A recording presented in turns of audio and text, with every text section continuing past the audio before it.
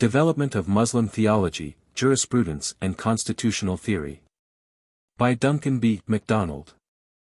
Preface. It is with very great diffidence that I send out this book. Of the lack and need of some textbook of the kind there can be little doubt. From the educated man who wishes to read with intelligence his Arabian Nights, to the student of history or of law or of theology who wishes to know how it has gone in such matters with the great Muslim world, there is demand enough and to spare. Still graver is the difficulty for the growing body of young men who are taking up the study of Arabic. In English or German or French there is no book to which a teacher may send his pupils for brief guidance on the development of these institutions. On the development of law there are only scattered and fragmentary papers, and on the development of theology there is practically nothing. But of the difficulty of supplying this need there can be even less doubt. Goldziher could do it fully and completely, no other Arabist alive could approach the task other than with trepidation. The following pages therefore form a kind of forlorn attempt, a rushing in on the part of one who is sure he is not an angel and is in grave doubt on the question of folly, but who also sees a gap and no great alacrity on the part of his betters toward filling it. One thing, however, I would premise with emphasis. All the results given here have been reached or verified from the Arabic sources. These sources are seldom stated either in the text or in the bibliography, as the book is intended to be useful to non-Arabists, but, throughout, they lie behind it and are its basis. By this it is not meant that the results of this book are claimed as original. Every Arabist will recognize at once from whose wells I have drawn and who have been my masters. Among these I would do homage in the first instance to Goldziher. What Arabist is not deep in his debt? With Goldziher's influence through books I would join the kindred influence of the living voice of my teacher Shuja. To him I render thanks and reverence now for his kindly sympathy and guidance. Others in whose debt I am are Noldyk, Snaukergrange, von Kramer, Lane many more.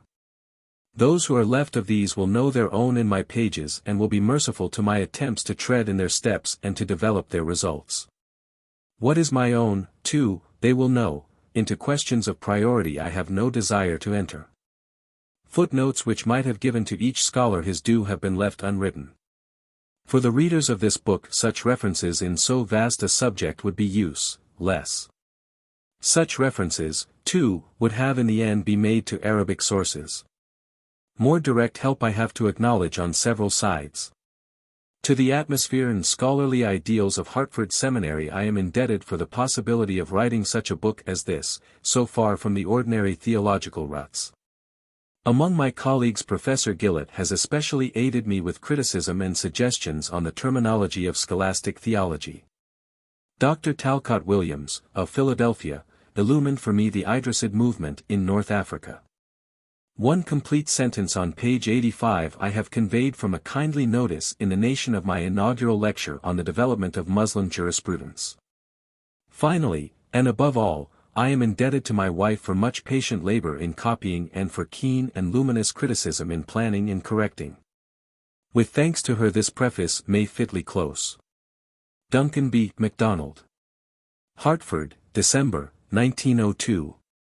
As it has proved impracticable to give in the body of the book a full transliteration of names and technical terms, the learner is referred for such exact forms to the chronological table and the index.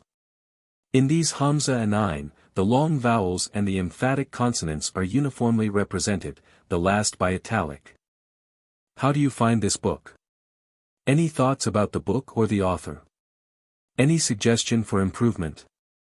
Please take a moment to share your thoughts in a comment. If you like it, share it with your friends who might enjoy it as well.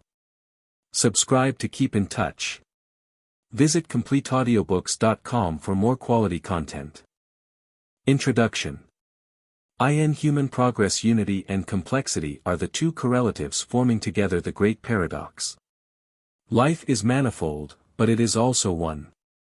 So it is seldom possible, and still more seldom advisable, to divide a civilization into departments and to attempt to trace their separate developments. Life nowhere can be cut in two with a hatchet. And this is emphatically true of the civilization of Islam. Its intellectual unity, for good and for evil, is its outstanding quality. It may have solved the problem of faith and science, as some hold. It may have crushed all thought which is not of faith, as many others hold. However that may be, its life and thought are a unity. So, also, with its institutions. It might be possible to trace the developments of the European states out of the dying Roman Empire, even to watch the patrimony of the Church grow and again vanish, and yet take but little if any account of the Catholic theology. It might be possible to deal adequately with the growth of that system of theology and yet never touch either the Roman or the civil law, even to leave out of our view the canon law itself. In Europe the state may rule the Church, or the Church may rule the state, or they may stand side by side in somewhat dubious amity, supposedly taking no account each of the other. But in Muslim countries, Church and state are one indissolubly, and until the very essence of Islam passes away, that unity cannot be relaxed. The law of the land, too, is, in theory, the law of the Church. In the earlier days at least, canon and civil law were one. Thus we can never say in Islam, he is a great lawyer, he, a great theologian, he, a great statesman. One man may be all three, almost he must be all three, if he is to be any one. The statesman may not practice theology or law, but his training, in great part, will be that of a theologian and a legist. The theologian-legist may not be a man of action, but he will be a court of ultimate appeal on the theory of the state. He will pass upon treaties, decide disputed successions, assign to each his due rank and title. He will tell the commander of the faithful himself what he may do and what, by law, lies beyond his reach. It was, then, under the pressure of necessity only that the following sketch of the development of Muslim thought was divided into three parts. By no possible arrangement did it seem feasible to treat the whole at once. Intolerable confusions and unintelligible complications would, to all appearance, be the result. As the most concrete and simple side, the development of the state is taken first. Second, on account of the shortness of the course which it ran, comes the development of the legal ideas and schools. Third comes the long and thrice complicated thread of theological thought. It is for the student to hold firmly in mind that this division is purely mechanical and for convenience only, that it corresponds to little or nothing in the real nature of the case. This will undoubtedly become clear to him as he proceeds. He will meet with the same names in all three divisions, he will meet with the same technicalities and the same scholastic system. A treatise on canon law is certainly different from one on theology, but each touches the other at innumerable points. Their authors may easily be the same, each will be in great part unintelligible without the other. He must then labor to merge these three sections again into one another. His principal helps in this, along with diligent parallel reading, will be the chronological table and the index. In the table he will watch the succession of men and events grouped from all the three sections. From the index he will trace the activities of each man in these different spheres. The index, too, will give him the technical terms and he will observe their recurrence in historical, legal, and theological theory. Further, it will serve him as a vocabulary when he comes to read technical texts. But, again, another warning is necessary. The sketch given here is incomplete, not only in details but in the ground that it covers.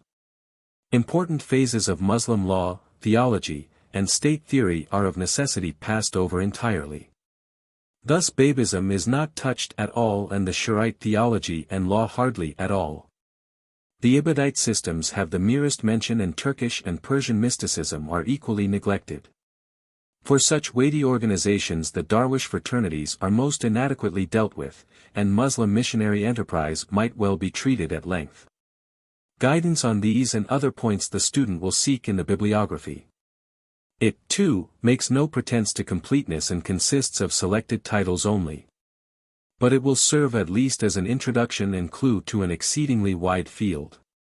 And it may be well to state here, in so many words, that no work can be done in this field without a reading knowledge of French and German, and no satisfactory work without some knowledge of Arabic. And, again, this sketch is incomplete because the development of Islam is not yet over. If, as some say, the faith of Muhammad is a cul-de-sac, it is certainly a very long one, off it many courts and doors open. Down it many peoples are still wandering. It is a faith, too, which brings us into touching distance with the great controversies of our own day. We see in it, as in a somewhat distorted mirror, the history of our own past. But we do not yet see its end, even as the end of Christianity is not yet in sight. It is for the student, then, to remember that Islam is a present reality and the Muslim faith a living organism, a knowledge of whose laws may be of life or death for us who are in another camp. For there can be little doubt that the three antagonistic and militant civilizations of the world are those of Christendom, Islam, and China. When these are unified, or come to a mutual understanding, then, and only then, will the cause of civilization be secure. To aid some little to the understanding of Islam among us is the object of this book. Part 1. Constitutional Development. Chapter 1. The death of Muhammad and the problem of the succession, the parties, families of Hashemids, Umayyads and Abbasids, election of Abu Bakr, nomination of Umar, his constitution, election of Uthman, Umayyads in power, murder of Uthman. Origin of Shiites, election of Ali, civil war, Muawiyah first Umayyad, origin of Kharijites, their revolts, Ibadites, development of Shiites, Al-Husayn at Karbala, different Shiite constitutional theories, doctrine of the hidden Imam. Revolts against Umayyads, rise of Abbasids, Umayyads of Cordova. With the death of Muhammad at Al-Madinah in the year 11 of the Hijra, AD 632, the community of Islam stood face to face with three great questions. Of the existence of one they were conscious, at least in its immediate form, the others lay still for their consciousness in the future. The necessity was upon them to choose a leader to take the place of the Prophet of God, and thus to fix for all time what was to be the nature of the Muslim state. Muhammad had appointed no Joshua. Unlike Moses, he had died and given no guidance as to the man who should take up and carry on his work. If we can imagine the people of Israel left thus helpless on the other side of the Jordan with the course of conquest that they must pursue opening before them, we shall have a tolerably exact idea of the situation in Islam when Muhammad dropped the reins.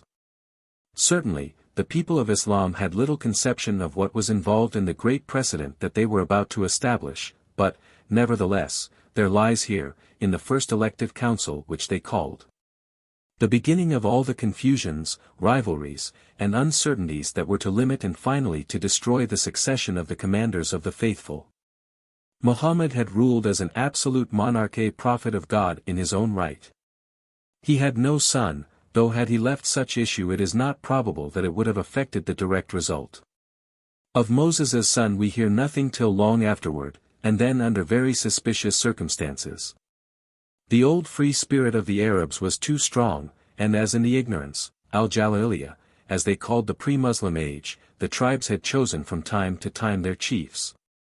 So it was now fixed that in Islam the leader was to be elected by the people. But wherever there is an election, there are parties, and this was no exception.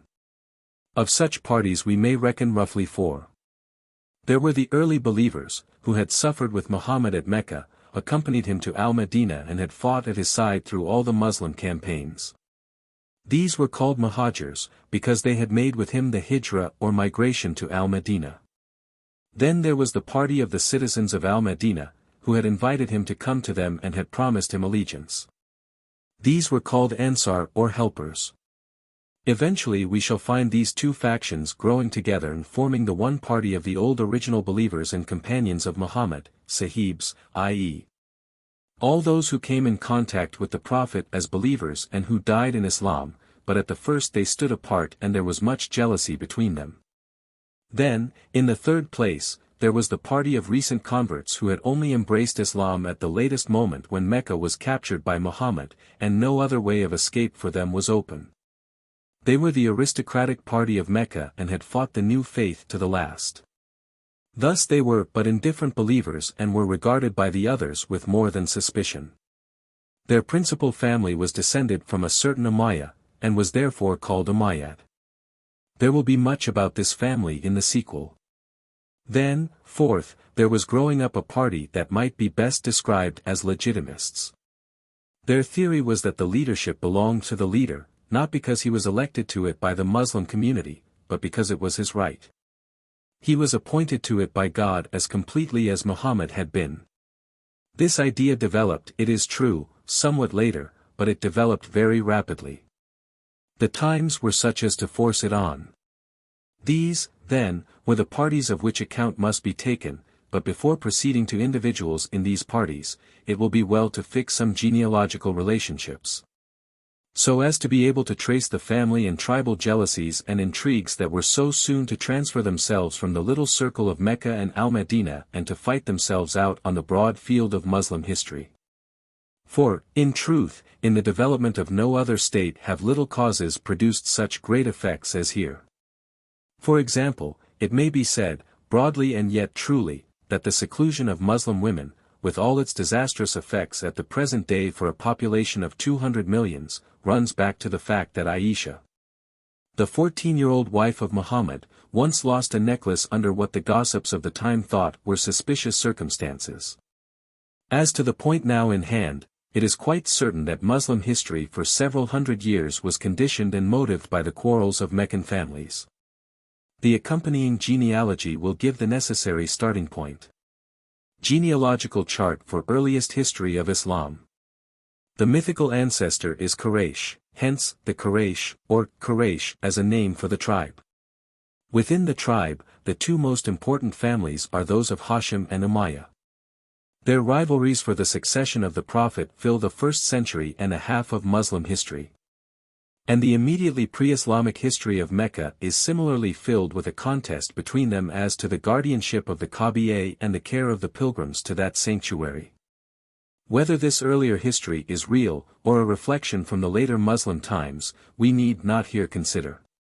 The next important division is that between the families of Al-Abbas and Abu Talib, the uncles of the Prophet. From the one were descended the Abbasids, as whose heir-at-law the Sultan of the Ottoman Empire now claims the caliphate, and from the other the different conflicting lines of Shiites, whose intricacies we shall soon have to face. Chronological chart of Alids. To return, in this first elective council the choice fell upon Abu Bakr. He was a man distinguished by his piety and his affection for and close intimacy with Muhammad. He was the father of Muhammad's favorite wife, Aisha, and was some 2 years younger than his son-in-law. He was, also, one of the earliest believers, and it is evident that this, with his advanced age, always respected in Arabia, went far to secure his election.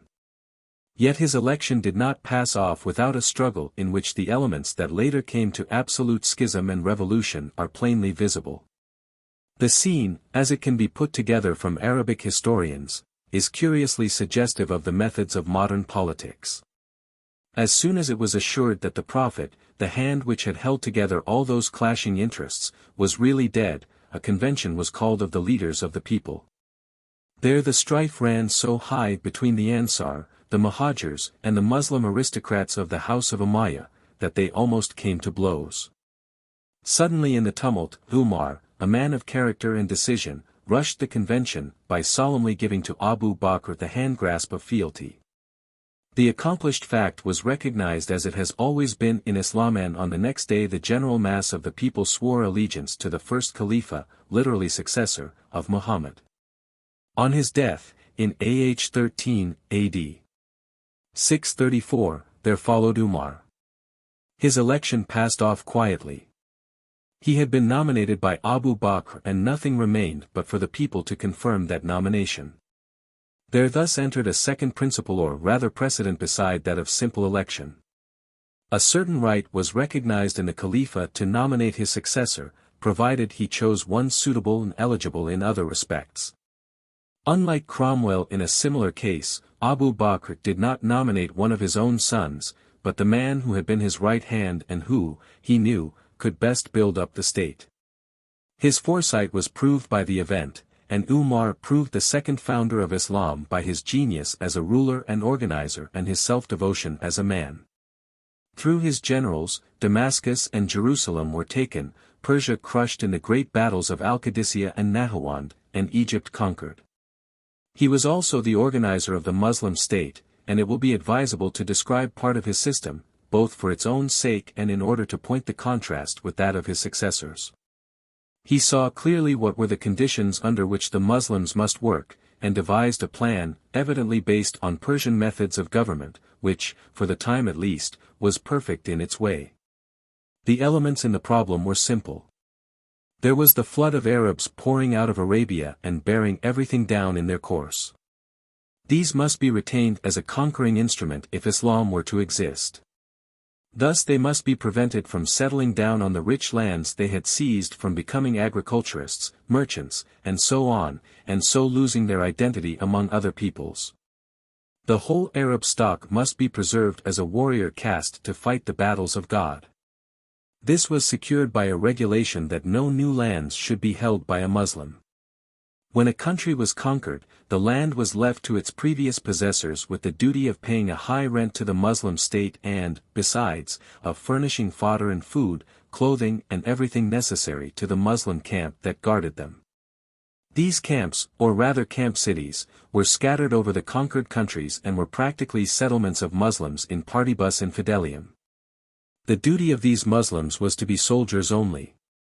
They were fed and clothed by the state, and the money raised into the public treasury, consisting of plunder or rents of conquered lands, carriage, or the head tax on all non-Muslims, jizya, was regularly divided among them and the other believers. If a non-Muslim embraced Islam, then he no longer paid the head tax, but the land which he had previously held was divided among his former co-religionists, and they became responsible to the state. He, on the other hand, received his share of the public monies as regularly distributed. Within Arabia itself, no non-Muslim was permitted to live.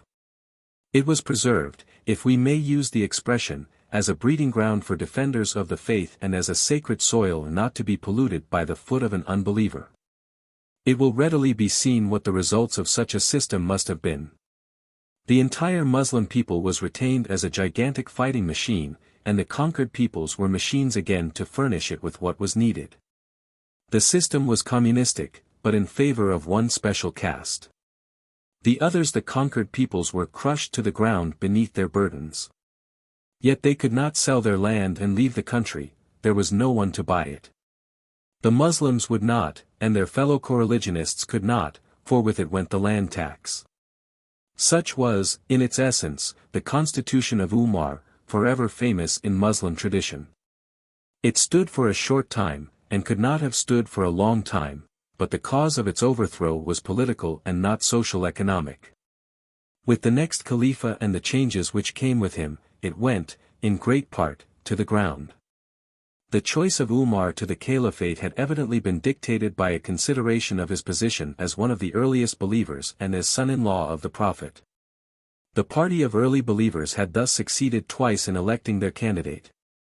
But with the death of Umar in AH 23, AD 644, the Meccan aristocratic party of the family of Umayyah that had so long struggled against Muhammad and had only accepted Islam when their cause was hopelessly lost, had at last a chance.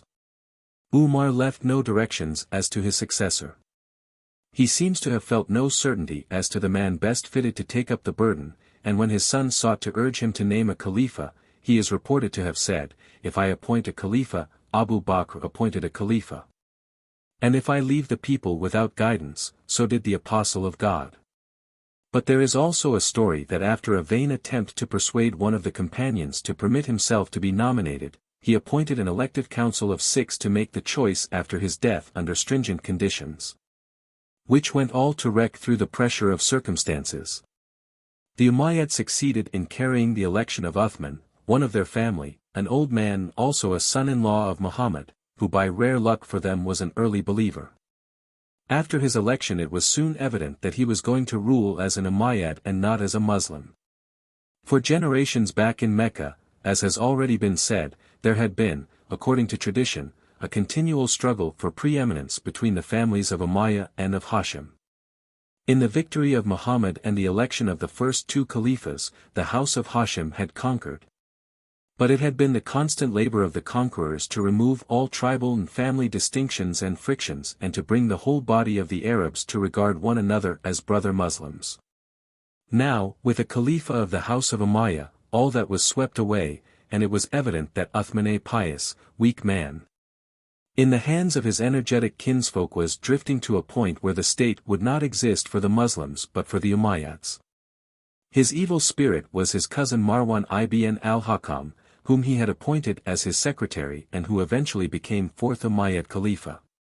The father of this man, al-Hakam ibn al-Az, accepted Islam at the last moment when Mecca was captured, and, thereafter, was banished by Muhammad for treachery. Not till the reign of Uthman was he permitted to return, and his son, born after the Hijra, was the most active asserter of Umayyad claims.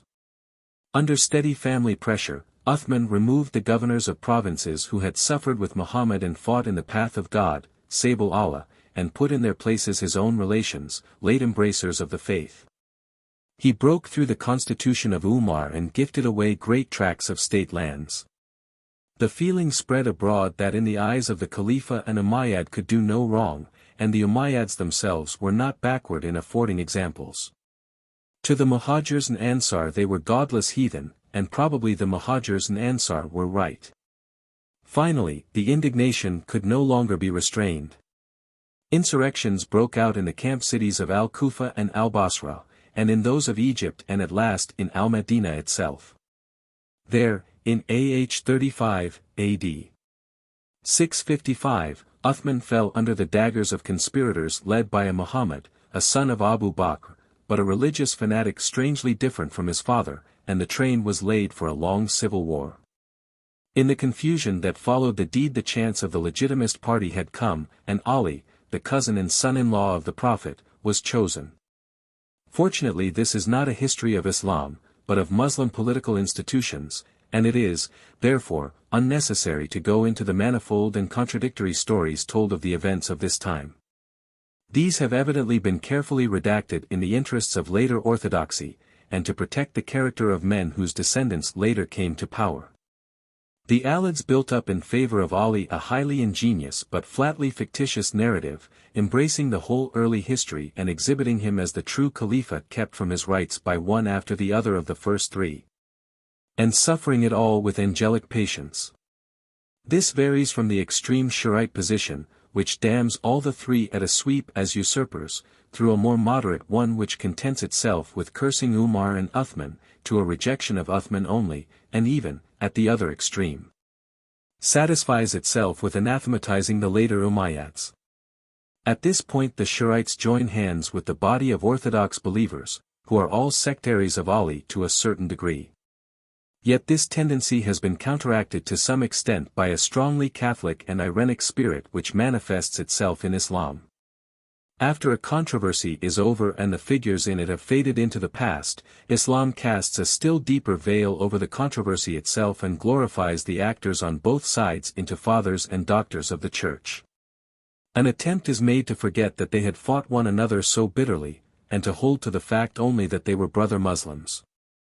The Shi'ites, well so-called, for Shi'a means sect, have never accepted this. But it is the usage of orthodox, commonly called Sunnite, Islam. A concrete expression of any result reached by the body of the believers then often takes the form of a tradition assigned to Muhammad. In this case, it is a saying of his that 10 men, specified by name and prominent leaders in these early squabbles, were certain of paradise. It has further become an article in Muslim creeds, that the companions of the Prophet are not to be mentioned save with praise. And one school of theologians, in their zeal for the historic caliphate, even forbade the cursing of Yazid, the slayer of Al-Husayn, and reckoned as the worst of all the Umayyads, because he had been a Khalifa in full and regular standing. This Catholic recognition of the unity of Islam we shall meet again and again. Abandoning, then, any attempt to trace the details and to adjust the rights and wrongs of this story, we return to the fixed fact of the election of Ali and the accession to power of the legitimist party. This legitimist party, or parties, had been gradually developing, and their peculiar and mutually discordant views deserve attention. Those views all glorified Ali, the full cousin of Muhammad and husband of his daughter Fatima, but upon very different grounds. There could not but exist the feeling that a descendant of the Prophet should be his successor, and the children of Al-Hasan and Al-Husayn were his only grandchildren and only surviving male descendants. This, of course, reflected a dignity upon Ali, their father, and gave him a claim to the caliphate. Again, Ali himself seems to have made a great and hardly comprehensible impression upon his contemporaries. The proverb ran with the people, "There is no sword save Dhul-Fakar, and no youth save Ali." He was not, perhaps, so great a general as one or two others of his time, but he stood alone as a warrior in single combat. He was a poet and an orator, but no statesman. As one of the earliest of the early believers, it might be expected that the Muhajirs would support him, and so they did. But the matter went much farther, and he seems to have excited a feeling of personal attachment and devotion different from that rendered to the preceding caliphs. Strange and mystical doctrines were afloat as to his claim. The idea of election was thrown aside, and his adherents proclaimed his right by the will and appointment of God to the successorship of the Prophet. As God had appointed Muhammad as Prophet, so he had appointed Ali as his helper in life and his successor in death. This was preached in Egypt as early as the year 32. It will easily be seen that with such a following, uniting so many elements, his election could be brought about. Thus it was, but an evil suspicion rested upon him. Men thought, and probably rightly, that he could have saved the aged Uthman if he had willed, and they even went the length of accusing him of being art and part in the murder itself. The ground was hollow beneath his feet. Further, there were two other old companions of the Prophet, Talha and Az-Zubair, who thought they had a still better claim to the caliphate. And they were joined by Aisha, the favorite wife of Muhammad, now, as a finished intrigante, the evil genius of Islam. Ali had reaped all the advantage of the conspiracy and murder, and it was easy to raise against him the cry of revenge for Uthman. Then the civil war began. In the struggle with Talha and Az-Zubair, Ali was victorious. Both fell at the Battle of the Camel, AH 36, so called from the presence Bf Aisha mounted on a camel like a chieftainess of the old days. But a new element was to enter. The governorship of Syria had been held for a long time by Muawiyah, an Umayyad, and there the Umayyad influence was supreme. There, too, had grown up a spirit of religious indifference, combined with a preservation of all the forms of the faith. Muawiyah was a statesman by nature, and had molded his province into an almost independent kingdom. The Syrian army was devoted to him, and could be depended upon to have no other interests than his. From the beginning of Ali's reign, he had been biding his time, had not given his allegiance, but had waited for the hour to strike for revenge for Uthman and power for himself. The time came and Muawiyah won. We here pass over lightly a long and contradictory story. It is enough to note how the irony of history wrought itself out, and a son of the Abu Sufyan who had done so much to persecute and oppose Muhammad in his early and dark days and had been the last to acknowledge his mission, became his successor and the ruler of his people. But with Ali ends the revered series of the four caliphs who followed a right course, Al-Khulafa ar-Rashidun, reverenced now by all Orthodox Muslims, and there begins the division of Islam into sects. Religious and political, it comes to the same thing. The Umayyads themselves clearly recognized that with their accession to power a change had come in the nature of the Muslim state. Muawiyah said openly that he was the first king in Islam, though he retained and used officially the title of Khalifa and Commander of the Faithful. Yet such a change could not be complete, nor could it carry with it the whole people, that is clear of itself. For more than 100 years the house of Umayyah held its own. Syria was solid with it, and it was supported by many statesmen and soldiers, but outside of Syria and North Arabia it could count on no part of the population. An anti-Khalifa, Abd Allah, son of the Az-Zubair of whom we have already heard, long held the sacred cities against them. Only in AH 75, AD 692, was he killed after Mecca had been stormed and taken by their armies. Southern Arabia and Mesopotamia, with its camp cities Al-Kufa and Al-Basra, Persia and Egypt, were, from time to time, more or less in revolt. These risings went in one or other of two directions. There were two great anti-Umayyad sects. At one time in Muawiyah's contest with Ali, he trapped all into the fatal step of arbitrating his claim to the caliphate. It was fatal, for by it Ali alienated some of his own party and gained less than nothing on the other side. Part of Ali's army seceded in protest and rebellion, because he that duly elected Khalifa submitted his claim to any shadow of doubt. On the other hand, they could not accept Muawiyah, for him they regarded as unduly elected and a mere usurper. Thus they drifted and split into innumerable subsects. They were called Kharijites, goers out, because they went out from among the other Muslims, refused to regard them as Muslims and held themselves apart. For centuries they continued a thorn in the side of all established authority. Their principles were absolutely democratic. Their idea of the caliphate was the old one of the time of Abu Bakr and Umar. The Khalifa was to be elected by the whole Muslim community and could be deposed again at need. He need be of no special family or tribe, he might be a slave, provided he was a good Muslim ruler. Some admitted that a woman might be Khalifa, and others denied the need of any Khalifa at all, the Muslim congregation could rule itself. Their religious views were of a similarly unyielding and antique cast, but with that we have nothing now to do. It cannot be doubted that these men were the true representatives of the old Islam. They claimed for themselves the heirship to Abu Bakr and Umar, and their claim was just. Islam had been secularized. Worldly ambition, fratricidal strife, luxury, and sin had destroyed the old bond of brotherhood.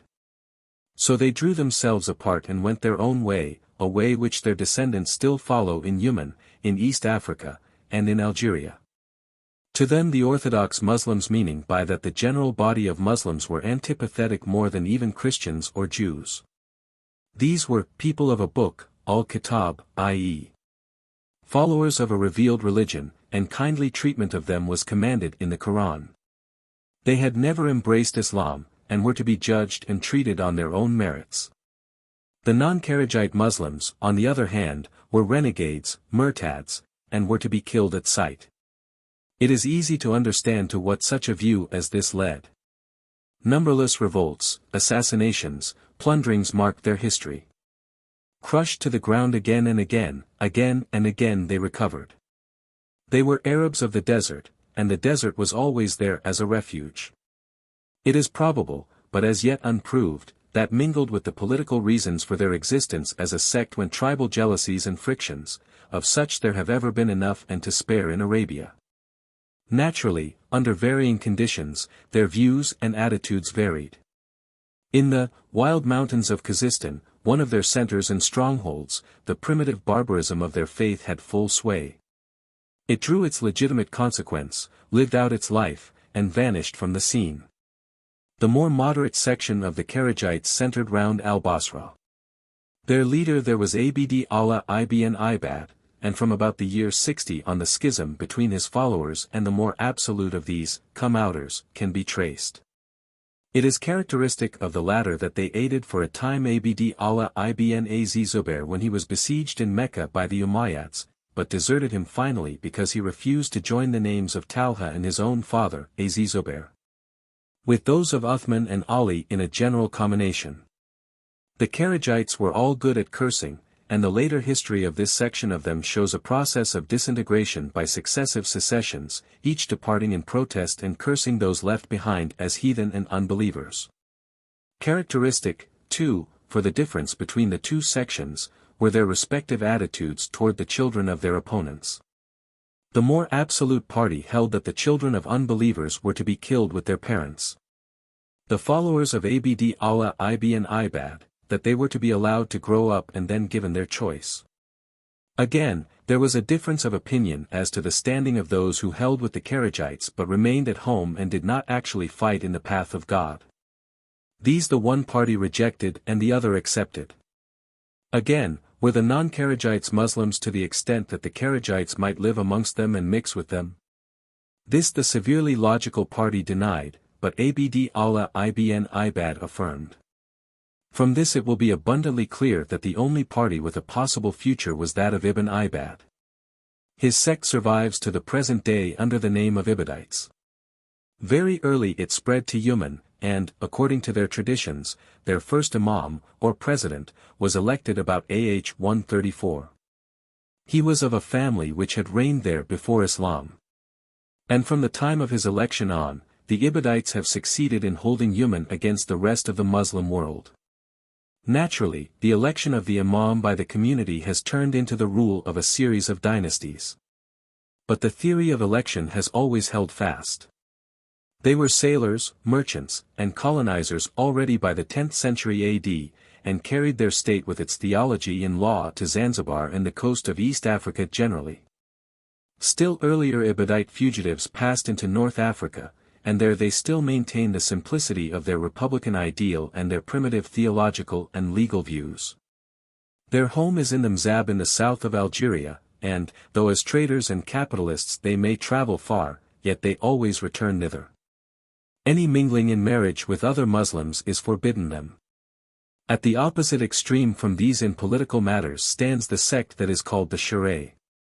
It, as we have seen, is the name given to the party that glorifies Ali and his descendants and regards the caliphate as belonging to them by right divine. How early this feeling arose we have already seen, but the extremes to which in time the idea was carried, the innumerable differing views that developed, the maze of conspiracies, tortuous and underground in their methods, some in good faith and some in bad, to which it gave rise, render the history of the Shura the most difficult side of a knowledge of the Muslim East. Yet some attempt at it must be made. If there was ever a romance in history, it is the story of the founding of the Fatimid dynasty in Egypt. If there was ever the survival of a petrifaction in history, it is the survival to the present day of the Assassins and the Druzes.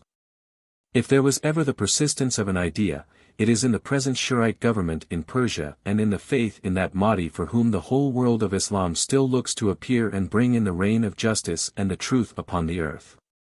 All these have sprung from the devotion to Ali and his children on the part of their followers 12 centuries ago. In AH 40, AD 660, Ali fell by the dagger of a Kharijite. These being at the opposite pole from the Shurites, are the only Muslim sect that curses and abhors Ali, his family, and all their works. Orthodox Islam reveres Ali and accepts his caliphate. His family it also reverences, but rejects their pretensions. The instinct of Islam is to respect the accomplished fact, and so even the Umayyads, one and all, stand in the list of the successors of the Prophet, much as Alexander VI and his immediate predecessors do in that of the popes. To Ali succeeded his son, Al-Hasan, but his name does not stand on the roll of the caliphate as usually reckoned. It shows some Shurite tinge when the historian says, in the caliphate of Al-Hasan, and, thereafter, proceeds with, in the days of Muawiyah, the Umayyad Khalifa who followed him.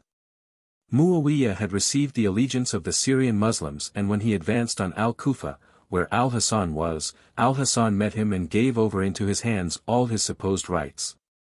That was in AH 41, in AH 49 he was dead by poison. 12 years later Al-Husayn, his brother, and many of his house fell at Karbala in battle against hopeless odds. It is this last tragedy that has left the deepest mark of all on the Muslim imagination. Yearly when the fatal day, the day of Ashura, the 10th of the month Muharram, comes round, the story is rehearsed again at Karbala and throughout, indeed, all the Shurite world in what is a veritable passion play.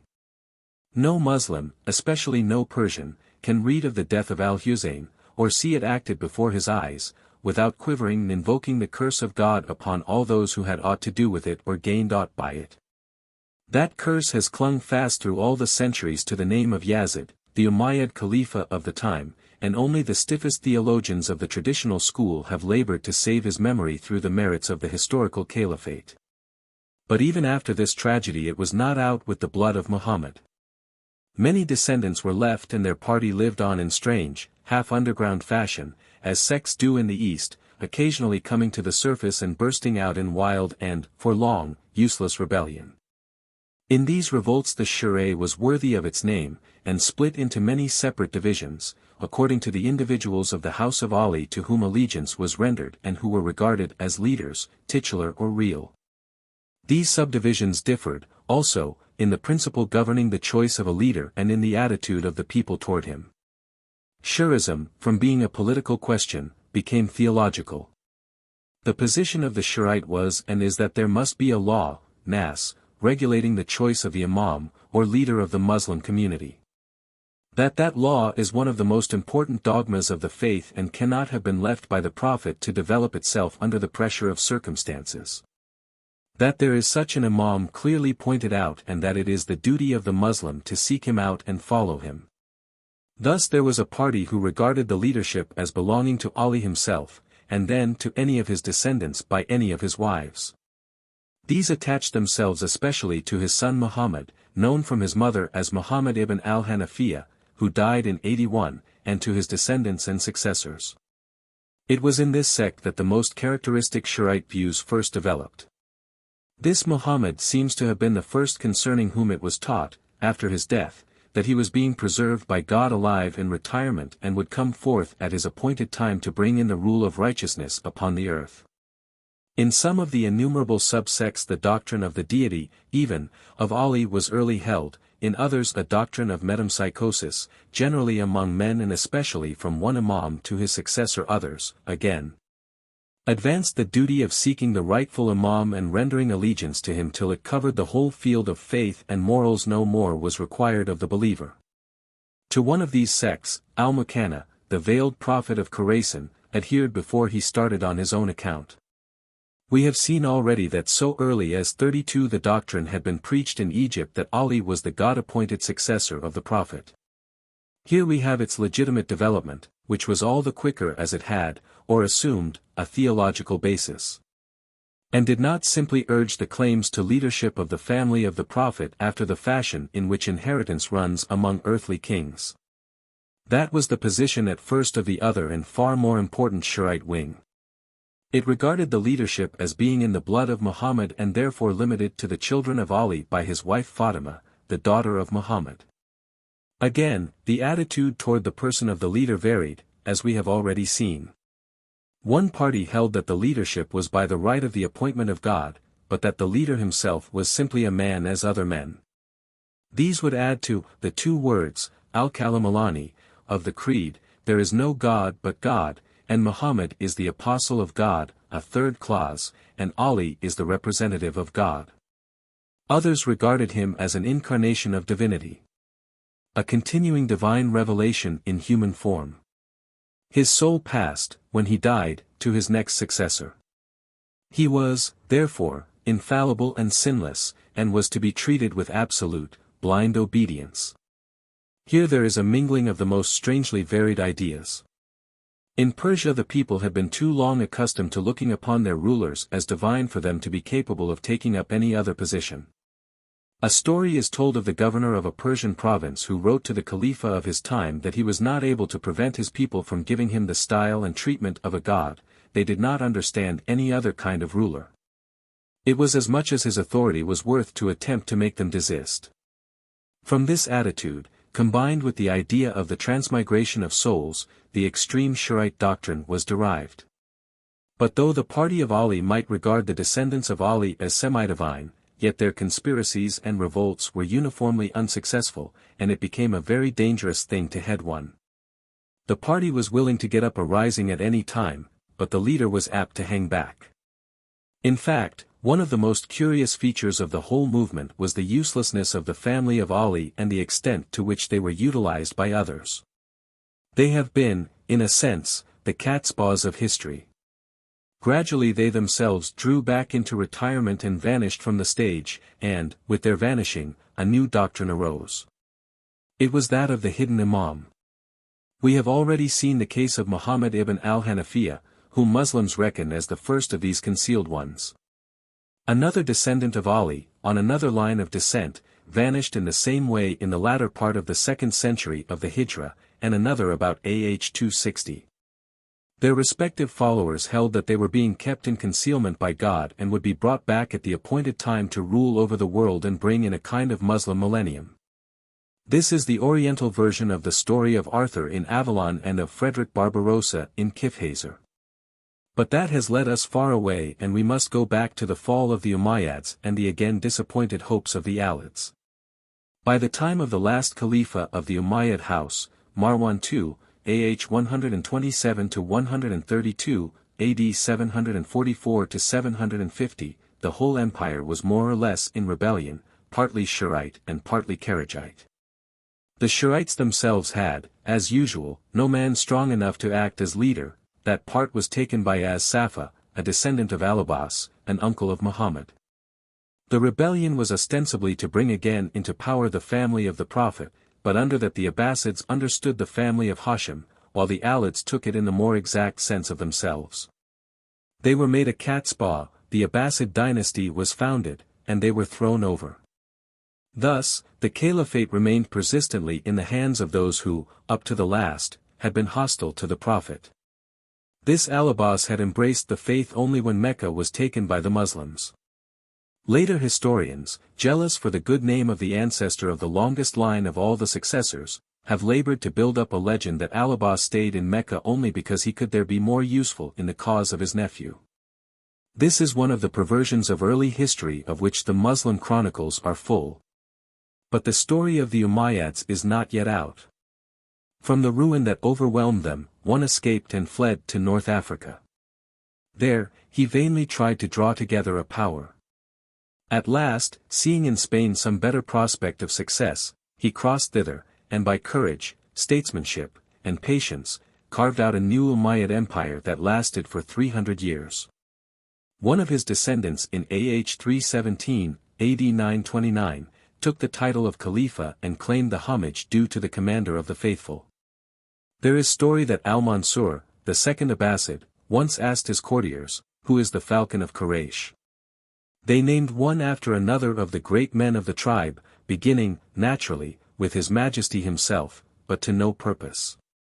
"No," he said, "the falcon of Quraysh is Abd-ar-Rahman, the Umayyad, who found his way over deserts and seas, flung himself alone into a strange country, and there, without any helper but himself, built up a realm. There has been none like him of the blood of Quraysh." Chapter 2. Shurite revolts against Abbasids, Idrisids, Zaydites, Imamites, the Twelvers, Constitutional Theory of Modern Persia, Origin of Fatimids, Maimun the Oculist, Plan of the Conspiracy, the Seveners, the Karmatians. Ubayd Allah al-Mahdi founding a Fatimid dynasty in North Africa, their spread to Egypt and to Syria, Al-Hakim by Amrillah, the Druzes, the Assassins, Saladin and the Ayyubids. It is not in place here to deal with all the numberless little Shurite revolts against the Abbasids which now followed. Those only are of interest to us which had more or less permanent effect on the Muslim state and states. Earliest among such comes the revolt which founded the dynasty of the Idrisids. About the middle of the 2nd century the Abbasids were hard-pressed. The heavens themselves seemed to mingle in the conflict. The early years of their rule had been marked by great showers of shooting stars, and the end of the age was reckoned near by both parties. Messianic hope was alive, and a Mahdi, a guided of God, was looked for. This had long been the attitude of the Alids, and the Abbasids began to feel a necessity to gain for their de facto rule the sanction of theocratic hopes.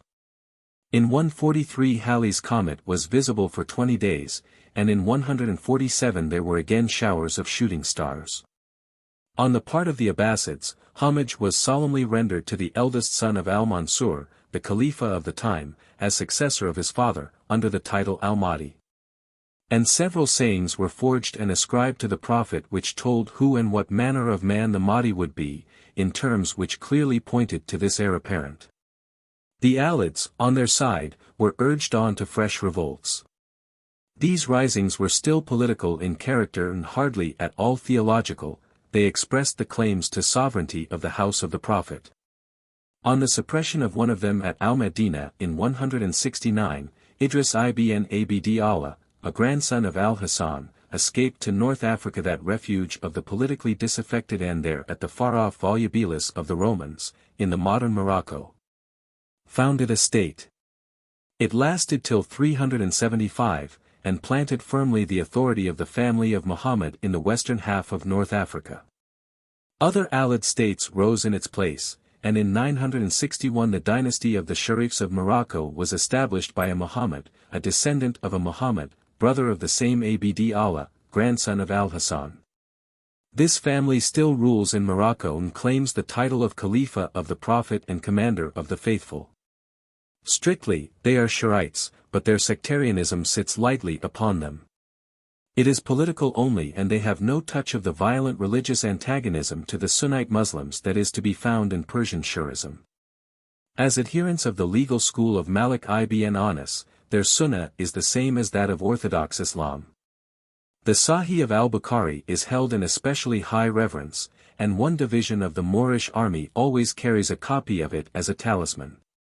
They are really a bit of the 2nd century of the Hijra crystallized and surviving into our time. Another Shiite line which lasts more or less down to the present day, is that of the Zaydites of Al-Yaman. They were so called from their adherence to Zayd, a grandson of Al-Husayn, and their sect spread in North Persia and South Arabia. The North Persian branch is of little historic importance for our purpose. For some 64 years, from 250 on, it held Tabaristan, struck coins and exercised all sovereign rights, then it fell before the Samanids. The other branch has had a much longer history. It was founded about 280, at Sada in Al-Yaman and there, and later at Sana'a. Zaydite imams have ruled off and on till our day. The Turkish hold upon South Arabia has always been of the slightest. Sometimes they have been absolutely expelled from the country, and their control has never extended beyond the limits of their garrisoned posts. The position of these Zaydites was much less extreme than that of the other Shiites. They were strictly Fatimites, that is, they held that any descendant of Fatima could be imam. Further, circumstances might justify the passing over, for a time, of such a legitimate imam and the election as leader of someone who had no equally good claim. Thus, they reverenced Abu Bakr and Umar and regarded their caliphate as just, even though Ali was there with a better claim. The election of these two caliphs had been to the advantage of the Muslim state. Some of them even accepted the caliphate of Uthman and only denounced his evil deeds. Further, they regarded it as possible that there might be two imams at the same time, especially when they were in countries widely apart. This, apparently, sprang from the sect being divided between North Persia and South Arabia. Theologically, or philosophically, it is hard to hold the two apart. In Islam the Zaydites were accused of rationalism. Their founder, Zayd, the grandson of Al-Husayn, had studied under the great Mu'tazilite, Wasil ibn Adda, of whom much more hereafter. But if the Zaydites were lax both in their theology and in their theory of the state, that cannot be said of another division of the Shiites, called the Imamites on account of the stress which they laid on the doctrine of the person of the Imam. For them the Imam of the time was explicitly and personally indicated, Ali by Muhammad and each of the others in turn by his predecessor. But it was hard to reconcile with this a priori position that an Imam must have been indicated, the fact that there was no agreement as to the Imam who had been indicated. Down all possible lines of descent the sacred succession was traced until, of the 72 sects that the Prophet had foretold for his people, 70, at least, were occupied by the Imamites alone. Further, the number of hidden imams was constantly running up. With every generation, Alids found it convenient to withdraw into retirement and have reports given out of their own deaths. Then two sects would come into existence, one which stopped at the Alid in question, and said that he was being kept in concealment by God to be brought back at his pleasure, and another which passed the imamship on to the next generation. Out of this chaos two sects, adhering to two series of imams, stand clear through their historical importance. The one is that of the Twelvers, Ithna Ashariya, theirs is the official creed of modern Persia. About A.H. 260 a certain Muhammad ibn al-Hasan, 12th in descent from Ali, vanished in the way just described. The sect which looked for his return increased and flourished until, at length, with the conquest of Persia in A.H. 907 A.D. 1502, by the Safavidze family of Alid descent which joined arms to sainthood Persia became Shiite, and the series of the Shahs of Persia was begun. The position of the Shah is therefore essentially different from that of the Khalifa of the Sunnites. The Khalifa is the successor of Muhammad, with a dignity and authority which inheres in himself, he is both king and pontiff. The Shah is a mere locum tenens, and reigns only until God is pleased to restore to men the true Imam. That Imam is still in existence, though hidden from human eyes. The Shah, therefore, has strictly no legal authority. He is only a guardian of the public order. True legal authority lies, rather, with the learned doctors of religion and law. As a consequence of this, the Shurites still have mujtahids, divines and legists who have a right to form opinions of their own, can expound the original sources at first hand, and can claim the unquestioning assent of their disciples. Such men have not existed among the Sunnites since the middle of the 3rd century of the Hijra. From that time on all Sunnites have been compelled to swear to the words of some master or other, long dead. This division of the Shurites is the only one that exists in great numbers down to the present day. The second of the two mentioned above came to power earlier, ran a shorter course, and has now vanished from the stage, leaving nothing but an historical mystery and 2 or 3 fossilized, half-secret sect strange survivals which, like the survivals of geology, tell us what were the living and dominant forces in the older world. It will be worth while to enter upon some detail in reciting its history, both for its own romantic interest and as an example of the methods of Shurite propaganda. Its success shows how the Abbasid Empire was gradually undermined and brought to its fall. It itself was the most magnificent conspiracy, or rather fraud, in all history. To understand its possibility and its results, we must hold in mind the nature of the Persian race and the condition of that race at this time. Herodotus was told by his Persian friends that one of the 3 things Persian youth was taught was to tell the truth. That may have been the case in the time of Herodotus, but certainly this teaching has had no effect whatever on an innate tendency in the opposite direction. And it is just possible that Herodotus's friends, in giving him that information, were giving also an example of this tendency.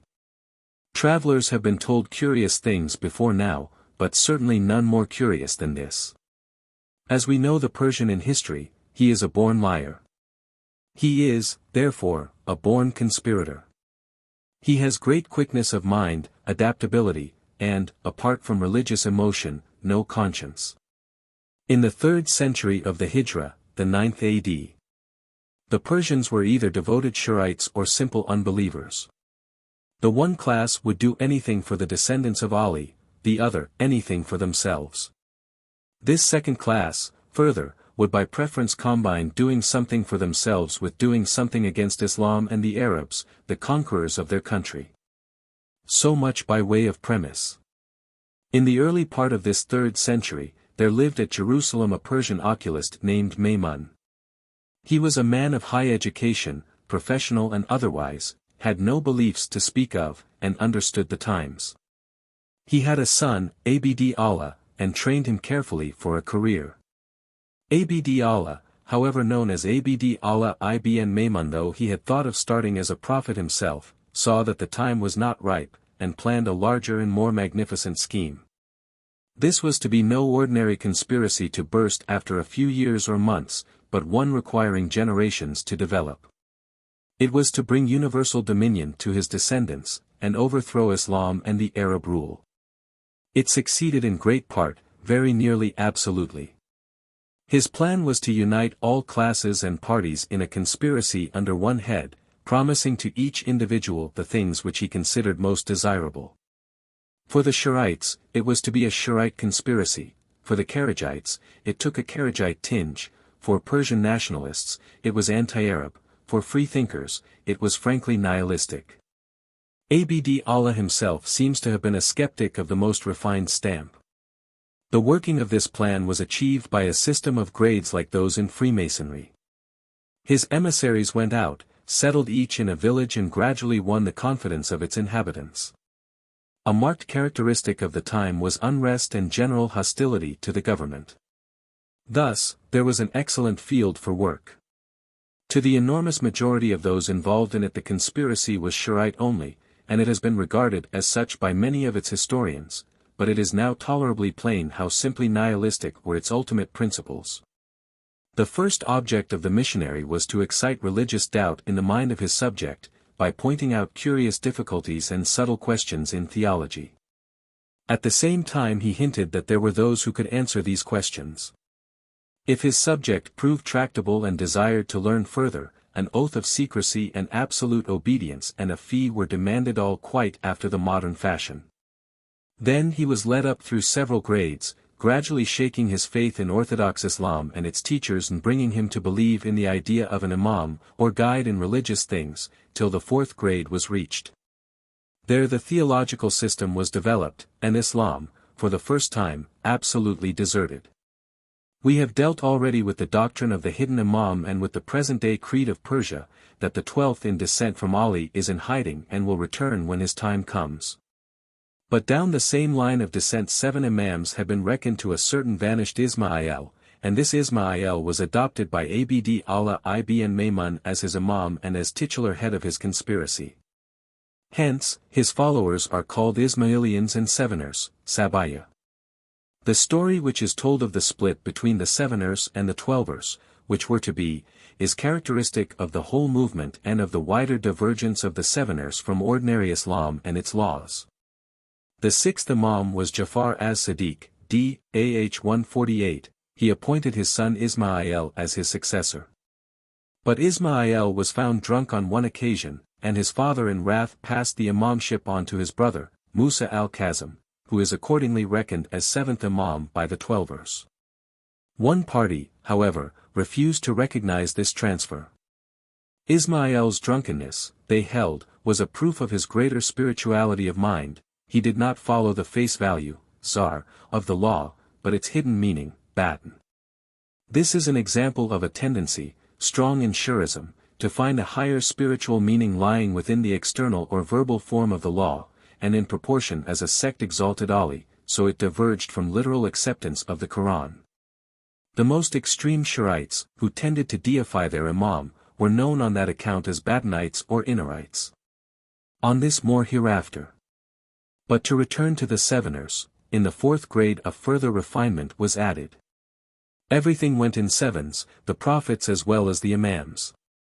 The prophets had been Adam, Noah, Abraham, Moses, Jesus, Muhammad and Ismail, or rather his son Muhammad, for Ismail himself had died in his father's lifetime. Each of these prophets had had a helper. The helper of Adam had been Seth, of Noah, Shem, and the helper of Muhammad, the son of Ismail, was Abd Allah ibn Maymun himself. Between each pair of prophets there came 6 imams. It must be remembered that the world was never left without an imam, but these imams had had no revelation to make, were only guides to already revealed truth. Thus, we have a series of 7 times 7 imams, the first, and thereafter each 7th, having the superior dignity of prophet. The last of the 49 imams, this Muhammad ibn Ismail, is the greatest and last of the prophets, and Abd Allah ibn Maymun has to prepare the way for him and to aid him generally. It is at this point that the adherent of this system ceases to be a Muslim. The idea of a series of prophets is genuinely Islamic, but Muhammad, in Muslim theology, is the last of the prophets and the greatest, and after him there will come no more. Such, then, was the system that those who passed the 4th degree learned and accepted. The great majority did not pass beyond, but those who were judged worthy were admitted to 3 further degrees. In these degrees, their respect for religious teaching of every kind, doctrinal, moral, ritual, was gradually undermined, the prophets and their works were depreciated in philosophy and philosophers put in their place. The end was to lead the very few who were admitted to the inmost secrets of the conspiracy to the same position as its founder. It is clear what a tremendous weapon, or rather machine, was thus created. Each man was given the amount of light he could bear and which was suited to his prejudices, and he was made to believe that the end of the whole work would be the attaining of what he regarded as most desirable. The missionaries were all things to all men, in the broadest sense, and could work with a Kharijite fanatic, who longed for the days of Umar, a Badawi Arab, whose only idea was plunder. A Persian driven to wild cries and tears by the thought of the fate of Ali, the well-beloved, and of his sons, a peasant, who did not care for any family or religion but only wished to live in peace and be let alone by the tax-gatherers. A Syrian mystic, who did not know very well what he thought, but lived in a world of dreams, or a materialist, whose desire was to clear all religions out of the way and give humanity a chance. All was fish that came to their net. So the long seed planting went on. Abd Allah ibn Maymun had to flee to Salamiyya in Syria, died there and went to his own place. If he got his deserts, no desirable one in Ahmad, his son or grandson, took up the work in his stead. With him the movement tends to the surface, and we begin to touch hard facts and dates. In southern Mesopotamia what is called the Arab Iraq we find a sect appearing, nicknamed Karmatians, from one of their leaders.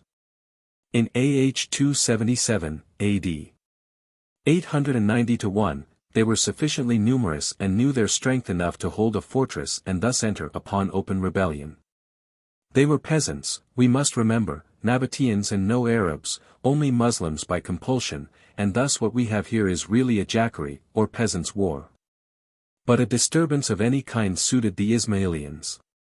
From there the rising spread into Bahrain and on to South Arabia, varying in its character with the character of the people. But there was another still more important development in progress. A missionary had gone to North Africa and there worked with success among the Berber tribes about Constantine, in what is now Algeria. These have always been ready for any change. He gave himself out as forerunner of the Mahdi, promised them the good of both worlds, and called them to arms.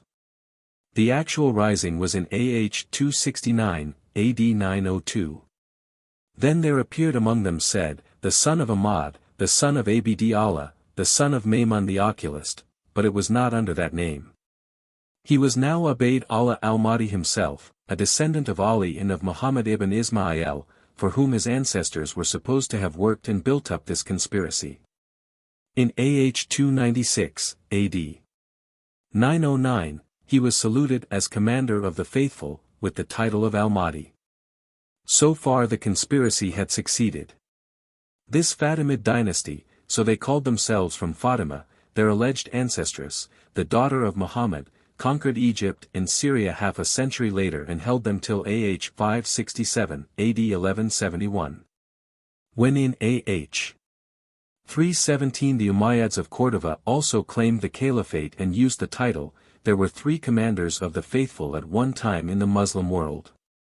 Yet it should be noticed that the constitutional position of these Umayyads was essentially different from that of the Fatimids.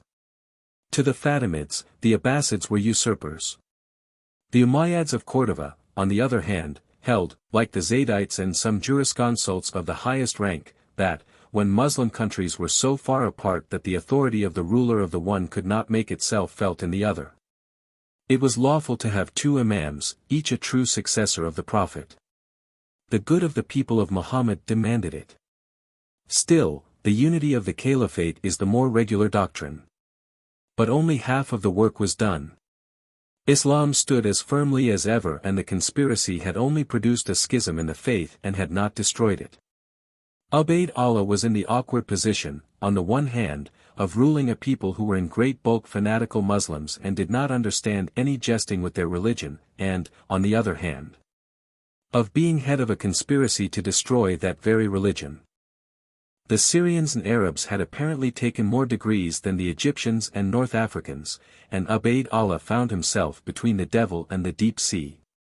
The Karmatians in Arabia plundered the pilgrim caravans, stormed the holy city Mecca, and, most terrible of all, carried off the sacred black stone. When an enormous ransom was offered for the stone, they declined. They had orders not to send it back. Everyone understood that the orders were from Africa. So Ubayd Allah found it advisable to address them in a public letter, exhorting them to be better Muslims. The writing and reading of this letter must have been accompanied by mirth, at any rate no attention was paid to it by the Karmatians. It was not till the time of the third Fatimid Khalifa that they were permitted to do business with that stone. Then they sent it back with the explanatory or apologetic remark that they had carried it off under orders and now sent it back under orders. Meanwhile the Fatimid dynasty was running its course in Egypt but without turning the people of Egypt from Islam. Yet it produced one strange personality in two sects, stranger even than the sect to which it itself owed its origin. The personality is that of Al-Hakim bi Amrillah, who still remains one of the greatest mysteries that are to be met with in history. In many ways he reminds us curiously of the madness of the Julian house. And, in truth, such a secret movement as that of which he was a part, carried on through generations from father to son, could not but leave a trace on the brain. We must remember that the Khalifa of the time was not always of necessity the head of the conspiracy, or even fully initiated into it. In the latter part of the Fatimid rule we find distinct traces of such a power behind the throne, consisting, as we may imagine, of descendants and pupils of those who had been fully initiated from the first and had passed through all the grades. In the case of al-Hakim, it is possible, even, to trace to a certain extent, the development of his initiation. During the first part of his reign he was fanatically Muslim and Shiite. He persecuted alternately the Christians and the Jews, and then the Orthodox and the Shiites. In the latter part, there was a change. He had, apparently, reached a point of philosophical indifference, for the persecutions of Christians and Jews ceased, and those who had been forced to embrace Islam were permitted to relapse. This last was without parallel, till in 1844 Lord Stratford de Redcliffe wrung from the Porte the concession that a Muslim who apostatized to Christianity should not be put to death. But, mingled with this indifference, there appeared a strange but regular development of Shiite doctrine. Some of his followers began to proclaim openly that the deity was incarnate in him, and it was evident that he himself accepted and believed this. But the Egyptian populace would have none of it, and the two rash innovators had to flee. Some went to the Lebanon and there preached to the native mountain tribes. The results of their labors are the Druzes of today, who worship al-Hakim still and expect his return to introduce the end of all things. Finally, al-Hakim vanished on the night of February 12, AD 1021, and left a mystery unread to this day. Whether he was murdered, and if so why, or vanished of free will, and if so again why, we have no means of telling. Our guess will depend upon our reading of his character. So much is certain, that he was a ruler of the autocratic type, who introduced many reforms, most of which the people of his time could not in the least understand and therefore misrepresented as the mere whims of a tyrant, and many of which, from our ignorance, are still obscure to us. If we can imagine such a man of strong personality and desire for the good of his people but with a touch of madness in the brain, cast thus in the midst between his orthodox subjects and a wholly unbelieving inner government, we shall perhaps have the clue to the strange stories told of him. Another product of this conspiracy, and the last to which we shall refer, is the sect known as the Assassins, whose Grand Master was a name of terror to the Crusaders as the Old Man of the Mountain. It, too, was founded, and apparently for a purpose of personal vengeance, by a Persian who began as a Shiite and ended as nothing. He came to Egypt, studied under the Fatimids. They had established at Cairo a great school of science and returned to Persia as their agent to carry on their propaganda. His methods were the same as theirs, with a difference. That was the reduction of assassination to a fine art. From his eagle's nest of Alamat, such is the meaning of the name, and later from Masyaf in the Lebanon and other mountain fortresses. He and his successors spread terror through Persia and Syria and were only finally stamped out by the Mongol flood under Hulagu in the middle of the 7th century of the Hijra, the 13th A.D. Of the sect there are still scattered remnants in Syria and India, and as late as 1866 an English judge at Bombay had to decide a case of disputed succession according to the law of the Assassins. Finally, the Fatimid dynasty itself fell before the Kurd, Salah ad-Din, the Saladin of our annals, and Egypt was again orthodox. Chapter 3. The problem of the Abbasids, the House of Barmak, the crumbling of the empire, the Praetorians of Baghdad, the Buwayhids, the situation of the Khalifa under them, the Saljuks, the possibilities of development under them. The Mongols and the Abbasid end, the Egyptian Abbasids, the Ottoman Sultans, their heirs, theory of the Caliphate, the modern situation, the signs of sovereignty for Muslims, 5 grounds of the claim of the Ottoman Sultan. The consequences for the Sultan, other Muslim constitutions, the Shiites, the Ibadites, the Wahhabites, the Brotherhood of as-Sanusi. We must now return to the Abbasids, whose empire we left crumbling away. It was a shrewd stroke of policy on the part of its founder to put the new capital, Baghdad, on the Tigris, right between Persia, Syria and Arabia. For the only hope of permanence to the empire lay in welding these into a unity. For a short time, in the hands of the first vigorous rulers, and, especially, during 50 years of guidance by the house of Barmak Persians who flung in their lot with the Abbasids and were their stay till the madness of Harun ar-Rashid cast them down, this seemed to be succeeding. But, just as the empire of Charlemagne melted under his sons, so did the empire of Al-Mansur and Al-Ma'mun. The Bedawi tribes fell back into the desert and to the free chaos of the old pre-Islamic life. As the great philosophical historian, Ibn Khaldun, has remarked, the Arabs by their nature are incapable of founding an empire except when united by religious enthusiasm, and are of all peoples least capable of governing an empire when founded. After the first Abbasids, it is a fatal error to view the Muslim dynasties as Arab or to speak of the Muslim civilization as Arabian. The conquered peoples overcame their conquerors. Persian nationalism reasserted itself and in native independent dynasties flung off the Arab yoke. These dynasties were mostly Shi'ite. Shi'ism, in great part, is the revolt of the Aryan against Semitic monotheism. The process in all this was gradual but certain. Governors of provinces revolted and became semi-independent. Sometimes they acknowledged a shadowy sovereignty of the Khalifa, by having his name on their coins and in the Friday prayers. Sometimes they did not.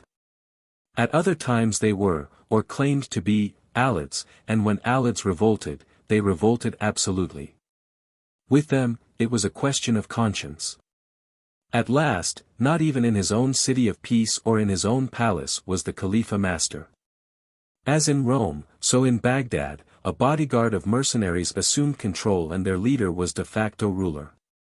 Later, from AH 320 to 447, AD 932-1055, the Sunnite Khalifa found himself the ward and puppet of the Shi'ite Buwayhids.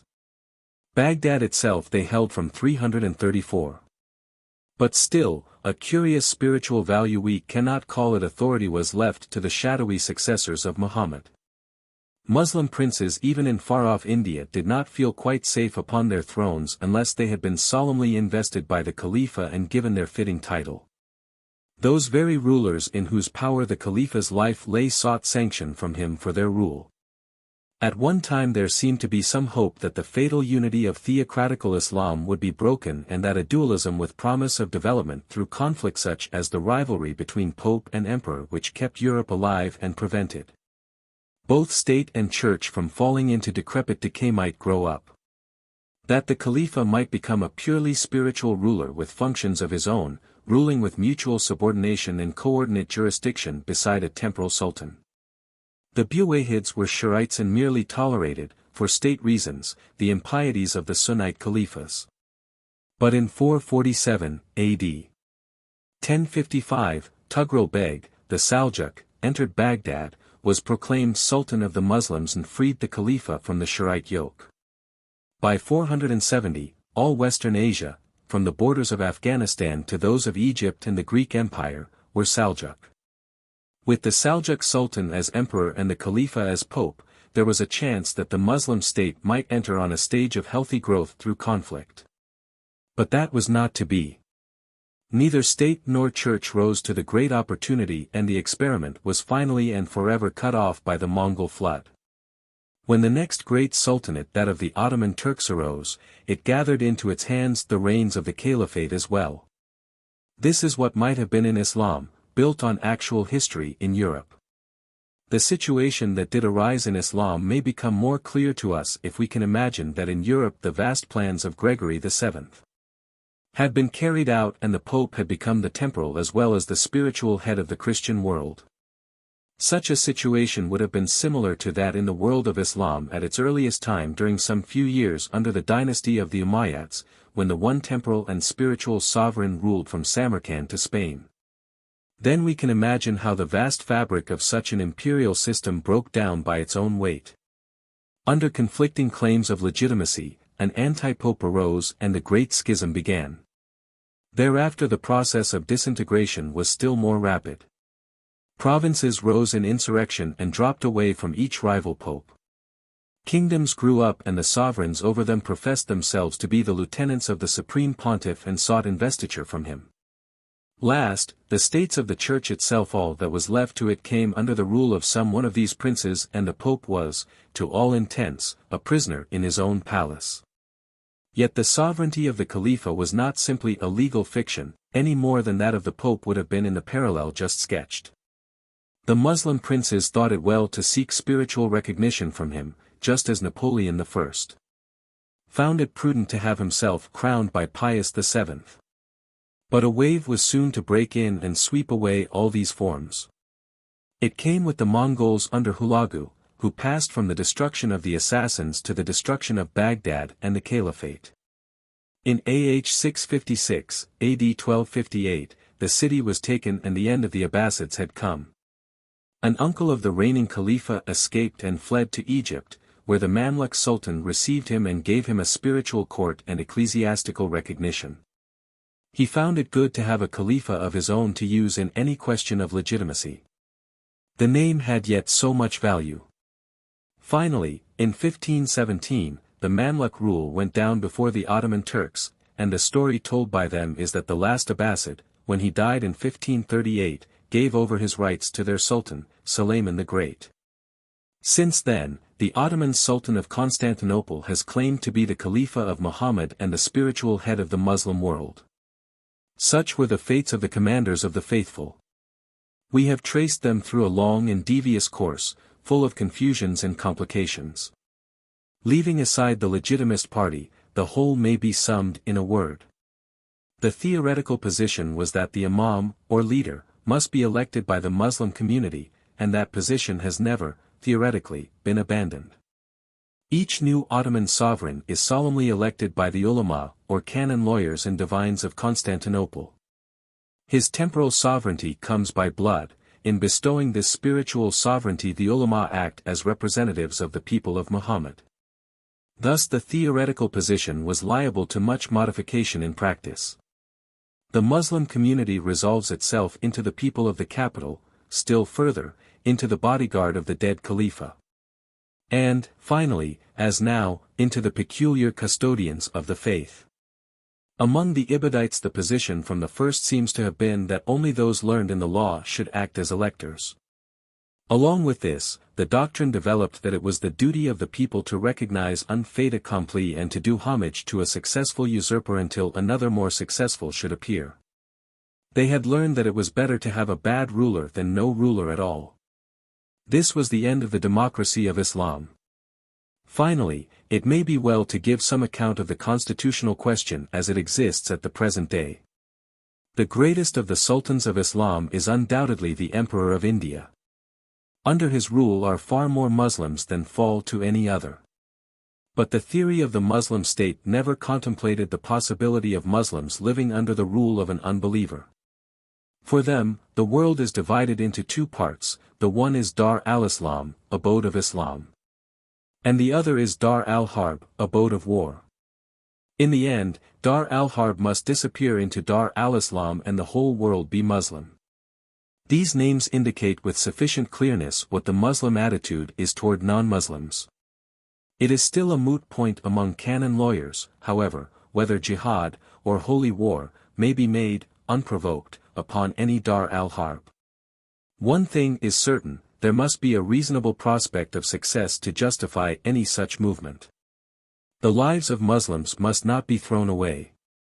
Further, the necessity of the case in India, especially has brought up the doctrine that any country in which the peculiar usages of Islam are protected and its injunctions even some of them followed, must be regarded as Dar al-Islam and that jihad within its borders is forbidden. We may doubt, however, if this doctrine would hold back the Indian Muslims to any extent if a good opportunity for a jihad really presented itself. The Shiites, it may be remarked, cannot enter upon a jihad at all until the hidden imam returns and leads their armies. Again, the two signs of sovereignty for Muslims are that the name of the sovereign should be on the coinage and that he should be prayed for in the Friday sermon, khutbah. In India, the custom seems to be to pray for the ruler of the age, without name, then each worshipper can apply it as he chooses. But there has crept in a custom in a few mosques of praying for the Ottoman Sultan as the Khalifa. The English government busies itself little with these things until compelled, and the custom will doubtless spread. The Ottoman Sultan is certainly next greatest to the Emperor of India and would seem, as a Muslim ruling Muslims, to have an unassailable position. But in his case also difficult and ambiguous constitutional questions can be raised. He has claimed the caliphate, as we have seen, since 1538, but the claim is a shaky one and brings awkward responsibilities. As stated at the present day, it has 5 grounds. First, de facto right. The Ottoman Sultan won his title by the sword and holds it by the sword. Second, election, this form has been already described. Third, nomination by the last Abbasid Khalifa of Egypt. So Abu Bakr nominated Umar to succeed him, and precedent is everything in Islam. Fourth, possession and guardianship of the 2 harams, or sacred cities, Mecca and Al-Medina. Fifth, possession of some relics of the Prophet saved from the sack of Baghdad and delivered to Sultan Salim, on his conquest of Egypt, by the last Abbasid. But these all shatter against the fixed fact that absolutely accepted traditions from the Prophet assert that the Khalifa must be of the family of Quraysh. So long as there are 2 left of that tribe, one must be Khalifa and the other his helper. Still, here, as everywhere, the principle of ijma, agreement of the Muslim people, comes in and must be reckoned with. These very traditions are probably an expression in concrete form of popular agreement. The caliphate itself is confessedly based upon agreement. The canon lawyers state the case thus: the Imamites and Ismailians hold that the appointment of a leader is incumbent upon God. There is only the difference that the Imamites say that a leader is necessary in order to maintain the laws unimpaired, while the Ismailians regard him as essential in order to give instruction about God. The Kharijites, on the other hand, recognize no fundamental need of an imam, he is only allowable. Some of them held that he should be appointed in time of public trouble to do away with the trouble, thus a kind of dictator. Others, in time of peace, because only then can the people agree. The Mu'tazilites and the Zaydites held that it was for man to appoint, but that the necessity was based on reason, men needed such a leader. Yet some Mu'tazilites taught that the basis was partly reason and partly obedience to tradition.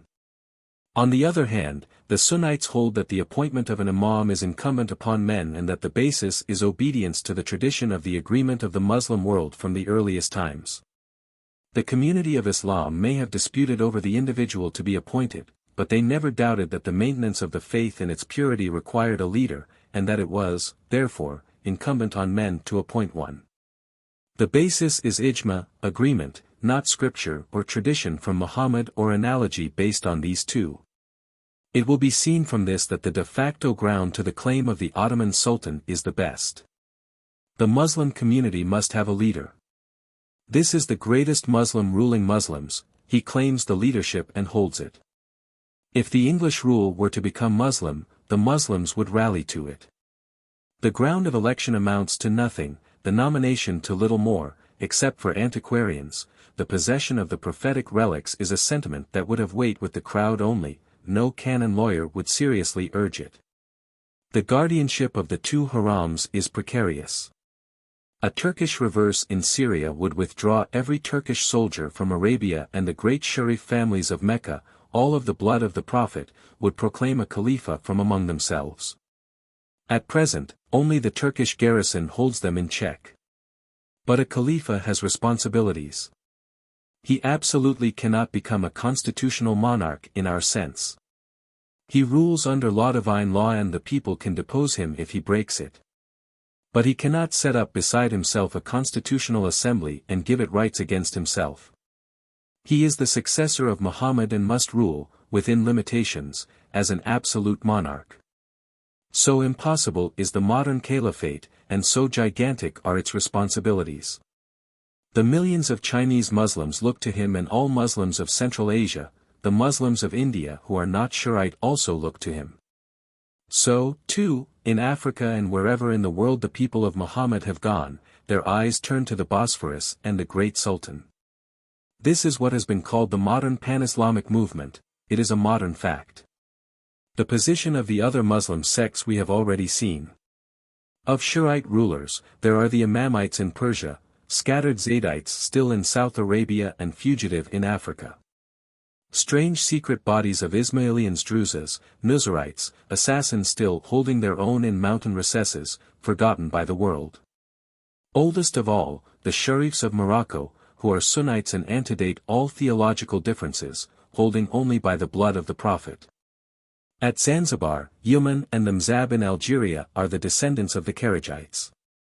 Probably, somewhere or other, there are some fossilized descendants of every sect that has ever arisen, either to trouble the peace of Islam or to save it from scholastic decrepitude and death.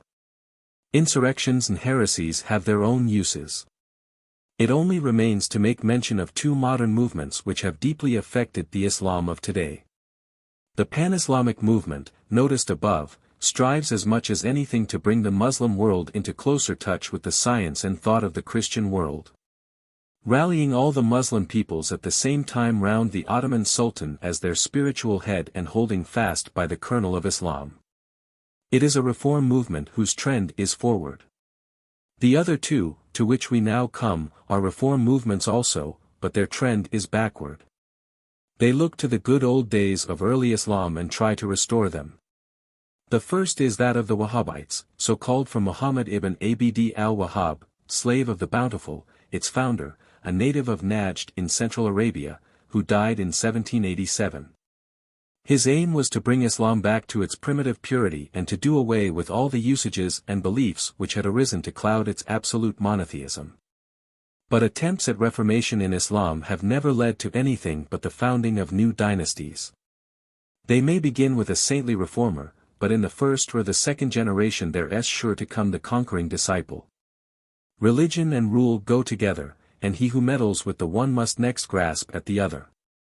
The third stage is the extinction of the new dynasty and the vanishing of its party into a more or less secret sect, the vitality of which is again directed into religious channels.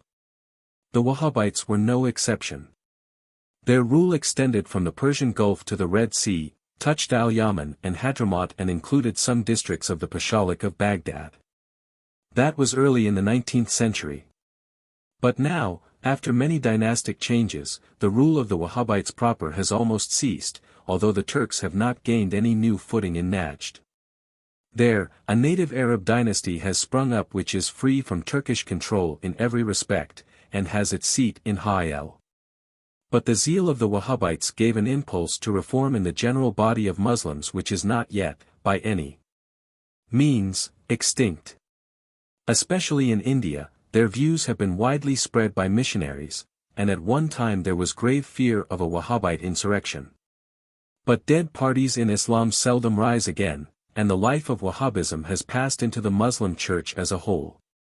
Politically it has failed, but the spirit of reform remains and has undoubtedly influenced the second reform movement to which we now come. That is the Brotherhood of as-Sanusi, founded in 1837 by Muhammad ibn Ali as-Sanusi in order to reform and spread the faith.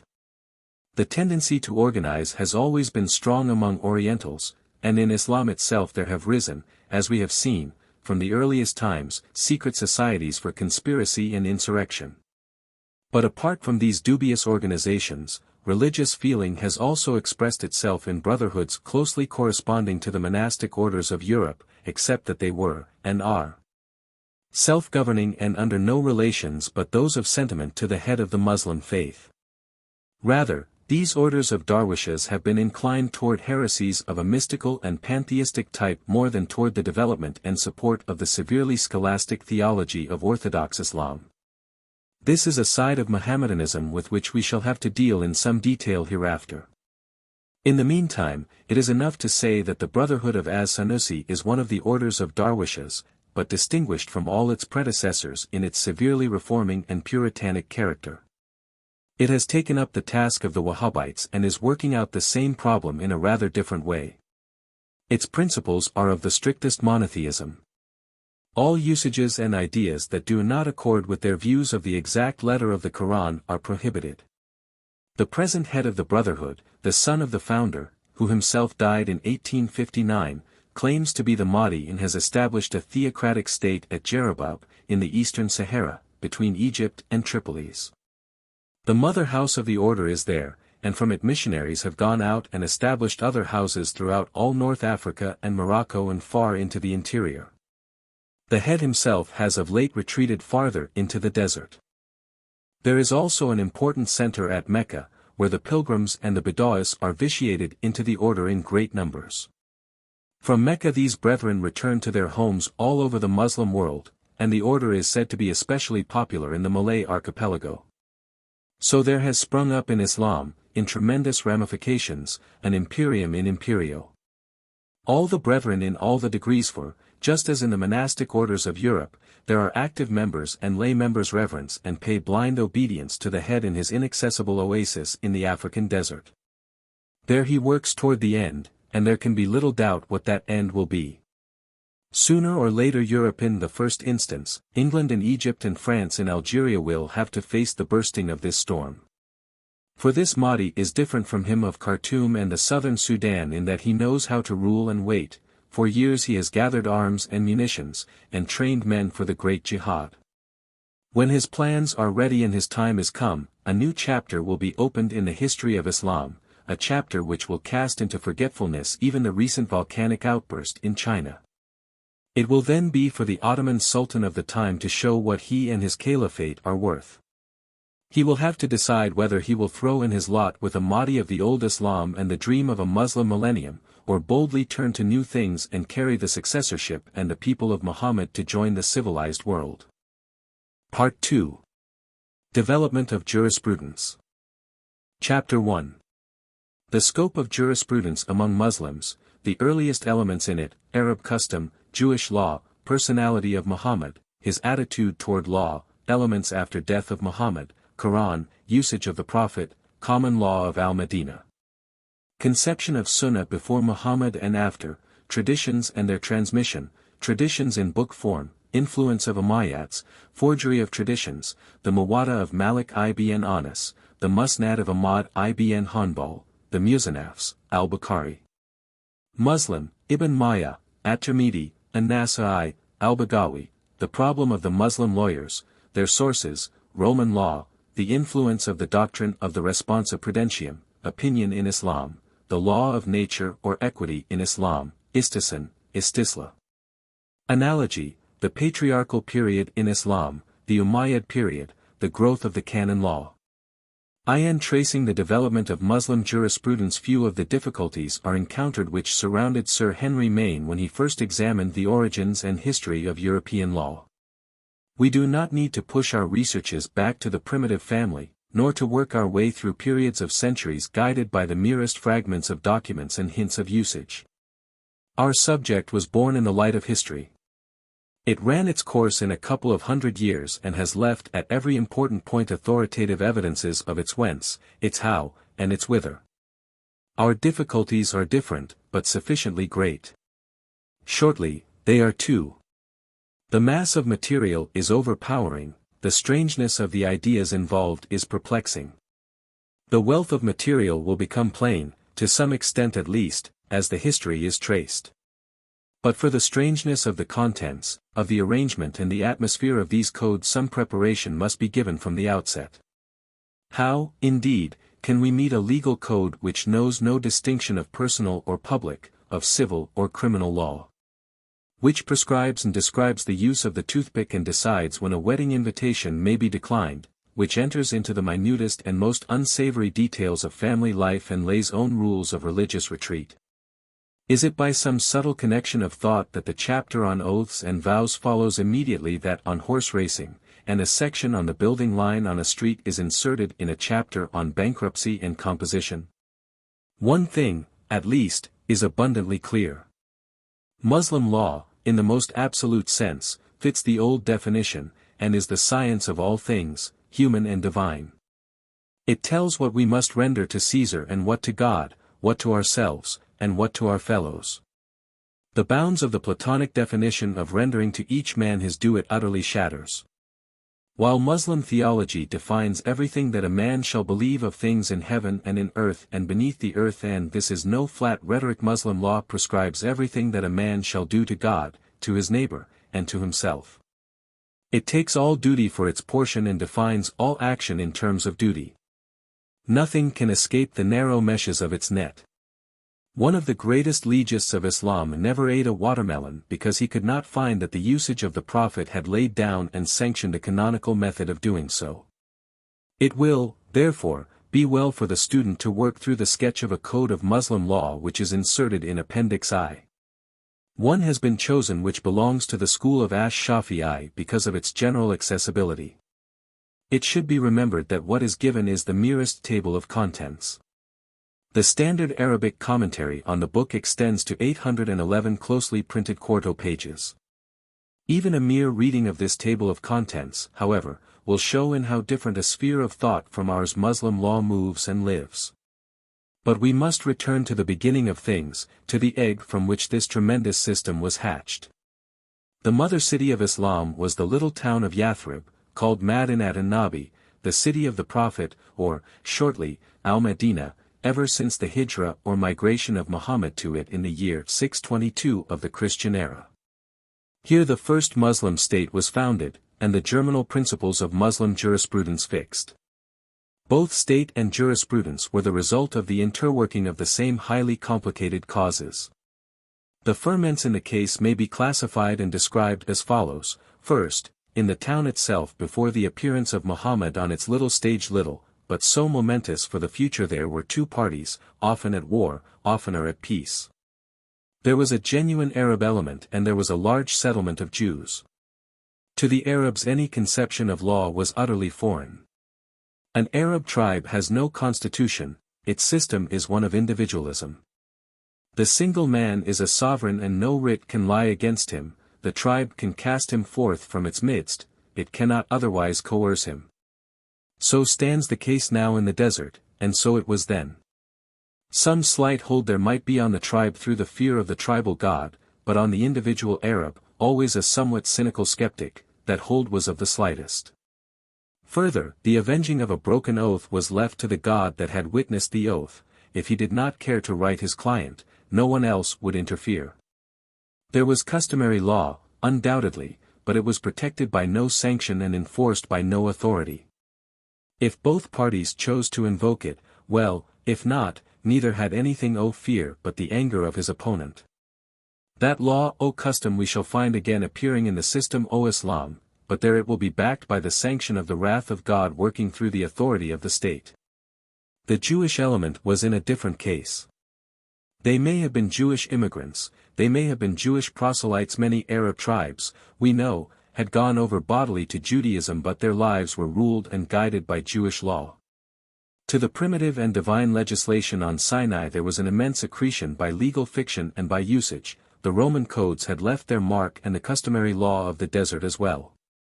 All this was working in the life of the town when Muhammad and his little band of fugitives from Mecca entered it. Being Meccans, they must have brought with them the more developed legal ideas of that trading center. But these were of comparatively little account in the scale. The new and dominating element was the personality of Muhammad himself. His contribution was legislation pure and simple, the only legislation that has ever been in Islam. Till his death, 10 years later, he ruled his community as an absolute monarch, as a prophet in his own right. He sat in the gate and judged the people. He had no need of a code, for his own will was enough. He followed the customary law of the town, as it has been described above, when it suited him, and when he judged that it was best. If not, he left it and there was a revelation. So the legislative part of the Quran grew out of such scraps sent down out of heaven to meet the needs of the squabbles and questions of the townsfolk of Al-Madinah. The system was one of pure opportunism.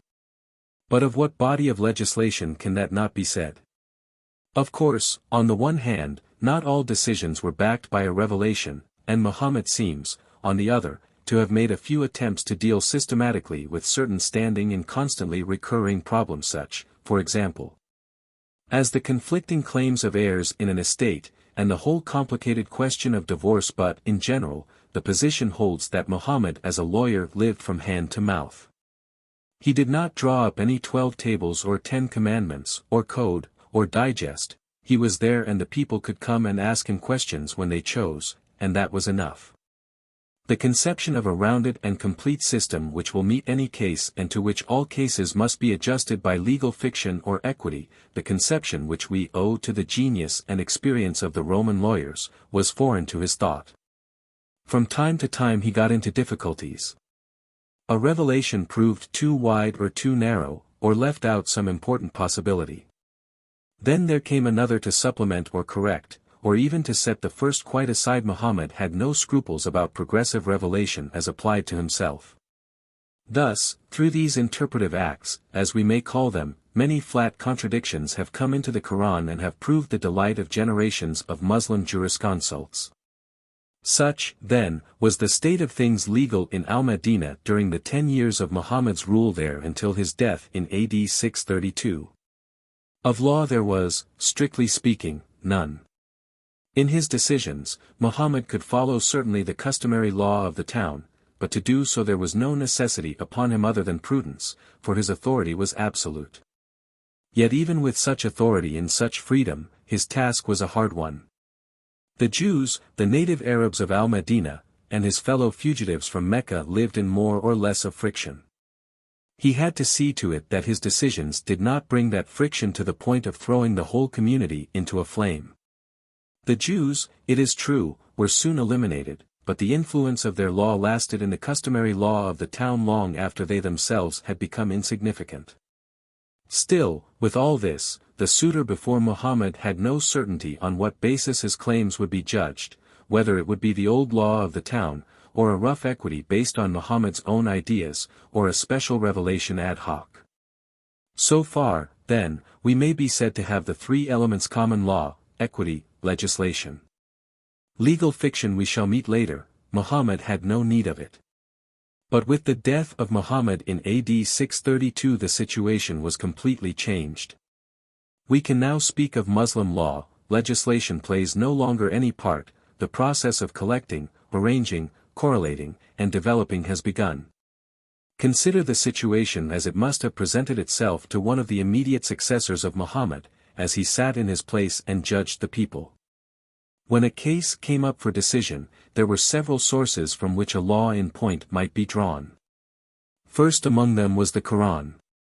It had been collected from the fragmentary state in which Muhammad had left it by Abu Bakr, his first Khalifa, some 2 years after his death. Again, some 10 years later, it was revised and given forth in a final public recension by Uthman, the third Khalifa. This was the absolute word of God. Thoughts and language and stood and, in theory, still stands first of all sources for theology and law. If it contained a law clearly applying to the case in hand, there was no more to be said. Divine legislation had settled the matter. If not, recourse was next had to the decisions of the Prophet. Had a similar one come before him, and how had he ruled? If the memories of the companions of the Prophet, the Sahibs, could adduce nothing similar from one of his decisions, then the judge had to look further for an authority. But the decisions of Muhammad had been many, the memories of his companions were capacious, and possessed further, as we must recognize with regret, a constructive power that helped the early judges of Islam out of many close corners. But if tradition, even true or false, finally failed, then the judge fell back on the common law of Al-Madinah, that customary law already mentioned. When that, too, failed, the last recourse was had to the common sense of the judge, roughly, what we would call equity. At the beginning, therefore, of Muslim law, it had the following sources: legislation, the usage of Muhammad, the usage of Al-Madinah, equity. Naturally, as time went on and the figure of the founder drew back and became more obscure and more venerated, equity gradually into disuse. A closer search was made for decisions of that founder which could in any way be pressed into service. A method of analog closely allied to legal fiction was built up to assist in this, and the development of Muslim jurisprudence as a system and a science was fairly begun. Further, in later times, the decisions of the first 4 Khalifas and the agreement, ijma, of the immediate companions of Muhammad came to assume an importance only second to that of Muhammad himself. Later still, as a result of this, the opinion grew up that a general agreement of the jurisconsults of any particular time was to be regarded as a legitimate source of law. But we must return to consider our subject more broadly and in another field. The fact has already been brought out that the sphere of law is much wider in Islam than it has ever been with us. By it all the minutest acts of a Muslim are guarded. Europe, also, passed through a stage similar to this in its sumptuary laws. And the tendency toward inquisitorial legislation still exists in America, but not even the most medievally minded American Western state has ventured to put upon its statute book regulations as to the use of the toothpick and the washcloth. Thus, the Muslim conception of law is so wide as to reach essential difference. A Muslim is told by his code not only what is required under penalty, but also what is either recommended or disliked, though without reward or penalty being involved. He may certainly consult his lawyer, to learn how near the wind he can sail without unpleasant consequences. But he may also consult him as his spiritual director with regard to the relative praiseworthiness or blameworthiness of classes of actions of which our law takes no cognizance. In consequence, actions are divided by Muslim canon lawyers, faqihs, into 5 classes. First, necessary, fard or wajib, a duty the omission of which is punished, the doing rewarded. Secondly, recommended, mandub or mustahab. The doing is rewarded, but the omission is not punished. Thirdly, permitted, jaiz or mubah, legally indifferent. Fourthly, disliked, makruh, disapproved by the law, but not under penalty. Fifthly, forbidden, haram, an action punishable by law. All this being so, it will be easily understood that the record of the manners and customs of the Prophet, of the little details of his life and conversation, came to assume a high importance. Much of that was too petty ever to reach expression in the great digests of law. Not even the most zealous fixer of life by rule and line would condemn his fellow religionist because he preferred to carry a different kind of walking stick from that approved by the Prophet, or found it fitting to arrange his hair in a different way. But still, all pious Muslims paid attention to such things, and fenced their lives about with the strictest prophetic precedent. In consequence of this, there early arose in Islam a class of students who made it their business to investigate and hand down the minutest details as to the habits of Muhammad. This was a separate thing from the study of law, although fated to be eventually connected with it. Even in the time of the Jahiliyyah, the period before Islam, variously explained as the ignorance or as the rudeness, uncivilizedness, it had been a fixed trait of the Arab mind to hold closely to old paths. An inherent conservatism canonized the Sunnah custom, usage of the ancients. Any stepping aside from it was a bid'ah innovation and had to win its way by its merits, in the teeth of strong prejudice. With the coming of Muhammad and the preaching of Islam, this ancestral Sunnah had in great part to yield. But the temper of the Arab mind remained firm, and the Sunnah of Muhammad took its place. Pious Muslims did not say, "Such was the usage of our fathers, and it is mine," but, "I follow the usage of the Prophet of God." Then, just as the old Sunnah of the heathen times had expressed itself through the stories of great warriors, of their battles and loves, through anecdotes of wise men, and their keen and eloquent words, so it was with the Sunnah of the one man, Muhammad. What he said, and what he did, what he refrained from doing, what he gave quasi-approval to by silence, all was passed on in rapidly increasing, pregnant little narratives.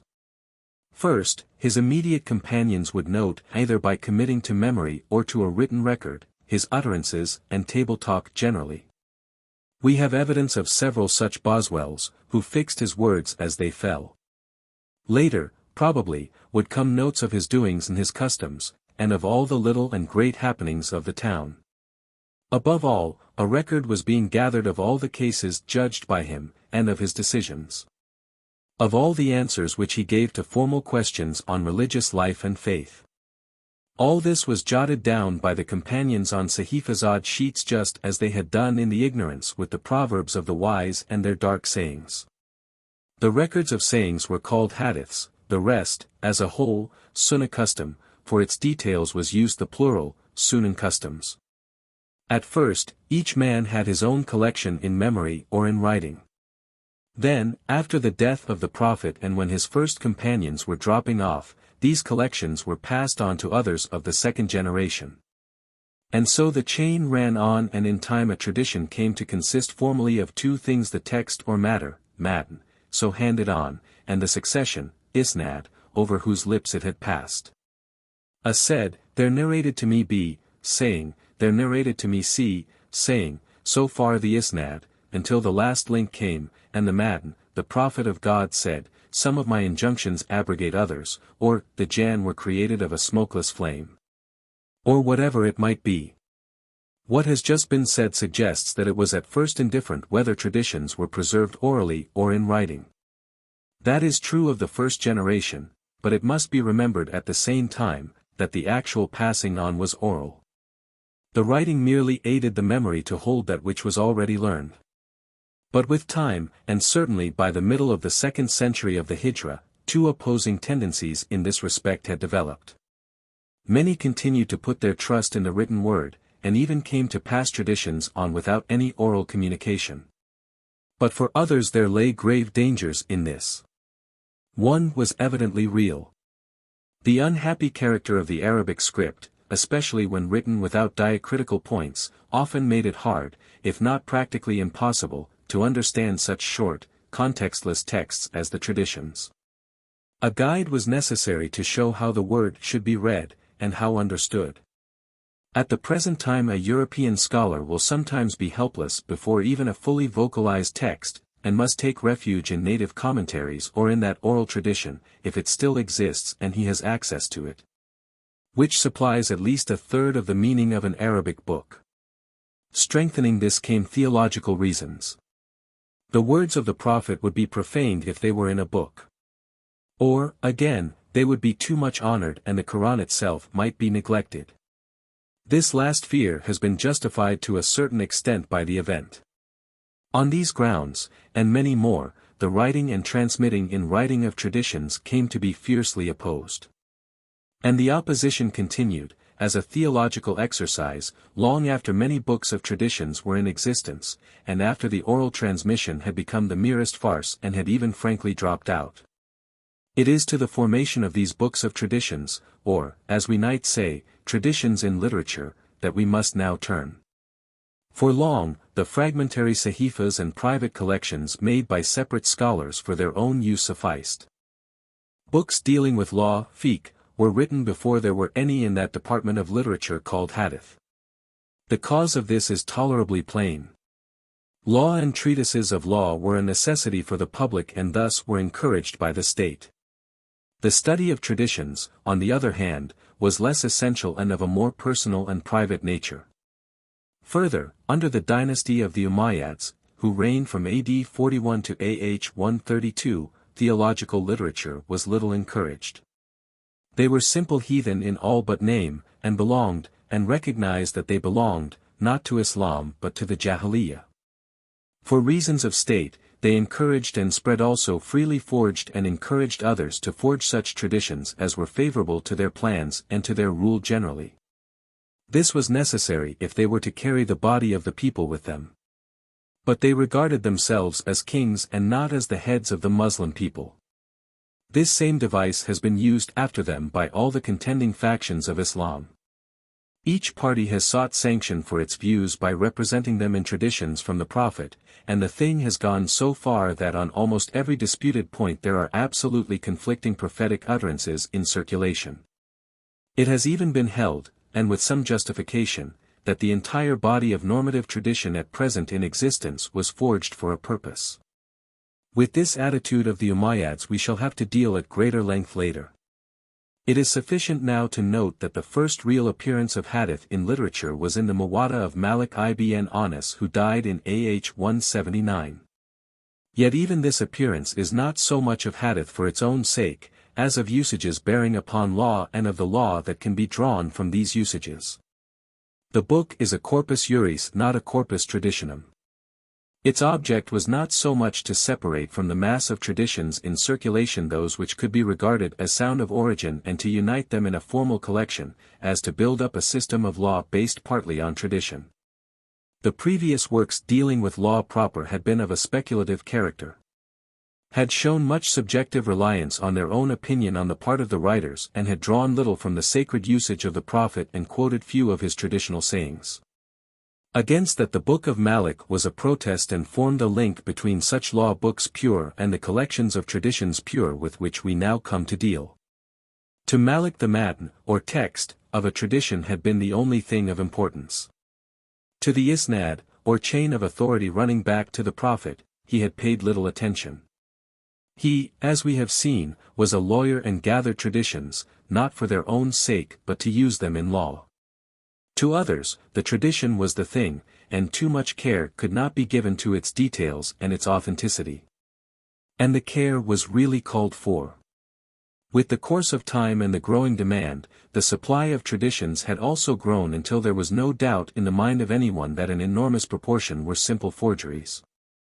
To weed out the sound ones, attention had to be given to the isnad, the names upon it had to be examined, the fact of their having been in intercourse to be determined, the possibility of the case in general to be tested.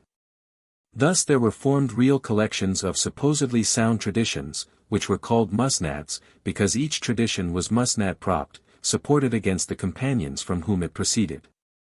In accordance with this also they were arranged according to the companions. After the name of the companion were given all the traditions leading back to him. One of the earliest and greatest of these books was the Musnad of Ahmad ibn Hanbal, who died AH 241, of him more hereafter. This book has been printed recently at Cairo in 6 quarto volumes of 2,885 pages and is said to contain about 30,000 traditions going back to 700 companions. But another type of tradition book was growing up, less mechanical in arrangement. It is the Musannaf, the arranged, classified, and in it the traditions are arranged in chapters according to their subject matter. The first Musannaf to make a permanent mark was the Sahih Sound of al-Bukhari, who died in AH 257. It is still extant and is the most respected of all the collections of traditions. The principle of arrangement in it is legal. That is, the traditions are classified in these chapters so as to afford basis for a complete system of jurisprudence.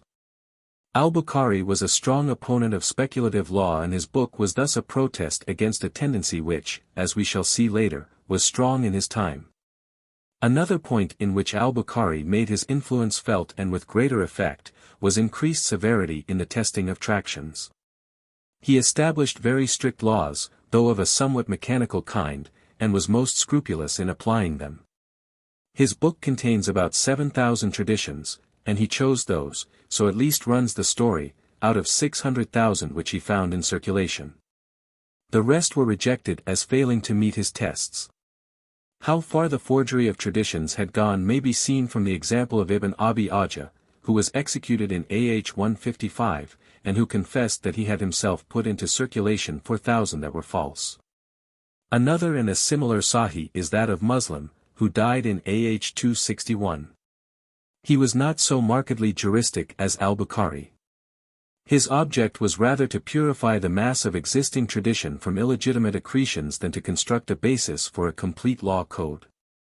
He has prefixed a valuable introduction on the science of tradition generally. In some slight details his principle of criticism differed from that of al-Bukhari. These two collections, called the two Sahihs as Sahihan, are technically Jamis, i.e. they contain all the different classes of traditions, historical, ethical, dogmatic and legal. They have also come to be, by common agreement, the two most honored authorities in the Muslim world. A believer finds it hard, if not impossible, to reject a tradition that is found in both. But there are 4 other collections which are called Sunan usages and which stand only second to the two Sahihs. These are by Ibn Maya, d. 303, Abu Dawud as-Sijistani, d. 275, At-Tirmidhi, d. 279, and An-Nasafi, d. 303. They deal almost entirely with legal traditions, those that tell what is permitted and what is forbidden, and do not convey information on religious and theological subjects. They are also much more lenient in their criticisms of dubious traditions. To work exclusion with them, the rejection needed to be tolerably unanimous. This was required by their standpoint and endeavor, which was to find a basis for all the minutest developments and details of jurisprudence, civil and religious. These 6 books, the 2 Sahihs and the 4 Sunans, came to be regarded in time as the principal and all-important sources for traditional science. This had already come about by the end of the 5th century, although even after that voices of uncertainty continued to make themselves heard. Ibn Mayyah seems to have been the last to secure firm footing, but even he is included by al-Baghawi, d. 516, in his Masabi as-Sunnah, an attempted epitome into one book of what was valuable in all. Still, long after that, Ibn Khaldun, the great historian, d. 808, speaks of 5 fundamental works. And others speak of 7, adding the Muwatta of Malik to the 6 above. Others, again, especially in the West, extended the number of canonical works to 10, though with varying members. But all these must be regarded as more or less local, temporary, and individual eccentricities. The position of the 6 stands tolerably firm. So much it has been necessary to interpolate and anticipate with regard to the students of tradition whose interest lay in gathering up and preserving, not in using and applying. From the earliest time, then, there existed these 2 classes in the bosom of Islam, students of tradition proper and of law proper. For long they did not clash, but a collision was inevitable sooner or later. Yet, if the circle of the Muslim horizon had not widened beyond the little market town of Al-Madinah, that collision might have been long in coining. Its immediate causes were from without, and are to be found in the wave of conquest that carried Islam, within the century, to Samarkand beyond the Oxus and to Tours in central France. Consider what that wave of conquest was and meant. Within 14 years of the Hijra, Damascus was taken, and within 17 years, all Syria and Mesopotamia. By the year 21, the Muslims held Persia, in 41 they were at Herat, and in 56 they reached Samarkand. In the west, Egypt was taken in the year 20, but the way through northern Africa was long and hard. Carthage did not fall till 74, but Spain was conquered with the fall of Toledo in 93. It was in AD 732, the year of the Hijra 114, that the wave at last was turned and the mercy of Tours was wrought by Charles the Hammer, but the Muslims still held Narbonne and raided in Burgundy and the Dauphiné. The wealth that flowed into Arabia from these expeditions was enormous. Money and slaves and luxuries of every kind went far to transform the old life of hardness and simplicity. Great estates grew up, fortunes were made and lost. The intricacies of the Syrian and Persian civilizations overcame their conquerors. All this meant new legal conditions and problems. The system that had sufficed to guard the right to a few sheep or camels had to be transformed before it would suffice to adjust the rights and claims of a tribe of millionaires. But it must not be thought that these expeditions were only campaigns of plunder. With the Muslim armies everywhere went law and justice, such as it was. Jurists accompanied each army and were settled in the great camp cities which were built to hold the conquered lands. Al-Basra and Al-Kufa and Fustat, the parent of Cairo, owe their origin to this, and it was in these new seats of militant Islam that speculative jurisprudence arose and molded the Muslim system. The early lawyers had much to do and much to learn, and it is to their credit that they recognized both necessities. Muslim law is no product of the desert or of the mind of Muhammad, as some have said, but rather of the labor of these men, struggling with a gigantic problem. They might have taken their task much more easily than they did. They might have lived as Muhammad had done, from hand to mouth, and have concealed their own sloth by force and free invention of authorities. But they recognized their responsibility to God and man and the necessity of building up a stable and complete means of rendering justice. These armies of Muslims, we must remember, were not like the hordes of Attila or Chinggis Khan, destroyers only. The lands they conquered were put to hard tribute, but it was under a reign of law. They recognized frankly that it was for them that this mighty empire existed, but they recognized also that it could continue to exist only with order and duty imposed upon all. They saw, too, how deficient was their own knowledge and learned willingly of the people among loin they had come. And here, a second time, Roman law, the parent law of the world, made itself felt. There were schools of that law in Syria at Caesarea and Beirut, but we need not imagine that the Muslim jurists studied there. Rather, it was the practical school of the courts as they actually existed which they attended. These courts were permitted to continue in existence till Islam had learned from them all that was needed. We can still recognize certain principles that were so carried over. That the duty of proof lies upon the plaintiff, and the right of defending himself with an oath upon the defendant, the doctrine of invariable custom and that of the different kinds of legal presumption. These, as expressed in Arabic, are almost verbal renderings of the pregnant utterances of Latin law. But most important of all was a liberty suggested by that system to the Muslim jurisconsults. This was through the part played in the older school by the responsa prudentium, answers by prominent lawyers to questions put to them by their clients, in which the older law of the 12 tables was expounded, expanded, and often practically set aside by their comments. Sir Henry Maine thus states the situation: the authors of the new jurisprudence, during the whole progress of its formation, professed the most sedulous respect for the letter of the code. They were merely explaining it, deciphering it, bringing out its full meaning. But then, in the result, by placing texts together, by adjusting the law to states of fact which actually presented themselves, and by speculating on its possible application to others which might occur. By introducing principles of interpretation derived from the exegesis of other written documents which fell under their observation, they adduced a vast variety of canons which had never been dreamt of by the compilers of the 12 tables, and which were in truth rarely or never to be found there.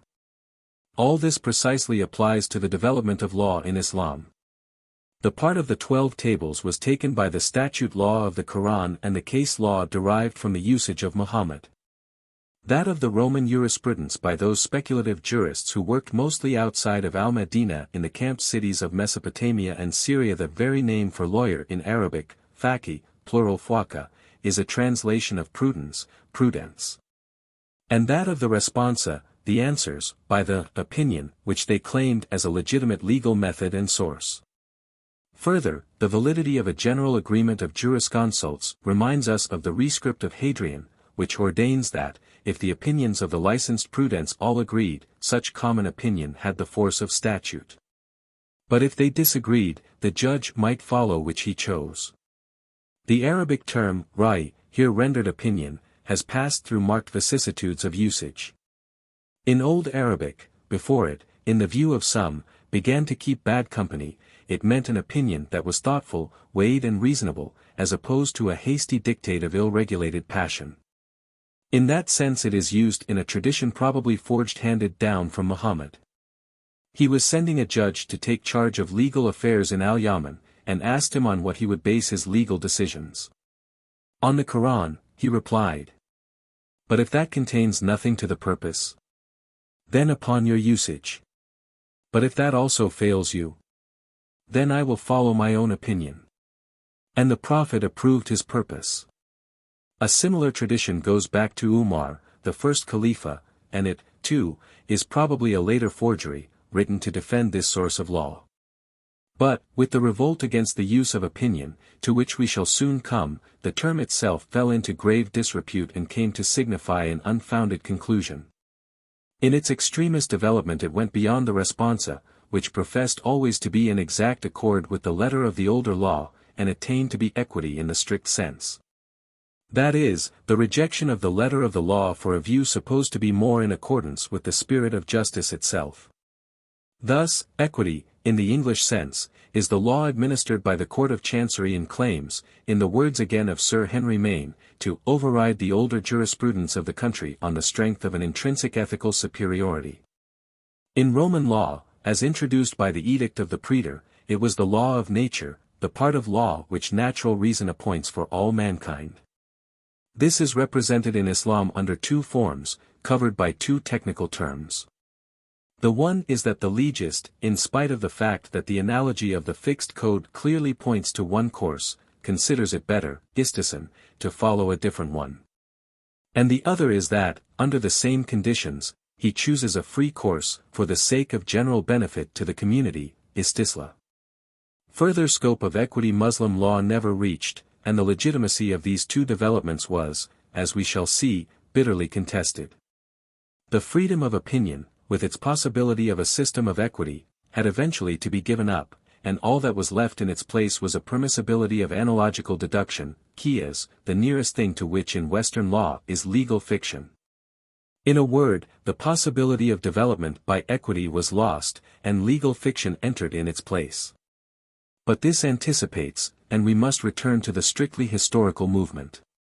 During the first 30 years after the death of Muhammad, the period covered by the reigns of the four theocratic rulers whom Islam still calls the Four Just, or rightly guided Caliphs, Al-Khulafa ar-Rashidun, the two twin studies of tradition, hadith, and of law, fiqh, were fostered and encouraged by the state. The center of that state was still in Al-Madinah, on ground sacred with the memories of the Prophet, amid the scenes where he had himself been lord and judge, and under the conditions in which his life as ruler had been cast. All the sources, except that of divine revelation, which had been open to him, were open to his successors, and they made full use of all. Round that mother hearth of Islam was still gathered the great body of the immediate companions of Muhammad, and they formed a deliberative or consulting council to aid the Khalifa in his task. The gathering of tradition and the developing of law were vital functions, they were the basis of the public life of the state. This patriarchal period in Muslim history is the golden age of Islam. It ended with the death of Ali, in the year 40 of the Hijrah, and the succession of Muawiyah in the following year. For 30 years, runs a tradition from the Prophet, my people will tread in my path, Sunnah, then will come kings and princes. And so it was. Muawiyah was the first of the Umayyad dynasty, and with him and them Islam, in all but the name, was at an end. He and they were Arab kings of the old type that had reigned before Muhammad at Al-Hira and Ghassan, whose will had been their law. The capital of the new kingdom was Damascus. Al-Madinah became a place of refuge, a cave of Adullam, for the old Muslim party. There they might spin theories of state and of law, and lament the good old days. So long as there was no rebellion, the Umayyads cared little for those things or for the men who dreamt them. Once, the Umayyads were driven to capture and sack the holy city, a horror in Islam to this day. After that there was peace, the peace of the accomplished fact. This is the genuinely Arab period in the history of Islam. It is a period full of color and light and life, of love and song, battle and feasting. Thought was free and conduct too. The great theologian of the Greek Church, John of Damascus, held high office at the Umayyad court, and Al-Aqtal, a Christian at least in name, was their poet laureate. It is true that the stated services of religion were kept up, and on every Friday the Khalifa had to entertain the people by a display of eloquence and wit in the weekly sermon. But the old world was dead, and the days of its unity would never come again. So all knew, except the irreconcilable party, the last of the true Muslims who still haunted the sacred soil of Al-Madinah and labored in the old paths. They gathered the traditions of the Prophet, they regulated their lives more and more strictly by his usage, they gave ghostly counsel to the pious who sought their help. They labored to build up elaborate systems of law. But it was all elaboration and hypothetical purely. There was in it no vitalizing force from practical life. From this time on Muslim law has been more or less in the position held by the canon law of the Roman Church in a country that will not recognize it yet dares not utterly reject it. The Umayyads were statesmen and opportunists.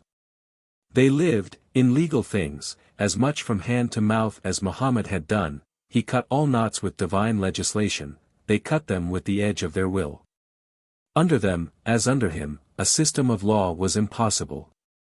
But at the same time, in quiet and in secret, this canon law of Islam was slowly growing up, slowly rounding into full perfection of detailed correlation. It was governing absolutely the private lives of all the good Muslims that were left, and even the godless Umayyads, as they had to preach on Fridays to the people of Muhammad, so they had to deal with it cautiously and respectfully. Of the names and lives of these obscure jurists little has reached us, and it is needless to give that little here. Only with the final fall of the Umayyads, in the year of the Hijra 132, do we come into the light and see the different schools forming under clear and definite leaders. Chapter 2. The Abbasid Revolution, the Compromise, the problem of the Abbasids, the two classes of canon lawyers and theologians, the rise of legal schools, Abu Hanifa, his application of legal fiction, Istisn, the Qadi Abu Yusuf. Muhammad ibn al-Hasan, Sufyan Adh Thori, Al-Azai, Malik ibn Anas, the usage of al-Madina, Istisla, the doctrine of agreement, the beginning of controversy, traditionalists or historical lawyers versus rationalists or philosophical lawyers. Ash-Shafi'i, a mediator and systematizer, the agreement of the Muslim people a formal source, my people will never agree in an error, the resultant four sources, Quran, usage, analogy, agreement, the traditionalist revolt. Dud az-Zahiri and literalism, Ahmad ibn Hanbal, the four abiding schools, the agreement of Islam, the disagreement of Islam, Urari and Verba Magistri, the degrees of authority, the canon and the civil codes in Islam, their respective spheres. Distribution of schools at present day, Shurite law, Ibadite law. That great revolution which brought the Abbasid dynasty to power seemed at first to the pious theologians and lawyers to be a return of the old days. They dreamt of entering again into their rights, that the canon law would be the full law of the land. It was only slowly that their eyes were opened, and many gave up the vain contest and contented themselves with compromise. This had been rare under the Umayyads, the one or two canon lawyers who had thrown in their lot with them had been marked men. Az-Zuri, d.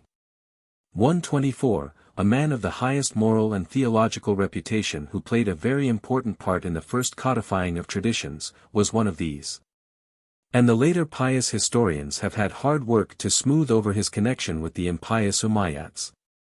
Probably it may be well to say here the stories against the Umayyads have been much heightened in color by their later tellers, and also Az-Zuri, being a man of insight and statesmanship, may have recognized that their rule was the best chance for peace in the country.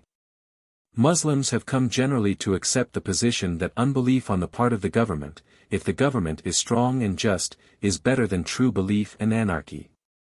This has found expression, as all such things do, in traditions put in the mouth of the Prophet. But while only a few canonists had taken the part of the Umayyads, far more accepted the favors of the Abbasids, took office under them and worked in their cause. The Abbasids, too, had need of such men. It was practically the religious sentiment of the people that had overthrown the Umayyads and raised them to power, and that religious sentiment, though it could never be fully satisfied, must yet be respected and, more important still, used. There is a striking parallel between the situation then, and that of Scotland at the Revolution settlement of 1688. The power of the Stuarts, that is, of the worldly Umayyads, had been overthrown. The oppressed Church of the Covenant, that is, the old Muslim party, had been freed. The state was to be settled upon a new basis. What was that basis to be? The Covenanting party demanded the recognition of the headship of Christ, that the Kirk should rule the state, or should be the state, and that all other religious views should be put under penalty. The old Muslim party looked for similar things. That religious life should be purified, that the canon law should be again the law of the state, that the constitution of Umar should be restored. How the Covenanters were disappointed, how much they got and how much they failed to get, needs no telling here. Exactly in the same way it befell the old Muslims. The theological reformation was sweeping and complete. The first Abbasids were pious, at least outwardly, the state was put upon a pious footing. The canon law also was formally restored, but with large practical modifications. Canon lawyers were received into the service of the state, provided they were adaptable enough. Impossible men had no place under the Abbasids, their officials must be pliable and dexterous, for a new modus vivendi was to be found. The rough and ready Umayyad cutting of the knot had failed, the turn had now come for piety and dexterity in twisting law. The court lawyers learned to drive a coach and four through any of the old statutes, and found their fortunes in their brains. So the issue was bridged. But a large party of malcontents was left, and from this time on in Islam the lawyers and the theologians have divided into two classes, the one admitting, as a matter of expediency, the authority of the powers of the time and aiding them in their task as rulers. The other, irreconcilable and unreconciled, denouncing the state as sunk in unbelief and deadly sin and its lawyers as traitors to the cause of religion.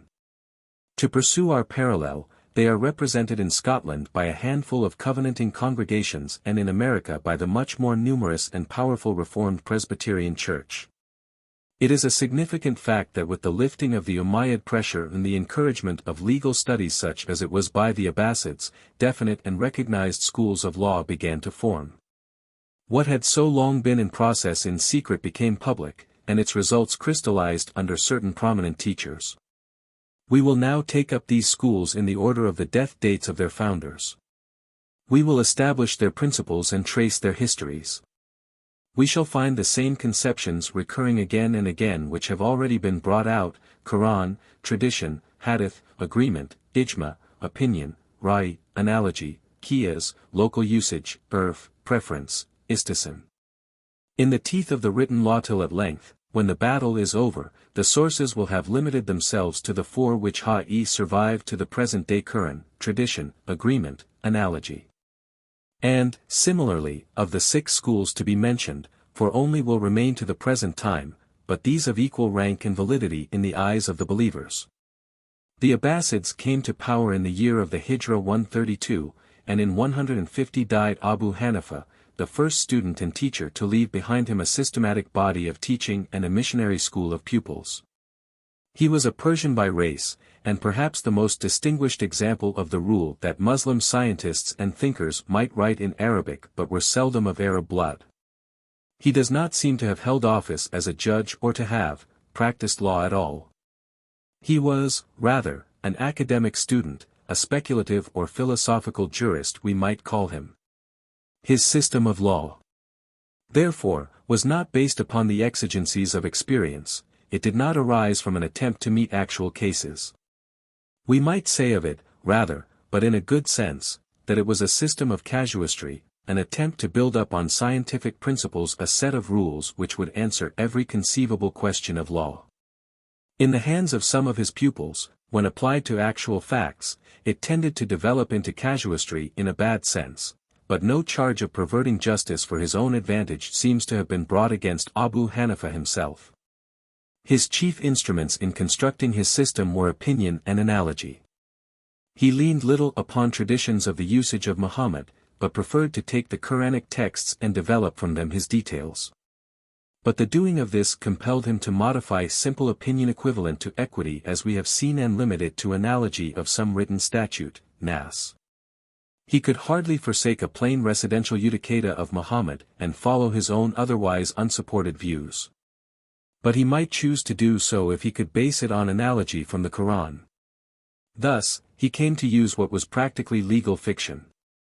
It is the application of an old law in some sense or way that was never dreamt of by the first imposer of the law, and which may, in fact, run directly counter to the purpose of the law. The fiction is that it is the original law that is being observed, while, as a matter of fact, there has come in its place an entirely different law. So Abu Hanifa would contend that he was following the divine legislation of the Quran, while his adversaries contended that he was only following his own opinion.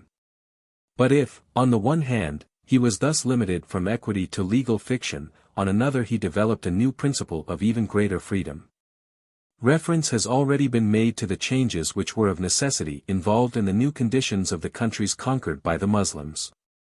Often the law of the desert not only failed to apply to town and agricultural life. It was even directly mischievous. On account of this, a consideration of local conditions was early accepted as a principle, but in general terms. These were reduced to definiteness by Abu Hanifa under the formula of holding for better, istism. He would say, the analogy in the case points to such and such a rule, but under the circumstances I hold it for better to rule thus and thus. This method, as we shall see later, was vehemently attacked by his opponents, as was his system in general. Yet that system by its philosophical perfection due to its theoretical origin and perfection in detail due to generations of practical workers has survived all attack and can now be said to be the leading one of the four existing schools. No legal writings of Abu Hanifa have reached us, nor does he seem to have, himself, cast his system into a finished code. That was done by his immediate pupils, and especially by two, the Qadi Abu Yusuf, who died in 182, and Muhammad ibn al-Hasan, who died in 189. The first was consulting lawyer and chief Qadi to the great Khalifa Harun ar-Rashid, and, if stories can be believed, proved himself as complaisant of conscience as a court casuist need be. Innumerable are the tales afloat of his minute knowledge of legal subtleties and his fertility of device in applying them to meet the whims of his master, Harun. Some of them have found a resting place in that great mirror of medieval Muslim life, the 1001 Nights, reference may be made to Night 296. Through his influence, the school of Abu Hanifa gained an official importance which it never thereafter lost. He wrote for Harun a book which we have still, on the canon law as applied to the revenues of the state, a thorny and almost impossible subject. For the canon law makes really no provision for the necessary funds of even a simple form of government and much less for such an array of palaces and officials as had grown up around the Abbasids. His book is marked by great piety in expression and by ability of the highest kind in reconciling the irreconcilable. But all the canon lawyers did not fall in so easily with the new ways. Many found that only in asceticism, in renunciation of the world and engaging in pious exercises was there any chance of their maintaining the old standards in a state that was for them based on oppression and robbery. One of these was Sufyan Adh-Thawri, a lawyer of high repute, who narrowly missed founding a separate school of law and who died in 161. There has come down to us a correspondence between him and Harun, which, though it cannot possibly be genuine, throws much light on the disappointment of the sincerely religious section. Harun writes on his accession to the Caliphate, 170, complaining that Sufyan had not visited him, in spite of their bond of brotherhood, and offering him wealth from the public treasury. Sufyan replied, denouncing such use of public funds and all the other uses of them by Harun many enough except those precisely laid down in the codes. On the basis of these, Harun would have had to work for his own living. There are also other denunciations for crimes in the ruler which he punished in others. Harun is said to have kept the letter and wept over it at intervals, but no change of life on his part is recorded. Apparently, with the accession of the Abbasids, ascetic and mystical Islam made a great development. It became plain to the pious that no man could inherit both this world and the next. While Abu Hanifa was developing his system in Mesopotamia, Al-Ghazzali was working similarly in Syria. He was born at Baalbek, lived at Damascus, and at Beirut where he died in 157. Of him and his teaching we know comparatively little. But so far it is clear that he was not a speculative jurist of the same type as Abu Hanifa, but paid especial attention to traditions. At one time his school was followed by the Muslims of Syria and the entire west to Morocco and Spain. But its day was a short one. The school of Abu Hanifa, championed by Abu Yusuf with his tremendous influence as chief Qadi of the Abbasid Empire, pushed it aside, and at the present day it has no place except in history. For us, its interest is that of another witness to the early rise and spread of systems of jurisprudence outside of Arabia. In A.H. 179, 3 years before the death of Abu Yusuf and 29 after that of Abu Hanifa, there died at Al-Madinah the founder and head of an independent school of a very different type. This was Malik ibn Anas, under whose hands what we may call, for distinction, the historical school of Al-Madinah took form. Al-Madinah, it will be remembered, was the mother city of Muslim law. It was the special home of the traditions of the Prophet and the scene of his legislative and judicial life. Its pre-Islamic customary law had been sanctioned, in a sense, by his use. It had been the capital of the state in its purest days. From the height of all these privileges its traditionists and lawyers looked down upon the outsiders and parvenus who had begun to intermeddle in sacred things. But it must not be thought that this school was of a rigid traditionism. The case was quite the reverse, and in many respects it is hard to make a distinction between it and that of Abu Hanifa. Its first source was, of necessity, the Quran. Then came the usage of the Prophet. This merged into the usage of the successors of the Prophet and the unwritten custom of the town. It will be seen that here the historical weight of the place came to bear. No other place, no other community, could furnish that later tradition with anything like the same authority. Further, Malik ibn Anas was a practical jurist, a working judge. He was occupied in meeting real cases from day to day. When he sat in public and judged the people, or with his pupils around him and expounded and developed the law, he could look back upon a line of canon lawyers who had sat in his place and done as he was doing. In that lies the great difference. He was in practical touch with actual life, that was one point, and, secondly, he was in the direct line of the apostolic succession, and in the precise environment of the prophet. So when he went beyond Quran, prophetic usage, agreement, and gave out decisions on simple opinion, the feeling of the community justified him. It was a different thing for Malik ibn Anas, sitting there in state in Al-Madinah, to use his judgment, than for some quick-brained vagabond of a Persian or Syrian proselyte, some pauvre diable with neither kith nor kin in the country, to lay down principles of law. So the pride of the city of the Prophet distinguished between him and Abu Hanifa. But though the speculative element in the school of Malik, apart from its local and historical environment, which gave it unifying weight, was essentially the same as in the school of Abu Hanifa, yet it is true that at Al-Madinah it played a less important part. Malik used tradition more copiously and took refuge in opinion less frequently. Without opinion, he could not have built his system, but for him it was not so much a primary principle as a means of escape. Yet one principle of great freedom he did derive from it and lay down with clearness: it is the conception of the public advantage, istisla. When a rule would work general injury it is to be set aside even in the teeth of a valid analogy. This, it will be seen, is nearly the same as the preference of Abu Hanifa. The technical term istisla, chosen by Malik to express his idea, was probably intended to distinguish it from that of Abu Hanifa, and also to suggest in the public advantage, maslaha, a more valid basis than the mere preference of the legist. Another conception which Malik and his school developed into greater exactitude and force was that of the agreement, ijma. It will be remembered that from the death of Muhammad all the surviving companions resident in Al-Madinah formed a kind of consultative council to aid the Khalifa with their store of tradition and experience. Their agreement on any point was final.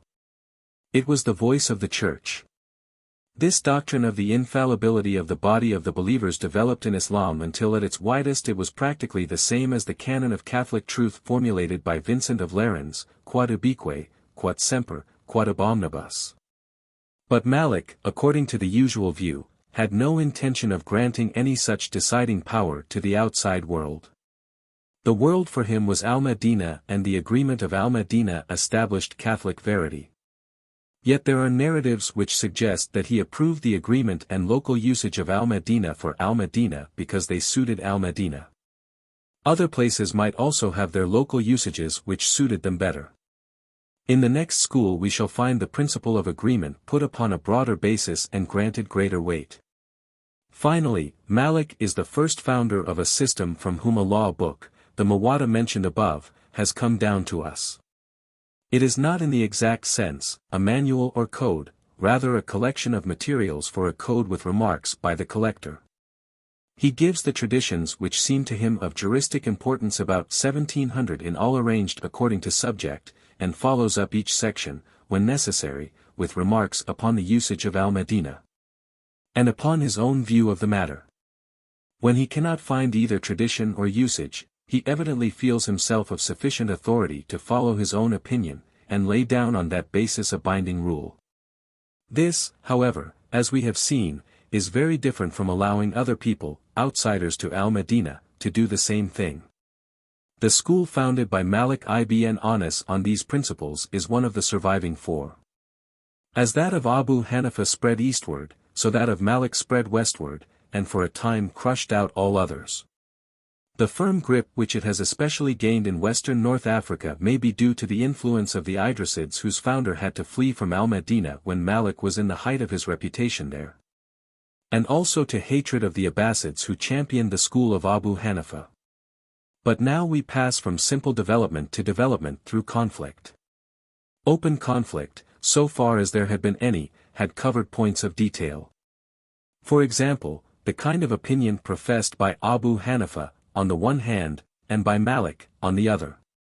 One of the chiefest of the pupils of Abu Hanifa, the Muhammad ibn al-Hasan already mentioned, spent 3 years in study with Malik at Al-Madinah and found no difficulty in thus combining his schools. The conflict of the future was to be different and to touch the very basis of things. The muttering of the coming storm had been heard for long, but it was now to burst. Exact dates we cannot give, but the reaction must have been progressing in the latter part of the life of Malik ibn Anas. The distinction drawn above between traditionists and lawyers will be remembered, and the promise of future collision which always has come between historical or empirical, and speculative or philosophical students of systems of jurisprudence. The one side points to the absurdities, crudities, and inadequacies of a system based upon tradition in developing by usage, the other says that we are not wise enough to rewrite the laws of our ancestors. These urge a necessity. Those retort an inability. Add to this a belief on the part of the traditionists that they were defending a divine institution and the situation is complete as it now lay in Islam. The extreme right said that law should be based on Quran and tradition only, the extreme left, that it was better to leave untrustworthy and obscure traditions and work out a system of rules by logic and the necessities of the case. To and fro between these two extremes swayed the conflict to which we now come. In that conflict 3 names stand out, Ash-Shahrastani who died in 204, Ahmad ibn Hanbal who died in 241 and Dud-az-Zahiri who died in 270. Strangely enough, the first of these, Ash-Shahrastani, struck the mediating note and the other 2 diverged further and further from the via media thus shown toward a blank traditionism. Ash-Shahrastani is without question one of the greatest figures in the history of law. Perhaps he had not the originality and keenness of Abu Hanifa. But he had a balance of mind and temper, a clear vision and full grasp of means and ends that enabled him to say what proved to be the last word in the matter. After him came attempts to tear down, but they failed. The fabric of the Muslim canon law stood firm. There is a tradition from the Prophet that he promised that with the end of every century would come a restorer of the faith of his people. At the end of the 1st century was the pious Khalifa, Umar ibn Abd al-Aziz, who by some accident strayed in among the Umayyads. At the end of the 2nd came Ash-Shahrastani. His work was to mediate and systematize and bore especially on the sources from which rules of law might be drawn. His position on the positive side may be stated as one of great reverence for tradition. If you ever find a tradition from the Prophet saying one thing, he is reported to have said, and a decision from me saying another thing, follow the tradition. An absolutely authentic according to Muslim rules of evidence and clear tradition from the Prophet he regarded as of equally divine authority with a passage in the Quran. Both were inspired utterances, if slightly different in form. The Quran was verbally inspired, such traditions were inspired as to their content. And if such a tradition contradicted a Quranic passage and came after it in time, then the written law of the Quran was abrogated by the oral law of the tradition. But this involved grave difficulties. The speculative jurists had defended their position from the beginning by pointing to the many contradictory traditions which were afloat, and asking how the house of tradition could stand when so divided against itself. A means of reconciling traditions had to be found, and to this Ash-Shahrastani gave himself. We need not go over his methods here, they were the same that have always been used in such emergencies. The worship of the letter led to the straining of the letter, and to explaining away of the letter. But there lay a rock in his course more dangerous than any mere contradiction in differing traditions. Usages had grown up and taken fast hold which were in the teeth of all traditions. These usages were in the individual life, in the constitution of the state, and in the rules and decisions of the law courts. The pious theologian and lawyer might rage against them as he chose, they were there, firmly rooted, immovable. They were not arbitrary changes, but had come about in the process of time through the revolutions of circumstances and varying conditions. Ash-Shafi'i showed his greatness by recognizing the inevitable and providing a remedy. This lay in an extension of the principle of agreement and the erection of it into a formal source. Whatever the community of Islam has agreed upon at any time, is of God. We have met this principle before, but never couched in so absolute and Catholic a form. The agreement of the immediate companions of Muhammad had weight with his first successors. The agreement of these first companions and of the first generation after them, had determining weight in the early church. The agreement of Al-Madinah had weight with Malik ibn Anas. The agreement of many divines and legists always had weight of a kind. Among lawyers, a principle, to the contrary of which the memory of man ran not, had been determining. But this was wider, and from this time on the unity of Islam was assured. The evident voice of the people of Muhammad was to be the voice of God. Yet this principle, if full of hope and value for the future, involved the canonists of the time in no small difficulties. Was it conceivable that the agreement could override the usage of the Prophet? Evidently not. There must, then, they argued, once have existed some tradition to the same effect as the agreement, although it had now been lost. Some such lost authority must be presupposed. This can remind us of nothing so much as of the theory of the inerrant but lost original of the Scriptures. And it had the fate of that theory. The weight of necessity forced aside any such trifling, and the position was frankly admitted that the agreement of the community was a safer and more certain basis than traditions from the Prophet.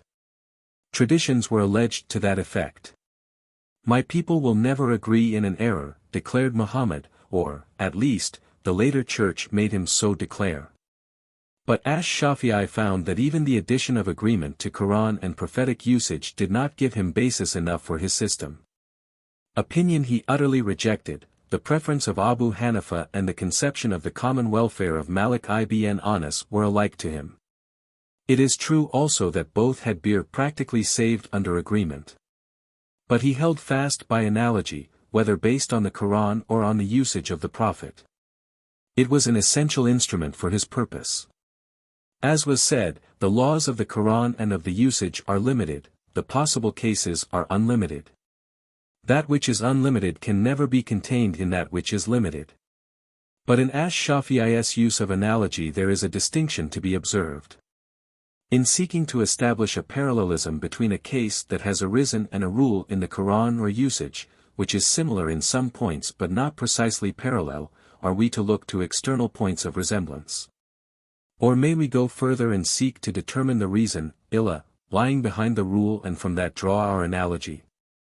The point seems simple enough and the early speculative jurists sought the reason. For that they were promptly attacked by the traditionists. Such a method was an attempt to look into the mysteries of God, they were told. Man has no business to inquire after reasons, all he has to do is to obey. The point thus raised was fought over for centuries and schools are classified according to their attitude toward it. The position of Ash-Shafi'i seems to have been that the reason for a command was to be considered in drawing an analogy, but that there must be some clear guide, in the text itself, pointing to the reason. He thus left himself free to consider the causes of the divine commands and yet produced the appearance of avoiding any irreverence or impiety in doing so. Such then are the four sources or bases, asils, of jurisprudence as accepted and defined by Ash-Shafi'i Quran, prophetic usage, analogy, agreement.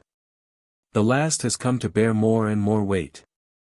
Every Shafi'ite law book begins each section with words to this effect, the basis of this rule, before the agreement, Qabla al-Ijma, is, Quran or usage as the case may be. The agreement must put its stamp on every rule to make it valid.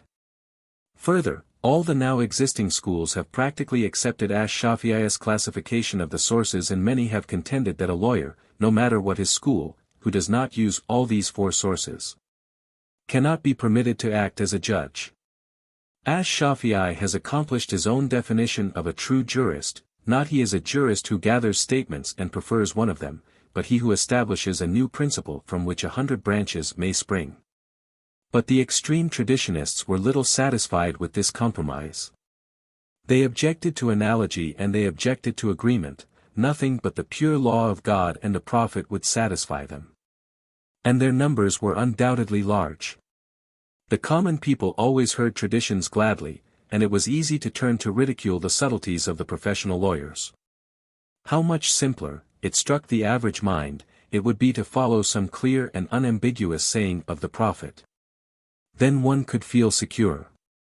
This desire of the plain man to take traditions and interpret them strictly in liter ali was met by the school of Dud az-Zahiri, David the literalist. He was born 3 or 4 years before the death of Ash-Shahrastani, which occurred in 204. He was trained as a Shafi'ite in that, too, of the narrower, more traditional type, but it was not traditional enough for him. So he had to cut himself loose and form a school of his own. He rejected utterly analogy. He limited agreement, as a source, to the agreement of the immediate companions of Muhammad, and in this he has been followed by the Wahhabites alone among moderns. He limited himself to Quran and prophetic usage. In another point also, he diverged. Ash-Shafi'i had evidently exercised a very great personal influence upon his followers.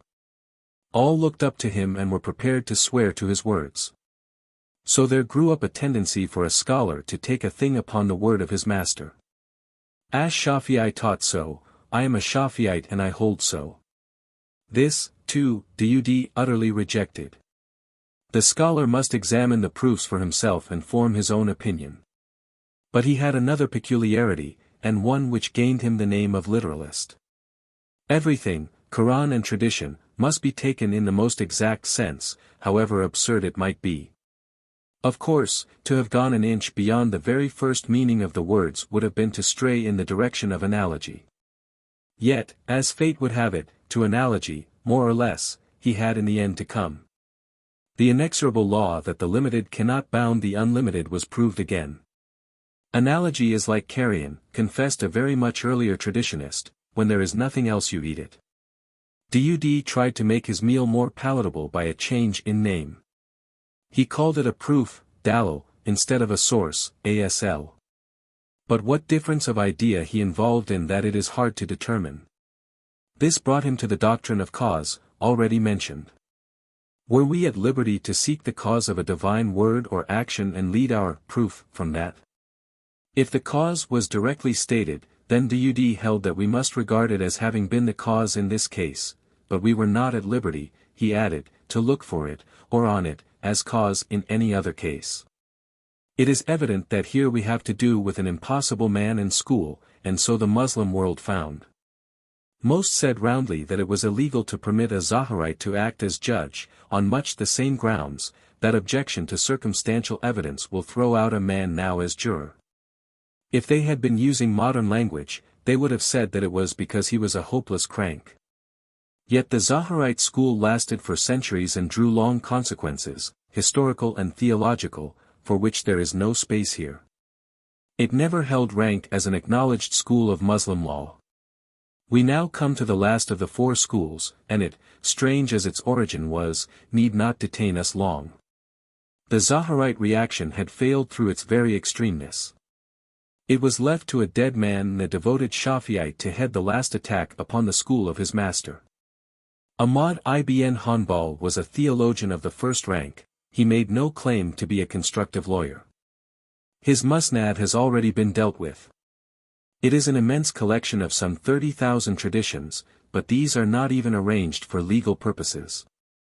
He suffered terribly for the orthodox faith in the rationalist persecution under the Khalifa al-Ma'mun, and his sufferings gained him the position of a saint. But he never dreamed of forming a school, least of all in opposition to his master, Ash-Shafi'i.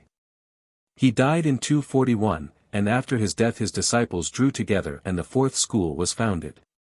It was simply reactionary and did not make progress in any way. It minimized agreement and analogy and tended toward literal interpretation. As might be expected from its origin, its history has been one of violence, of persecution and counter-persecution, of insurrection and riot. Again and again the streets of Baghdad ran blood from its excesses. It has now the smallest following of the 4 surviving schools. There is no need to pursue this history further. With Ash-Shafi'i the great development of Muslim jurisprudence closes. Legislation, equity, legal fiction have done their parts. The hope for the future lay, and lies, in the principle of the agreement. The common sense of the Muslim community, working through that expression of Catholicity, has set aside in the past even the undoubted letter of the Quran, and in the future will still further break the grasp of that dead hand. It is the principle of unity in Islam. But there is a principle of variety as well. The 4 schools of law whose origin has been traced are all equally valid and their decisions equally sacred in Muslim eyes. The believer may belong to any one of these which he chooses, he must belong to one, and when he has chosen his school, he accepts it and its rules to the uttermost. Yet he does not cast out as heretics the followers of the other schools.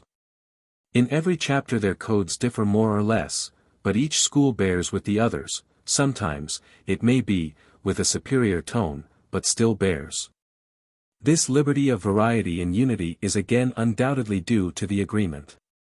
It has expressed itself, as it often does, in apocryphal traditions from the Prophet, the last rag of respect left to the traditionist school. Thus we are told that the Prophet said, "The disagreement of my people is a mercy from God."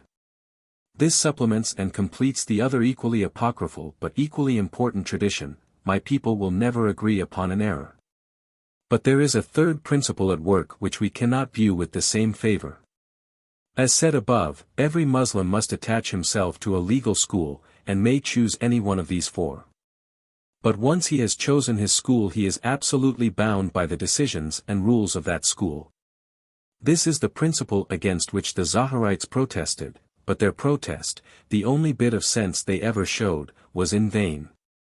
The result of its working throughout centuries has been that now no one except from a spirit of historical curiosity ever dreams of going back from the textbooks of the present day to the works of the older masters. Further, such an attempt to get behind the later commentaries would not be permitted. We have comment upon comment upon comment, abstract of this and expansion of that, but each hangs by his predecessor and dares not go another step backward. The great masters of the 4 schools settled the broad principles, they were authorities of the first degree, Mujtahid and Mutlaq, second to Muhammad in virtue of his inspiration only. Second won the masters who had authority within the separate schools, Mujtahid and Fa'il Madhahib, to determine the questions that arose there. Third, masters of still lesser rank for minor points, Mujtahid and Bil-Fatwa. And so the chain runs on. The possibility of a new legal school arising or of any considerable change among these existing schools is flatly denied. Every legist now has his place and degree of liberty fixed, and he must be content. These 3 principles, then, of Catholic unity and its ability to make and abrogate laws, of the liberty of diversity in that unity, and of blind subjection to the past within that diversity. These 3 principles must be our hope and fear for the Muslim peoples. What that future will be none can tell.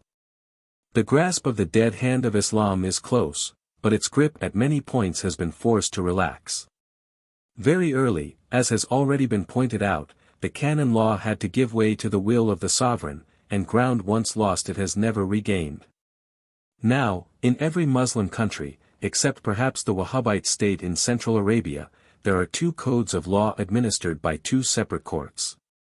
The one judges by this canon law and has cognizance of what we may call private and family affairs, marriage, divorce, inheritance. Its judges, at whose head in Turkey stands the Sheikh al-Islam, a dignity first created by the Ottoman Sultan Muhammad II in 1453, after the capture of Constantinople.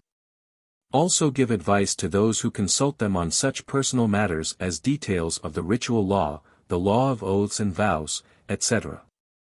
The other court knows no law except the custom of the country, urf, ada, and the will of the ruler, expressed often in what are called canons, statutes. Thus, in Turkey at the present day, besides the codices of canon law, there is an accepted and authoritative corpus of such canons. It is based on the Code Napoleon and administered by courts under the Minister of Justice. This is the nearest approach in Islam to the development by statute, which comes last in Sir Henry Maine's analysis of the growth of law. The court guided by these canons decides all matters of public and criminal law, all affairs between man and man. Such is the legal situation throughout the whole Muslim world, from Sulu to the Atlantic and from Africa to China. The canon lawyers, on their side, have never admitted this to be anything but flat usurpation. There have not failed some even who branded as heretics and unbelievers those who took any part in such courts of the world and the devil. They look back to the good old days of the rightly guided caliphs, when there was but one law in Islam, and forward to the days of the Mahdi when that law will be restored. There, between a dead past and a hopeless future, we may leave them. The real future is not theirs. Law is greater than lawyers, and it works in the end for justice and life.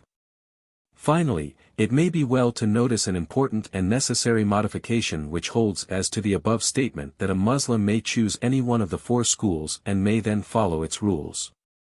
As might be expected, geographical influences weigh overwhelmingly in this choice.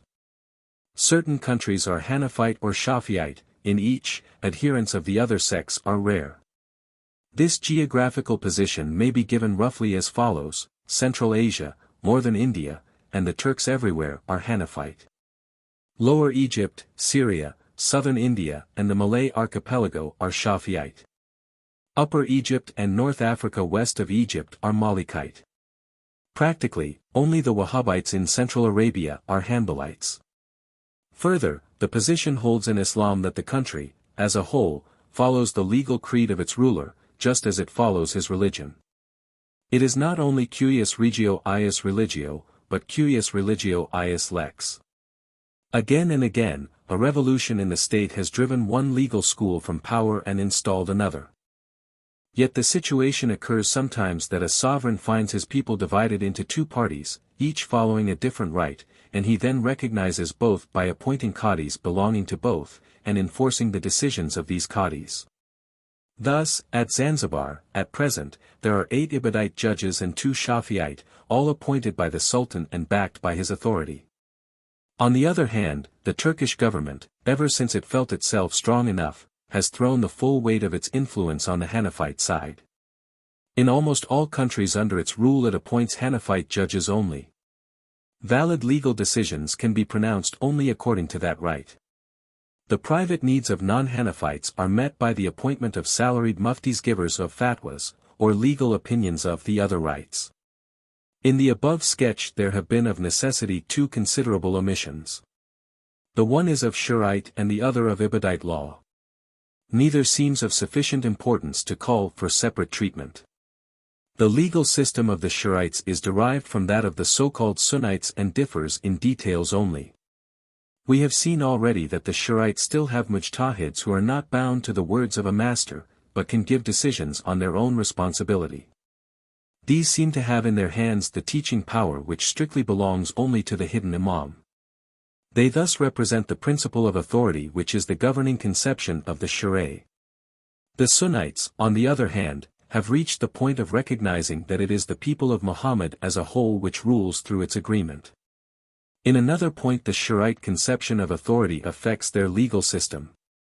They utterly reject the idea of coordinate schools of law, to the doctrine of the varying, ikhtilaf, as it is called, and the liberty of diversity which lies in it, they oppose the authority of the imam. There can be only one truth and there can be no trifling with it even in details. Among the Shurites of the Zaydite sect this was affected also by their philosophical studies and a philosophical doctrine of the unity of truth. But to the Imamites it is an authoritative necessity and not one of thought.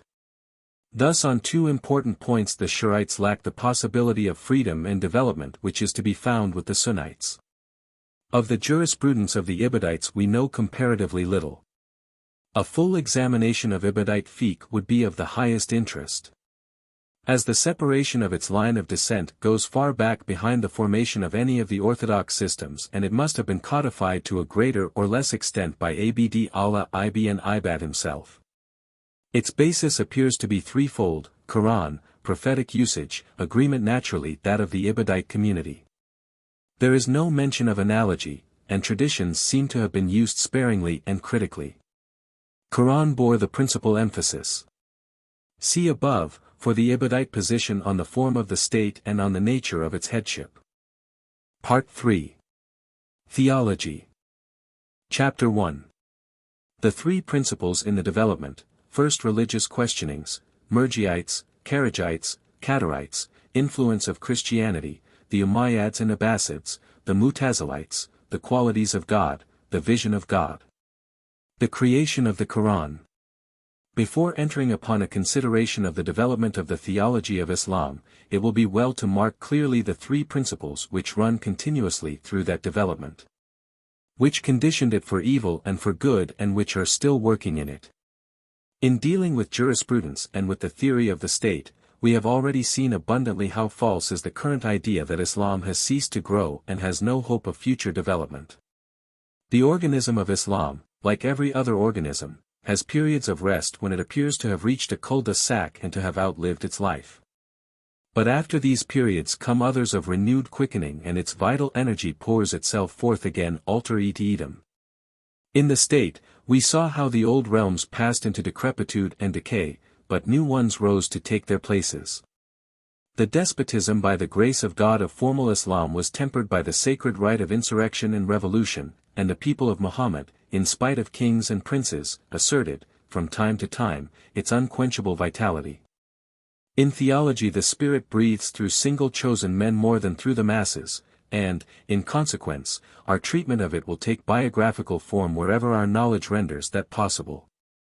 But whether we have men or naked movements, the begetters of which are names to us or less, three threads are woven distinctly through the web of Muslim religious thought.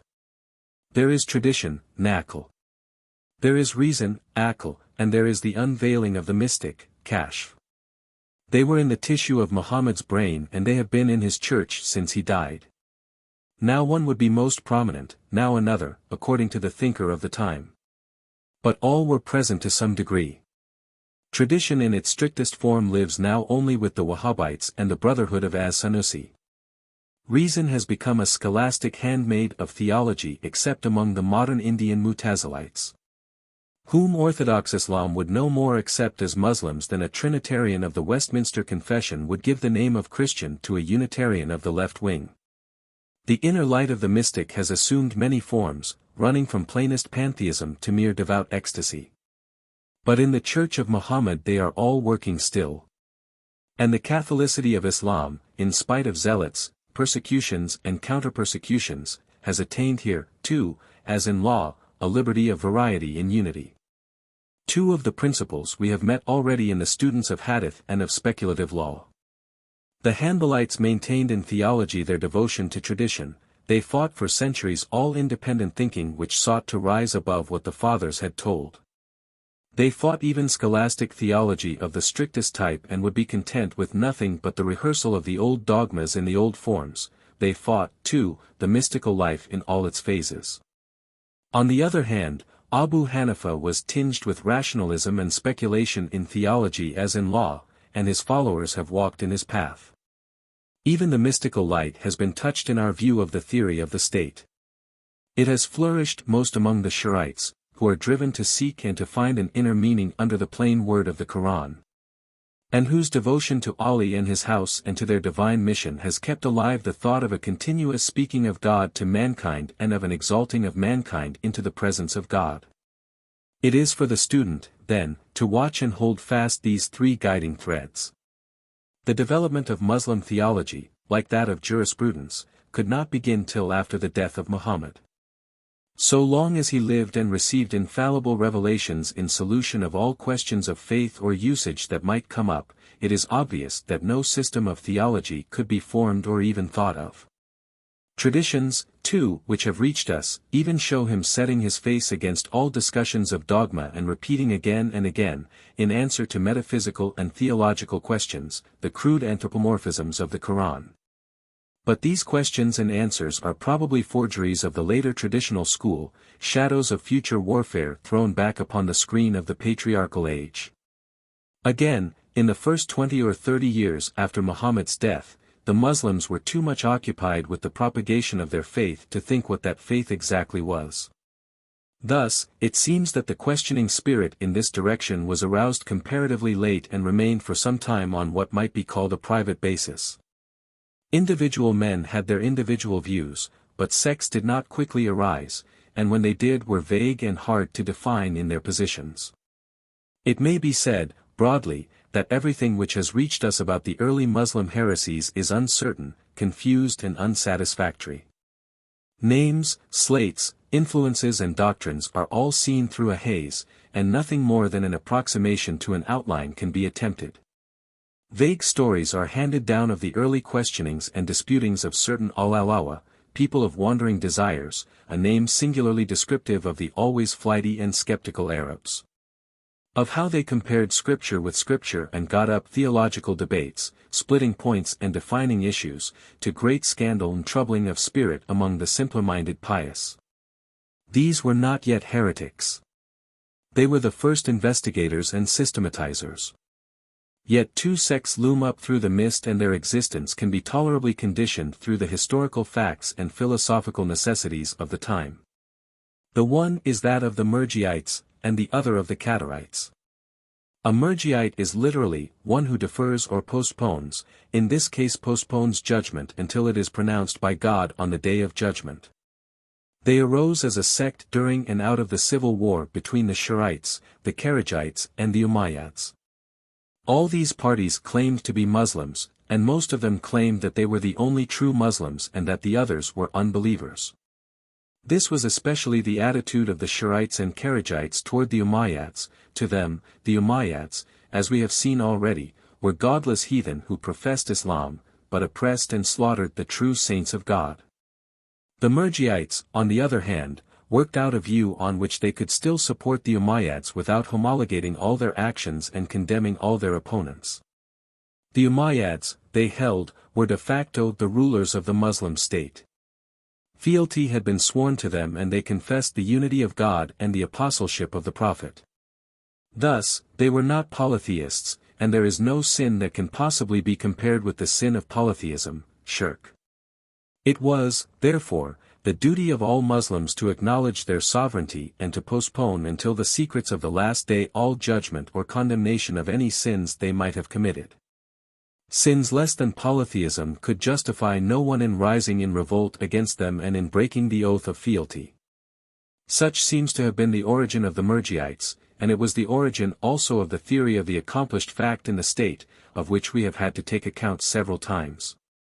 Thus, between the fanatical venerators of the canon law, to whom all the caliphs, after the first four, were an abomination, and the purely worldly lawyers of the court party, there came a group of pious theologians who taught that the good of the Muslim community required obedience to the ruler of the time, even though his personal unworthiness were plain. As a consequence, success can legitimate anything in the Muslim state. But with the passing away of the situation which gave rise to Murji'ism, it itself changed from politics to theology. As a political party it had opposed the political puritanism of the Kharijites. It now came to oppose the uncompromising spirit in which these damned all who differed from them even in details and brandished the terrors of the wrath of God over their opponents. It is true that this came natural to Islam. The earlier Muslims seem in general to have been oppressed by a singularly gloomy fatalism. To use modern theological language, they labored under a terrible consciousness of sin. They viewed the world as an evil temptress, seducing men from heavenly things. Their lives were hedged about with sins, great and little, and each deserved the eternal wrath of God. The recollection of their latter end they kept ever before them, and the terrors that it would bring, for they felt that no amount of faith in God and His Prophet could save them in the judgment to come. The roots of this run far back. Before the time of Muhammad and at his time there were among the Arab tribes, scattered here and there, many men who felt a profound dissatisfaction with heathenism, its doctrines and religious rites. The conception of God and the burden of life pressed heavily upon them. They saw men pass away and descend into the grave, and they asked whither they had gone and what had become of them. The thought of this fleeting, transitory life and of the ocean of darkness and mystery that lies around it, drove them away to seek truth in solitude and the deserts. They were called Hanifs. The word is a very doubtful derivation, and Muhammad himself, in the early part of his career, reckoned himself one of them. But we have evidence from heathen Arab poetry that these Hanifs were regarded as much the same as Christian monks, and that the term Hanif was used as a synonym for Rahib, monk. And, in truth, the very soul of Islam sprang from these solitary hermits, scattered here and there throughout the desert, consecrating their lives to God, and fleeing from the wrath to come.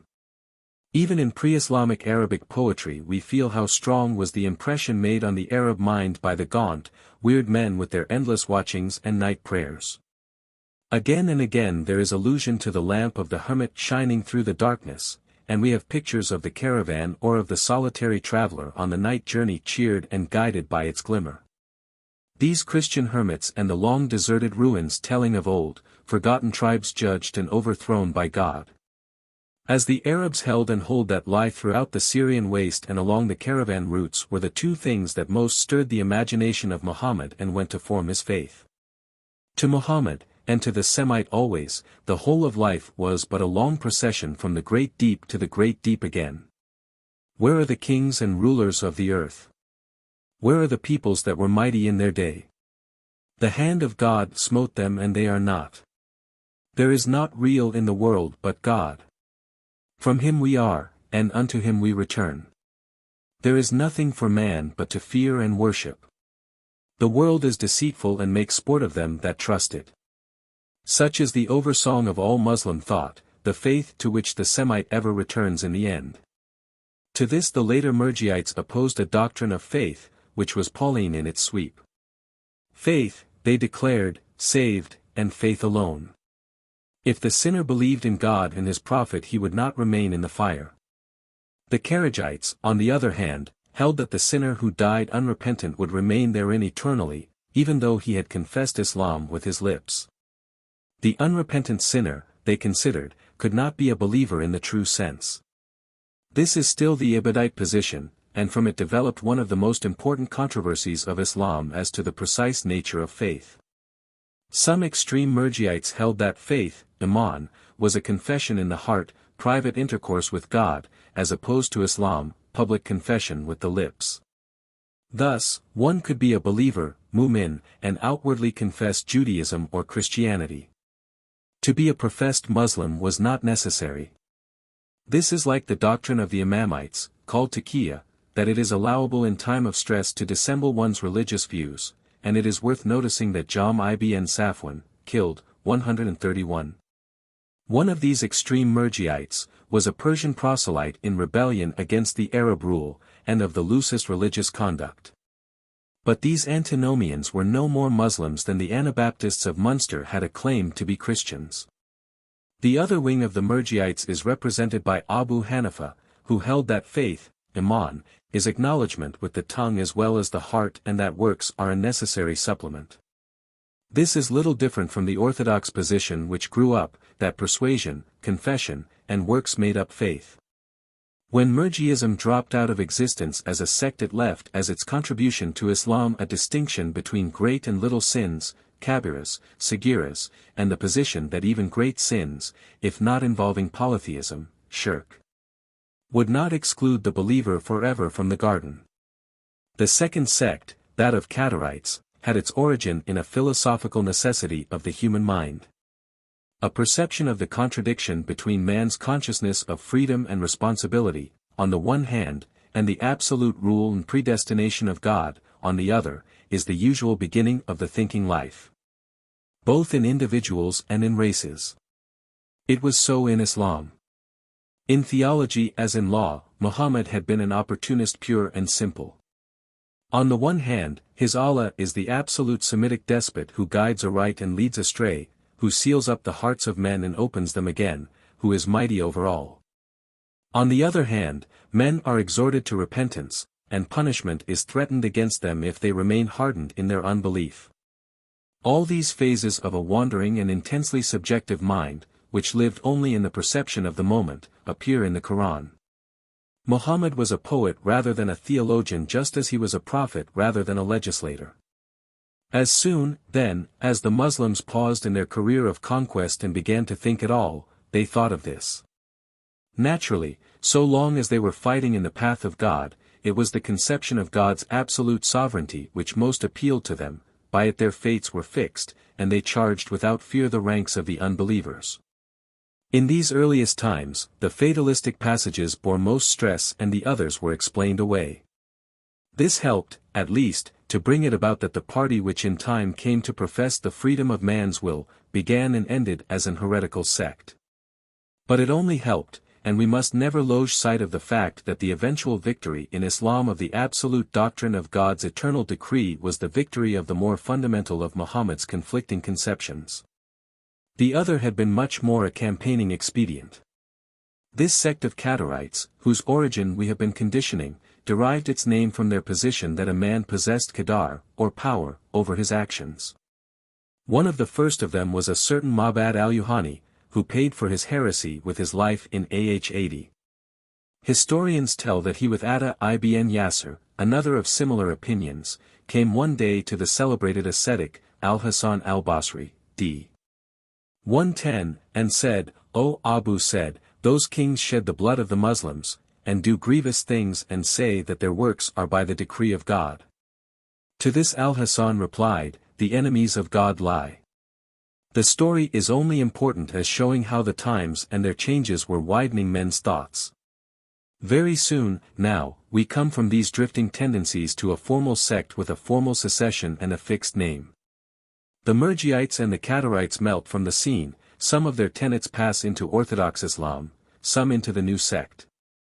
The story of its founding again connects with the outstanding figure of Al-Hasan al-Basri. He seems to have been the chief center of the religious life and movements of his time, his pupils appear and his influence shows itself in all the later schools. Someone came to him as he sat among his pupils and asked what his view was between the conflicting Murjiites and Wahhabites, the first holding that the committer of a great sin, if he had faith, was not an unbeliever, was to be accepted as a Muslim and his case left in the hands of God. The other laying more stress upon the threats, Wahid, in the Book of God and teaching that the committer of a great sin could not be a believer, that he had, ipso facto, abandoned the true faith, must go into the fire and abide there. Before the master could reply, one of his pupils, some say Amr ibn Abaid, d. circ 141, others, Wasil ibn Atta, d. 131, broke in with the assertion of an intermediate position. Such an one was neither a believer nor an unbeliever. Then he left the circle which sat round the master, went to another part of the mosque and began to develop his view to those who gathered round him. The name believer, mu'min, he taught, was a term of praise, and an evildoer was not worthy of praise and could not have that name applied to him. But he was not an unbeliever either, for he assented to the faith. If he, then, died unrepentant, he must abide forever in the fire, for there are only two divisions in the next world, heaven and hell, but his torments would be mitigated on account of his faith. The position to which Orthodox Islam eventually came was that a believer could commit a great sin. If he did so, and died unrepentant, he went to hell, but after a time would be permitted to enter heaven. Thus, hell became for believers a sort of purgatory. On this secession, Al-Hasan only said, Itazila Anna, he has seceded from us. So the new party was called the Mu'tazila, the secession. That, at least, is the story, which may be taken for what it is worth. The fixed facts are the rise at the beginning of the 2nd century after the hijrah of a tolerably definite school of dissenters from the traditional ideas, and their application of reason to the dogmas of the Quran. We have noted already the influence of Christianity on Muhammad through the hermits of the desert. From it sprang the asceticism of Islam, and that asceticism grew and developed into quietism and thence into mysticism. The last step was still in the future, but already at this time there were wandering monks who imitated their Christian brethren in the wearing of a coarse woolen frock and were thence called Sufis, from suf, wool. It was not long before Sufi came to mean mystic, and the third of the three great threads was definitely woven into the fabric of Muslim thought. But that was not the limit of Christian influence. Those anchorites in their caves and huts had little training in the theology of the schools, the dogmas of their faith were of a practical simplicity. But in the development of the Murjiites and Qadarites it is impossible to mistake the workings of the dialectic refinements of Greek theology as developed in the Byzantine and Syrian schools.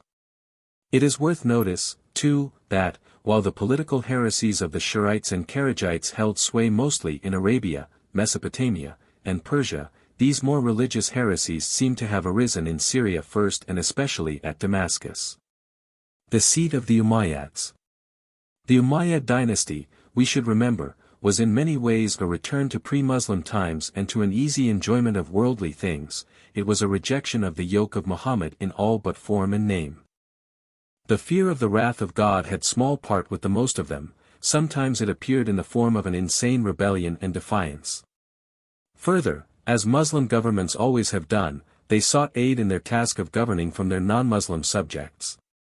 So it came about that Sergius, the father of Johannes Damascenus, was treasurer under them, and that after his death, this John of Damascus himself, the last great doctor of the Greek Church and the man under whose hands its theology assumed final form, became wazir and held that post until he withdrew from the world and turned to the contemplative life.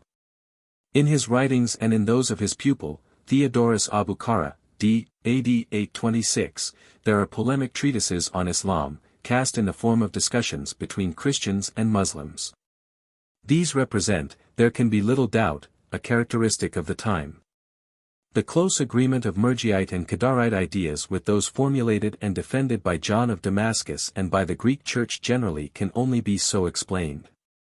The Murjiite rejection of eternal punishment and emphasis on the goodness of God and his love for his creatures, the Qadarite doctrine of free will and responsibility, are to be explained in the same way as we have already explained the presence of sentences in the Muslim fiqh which seem to be taken bodily from the Roman codes.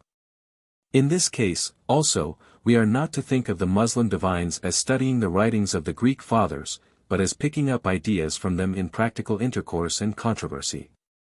The very form of the tract of John of Damascus is significant. When the Saracen says to you such and such, then you will reply. This, as a whole, is a subject which calls for investigation, but so far it is clear that the influence of Greek theology on Islam can hardly be overestimated. The one outstanding fact of the enormous emphasis laid by both on the doctrine of the nature of God and his attributes is enough. It may even be conjectured that the harsher views developed by Western Muslims, and especially by the theologians of Spain, were due, on the other hand, to Augustinian and Roman influence. It is, to say the least, a curious coincidence that Spanish Islam never took kindly to metaphysical or scholastic theology, in the exact sense, but gave almost all its energy to canon law. But there were other influences to come. With the fall of the Umayyads and the rise of the Abbasids, the intellectual center of the empire moved to the basin of the Euphrates and the Tigris. The story of the founding of Baghdad there, in 145, we have already heard.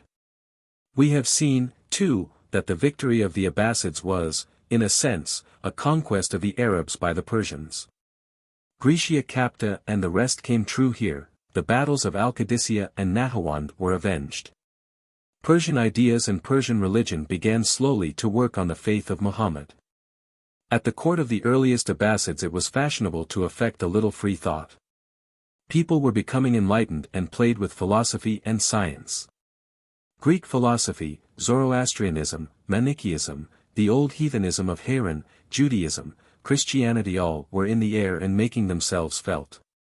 So long as the adherents and teachers of these took them in a purely academic way, were good subjects and made no trouble, the earlier Abbasids encouraged their efforts, gathered in the scientific harvest, paid well for translations, instruments, and investigations, and generally posed as patrons of progress. But a line had to be drawn somewhere and drawn tightly. The victory of the Abbasids had raised high hopes among the Persian nationalists. They had thought that they were rallying to the overthrow of the Arabs, and found, when all was done, that they had got only another Arab dynasty. So revolts had begun to break out afresh, and now, curiously enough, they were of a marked religious character. They were an expression of religious sects, Buddhistic, Zoroastrian, Manichaean, and parties with prophetic leaders of their own. All are swept together by Muslim writers as Zinadics, probably literally, initiates, originally Manichaeans, thereafter, practically non-Muslims concealing their unbelief. For when not in open revolt they must needs profess Islam. In 167, we find al-Mahdi, who was also, it is true, much more strict than his father, al-Mansur, appointing a grand inquisitor to deal with such heretics. Al-Mansur, however, had contented himself with crushing actual rebellion. And Christian, Jew, Zoroastrian, and heathen of Haran were tolerated so long as they brought to him the fruits of Greek science and philosophy. That they did willingly, and so, through 3 intermediaries, science came to the Arabs. There was a heathen Syrian source with its center at Haran, of which we know comparatively little. There was a Christian Syrian source working from the multitudinous monasteries scattered over the country. There was a Persian source by which natural science, and medicine especially, were passed on. Already in the 5th century AD an academy of medicine and philosophy had been founded at Gondashaper in Khuzestan. One of the directors of this institution was summoned, in 148, to prescribe for al-Mansur, and from that time on it furnished court physicians to the Abbasids. On these 3 paths, then, Aristotle and Plato, Euclid and Ptolemy, Galen and Hippocrates reached the Muslim peoples. The first 100 years of the Abbasid Caliphate was the golden age of Muslim science, the period of growth and development for the people of Muhammad fairly as a whole. Intellectual life did not cease with the close of that period, but the Caliphate ceased to aid in carrying the torch. Thereafter, learning was protected and fostered by individual rulers here and there, and individual investigators and scholars still went on their own quiet paths. But free intellectual life among the people was checked, and such learning as still generally flourished fell more and more between fixed bounds. Scholasticism, with its formal methods and systems, its subtle deductions and endless ramifications of proof and counterproof, drew away attention from the facts of nature. The Oriental brain studied itself and its own workings to the point of dizziness, and then turned and clung fast to the certainties of revelation. Under this spell heresy and orthodoxy proved alike sterile. We return, now, to the beginnings of the Mutazilites. These served themselves heirs upon the Kadarites and denied that God predestined the actions of men. Death and life, sickness, health, and external vicissitudes came, they admitted, by God's Qadar, but it was unthinkable that man should be punished for actions not in his control. The freedom of the will is an a priori certainty, and man possesses Qadar over his own actions. This was the position of Wasil ibn Atta, of whom we have already heard. But to it he added a second doctrine, the origin of which is obscure, although suggestive of discussions with Greek theologians. The Quran describes God as willing, knowing, decreeing, etc. Strictly as the willing one, the knowing one, the decreeing one, etc., and the Orthodox hold that such expressions could only mean that God possesses as qualities, sifat, will, knowledge, power, life, etc. To this Wasil raised objections. God was one, and such qualities would be separate beings. Thus, his party and the Mutazilites always called themselves the people of unity and justice, al-Tawhid wal-Adl. The unity being of the divine nature, the justice consisting in that they opposed God's Qadar over men and held that he must do for the creature that which was best for it. Orthodox Islam held and holds that there can be no necessity upon God, even to do justice, he is absolutely free, and what he does man must accept. It flatly opposes the position held by the Mutazilites in general, that good and evil can be perceived and distinguished by the intellect, aql. Good and evil have their nature by God's will, and man can learn to know them only by God's teachings and commands. Thus, except through revelation, there can be neither theology nor ethics. The next great advance was made by Abu Hudhail Muhammad al-Alaf, d. circa 226, a disciple of the second generation from Wasil. At his hands the doctrine of God's qualities assumed a more definite form. Wasil had reduced God to a vague unity, a kind of eternal oneness. Abu Hudhail taught that the qualities were not in his essence, and thus separable from it, thinkable apart from it, but that they were his essence. Thus, God was omnipotent by his omnipotence, but it was his essence and not in his essence. He was omniscient by his omniscience and it was his essence. Further, he held that these qualities must be either negations or relations. Nothing positive can be asserted of them, for that would mean that there was in God the complexity of subject and predicate, being and quality, and God is absolute unity. This view the Muslim theologians regard as a close approximation to the Christian Trinity. For them, the persons of the Trinity have always been personified qualities, and such seems really to have been the view of John of Damascus. Further, God's will, according to Abu Hudhail, as expressed in his creative word, did not necessarily exist in a subject, fi mehul, in subiecto. When God said, be, creatively, there was no subject. Again, he endeavored and in this he was followed by most of the Mutazilites to cut down the number of God's attributes. His will, he said, was a form of his knowledge, he knew that there was good in an action, and that knowledge was his will. His position on the Qadar question was peculiar. With regard to this world, B was a Qadarite, but in the next world, both in heaven and in hell, he thought that all changes were by divine necessity. Otherwise, that is, if men were free, there would be obligation to observe a law, taklif, but there is no such obligation in the other world. Thus, whatever happened there happened by God's decree. Further, he taught that, eventually, nothing would happen there, that there would be no changes, but only an endless stillness in which those in heaven had all its joys and those in hell all its pains. This is a close approximation to the view of Jam ibn Safwan, who held that after the judgment both heaven and hell would pass away and God remain alone as he was in the beginning. To these doctrines Abu Hudhail seems to have been led by two considerations, both significant for the drift of the Mutazilites. First, there was about their reasonings a grimness of logic touched with utilitarianism.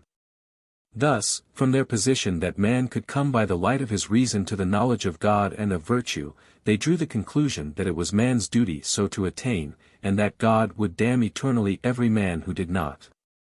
Their utilitarianism, again, comes out strikingly in their view of heaven and hell. These, at present, were serving no useful purpose because they had no inhabitants, therefore, at present they did not exist.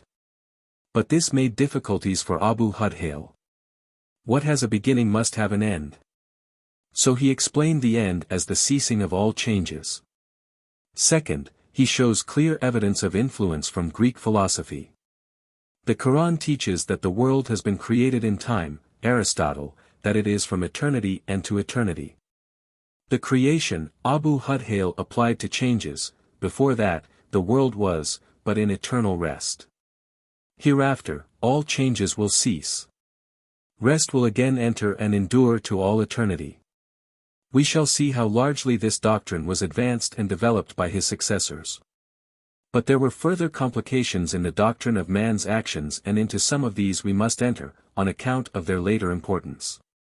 Not everything that comes from the action of a man is by his action. God has a creative part in it, apparently as regards the effects. Especially, knowledge in the mind of a pupil does not come from the teacher, but from God. The idea seems to be that the teacher may teach, but that the being taught in the pupil is a divine working.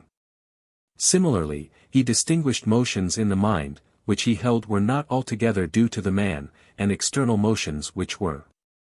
There is given, too, to a man at the time of his performing an action an ability to perform the action, which is a special accident in him apart from any mere soundness of health or limb. In these ways, Abu Hudhail recognized God's working through man. Another of his positions had a similar basis and was a curious combination of historical criticism and mysticism, a combination which we shall find later in Al-Ghazzali, a much greater man. The evidence of tradition for things dealing with the unseen world, al-Ghaib, he rejected. 20 witnesses might hand on the tradition in question, but it was not to be received unless among them there was one, at least, of the people of paradise. At all times, he taught, there were in the world these friends of God, Aliya Allah, Singh.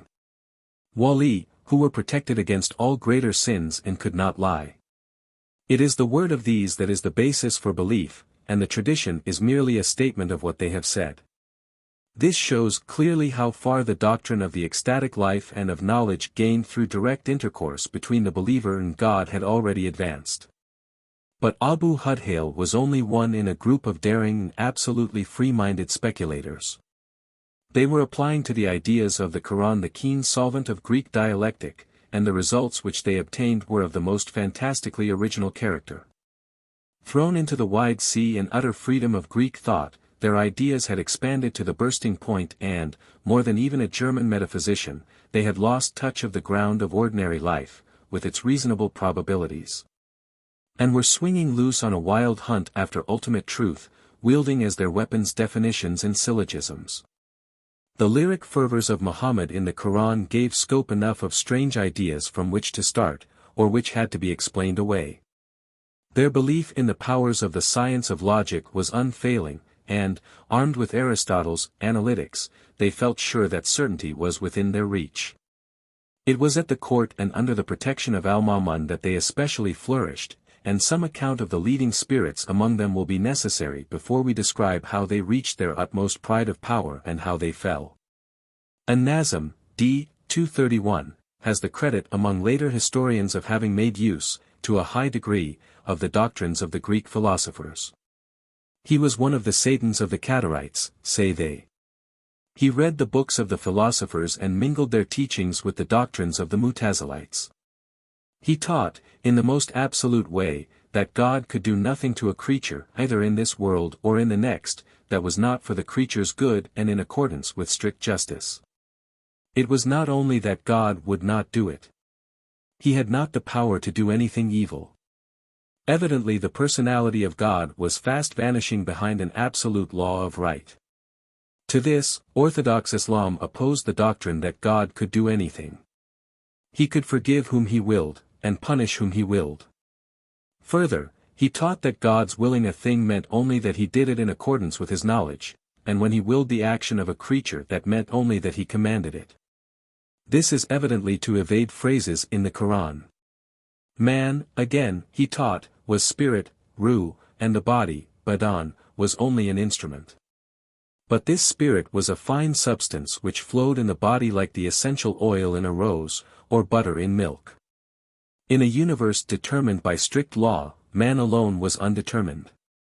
He could throw a stone into the air, and by his action the stone went up, but when the force of his throw was exhausted it came again under law and fell. If he had only asked himself how it came to fall, strange things might have happened. But he, and all his fellows, were only playing with words like counters. Further, he taught that God had created all created things at once, but that he kept them in concealment until it was time for them to enter on the stage of visible being and do their part. All things that ever will exist are thus existing now, but, in a sense, in retentis. This seems to be another attempt to solve the problem of creation in time, and it had important consequences. Further, the Quran was no miracle, mujiz, to him. The only miraculous elements in it are the narratives about the unseen world, and past things and things to come, and the fact that God deprived the Arabs of the power of writing anything like it. But for that, they could easily have surpassed it as literature. As a high Imamite he rejected utterly agreement and analogy. Only the divinely appointed Imam had the right to supplement the teaching of Muhammad. We pass over some of his metaphysical views, odd as they are. The Muslim writers on theological history have classified him rightly as more of a physicist than a metaphysician.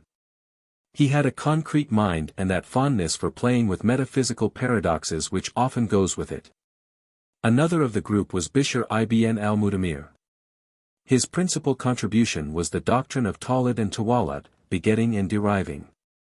It is the transmission of a single action through a series of objects, the agent meant to affect the first object only, the effect on the others followed. Thus, he moves his hand, and the ring on his finger is moved. What relation of responsibility, then, does he bear to these derived effects? Generally, how are we to view a complex of causes acting together and across one another? The answer of later Orthodox Islam is worth giving at this point.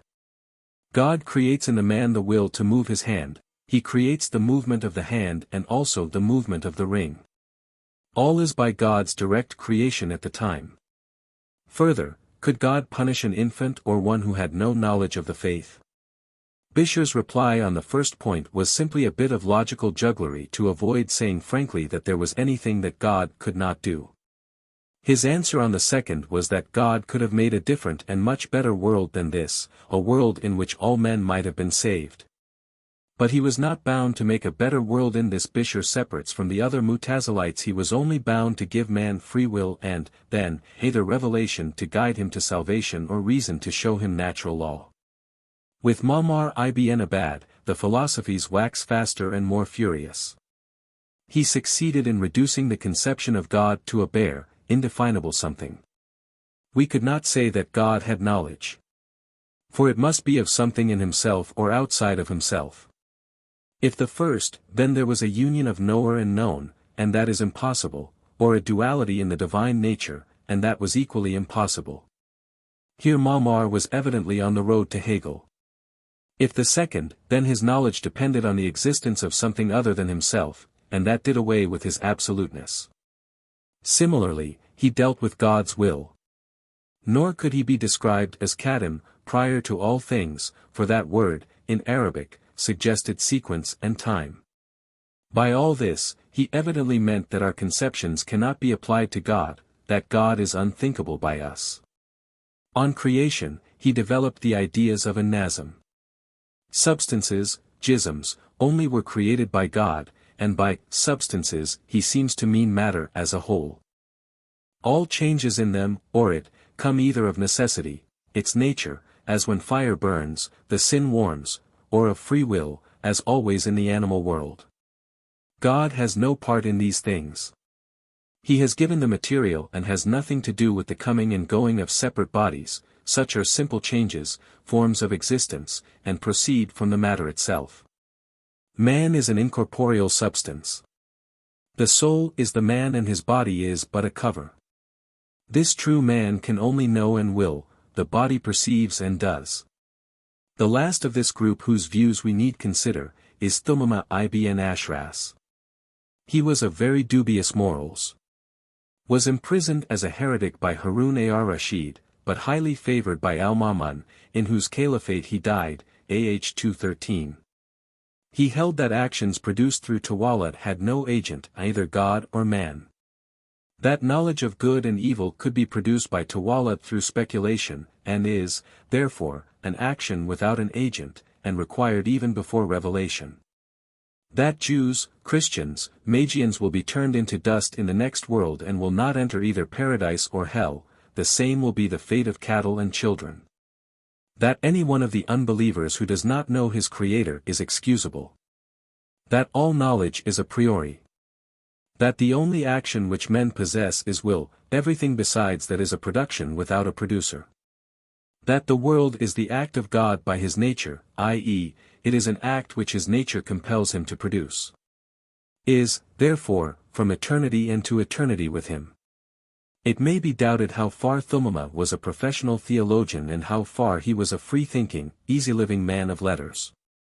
In all this, the influence of Greek theology and of Aristotle can be clearly traced. With Aristotle had come to them the idea of the world as law, an eternal construction subsisting and developing on fixed principles. This conception of law shows itself in their thought frankly at strife with Muhammad's conception of God as will, as the sovereign over all.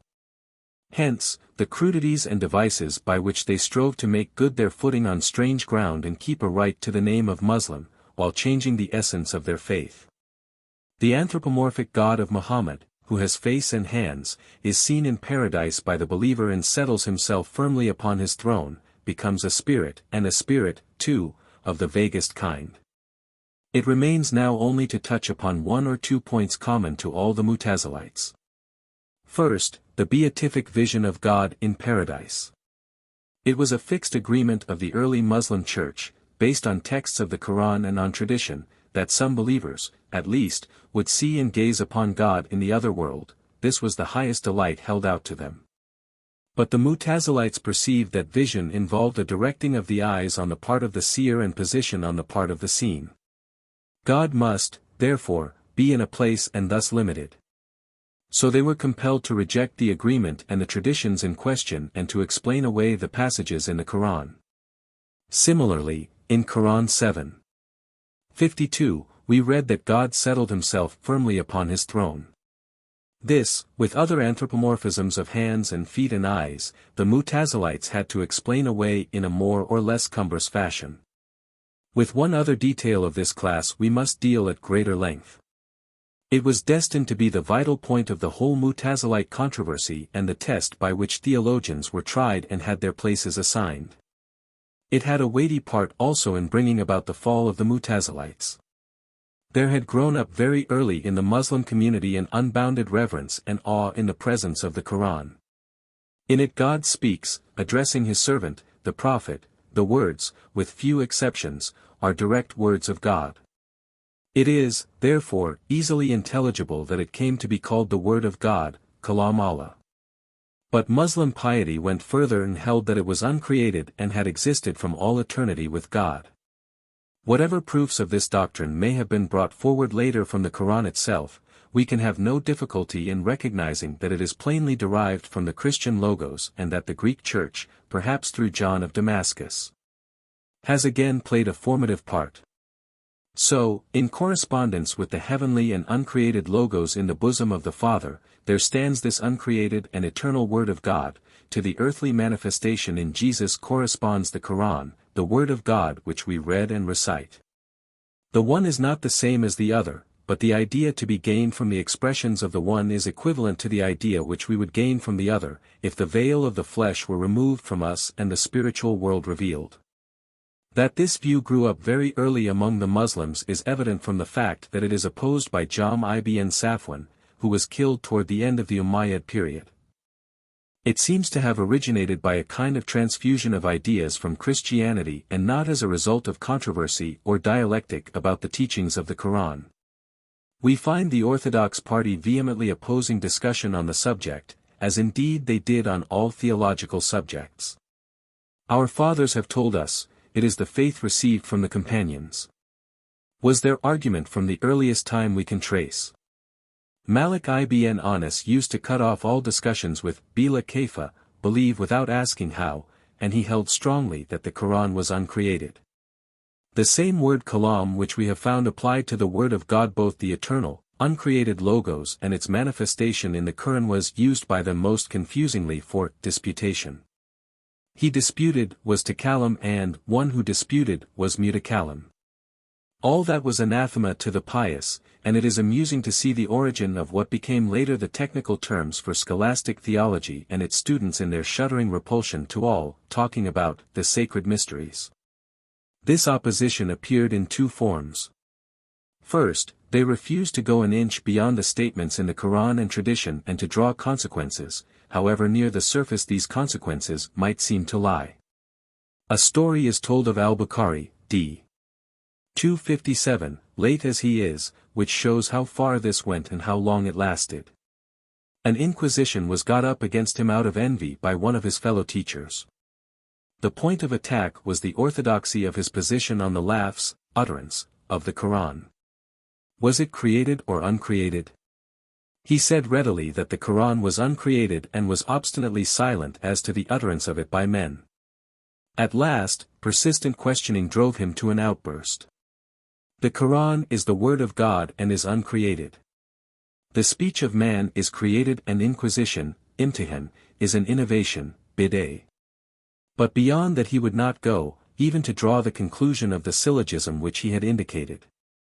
Some, as we may gather from this story, had felt themselves driven to hold that not only the Quran in itself but also the utterance of it by the lips of men and the writing of it by men's hands, all between the boards, as they said, was uncreated. Others were coming to deny absolutely the existence of the eternal Logos and that this revealed Quran was uncreated in any sense. But others, as Al-Bukhari, while holding tenaciously that the Quran was uncreated, refused to make any statement as to its utterance by men. There was nothing said about that in Quran or tradition. The second form of opposition was to any upholding of their belief by arguments, except of the simplest and most apparent. That was an invasion by reason, aql, of the realm of traditional faith, naql. When the pious were eventually driven to dialectic weapons, their arguments show that these were snatched up to defend already occupied positions. They ring artificial and forced. Thus, in the Quran itself, the Quran is called knowledge from God. It is, then, inseparable from God's quality of knowledge. But that is eternal and uncreated, therefore, so too, the Quran. Again, God created everything by the word, be. But this word cannot have been created, otherwise a created word would be a creator. Therefore, God's word is uncreated. Again, there stands in the Quran, 7:52, are not the creation and the command His? The command here is evidently different from the creation, i.e., not created. Further, God's command creates, therefore it cannot be created. But it is God's word in command. It will be noticed here how completely God's word is hypostatized. This appears still more strongly in the following argument. God said to Moses, Qur. 7:141, I have chosen thee over mankind with my apostolate and my word. God, therefore, has a word. But, again, Qur. 4:162, he addresses Moses with this word, Kalamallahu Musa taklima, evidently regarded as meaning that God's word addressed Moses, and said, Lo, I am thy Lord. This argument is supposed to put the opponent in a dilemma. Either he rejects the fact of Moses being so addressed, which is rejecting what God has said, and is, therefore, unbelief, or he holds that the kalam which so addresses Moses is a created thing. Then, a created thing asserts that it is Moses' Lord. Therefore, God's kalam with which he addresses the prophets, or which addresses the prophets, is eternal, uncreated. But if this doctrine grew up early in Islam, opposition to it was not slow in appearing, and that on different sides. Literary vanity, national pride, and philosophical scruples all made themselves felt. Even in Muhammad's lifetime, according to the legend of the poet Labid and the verses which he put up in challenge on the Kabiye, the Quran had taken rank as inimitable poetry. At all points it was the word of God and perfect in every detail. But, among the Arabs, a jealous and vain people, if there was one thing on which each was more jealous and vain than another, it was skill in working with words. The superiority of Muhammad as a prophet of God they might endure, though often with a bad grace, but Muhammad as a rival and unapproachable literary artist they could not away with. So we find satire of the weaknesses of the Quran appearing here and there, and it came to be a sign of emancipation and freedom from prejudice to examine it in detail and balance it against other products of the Arab genius. The rival productions of Musaylima, the false prophet, long enjoyed a semi-contraband existence, and Abu Ubaidah, d. 208, found it necessary to write a treatise in defense of the metaphors of the Quran. Among the Persians this was still more the case. To them, Muhammad might be a prophet, but he was also an Arab, and while they accepted his mission, accepting his books in a literary way was too much for them. As a prophet, he was a man. As a literary artist, he was an Arab. So Jam ibn Safwan may have felt, so, certainly, others felt later. The poet Bashar ibn Bird, killed for satire, in 167, a companion of Wasil ibn Atta and a Persian of very dubious orthodoxy, used to amuse himself by comparing poems by himself and others with passages in the Quran, to the disadvantage of the latter. And Ibn al-Makaffa, killed about 140, the translator of Khalila and Dimna, and many other books into Arabic, and a Persian nationalist, is said to have planned an imitation of the Quran. Added to all this came the influence of the Mutazilite theologians. They had a double ground for their opposition. The doctrine of an absolutely divine and perfect book limited them too much in their intellectual freedom. They were willing to respect and use the Quran, but not to accept its ipsissima verba. Regarded as the production of Muhammad under divine influence, it could have a human and a divine side, and things which needed to be dropped or changed in it could be ascribed to the human side. But that was not possible with a miraculous book come down from heaven. In a word, they were meeting the difficulty which has been met by Christianity in the latter half of the 19th century. The least they could do was to deny that the Quran was uncreated. But they had a still more vital, if not more important, philosophical base of objection. We have seen already how they viewed the doctrine of God's qualities, Sifat, and tried to limit them in every way. These qualities ran danger, they held, of being hypostatized into separate persons like those in the Christian Trinity, and we have just seen how near that danger really lay in the case of God's Kalam. In Orthodox Islam it has become a plain logos. The position in this of An-Nazm has been given above. It is interesting as showing that the Quran, even then, was given as a probative miracle, mujiz, because it deprived all men of power, ijaz, to imitate it. That is, its aesthetic perfection was raised to the miraculous degree and then regarded as a proof of its divine origin. But Al-Muzdar, a pupil of Bishr ibn al-Mutamir and an ascetic of high rank, called the monk of the Mutazilites, went still further than An-Nazm. He flatly damned as unbelievers all who held the eternity of the Quran. They had taken unto themselves two gods.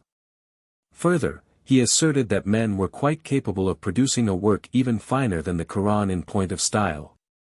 But the force of this opinion is somewhat diminished by the liberality with which he denounced his opponents in general as unbelievers. Stories are told of him very much like those in circulation with us about those who hold that few will be saved, and it is worth noticing that upon this point of salvability the Mutazilites were even narrower than the Orthodox. Chapter 2. Al-Ma'mun and the Triumph of the Mutazilites, the Mina and Ahmad ibn Hanbal, Al-Farabi, the Fatimids and the Ikhwan as-Safa, the early mystics, ascetic and pantheistic, Al-Hallaj. Such for long was the situation between the Mutazilites and their orthodox opponents. From time to time the Mutazilites received more or less protection and state favor, at other times, they had to seek safety in hiding. Popular favor they seem never to have enjoyed. As the Umayyads grew weak, they became more stiff in their orthodoxy, but with the Abbasids, and especially with Al-Mansur, thought was again free. As has been shown above, encouragement of science and research was part of the plan of that great man, and he easily saw that the intellectual hope of the future was with these theological and philosophical questioners. So their work went slowly on, with a break under Harun ar-Rashid, a magnificent but highly orthodox monarch, who understood no trifling with things of the faith. It is an interesting but useless question whether Islam could ever have been broadened and developed to the point of enduring in its midst free speculation and research. As the case stands in history, it has known periods of intellectual life, but only under the protection of isolated princes here and there. It has had Augustan ages, it has never had great popular yearnings after wider knowledge. Its intellectual leaders have lived and studied and lectured at courts, they have not gone down and taught the masses of the people. To that the democracy of Islam has never come.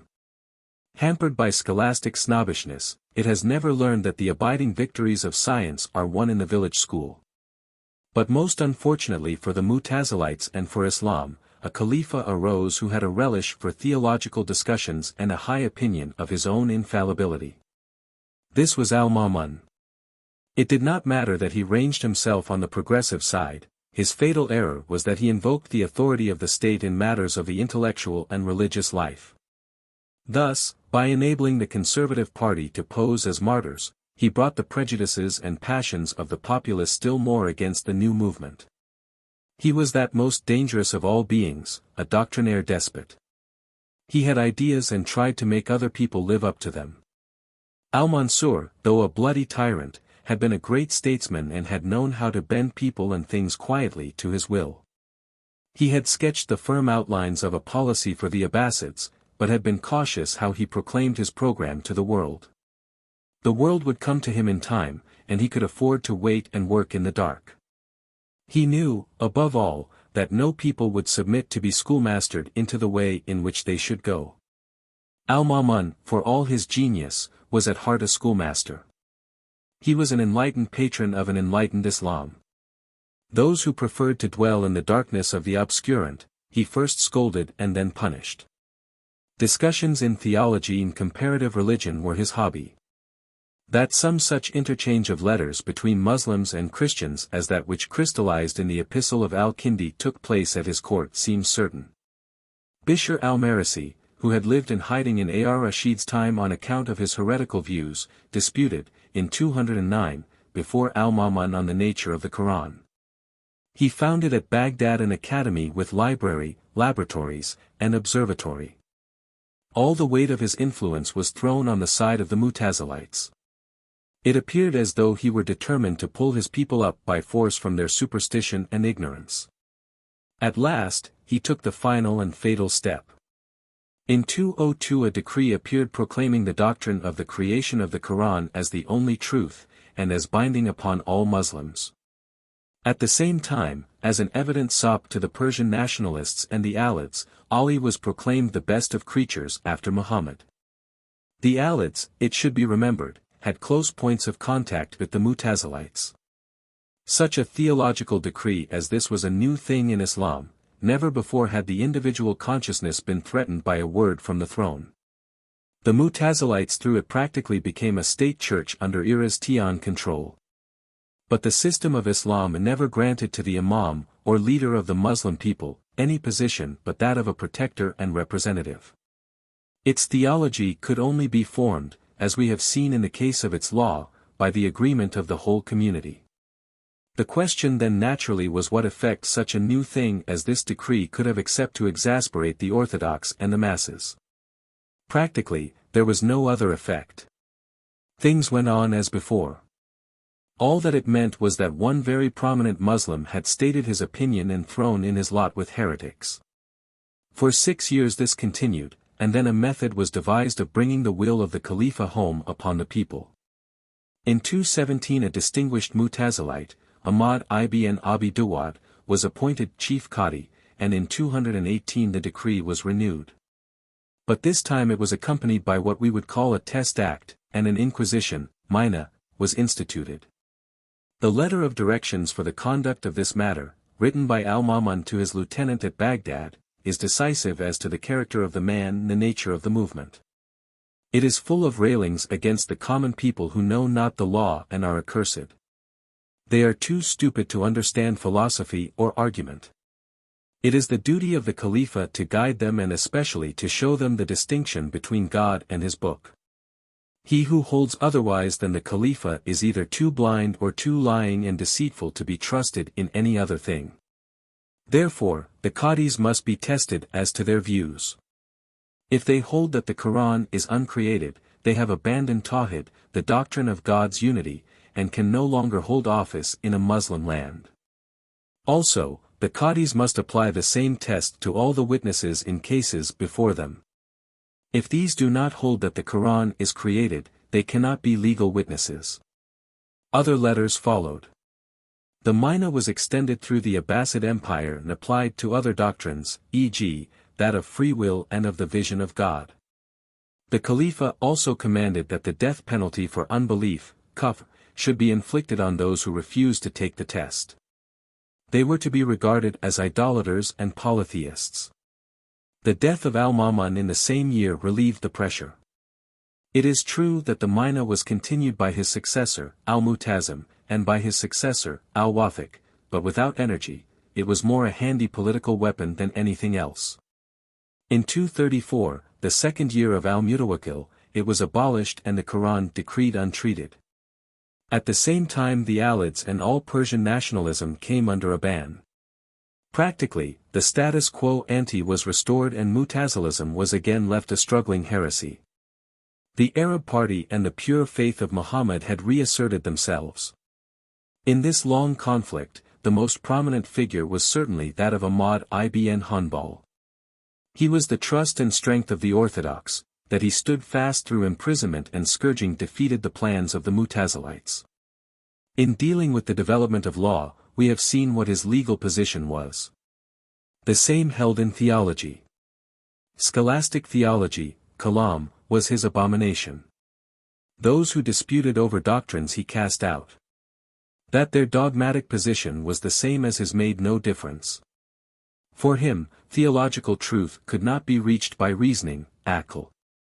Tradition, naql, from the fathers, as-salaf, was the only ground on which the dubious words of the Quran could be explained. So, in his long examinations before the officials of Al-Ma'mun and Al-Mu'tazim, he contented himself with repeating either the words of the Quran which for him were proofs or such traditions as he accepted. Any approach to drawing a consequence he utterly rejected. When they argued before him, he kept silence. What, then, we may ask, was the net result of this incident? For it was nothing more. The Mu'tazilites dropped back into their former position, but under changed conditions. The sympathy of the populace was further from them than ever. Ahmad ibn Hanbal, saint and ascetic, was the idol of the masses. And he, in their eyes, had maintained single-handed the honor of the word of God. For his persecutors there was nothing but hatred. And after he had passed away, the conflict was taken up with still fiercer bitterness by the school of law founded by his pupils. They continued to maintain his principles of Quran and tradition long after the Mu'tazilites themselves had practically vanished from the scene. And all that was left for them to contend against was the modified system of scholastic theology which is now the orthodox theology of Islam. With these reactionary Hanbalites we shall have to deal later. The Mu'tazilites, on their side, having seen the shipwreck of their hopes and the growing storm of popular disfavor, seem to have turned again to their scholastic studies. They became more and more theologians affecting a narrower circle, and less educators of the world at large. Their system became more metaphysical and their conclusions more unintelligible to the plain man. The fate which has fallen on all continued efforts of the Muslim mind was coming upon them. Beggarly speculations and barren hypotheses, combats of words over names, sapped them of life and reality. What the ill-fated friendship of Al-Ma'mun had begun was carried on and out by the closed circle of Muslim thought. They separated into schools, one at Al-Basra and another at Baghdad. At Baghdad the point especially developed was the old question, what is a thing, Shay? They defined a thing, practically, as a concept that could be known and of which something could be said. Existence, wujud, did not matter. It was only a quality which could be there or not. With it, the thing was an entity, mawjud, without it, a non-entity, ma'dum, but still a thing with all equipment of substance, jawhar, and accident, arad, genus and species. The bearing of this was especially upon the doctrine of creation. Practically, by God's adding a single quality, things entered the sphere of existence and were for us. Here, then, is evidently an approach to a doctrine of pre-existent matter. At Al-Basra the relation of God to his qualities was especially discussed, and there it came to be pretty nearly a family dispute between Al-Jubba, d. 303, and his son Abu Hashim. Orthodox Islam held that God has qualities, existent, eternal, added to his essence, thus, he knows, for example, by such a quality of knowledge. The students of Greek philosophy and the Sharites denied this and said that God knew by his essence. We have seen already Mu'tazilite views as to this point. Abu Hudhail held that these qualities were God's essence and not in it. Thus, he knew by a quality of knowledge, but that quality was his essence.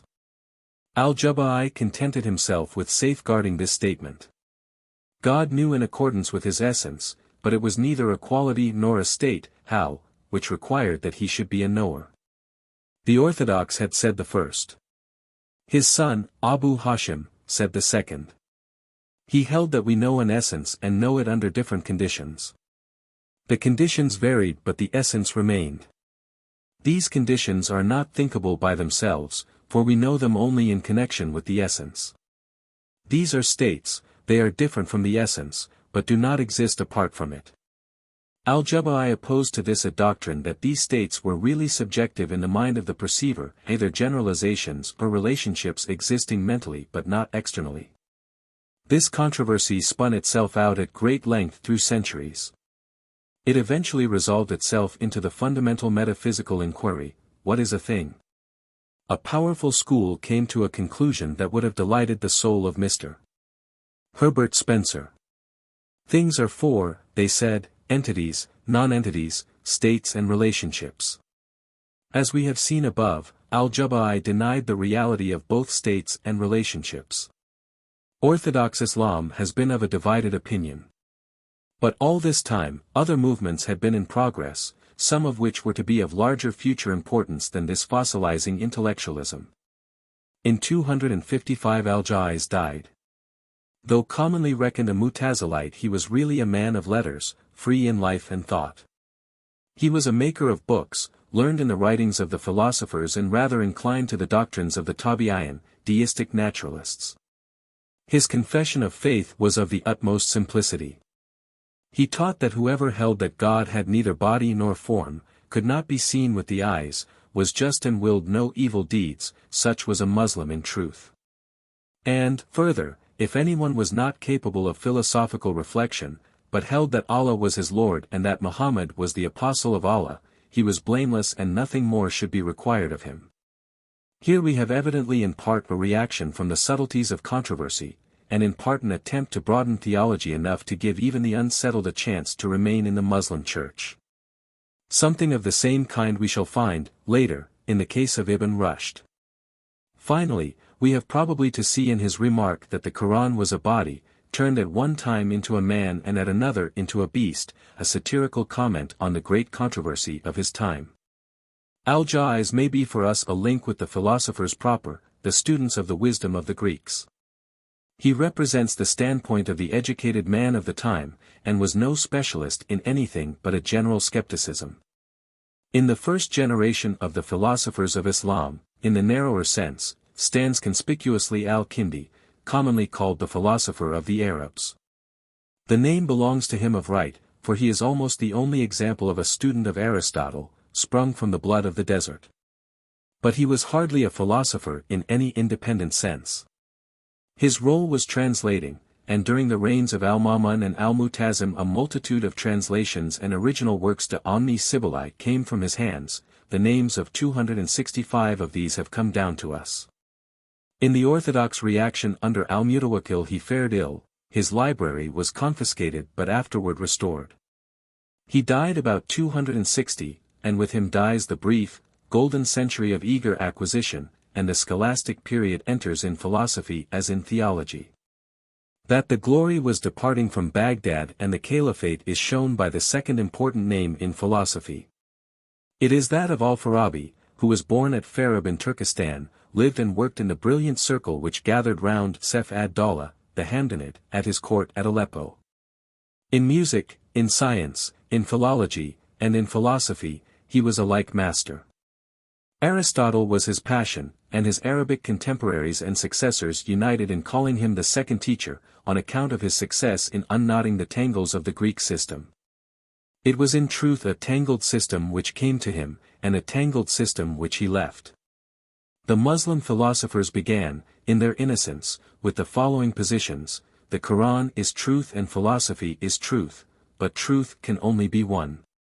Therefore, the Quran and philosophy must agree.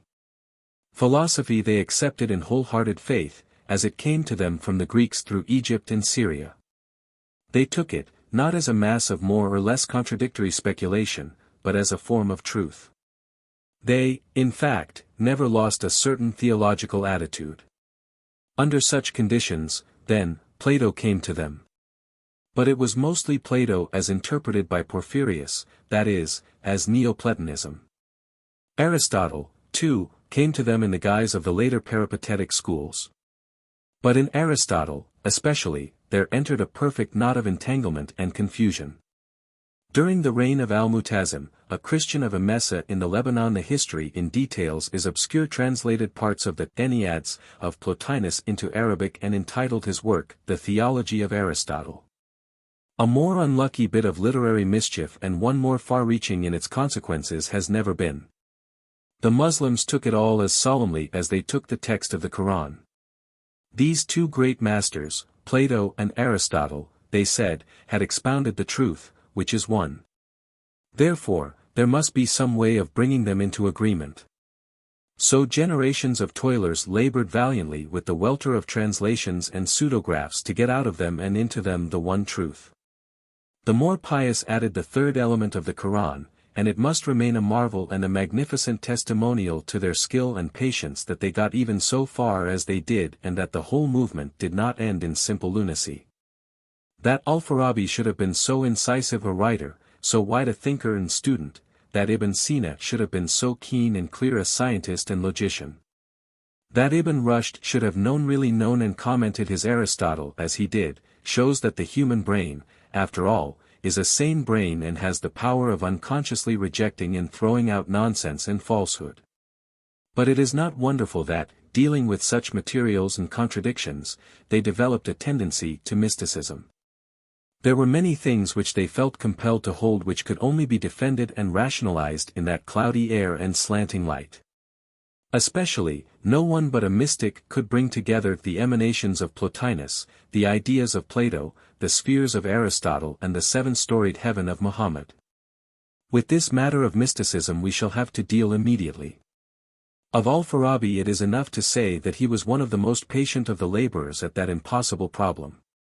It seems never to have occurred to him, or to any of the others, that the first and great imperative was to verify his references and sources. The Oriental, like the medieval Scholastic, tests minutely the form of his syllogism, but takes little thought whether his premises state facts or not. With a scrupulous skepticism in deduction, he combines a childlike acceptance on tradition or on the narrowest of inductions. But there are other and more ominous signs in Al-Farabi of the scholastic decline. There appears first in him that tendency toward the writing of encyclopedic compends, which always means superficiality and the commonplace. Al-Farabi himself could not be accused of either, but that he thus claimed all knowledge for his portion showed the risk of the premature circle and the small gain. Another is mysticism. He is a Neoplatonist, more exactly a Plotinian. Although he himself would not have recognized this title. He held, as we have seen, that he was simply retelling the doctrines of Plato and Aristotle. But he was also a devout Muslim. He seems to have taken in earnest all the bizarre details of Muslim cosmography and eschatology.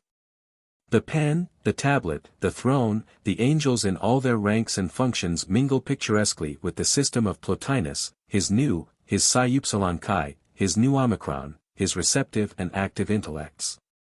But to make tenable this position he had to take the great leap of the mystic. Unto us these things are impossible, with God, i.e., on another plane of existence, they are the simplest realities. If the veil were taken from our eyes we would see them. This has always been the refuge of the devout Muslim who has tampered with science. We shall look for it more in detail when we come to Al-Ghazzali, who has put it into classical form. Again, he was, in modern terms, a monarchist and a clericalist. His conception of the model state is a strange compound of the Republic of Plato and Shurite dreams of an infallible imam. Its roots lie, of course, in the theocratic idea of the Muslim state. But his city, which is to take in all mankind, a Holy Roman Empire and a Holy Catholic Church at once, a community of saints ruled by sages, shows a later influence than that of the mother city of Islam, Al-Madinah, under Abu Bakr and Umar. The influence is that of the Fatimids with their capital, Al-Mahdiya, near Tunis. The Hamdanids were Shurites and Sef ad-Dawla, under whom Al-Farabi enjoyed peace and protection, was a vassal of the Fatimid Caliphs. This brings us again to the great mystery of Muslim history. What was the truth of the Fatimid movement? Was the family of the Prophet the fosterer of science from the earliest times? What degree of contact had they with the Mutazilites? With the founders of grammar, of alchemy, of law? That they were themselves the actual beginners of everything and everything has been claimed for them we may put down to legend. But one thing does stand fast. Just as Al-Ma'mun combined the establishment of a great university at Baghdad with a favoring of the Alids, so the Fatimids in Cairo erected a great hall of science and threw all their influence and authority into the spreading and extending of knowledge. This institution seems to have been a combination of free public library and university, and was probably the gateway connecting between the inner circle of initiated Fatimid leaders and the outside, uninitiated world. We have already seen how unhappy were the external effects of the Shurite, and especially of the Fatimid, propaganda on the Muslim world. But from time to time we become aware of a deep undercurrent of scientific and philosophical labor and investigation accompanying that propaganda, and striving after knowledge and truth. It belongs to the life below the surface, which we can know only through its occasional outbursts. Some of these are given above, others will follow. The whole matter is obscure to the last degree, and dogmatic statements and explanations are not in place. It may be that it was only a natural drawing together on the part of all the different forces and movements that were under a ban and had to live in secrecy and stillness. It may be that the students of the new sciences passed over, simply through their studies and political despair, as has often happened in our claim to different degrees of nihilism, or, at the other extreme, into a passionate searching for and dependence on some absolute guide, an infallible imam. It may be that we have read wrongly the whole history of the Fatimid movement. That it was in reality a deeply laid and slowly ripened plan to bring the rule of the world into the control of a band of philosophers, whose task it was to be to rule the human race and gradually to educate it into self-rule. That they saw these unknown devotees of science and truth no other way of breaking down the barriers of Islam and setting free the spirits of men. A wild hypothesis. But in face of the real mystery no hypothesis can seem wild. Closely allied with both Al-Farabi and the Fatimids is the association known as the Sincere Brethren, Ikhwan as Safa. It existed at al-Basra in the middle of the 4th century of the Hijra during the breathing space which the free intellectual life enjoyed after the capture of Baghdad by the Buwayhids in 334. It will be remembered how that Persian dynasty was Shiite by creed and how it, for the time, completely clipped the claws of the Orthodox and Sunnite Abbasid caliphs. The only thing, thereafter, which heretics and philosophers had to fear was the enmity of the populace, but that seems to have been great enough. The Hanbalite mob of Baghdad had grown to be a thing of terror. It was, then, an educational campaign on which this new philosophy had to enter. Their program was by means of clubs, propagating themselves and spreading over the country from al-Basra and Baghdad, to reach all educated people and introduce among them gradually a complete change in their religious and scientific ideas. Their teaching was the same combination of Neoplatonic speculation and mysticism with Aristotelian natural science, wrapped in Mutazilite theology, that we have already known. Only there was added to it a Pythagorean reverence for numbers, and everything, besides, was treated in an eminently superficial and popularized manner. Our knowledge of the fraternity and its objects is based on its publication, the Epistles of the Sincere Brethren, Razael Ikhwan as Safa, and upon scanty historical notices. The epistles are 50 or 51 in number and cover the field of human knowledge as then conceived. They form, in fact, an Arabic encyclopedia. The founders of the fraternity, and authors, presumably, of the epistles, were at most 10. We have no certain knowledge that the fraternity ever took even its first step and spread to Baghdad. Beyond that almost certainly the development did not pass. The division of members into forelearners, teachers, guides, and drawers near to God in supernatural vision and the plan of regular meetings of each circle for study and mutual edification remained in its paper form. The society was half a secret one and lacked, apparently, vitality and energy. There was among its founders no man of weight and character. So it passed away and has left only these epistles which have come down to us in numerous MSS. Showing how eagerly they have been read and copied and how much influence they at least must have exercised. That influence must have been very mixed. It was, it is true, for intellectual life, yet it carried with it in a still higher degree the defects we have already noticed in Al-Farabi.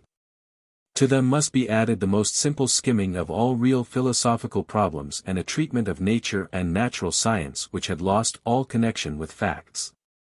It has been suggested, and the suggestion seems luminous and fertile, that this fraternity was simply a part of the great Fatimid propaganda which, as we know, honeycombed the ground everywhere under the Sunnite Abbasids. Descriptions which have reached us of the methods followed by the leaders of the fraternity agree exactly with those of the missionaries of the Ismailians. They raised difficulties and suggested serious questionings. Hinted at possible answers but did not give them, referred to a source where all questions would be answered. Again, their catchwords and fixed phrases are the same as those afterward used by the assassins, and we have traces of these epistles forming a part of the sacred library of the assassins.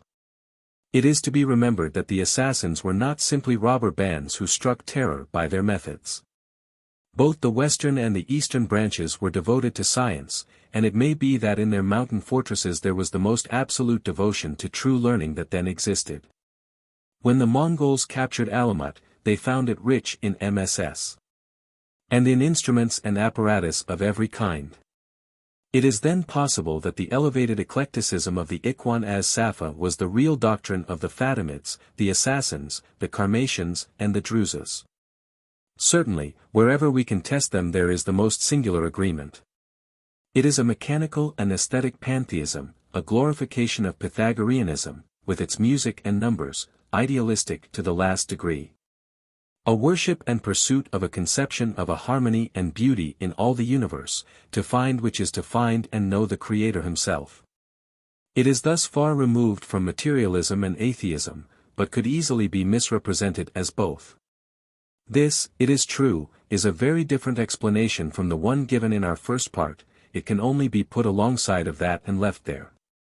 The one expresses the practical effect of the Ismailians in Islam. The other what may have been their ideal. However we judge them, we must always remember that somewhere in their teaching, at its best, there was a strange attraction for thinking and troubled men. Nasir ibn Khusraw, a Persian Faust, found peace at Cairo between 437 and 444 in recognizing the divine imamship of al-Mustansir, and after a life of persecution died in that faith as a hermit in the mountains of Badakhshan in 481. The great Spanish poet, Ibn Rani, who died in 362, similarly accepted al-Mu'izz as his spiritual chief and guide. Another eclectic sect, but on a very different principle, was that of the Karamites, founded by Abu Abd Allah ibn Karam, who died in 256. Its teachings had the honor to be accepted and protected by no less a man than the celebrated Mahmud of Ghazna, 388–421, Mahmud the Idol-breaker, the first invader of India and the patron of al-Biruni, Ferdowsi, Ibn Sina and many another. But that, to which we will return, belongs to a later date and, probably, to a modified form of Ibn Karam's teaching. For himself, he was an ascetic of Sijistan and, according to the story, a man of no education. He lost himself in theological subtleties which he seems to have failed to understand. However, out of them all he put together a book which he called The Punishment of the Grave, which spread widely in Khorasan. It was, in part, a frank recoil to the crassest anthropomorphism. Thus, for him, God actually sat upon the throne, was in a place, had direction and so could move from one point to another. He had a body with flesh, blood, and limbs. He could be embraced by those who were purified to the requisite point. It was a literal acceptance of the material expressions of the Quran along with a consideration of how they could be so, and an explanation by comparison with men all opposed to the principle bila kaifa. So, apparently, we must understand the curious fact that he was also a Murjiite and held faith to be only acknowledgement with the tongue. All men, except professed apostates, are believers, he said, because of that primal covenant, taken by God with the seed of Adam, when he asked, Am I not your Lord? Alastu bi Rabbicum, and they, brought forth from Adam's loins for the purpose, made answer, Yea, verily, in this covenant we remain until we formally cast it off. This, of course, involved taking God's qualities in the most literal sense. So, if we are to see in the Mutazilite scholastic commentators trying to reduce Muhammad, the poet, to logic and sense, we must see in Ibn Karam one of those wooden-minded literalists, for whom a metaphor is a ridiculous lie if it cannot be taken in its external meaning. He was part of the great stream of conservative reaction, in which we find also such a man as Ahmad ibn Hanbal. But the saving salt of Ahmad's sense and reverence kept him by the safe proviso, without considering how and without comparison. All Ahmad's later followers were not so wise. In his doctrine of the state Ibn Karam inclined to the Kharijites. Before we return to Al-Jabba'i and the fate of the Mu'tazilites, it remains to trace more precisely the thread of mysticism, that kashf, revelation, which we have already mentioned several times. Its fundamental fact is that it had two sides, an ascetic and a speculative, different in degree, in spirit and in result, and yet so closely entangled that the same mystic has been assigned, in good and in bad faith, as an adherent of both. It is to the form of mysticism which sprang from asceticism that we must first turn. Attention has been given above to the wandering monks and hermits, the Shahs, wanderers, and rahibs who caught Muhammad's attention and respect. We have seen, too, how Muslim imitators began in their turn to wander through the land, clad in the coarse woolen robes which gave them the name of Sufis, and living upon the alms of the pious. How early these appeared in any number and as a fixed profession is uncertain, but we find stories in circulation of meetings between such mendicant friars and Al-Hasan al-Basri himself. Women, too, were among them, and it is possible that to their influence a development of devotional love poetry was due. At least, many verses of this kind are ascribed to a certain Rabi'a, an ascetic and ecstatic devotee of the most extreme otherworldliness, who died in 135. Many other women had part in the contemplative life. Among them may be mentioned, to show its grasp and spread, Aisha, daughter of Jafar as-Sadiq, who died in 145.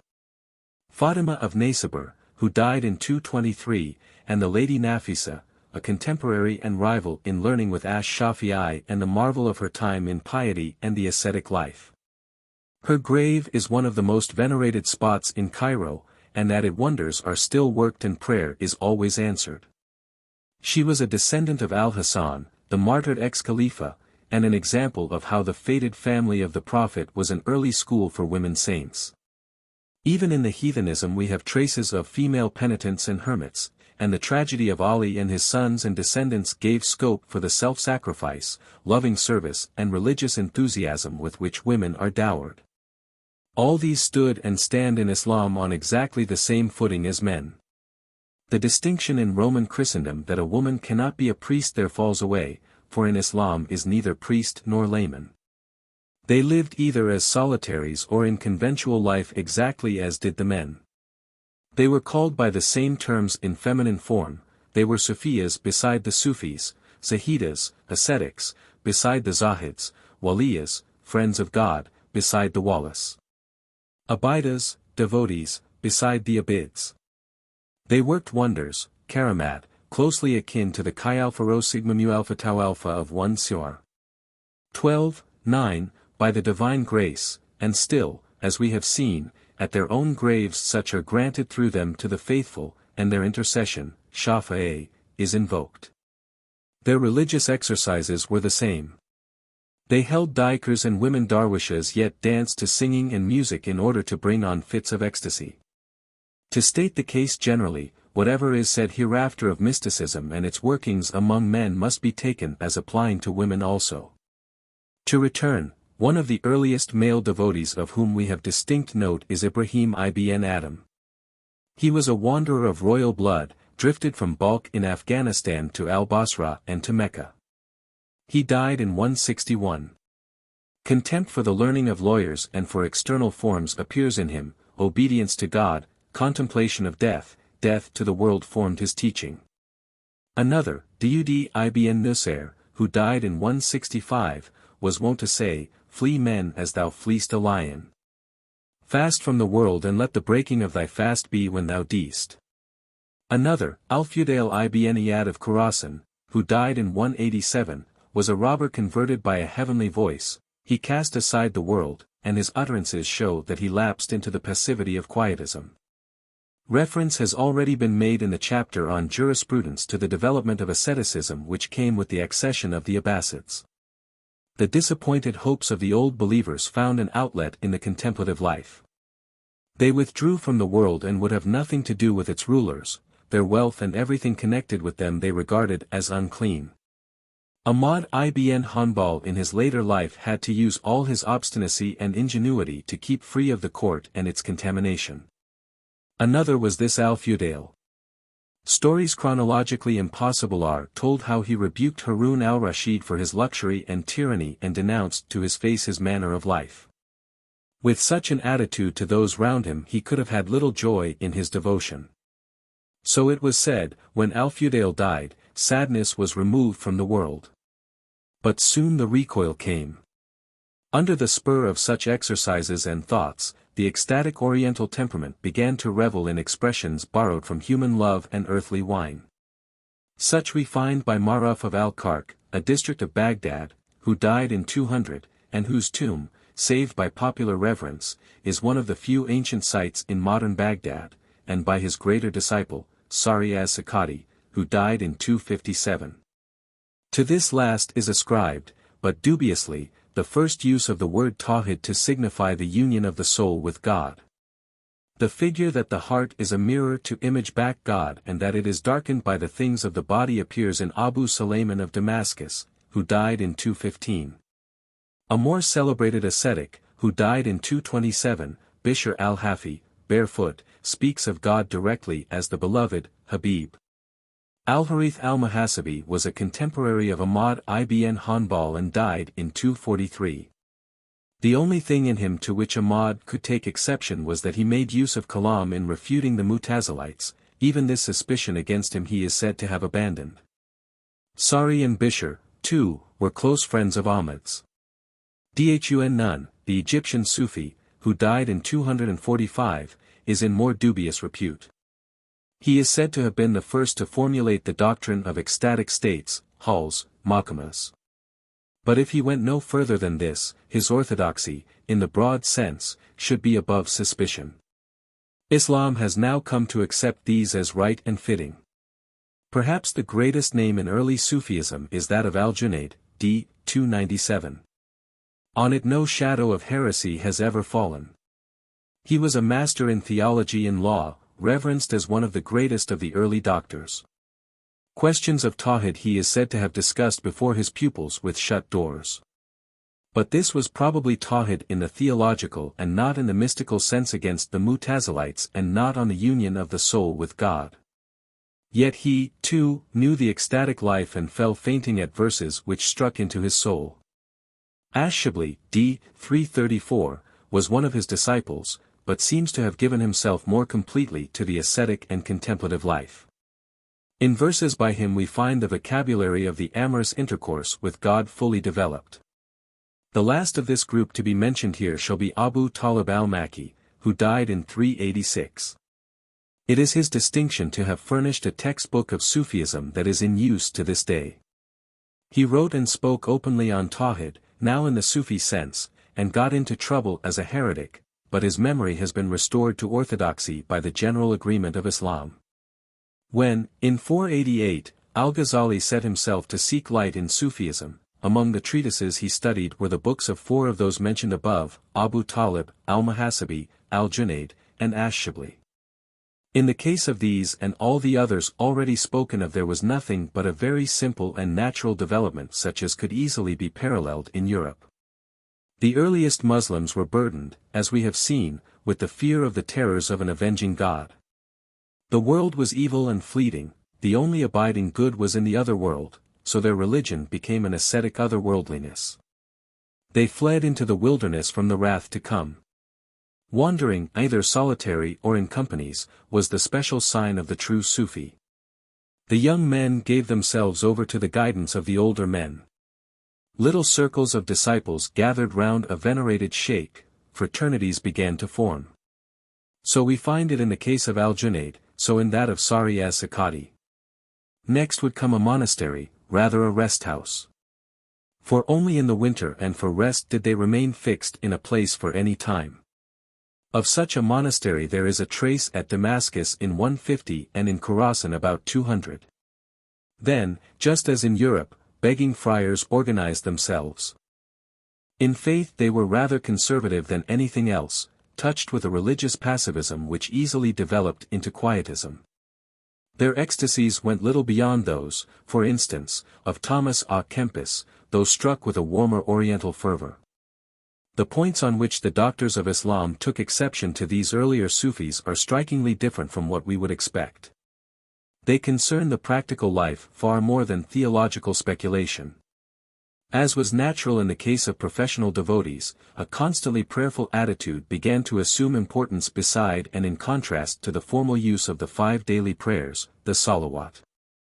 This development was in all probability aided by the existence in Syria of a Christian sect of the Yukites, who exalted the duty of prayer above all other religious obligations. These, also, abandoned property and obligations and wandered as poor brethren over the country. They were a branch of hesychasts, the quietistic Greek monks who eventually led to the controversy concerning the uncreated light manifested at the Transfiguration on Mount Tabor and added a doctrine to the Eastern Church. Considering these points, it can hardly be doubted that there was some historical connection and relation here, not only with earlier but also with later Sufism.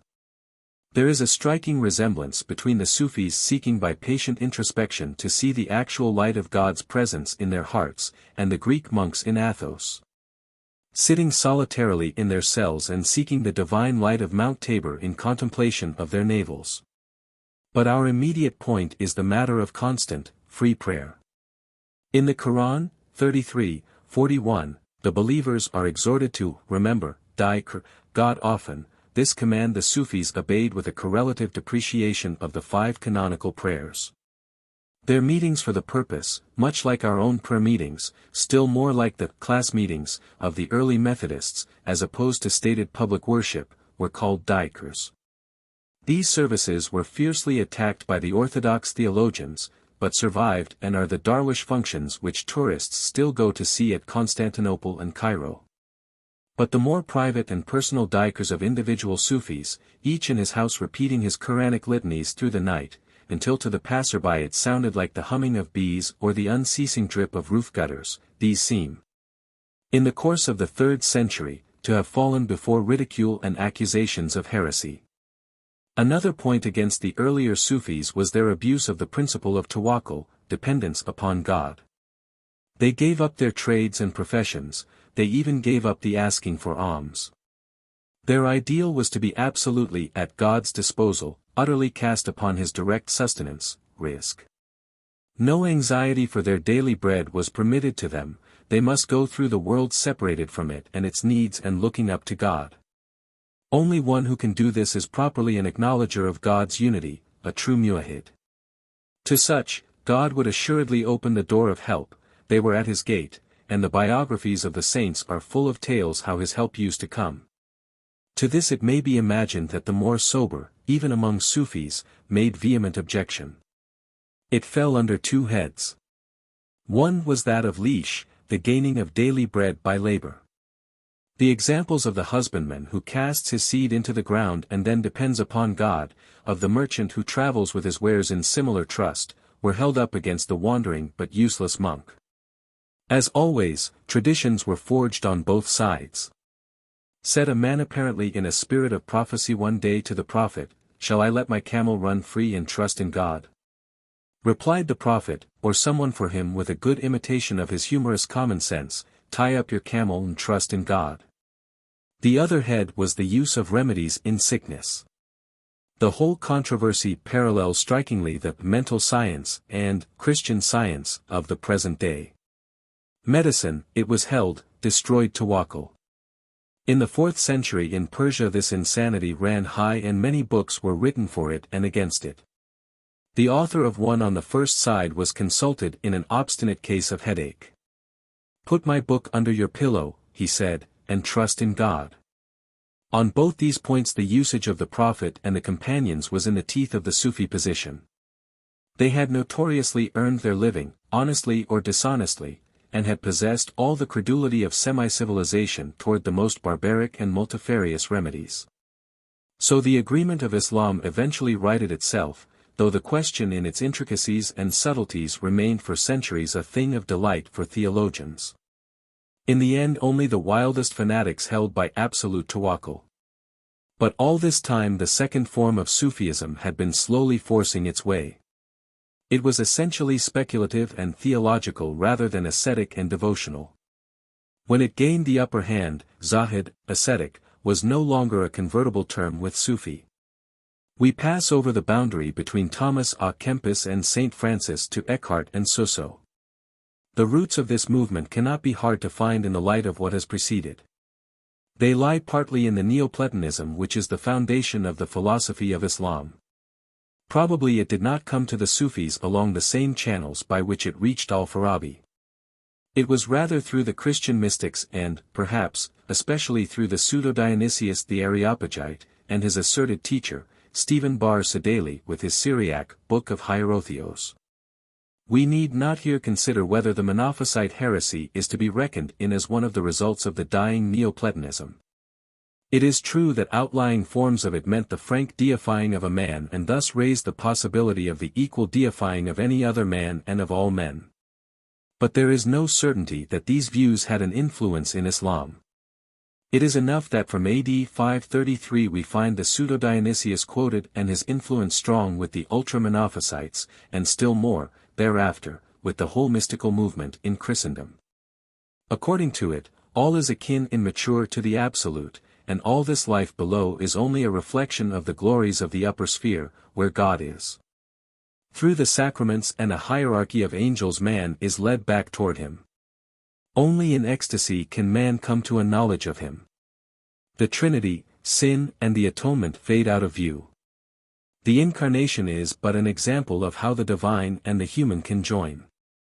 All is an emanation or an emission of grace from God. And the yearnings of man are back to his source. The revolving spheres, the groaning and traveling nature are striving to return to their origin. When this conception had seized the Oriental Church, when it had passed into Islam and dominated its emotional and religious life. When through the translation of the Pseudo-Dionysius by Scotus Erigena in 850, it had begun the long contest of idealism in Europe, the dead school of Plotinus had won the field, and its influence ruled from the Oxus to the Atlantic.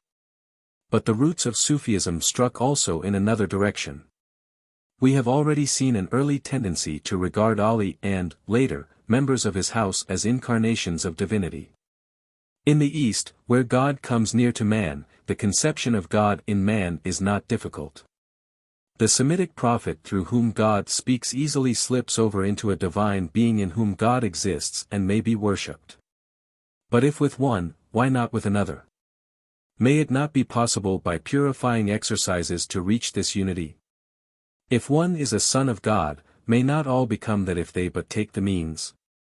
The half-understood pantheism which always lurks behind Oriental fervors claims its due. From his wild whirling dance, the darwish, stung to cataleptic ecstasy by the throbbing of the drums and the lilting chant, sinks back into the unconsciousness of the divine oneness. He has passed temporarily from this scene of multiplicity into the sea of God's unity and, at death, if he but persevere, he will reach that haven where he fain would be and will abide there forever. Here, we have not to do with calm philosophers rearing their systems in labored speculations, but with men, often untaught, seeking the salvation of their souls earnestly and with tears. One of the earliest of the pantheistic school was Abu Yazid al-Bastami, d. 261. He was of Persian parentage, and his father had been a follower of Zarathustra. As an ascetic he was of the highest repute. He was also an author of eminence on Sufism. Al-Ghazali used his books, and he joined to his devout learning and self-mortification clear miraculous gifts. But equally clear was his pantheistic drift, and his name has come down linked to the saying, "Beneath my cloak there is naught else than God." It is worth noticing that certain other of his sayings show that, even in his time, there were Sufi saints who boasted that they had reached such perfection and such miraculous powers that the ordinary moral and ceremonial law no longer applied to them. The antinomianism which haunted the later Sufism and Darwishdom had already appeared. But the greatest name of all among these early pantheists was that of Al-Hallaj, the cotton carder, a pupil of Al-Junayd, who was put to death with great cruelty in 309. It is almost impossible to reach any certain conclusion as to his real views and aims.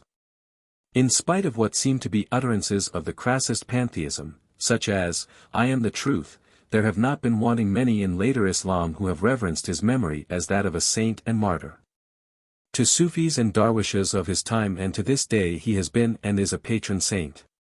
In his life and death he represents for them the spirit of revolt against dogmatic scholasticism and formalism. Further, even such a great doctor of the Muslim Church as Al-Ghazzali defended him and, though lamenting some incautious phrases, upheld his orthodoxy. At his trial itself before the theologians of Baghdad, one of them refused to sign the fatwa declaring him an unbeliever. He was not clear, he said, as to the case. And it is true that such records as we have of the time suggest that his condemnation was forced by the government as a matter of state policy. He was a Persian of Magian origin, and evidently an advanced mystic of the speculative type. He carried the theory to its legitimate conclusion, and proclaimed the result publicly. He dabbled in scholastic theology, had evident Mutazilite leanings, wrote on alchemy and things esoteric. But with this mystical enthusiasm there seemed to have united in him other and more dangerous traits. The stories which have reached us show him of a character fond of excitement and change, surrounding himself with devoted adherents and striving by miracle working of a commonplace kind to add to his following. His popularity among the people of Baghdad and their reverence for him rose to a perilous degree. He may have had plans of his own as a Persian nationalist, he may have had part in one of the Shiite conspiracies. He may have been nothing but a rather weak-headed devotee, carried off his feet by a sudden tide of public excitement, the greatest trial and danger that a saint has to meet. But the times were not such then in Baghdad that the government could take any risks. Al-Muqtadir was Khalifa and in his weak hands the caliphate was slipping to ruin. The Fatimids were supreme in North Africa. The Karmatians held Syria and Arabia, and were threatening Baghdad itself. In 8 years they were to take Mecca. Persia was seething with false prophets and nationalists of every shade. 13 years later Ibn Ash-Shahrastani was put to death in Baghdad on similar grounds. In his case, Shiite conspiracy against the state was still more clearly involved. We can only conclude in the words of Ibn Khaldun, d. 681, the history of Al-Hallaj is long to relate, his fate is well known, and God knoweth all secret things. With him we must leave, for the present, consideration of the Sufi development and return to the Mutazilites and to the people tiring of their dry subtleties. Chapter 3. The rise of Orthodox Kalam, Al-Ash'ari, decline of the Mutazilites, passing of heresy into unbelief, development of scholastic theology by Ash'arites, rise of Zahirite Kalam, Ibn Hazm, persecution of Ash'arites. Final assimilation of Kalam. As we have already seen, the traditionalist party at first refused to enter upon any discussion of sacred things. Malik ibn Anas used to say, God's istawa, settling himself firmly upon his throne, is known. How it is done is unknown, it must be believed, questions about it are an innovation, bid'ah. But such a position could not be held for any length of time. The world cannot be cut in two and half assigned to faith and half to reason. So, as time went on, there arose on the orthodox side men who, little by little, were prepared to give a reason for the faith that was in them. They thus came to use Kalam in order to meet the Kalam of the Mutazilites. They became Mutakalims, and the scholastic theology of Islam was founded. It is the history of this transfer of method which we have now to consider. Its beginnings are wrapped in a natural obscurity. It was at first a gradual, unconscious drift, and people did not recognize its existence. Afterward, when they looked back upon it, the tendency of the human mind to ascribe broad movements to single men asserted itself and the whole was put under the name of Al-Ash'ari. It is true that with him, in a sense, the change suddenly leaped to self-consciousness, but it had already been long in progress. As we have seen, Al-Junayd discussed the unity of God, but it was behind closed doors. Ash-Shafi'i held that there should be a certain number of men trained thus to defend and purify the faith, but that it would be a great evil if their arguments should become known to the mass of the people. Al-Muhasibi, a contemporary of Ahmad ibn Hanbal, was suspected, and rightly, of defending his faith with argument, and thereby incurred Ahmad's displeasure. Another contemporary of Ahmad's, Al-Karabisi, d. 345, incurred the same displeasure, and the list might easily be extended. But the most significant fact of all is that the movement came to the surface and showed itself openly at the same time in the most widely separated lands of Islam. In Mesopotamia there was Al-Ash'ari, who died after 320, in Egypt there was At-Tahawi, who died in 331, in Samarkand there was Al-Maturidi, who died in 333. Of these At-Tahawi is now little more than a name. Al-Maturidi's star has paled before that of Al-Ash'ari.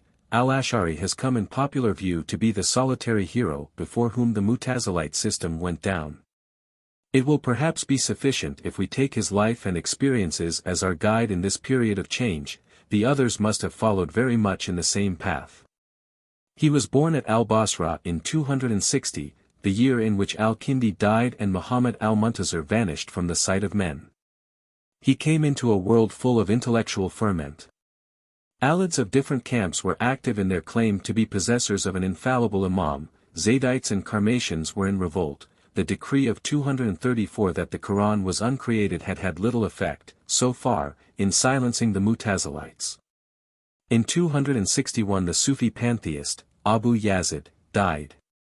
Al-Ash'ari himself was of the best blood of the desert and of a highly orthodox family which had borne a distinguished part in Muslim history.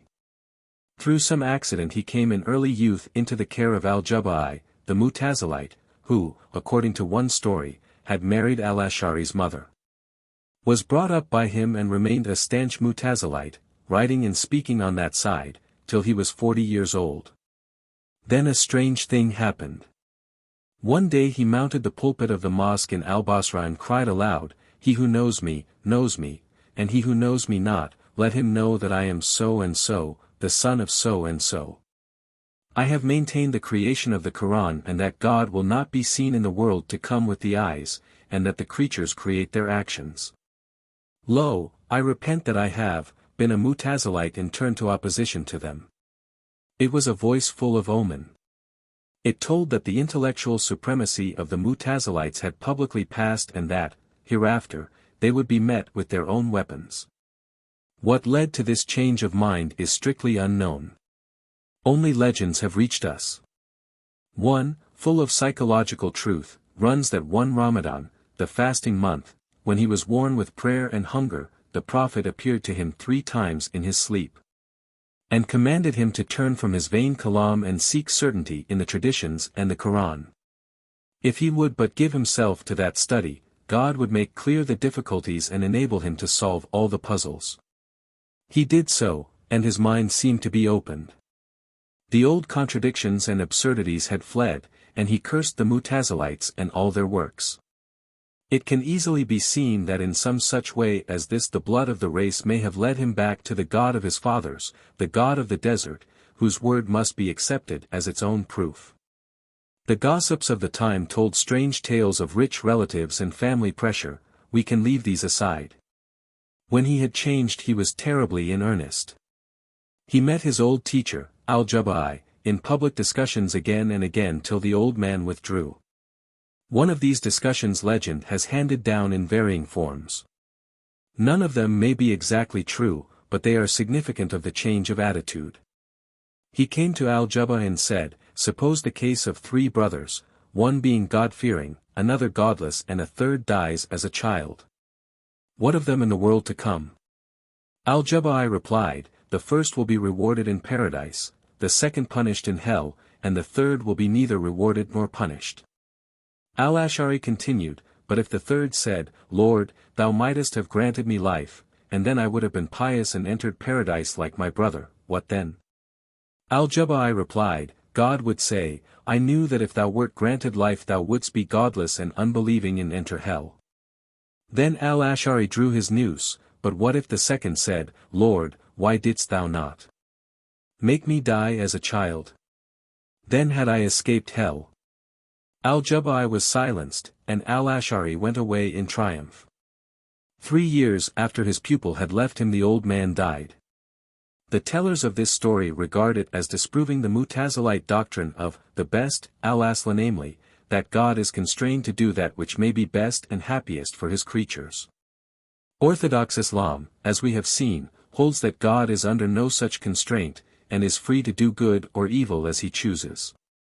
But the story has also another and somewhat broader significance. It is a protest against the religious rationalism of the Mu'tazilites, which held that the mysteries of the universe could be expressed and met in terms of human thought.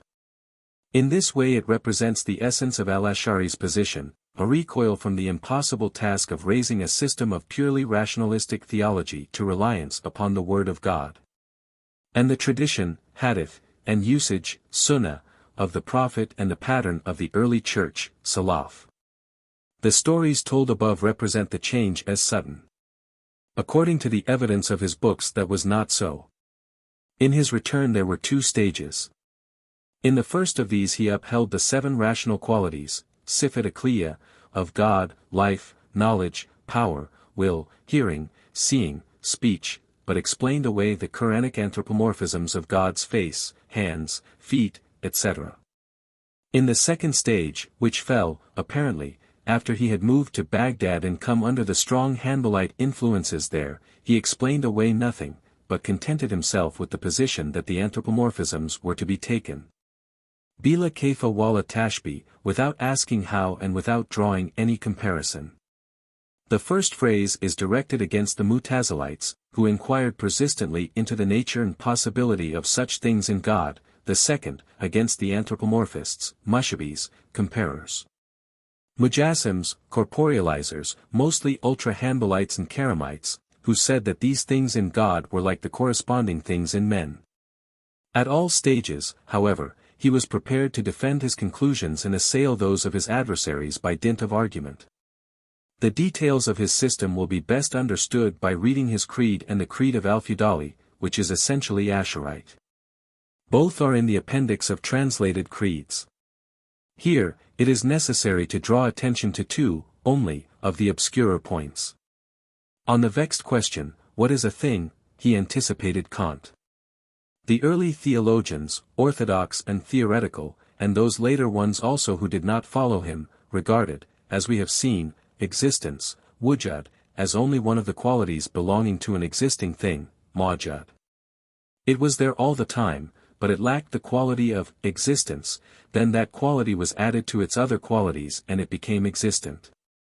But al-Ash'ari and his followers held that existence was the self, ein, of the entity and not a quality or state, however personal or necessary. See, on the whole, Appendix of Creeds. On the other vexed question of free will, or, rather, as the Muslims chose to express it, on the ability of men to produce actions, he took up a mediating position. The old orthodox position was absolutely fatalistic. The Mu'tazilites, following their principle of justice, gave to man an initiative power. Al-Ash'ari struck a middle path. Man cannot create anything, God is the only creator. Nor does man's power produce any effect on his actions at all. God creates in his creature power, qudra, and choice, ikhtiyar. Then he creates in him his action corresponding to the power and choice thus created. So the action of the creature is created by God as to initiative and as to production. But it is acquired by the creature. By acquisition, kasb, is meant that it corresponds to the creature's power and choice, previously created in him, without his having had the slightest effect on the action. He was only the locus or subject of the action. In this way al-Ash'ari is supposed to have accounted for free will and entailed responsibility upon men. It may be doubted whether the second point occupied him much. It was open to his God to do good or evil as he chose, the justice of the Mu'tazilites was left behind. He may have intended only to explain the consciousness of freedom, as some have done more recently. The closeness with which al-Ash'ari in this comes to the pre-established harmony of Leibniz and to the Kantian conception of existence shows how high a rank he must take as an original thinker. His abandoning of the Mu'tazilites was due to no mere wave of sentiment but to a perception that their speculations were on too narrow a basis and of a too barren scholastic type. He died after 320 with a curse on them and their methods as his last words. A few words only need be given to al-Mataridi. The Creed of An-Nasafi in the Appendix of Creeds, pages 308 to 315 belongs to his school. He and At-Tahawi were followers of the broad-minded Abu Hanifa, who was more than suspected of Mutazilite and Murjiite leanings. Muslim theologians usually reckon up some 13 points of difference between al-Maturidi and al-Ash'ari and admit that 7 of these are not much more than combats of words. Those which occur in An-Nasafi's creed are marked with a star. We are now in a position to finish shortly with the Mutazilites. Their work, as a constructive force, is done. From this time on there is kalam among the Orthodox, and the term mutakalim denotes nothing but a scholastic theologian, whether of one wing or another. And so, like any other organ which has done its part and for the existence of which there is no longer any object, they gradually and quietly dropped into the background. They had still, sometimes, to suffer persecution, and for hundreds of years there were men who continued to call themselves Mutazilites, but their heresies came to be heresies of the schools and not burning questions in the eyes of the masses. We need now draw attention to only a few incidents and figures in this dying movement. The Muslim historians lay much stress on the orthodox zeal of the Khalifa al-Qadir, who reigned 381 to 422, and narrate how he persecuted the Mutazilites, Shiites and other heretics and compelled them, under oath, to conform. But there are several difficulties in the way of this persecution, which make it probable that it was more nominal than otherwise. Al-Qadir was bitterly orthodox. He had written a treatise on theology and compelled his unhappy courtiers to listen to a public reading of it every week. But he enjoyed, outside of his palace, next to no power. He was in the control of the Shiite Buwayhids, who, as we have seen, ruled Baghdad in the Caliphate from 320 to 447. These dubious persecutions are said to have fallen in 408 and 420. Again, a Muslim pilgrim from Spain visited Baghdad about 390 and has left us a record of the state of religious things there. He found in session what may perhaps best be described as a parliament of religions. It seems to have been a free debate between Muslims of all sects, orthodox and heretical, Parsas and atheists, Jews and Christians, unbelievers of every kind. Each party had a spokesman, and at the beginning of the proceedings the rule was rehearsed that no one might appeal to the sacred books of his creed but might only adduce arguments founded upon reason. The pious Spanish Muslim went to 2 meetings but did not peril his soul by any further visits. In his narrative we recognize the horror with which the Orthodox of Spain viewed such proceedings. Spain, Muslim and Christian, has always favored the straightest sect. But when such a thing was permitted in Baghdad, religious liberty there at least must have been tolerably broad. Possibly it was sittings of the Ikhwan as-Safa upon which this scandalized Spaniard stumbled. He himself speaks of them as meetings of mutakalims. But if the mixture of Sunnite and Shiite authority in Baghdad gave all the miscellaneous heretics a chance for life, it was different in the growing dominions of Mahmud of Ghazna. That iconoclastic monarch had embraced the anthropomorphic faith of the Karamites, the most literal-minded of all the Muslim sects. In consequence, all forms of Mutazilism and all kinds of mutakalims were an abomination to him, and it was a very real persecution which they met at his hands. That Al-Qadir, his spiritual suzerain, urged him on is very probable. It is also possible that respect for the growing power of Mahmud may have protected Al-Qadir to some extent from the Buwayhids. In 420 Mahmud took from them Ispahan and held there a grand inquisition on Shiites and heretics of all kinds. To proceed with the Mutazilites, when we come to Al-Ghazali and his times we shall find that they have ceased to be a crying danger to the faith. Though their views might, that doctor held, be erroneous in some respects, they were not to be considered as damnable. Again, in 538, there died Az-Zamakhshari, the great grammarian, who is often called the last of the Mutazilites. He was not that by any means, but his heresies were either mild or were regarded mildly. A single point will show this: his commentary on the Quran, the Kashaf, was revised and expurgated in the orthodox interest by al-Baidawi, d. 688, and in that form is now the most popular and respected of all expositions. The Kashaf itself, in its original, unmodified form, has been printed several times at Cairo. Again, Ibn Rushd, the Aristotelian, who died in 595, when he is combating the arguments of the Mutakallams, makes little difference between the Mutazilites and the others. They are only, to him, another variety of scholastic theologian, with a rather better idea, perhaps, of logic and argument. He considered, as we shall find later, all the Mutakallams as sadly to seek in such matters. Since then, and into quite modern times, there have been sporadic cases of theologians called Mutazilites by themselves or others. Practically, they have been scholastics of eccentric views.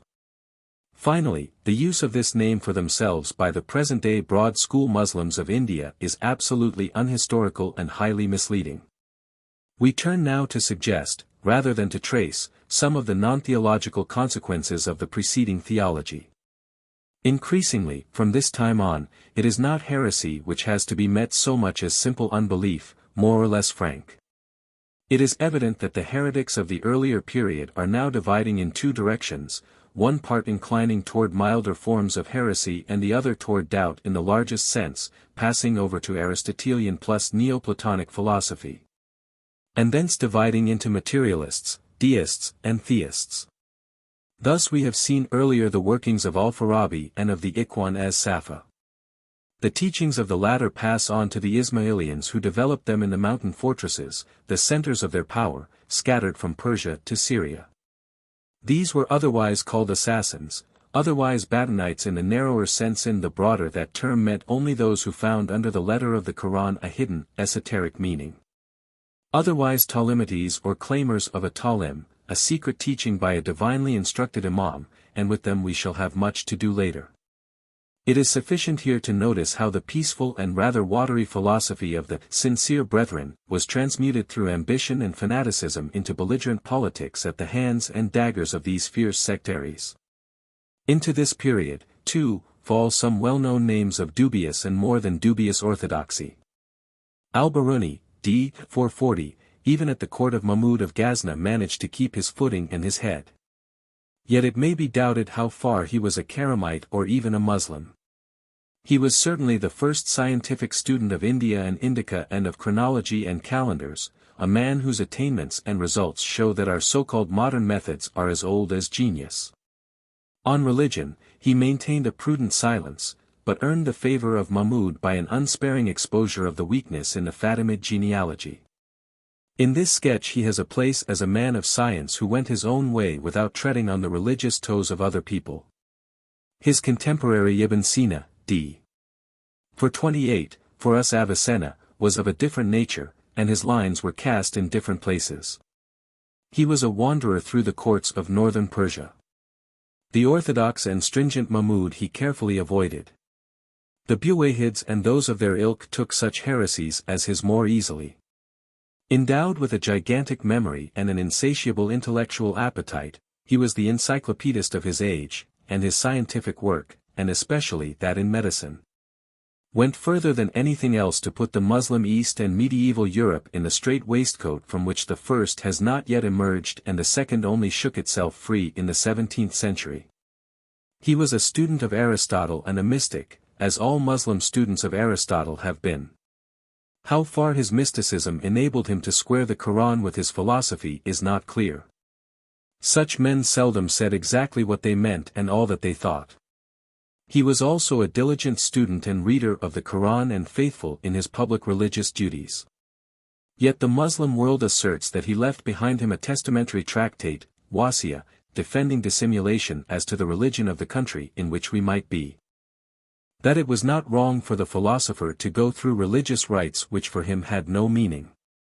He, too, is significant for his time, and, if our interest were philosophy, would call for lengthened treatment. As it is, he marks for us the accomplished separation between students of theology and students of philosophy.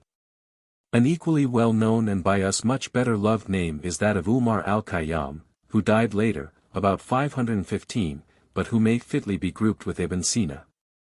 He, too, was a bon vivant, but of a deeper, more melancholy strain. His wine meant more than friendly cups, it was a way of escape from the world and its burden. His science, too, went deeper. He was not a gatherer and arranger of the wisdom of the past. His reformed calendar is more perfect than that which we even now use. His faith is a riddle to us, as it was to his comrades. But it was because he had no certain truth to proclaim that Umar did not speak out clearly. His last words were almost those of Rabelais, "I go to meet the great perhaps."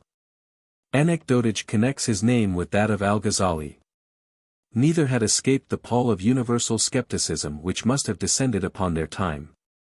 But Al-Ghazali, by God's grace, as he himself reverently says, was enabled to escape. Umar died under it. A very different man was Abu al-Ala al-Ma'ari, the blind poet and singer of intellectual freedom. In Arabic literature there is no other voice like his, clear and confident. He was a man of letters. No philosopher nor theologian nor scientist, though at one time he seems to have come in contact with a circle like that of Ikhwan as-Safa, perhaps the same. And his spirit was like that of one of the heroic poets of the old desert life, whose hand was taught to keep his head, whose tongue spared nothing from heaven to earth, and who lived his own life out in his own way, undaunted. In his darkness he nourished great thoughts and flung out a soeva indignatio on hypocrisy and subservience which reminds of Lessing. But Abu al-Ala was a great poet, and his scorn of priests and courtiers and their lies, his pity for suffering humanity and his confidence in the light of reason are thrown into scraps of burning, echoing verse without their like in Arabic. He died at the town of his birth, Ma'arat an-Numan, in northern Syria, in 449.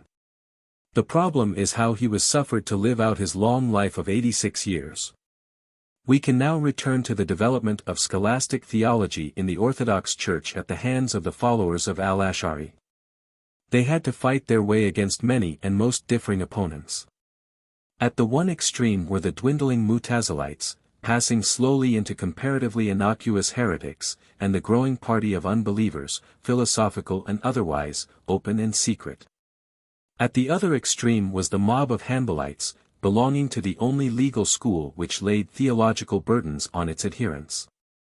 The theologians, in this case, certainly varied as to the weight of their own anathemas against all kalam, but were at one in that they carried the bulk of the multitude with them and could enforce their conclusions with the cudgels of rioters.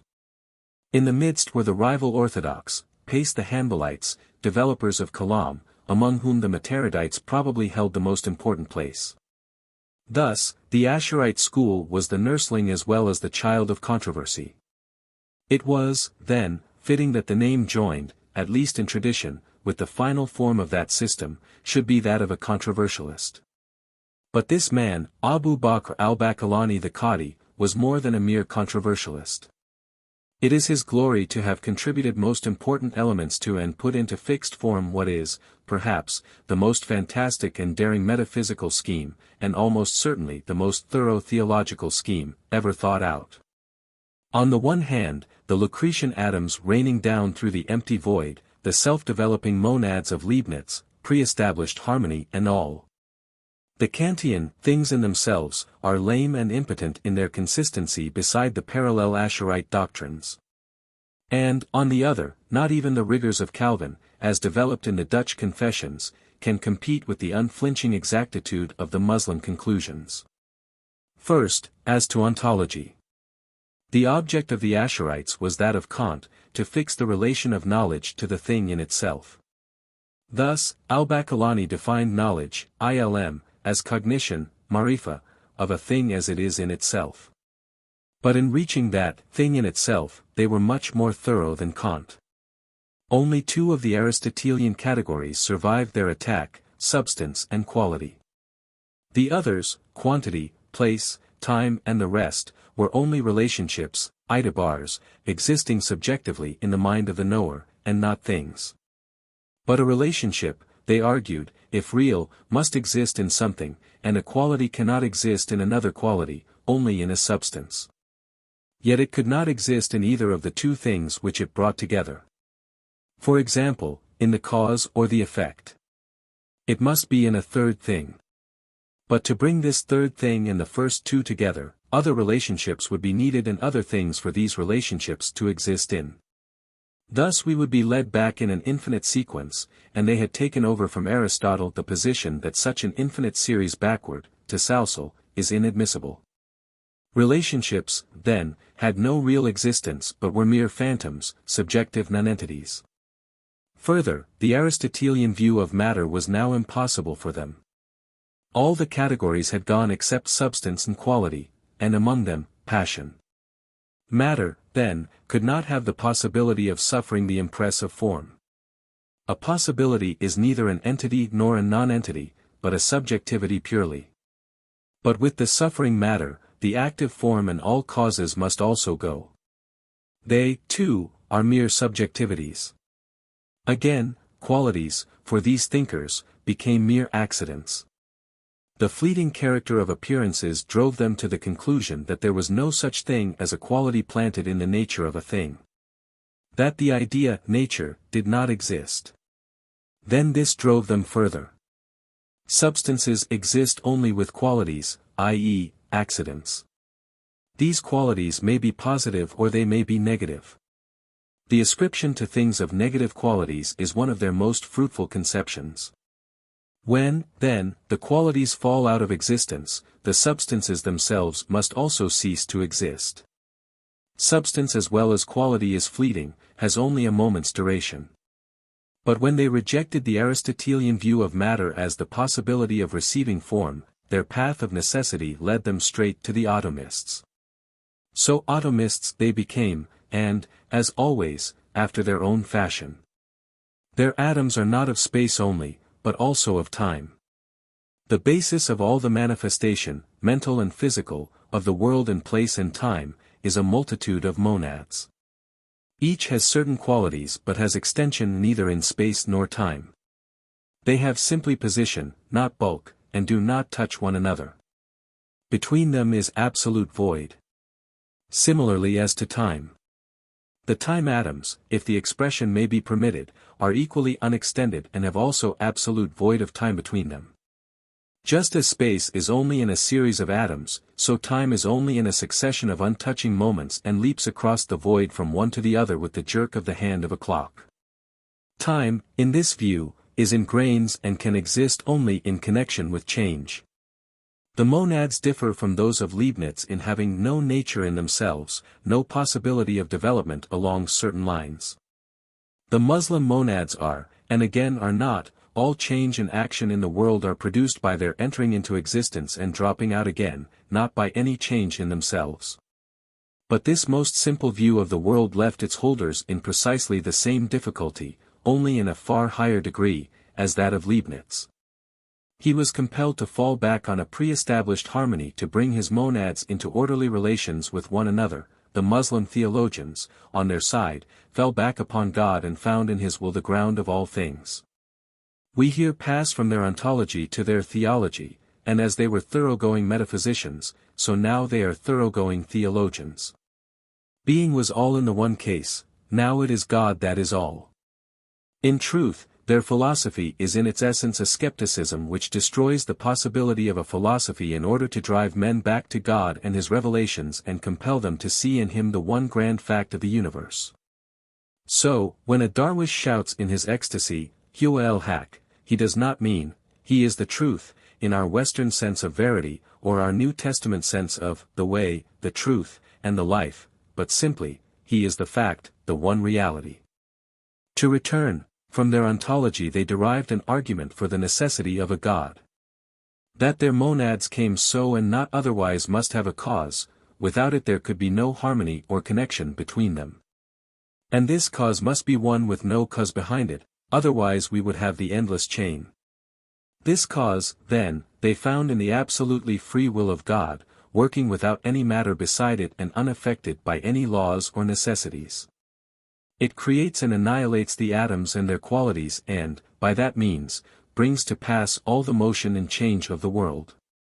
These, in our sense, do not exist. When a thing seems to us to be moved, that really means that God has annihilated or permitted to drop out of existence, by not continuing to uphold, as another view held the atoms making up that thing in its original position. And has created them again and again along the line over which it moves. Similarly of what we regard as cause and effect. A man writes with a pen and a piece of paper. God creates in his mind the will to write. At the same moment he gives him the power to write and brings about the apparent motion of the hand, of the pen and the appearance on the paper. No one of these is the cause of the other. God has brought about by creation and annihilation of atoms the requisite combination to produce these appearances. Thus we see that free will for the Muslim scholastics is simply the presence, in the mind of the man, of this choice created there by God. This may not seem to us to be very real, but it has, certainly, as much reality as anything else in their world. Further, it will be observed how completely this annihilates the machinery of the universe. There is no such thing as law, and the world is sustained by a constant, ever-repeated miracle. Miracles and what we regard as the ordinary operations of nature are on the same level. The world and the things in it could have been quite different. The only limitation upon God is that he cannot produce a contradiction. A thing cannot be and not be at the same time. There is no such thing as a secondary cause. When there is the appearance of such, it is only illusional. God is producing it as well as the ultimate appearance of effect. There is no nature belonging to things. Fire does not burn and a knife does not cut. God creates in a substance a being burned when the fire touches it and a being cut when the knife approaches it. In this scheme there are certainly grave difficulties, philosophical and ethical. It establishes a relationship between God and the atoms, but we have already seen that relationships are subjective illusions. That, however, was in the case of the things of the world, perceived by the senses contingent being, as they would put it. It does not hold of necessary being. God possesses a quality called difference from originated things, al-mukhalafa lil hawadith. He is not a natural cause, but a free cause, and the existence of a free cause they were compelled by their principles to admit. The ethical difficulty is perhaps greater. If there is no order of nature and no certainty, or nexus, as to causes and effects, if there is no regular development in the life, mental, moral, and physical of a man, only a series of isolated moments, how can there be any responsibility, any moral claim or duty? This difficulty seems to have been recognized more clearly than the philosophical one. It was met formally by the assertion of a certain order and regularity in the will of God. He sees to it that a man's life is a unity, and, for details, that the will to eat and the action always coincide. But such an answer must have been felt to be inadequate and to involve grave moral dangers for the common mind. Therefore, as we have seen, the study of Kalam was hedged about with difficulties and restrictions. Theologians recognized its trapfalls and doubts, even for themselves, and lamented that they were compelled by their profession to study it. The public discussion of its questions was regarded as a breach of professional etiquette. Theologians and philosophers alike strove to keep these deeper mysteries hidden from the multitude. The gap between the highly educated and the great mass, that fundamental error and greatest danger in Muslim society, comes here again to view.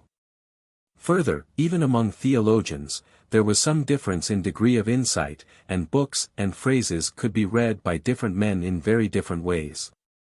To one, they would suggest ordinary, Quranic doctrines. Another would see under and behind them a trail of metaphysical consequences bristling with blasphemous possibilities. Thus, Muslim science has been always of the school. It has never learned the vitalizing and disinfecting value of the fresh air of the marketplace. This applies to philosophers even more than to theologians. The crowning accusation which Ibn Rushd, the great Aristotelian commentator, brought against Al-Ghazzali was that he discussed such subtleties in popular books. This, then, was the system which seems to have reached tolerably complete form at the hands of al-Baqillani, who died in 403. But with the completion of the system there went by no means its universal or even widespread acceptance in the Muslim world. That of al-Maturidi held its own for long, and, even yet, the Mataridite creed of An-Nasafi is used largely in the Turkish schools.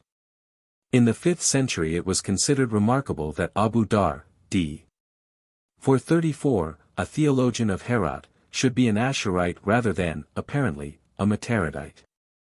It was not till Al-Ghazali, d. 505, that the Asharite system came to the Orthodox hegemony in the East, and it was only as the result of the work of Ibn Tumurt, the Mahdi of the Muwahhids, d. 524, that it conquered the West. For long its path was darkened by suspicion and persecution. This came almost entirely from the Hanbalites. The Mu'tazilites had no force behind them, and while the views of deists and materialists were steadily making way in secret, their public efforts appeared only in very occasional disputes between theologians and philosophers. As we have seen, Muslim philosophy has always practiced an economy of teaching. The Hanbalite crisis seems to have come to a head toward the close of the reign of Tughril Beg, the first great Saljuk. In 429, as we have seen, the Saljuks had taken Merv and Samarkand, and in 447 Tughril Beg had entered Baghdad and freed the Khalifa from the Shurite domination of the Buwayhids who had so long enforced toleration. It was natural that he, a theologically unschooled Turk, should be captured by the simplicity and concreteness of the Hanbalite doctrines. Added to this political factor there was a theological movement at work which was deeply hostile to the Asharites as they had developed. An important point in the method of al-Ash'ari himself, and, after him, of his followers, was to put forth a creed, expressed in the old-fashioned terms and containing the old-fashioned doctrines as nearly as was at all possible, and to accompany it with a spiritualizing interpretation which was, naturally, accessible to the professional student only. Accordingly what had at first seemed a weapon against the Mu'tazilites came to be viewed with more and more suspicion by the holders to the old, unquestioning orthodoxy. The duty also of religious investigation and speculation, Nazr, came to have more and more stress laid upon it. The Bila Kaifa dropped into the background. A Muslim must have a reason for the faith that was in him, they said. Otherwise, he was no true Muslim, was in fact an unbeliever. Of course, they limited carefully the extent to which he should go. For the ordinary man a series of very simple proofs would be prepared.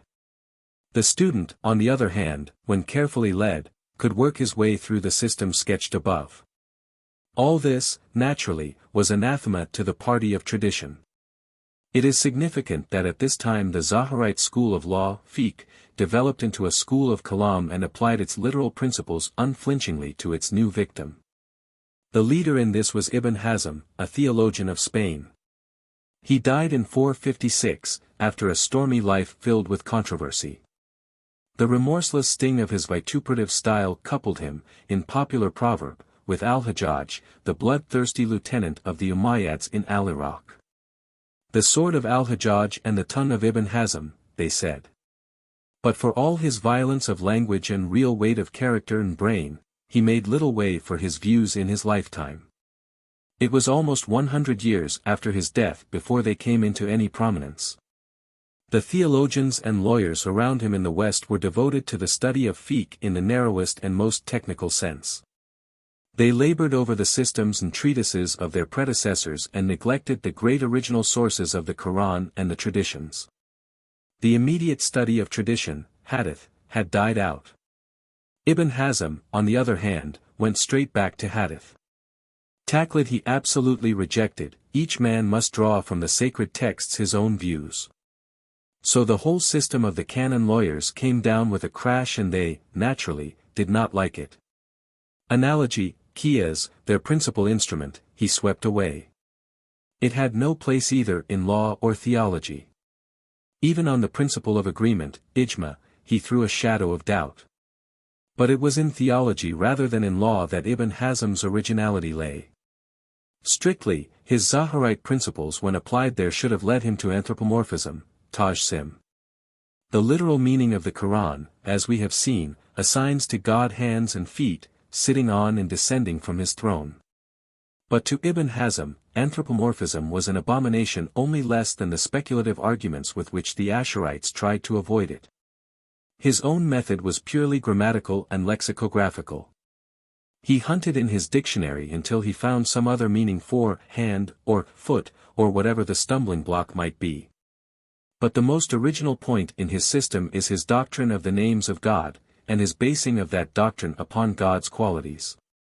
The Asharites, he contended with justice, have been guilty of a grave inconsistency in saying that God was different in nature, qualities, and actions from all created things, and yet that the human qualities could be predicated of God. And that men could reason about God's nature. He accepted the doctrine of God's difference, mukhalafa, on highly logical, but, for us, rather startling grounds. The Quran applies to him the words, the most merciful of those that show mercy, but God, evidently, is not merciful. He tortures children with all manner of painful diseases, with hunger and terror. Mercy, in our human sense, which is high praise applied to a man, cannot be predicated of God. What then does the Quran mean by those words? Simply that they are Murrahiman are one of God's names, applied to him by himself, and that we have no right to take them as descriptive of a quality, mercy, and to use them to throw light on God's nature. They form one of the 99 most beautiful names, Al-Asma al-Husna, of which the Prophet has spoken in a tradition. Similarly, we may call God the Living One, Al-Hay, because he has given us that as one of his names, not because of any reasoning on our part. Do we not say that his life is different from that of all other living beings? These names then, are limited to 99 and no more should be formed, however full of praise such might be for God, or however directly based on his actions. He has called himself Al-Wahhab, the giver, and so we may use that term of him. But he has not called himself Al-Wahhab the bountiful giver, so we may not use that term of him, though it is one of praise. Of course, you may describe his action and say that he is the guider of his saints. But you must not make from that a name, and call him simply the guider. Further, if we regard these names as expressing qualities in God, we involve multiplicity in God's nature, there is the quality and the thing qualified. Here we are back at the old Mu'tazilite difficulty, and it is intelligible that Ibn Hazm dealt more gently with the Mu'tazilites than with the Ash'arites. The one party were Muslims and sinned in ignorance, invincible ignorance, a Roman Catholic would call it, the others were unbelievers. They had turned willfully from the way. The Mu'tazilites had tried to limit the qualities as much as possible. At the best they had said that they were God's essence and not in his essence. Al-Ash'ari and his school had fairly reveled in qualities and had mapped out the nature of God with the detail and daring of a phrenological chart. Naturally, Ibn Hazm made his ethical basis the will of God only. God has willed that this should be a sin and that a good deed. Lying, he concedes, is always saying what does not agree with the truth. But, still, God may pronounce that one lie is a sin, and one not. Muslim ethics, it is true, have never branded lying as sinful in itself. For the Shiites and their doctrine of an infallible Imam, Ibn Hazm cannot find strong enough expressions of contempt. In Ibn Hazm's time, and he praises God for it, there were but few Ash'arites in the West. Theology generally did not find many students. So things went on till long after his death. To this fiery controversialist the worst blow of all would have been if he could have known that the men who were at last to bring his system, in part and for a time, into public acceptance and repute, were also to complete the conquest of Islam for the Ash'arite school. That was still far in the future, and we must return to the persecution. The accounts of the persecution which set in are singularly conflicting. Some assign it to Hanbalite influence, others tell of a Mu'tazilite wazir of Tughril Beg. That the traditionalist party was the main force in it seems certain. In all probability, however, all the other anti-Ash'arite sects, from the Mu'tazilites on, took their own parts. The Ash'arite party represented a via media and would be set upon with zest by all the extremes. They were solemnly cursed from the pulpits and, what added peculiar insult to it, the Rafidites, an extreme Kharijite sect, were joined in the same anathema. Al-Juwayni, the greatest theologian of the time, fled to the Hijaz and gained the title of Imam of the two Harams, Imam al-Haramain, by living for 4 years between Mecca and Al-Madinah. Al-Qashayri, the author of a celebrated treatise on Sufism, was thrown into prison. The Ash'arite doctors generally were scattered to the winds. Only with the death of Tughril Beg in 455 did the cloud pass. His successor, Alp Arslan, and especially the great Wazir, Nizam al-Mulk, favored the Ash'arites. In 459 the latter founded the Nizamite Academy at Baghdad to be a defense of Ash'arite doctrines. This may fairly be regarded as the turning point of the whole controversy. The Hanbalite mob of Baghdad still continued to make itself felt, but its excesses were promptly suppressed. In 510 Ash-Shahrastani was well received there by the people, and in 516 the Khalifa himself attended Ash'arite lectures. It is needless to spend more time over the other theologians who were links in the chain between al-Ash'ari and the Imam al-Haramain. Their views wavered, this way and that, only the rationalizing tendency became stronger and stronger. There was danger that the orthodox system would fossilize and lose touch with life as that of the Mu'tazilites had done. It is true that Sufism still held its ground. All theologians practically were touched by it in its simpler form. And the cause of the higher Sufism of ecstasy, wonders by saints, karamat, and communion of the individual soul with God had been eloquently and effectively urged by al-Qashiri, d. 465, in his Risala. But in spite of the labors of so many men of high ability, the religious outlook was growing ever darker. Keen observers recognized that some change was bound to come. That it might be an inflowing of new life by a new al-Ash'ari was their prayer. It is more than dubious whether even the keenest mind of the time could have recognized what form the new life must take. They had not the perspective and could only feel a vague need. But from what has gone before it will be plain that Islam had again to assimilate to itself something from without or perish. Such had been its manner of progress up till now. New opinions had arisen, had become heresies, conflict had followed. Part of the new thought had been absorbed into the Orthodox Church, part had been rejected. Through it all the life of the Church had gone on in fuller and richer measure, being always, in spite of everything, the mainstream. The heresy itself had slowly dwindled out of sight. So it had been with Murjiism, so with Mu'tazilism. With the Orthodox, tradition, naql, still stood fast, but reason, aql, had taken a place beside it. Kalam, in spite of Hanbalite clamors, had become fairly a part of their system. What was to be the new element, and who was to be its champion? Chapter 4. Al-Ghazali, his life, times, and work, Sufism formally accepted into Islam. With the time came the man. He was Al-Ghazali, the greatest, certainly the most sympathetic figure in the history of Islam, and the only teacher of the after generations ever put by a Muslim on a level with the four great Imams. The equal of Augustine in philosophical and theological importance, by his side the Aristotelian philosophers of Islam, Ibn Rushd and all the rest, seem beggarly compilers and scholiasts. Only Al-Farabi, and that in virtue of his mysticism, approaches him. In his own person he took up the life of his time on all its sides and with it all its problems.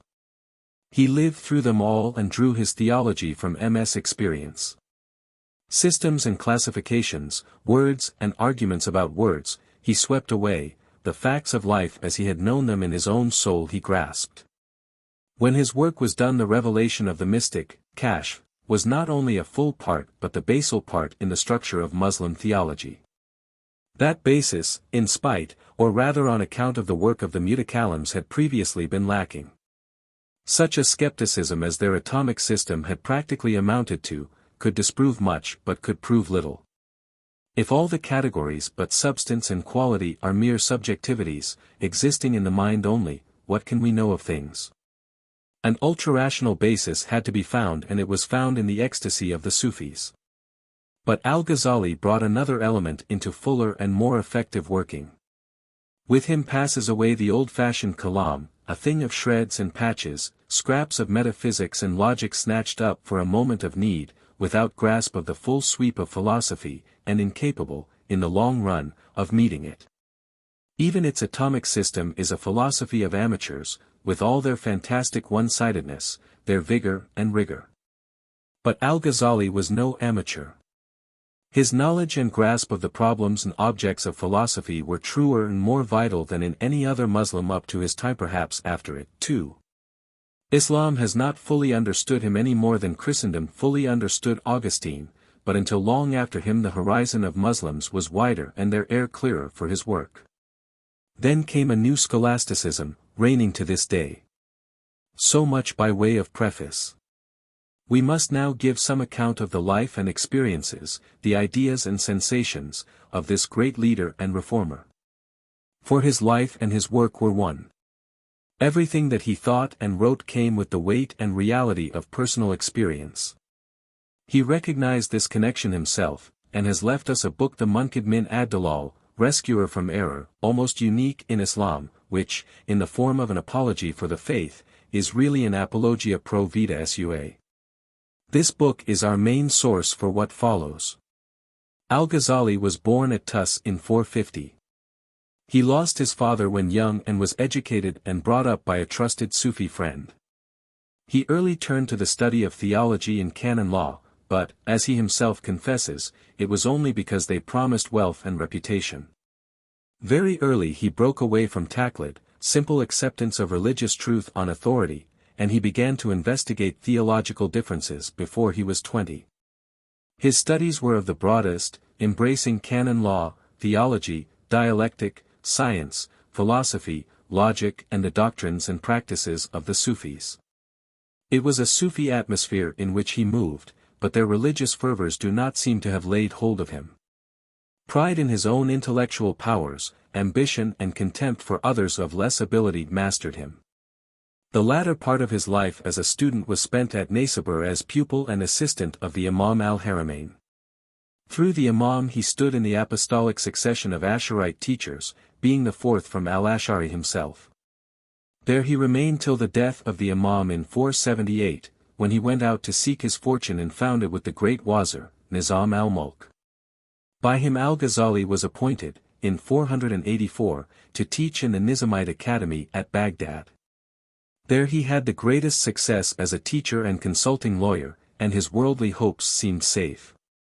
But suddenly he was struck down by mysterious disease. His speech became hampered, his appetite and digestion failed. His physicians gave him up. His malady, they said, was mental and could only be mentally treated. His only hope lay in peace of mind. Then he suddenly quitted Baghdad, in 488, ostensibly on pilgrimage to Mecca.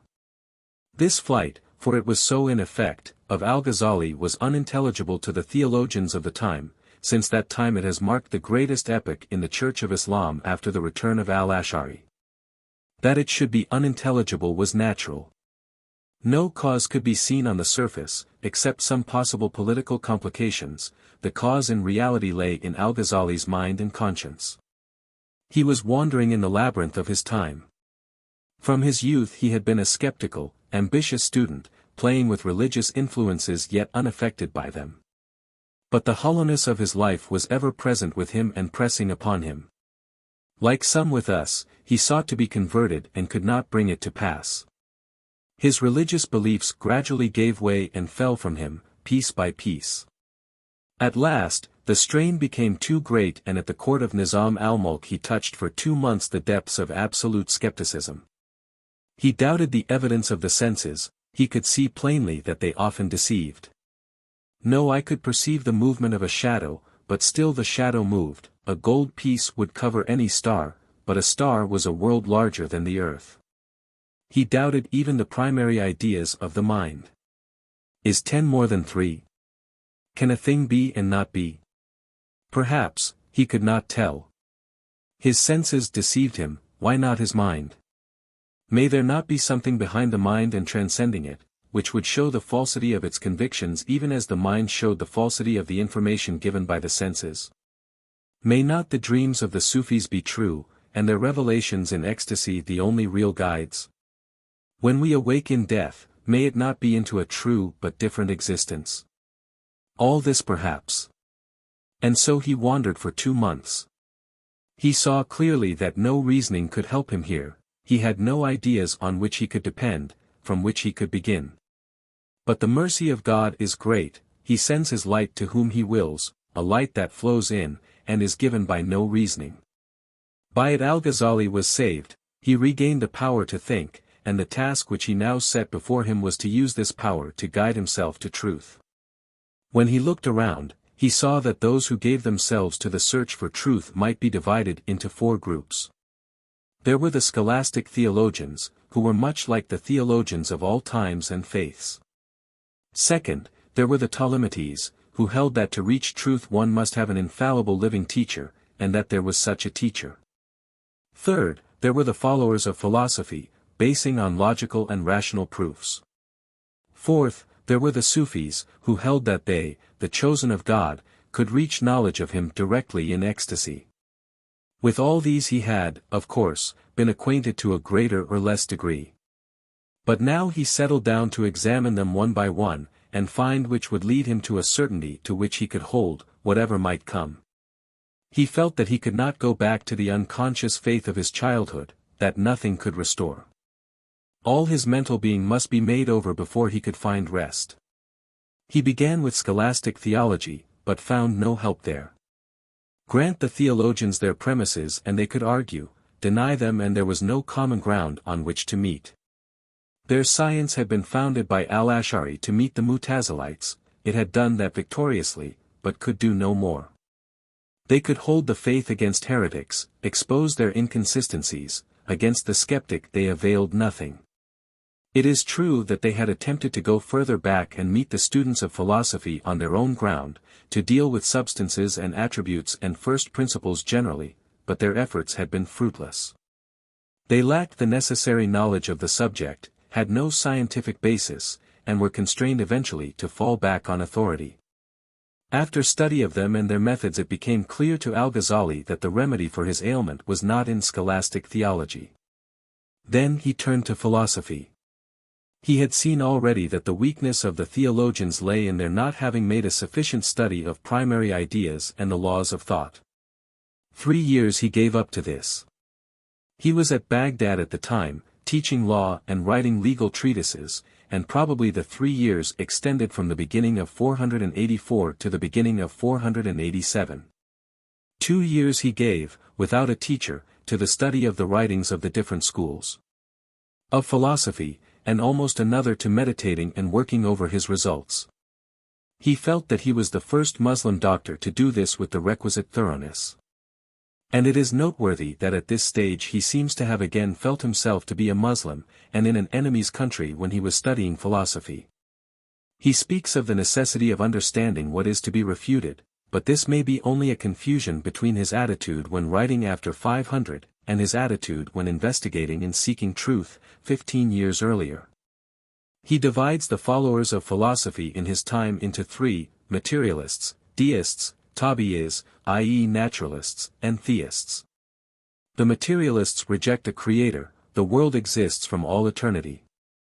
The animal comes from the egg and the egg from the animal. The wonder of creation compels the deists to admit a creator, but the creature is a machine, has a certain poise, title, in itself which keeps it running. Its thought is a part of its nature and ends with death. They thus reject a future life, though admitting God and his attributes.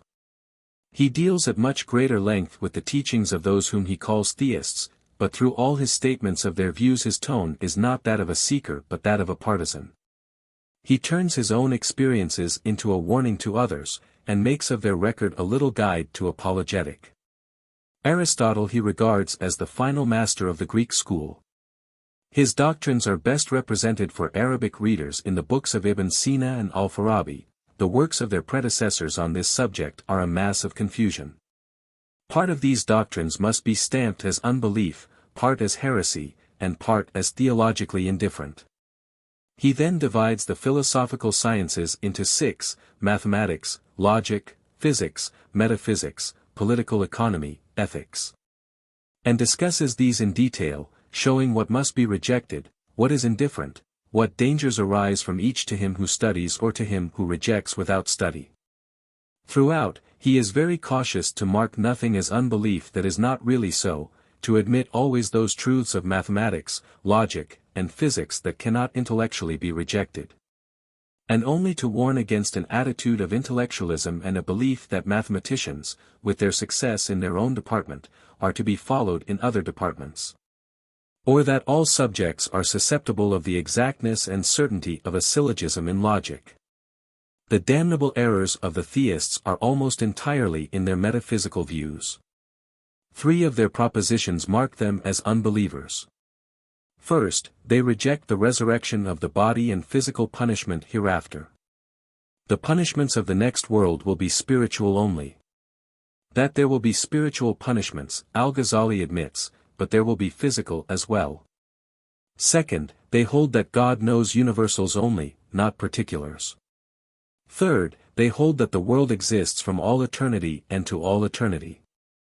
When they reject the attributes of God and hold that he knows by his essence and not by something added to his essence, they are only heretics and not unbelievers. In physics he accepts the constitution of the world as developed and explained by them, only all is to be regarded as entirely submitted to God, incapable of self-movement, a tool of which the Creator makes use. Finally, he considers that their system of ethics is derived from the Sufis. At all times there have been such saints, retired from the world. God has never left himself without a witness. And from their ecstasies and revelations our knowledge of the human heart, for good and for evil, is derived. Thus in philosophy he found little light.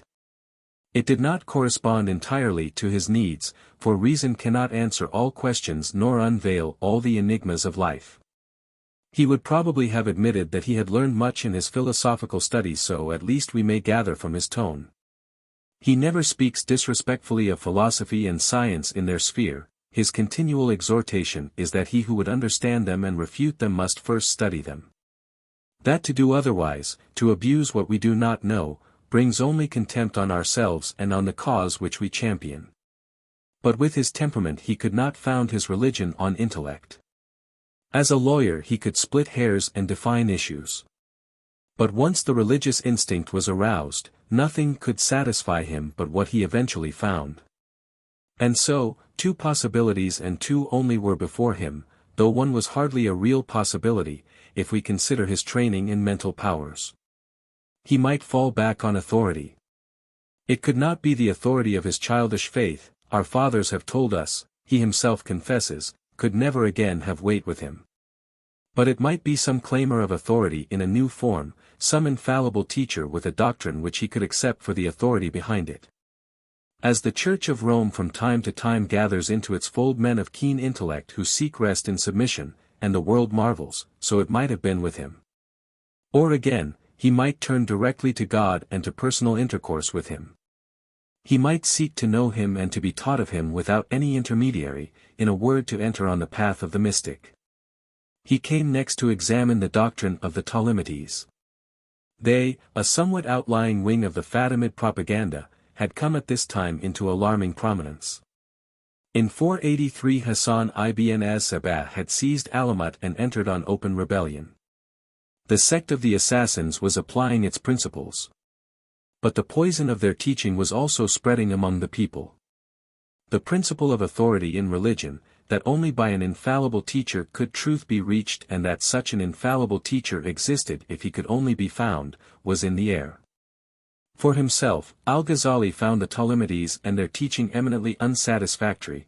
They had a lesson which they went over parrot fashion, but beyond it they were in dense ignorance. The trained theologian and scholar had no patience with their slackness and shallowness of thought. He labored long, as Ash-Shahrastani later confesses that he, too, did, to penetrate their mystery and learn something from them. But beyond the accustomed formulae there was nothing to be found. He even admitted their contention of the necessity of a living, infallible teacher, to see what would follow, but nothing followed. You admit the necessity of an imam, they would say. It is your business now to seek him, we have nothing to do with it. But though neither Al-Ghazali nor Ash-Shahrastani, who died 43 lunar years after him, could be satisfied with the Ptolemies, many others were. The conflict was hot, and Al-Ghazali himself wrote several books against them. The other possibility, the path of the mystic, now lay straight before him. In the Munqidh he tells us how, when he had made an end of the Ptolemies, he began to study the books of the Sufis, without any suggestion that he had had a previous acquaintance with them and their practices. But probably this means nothing more than it does when he speaks in a similar way of studying the scholastic theologians, namely, that he now took up the study in earnest and with a new and definite purpose. He therefore read carefully the works of Al-Harith al-Muhasibi, the fragments of Al-Junayd, Ash-Shibli, and Abu Yazid al-Bastami. He had also the benefit of oral teaching. But it became plain to him that only through ecstasy and the complete transformation of the moral being could he really understand Sufism. He saw that it consisted in feelings more than in knowledge, that he must be initiated as a Sufi himself. Live their life and practice their exercises, to attain his goal. On the way upon which he had gone up to this time, he had gained 3 fixed points of faith. He now believed firmly in God, in prophecy, and in the fast judgment. He had also gained the belief that only by detaching himself from this world, its life, enjoyments, honors, and turning to God could he be saved in the world to come. He looked on his present life, his writing and his teaching, and saw of how little value it was in the face of the great fact of heaven and hell. All he did now was for the sake of vainglory and had in it no consecration to the service of God. He felt on the edge of an abyss. The world held him back, his fears urged him away. He was in the throes of a conversion wrought by terror. His religion, now and always, in common with Al-Islam, was otherworldly. So he remained in conflict with himself for 6 months from the middle of 488. Finally, his health broke down under the strain. In his feebleness and overthrow he took refuge with God, as a man at the end of his resources. God heard him and enabled him to make the needed sacrifices. He abandoned all and wandered forth from Baghdad as a Sufi. He had put his brilliant present and brilliant future absolutely behind him, had given up everything for the peace of his soul. This date, the end of 488, was the great era in his life, but it marked an era, too, in the history of Islam. Since al-Ash'ari went back to the faith of his fathers in 300, and cursed the Mu'tazilites and all their works, there had been no such epoch as this flight of Al-Ghazzali. It meant that the reign of mere scholasticism was over. That another element was to work openly in the future Church of Islam, the element of the mystical life in God, of the attainment of truth by the soul in direct vision.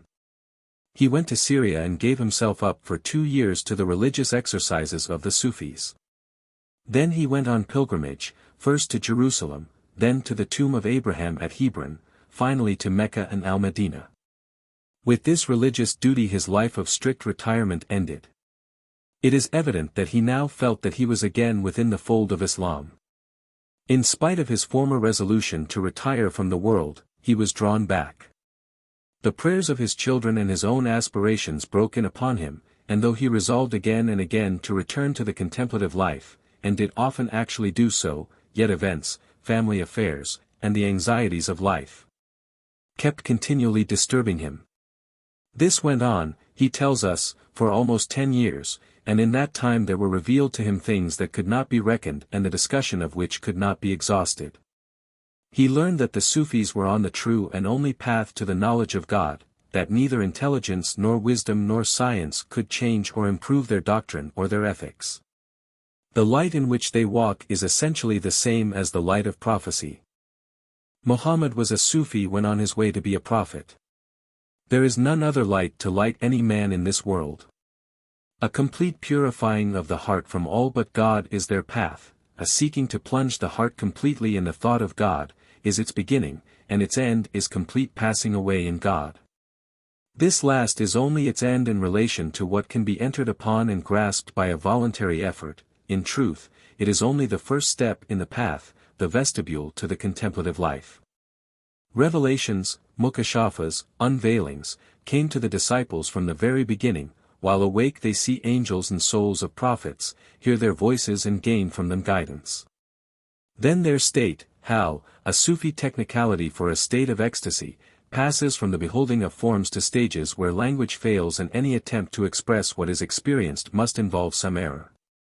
They reach a nearness to God which some have fancied to be a hulul, fusion of being, others an ittihad, identification, and others a wusul, union, but these are all erroneous ways of indicating the thing. Al-Ghazali notes one of his books in which he has explained wherein the error lies. But the thing itself is the true basis of all faith and the beginning of prophecy, the karamat of the saints lead to the miracles of the prophets. By this maya is the possibility and the existence of prophecy can be proved, and then the life itself of Muhammad proves that he was a prophet.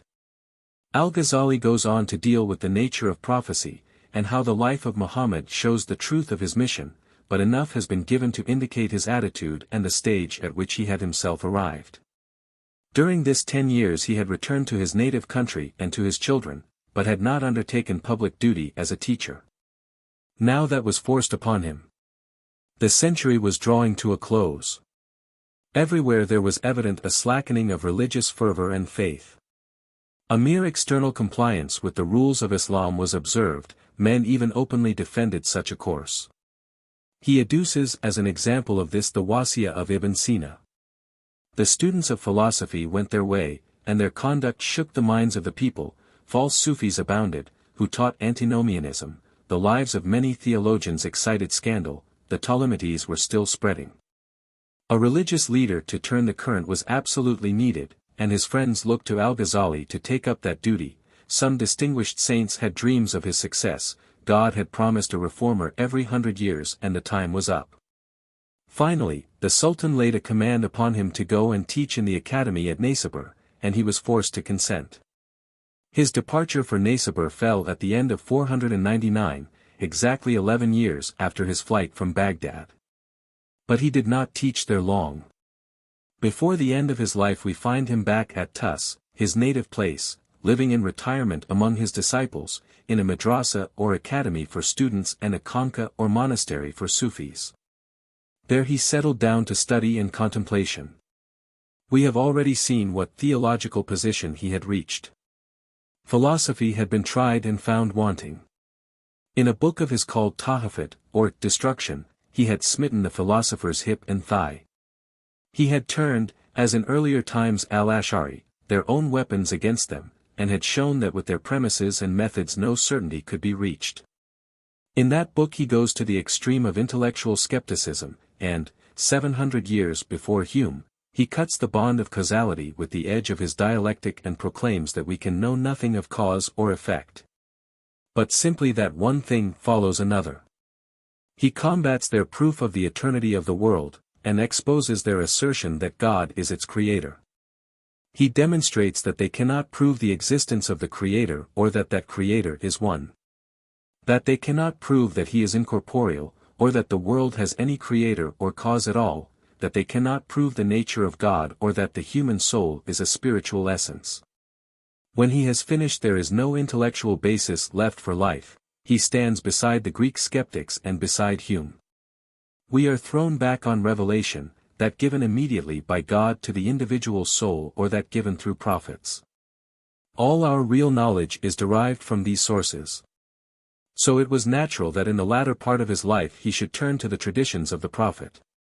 The science of tradition must certainly have formed part of his early studies, as of those of all Muslim theologians, but he had not specialized in it. His bent had lain in quite other directions. His master, the Imam al-Haramain, had been no student of tradition. Among his many works is not one dealing with that subject. Now he saw that the truth and the knowledge of the truth lay there, and he gave himself, with all the energy of his nature, to the new pursuit. The end of his wanderings came at Tus, in 505. There he died while seeking truth in the traditions of Muhammad, as Al-Ash'ari, his predecessor, had done. The stamp of his personality is ineffaceably impressed on Islam. The people of his time reverenced him as a saint and wonder-worker. He himself never claimed to work karamat and always spoke modestly of the light which he had reached in ecstasy. After his death legends early began to gather round him, and the current biographies of him are untrustworthy to a degree. It says much for the solidity of his work that he did not pass into a misty figure of popular superstition. But that work remained and remains among his disciples and in his books. We must now attempt to estimate its bearing in scope. For him, as for the mutakallams in general, the fundamental thing in the world and the starting point of all speculation is will. The philosophers in their intellectualism might picture God as thought thinking itself and evolving all things thereby. Their source was Plotinus, that of the Muslims was the terrific of creation. But how can we know this will of God if we are simply part of what it has produced? In answering this, Al-Ghazali and his followers have diverged from the rest of Islam, but not into heresy. Their view is admitted to be a possible interpretation of Quranic passages, if not that commonly held. The soul of man, Al-Ghazali taught, is essentially different from the rest of the created things. We read in the Quran, 15:29. 38:72, that God breathed into man of his spirit, Ruh. This is compared with the rays of the sun reaching a thing on the earth and warming it. In virtue of this, the soul of man is different from everything else in the world. It is a spiritual substance, Jawhar Ruhani, has no corporeality, and is not subject to dimension, position or locality. It is not in the body or outside of the body. To apply such categories to it is as absurd as to speak of the knowledge or ignorance of a stone. Though created, it is not shaped, it belongs to the spiritual world and not to this world of sensible things. It contains some spark of the divine and it is restless till it rests again in that primal fire, but, again, it is recorded in tradition that the Prophet said, God Most High created Adam in his own form, Surah. Al-Ghazali takes that to mean that there is a likeness between the spirit of man and God in essence, quality, and actions. Further, the spirit of man rules the body as God rules the world. Man's body is a microcosm beside the macrocosm of this world, and they correspond, part by part. Is, then, God simply the anima mundi? No, because he is the creator of all by his will, the sustainer and destroyer by his will. Al-Ghazali comes to this by a study of himself. His primary conception is, volo ergo sum. It is not thought which impresses him, but volition.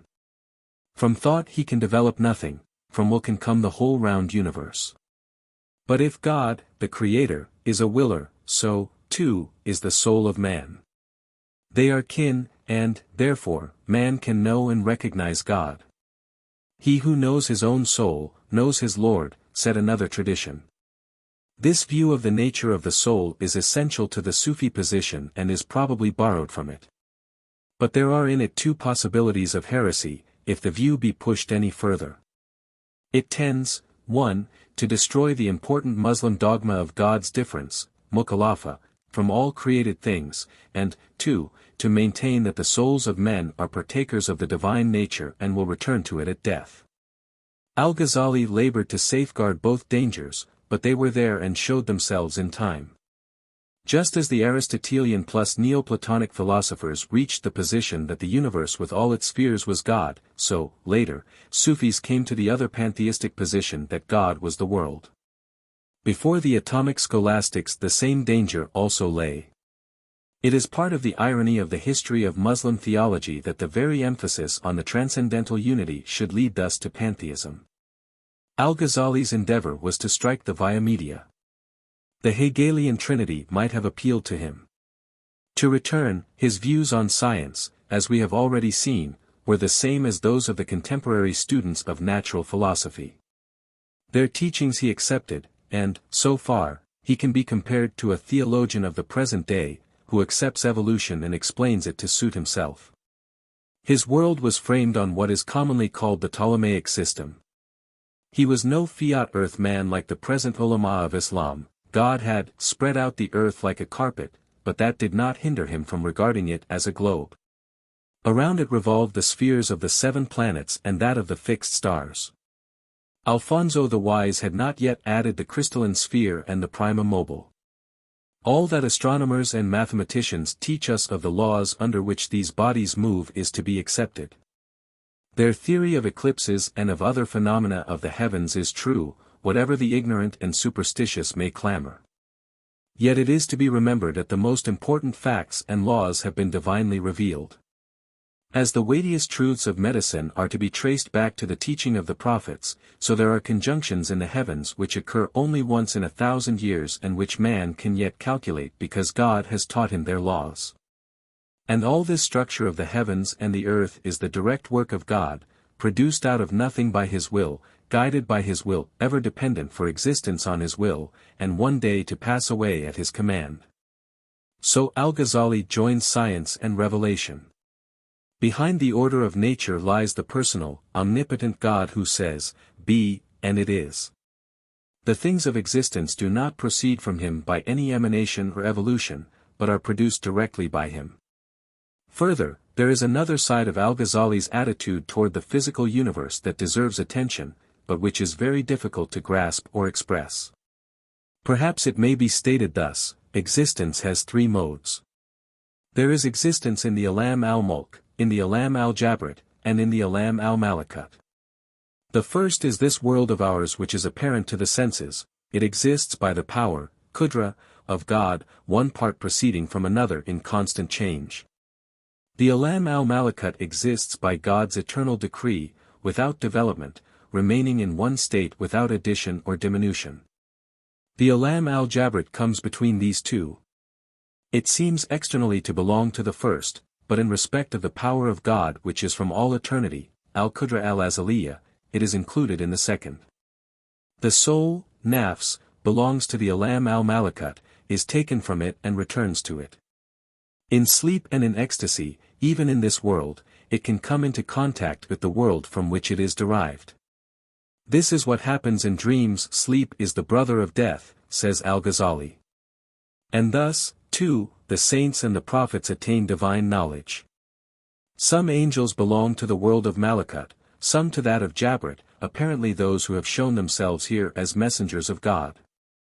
The things in the heavens, the preserved tablet, the pen, the balance, etc., belong to the world of Malakut. On the one hand, these are not sensible, corporeal things, and, on the other, these terms for them are not metaphors.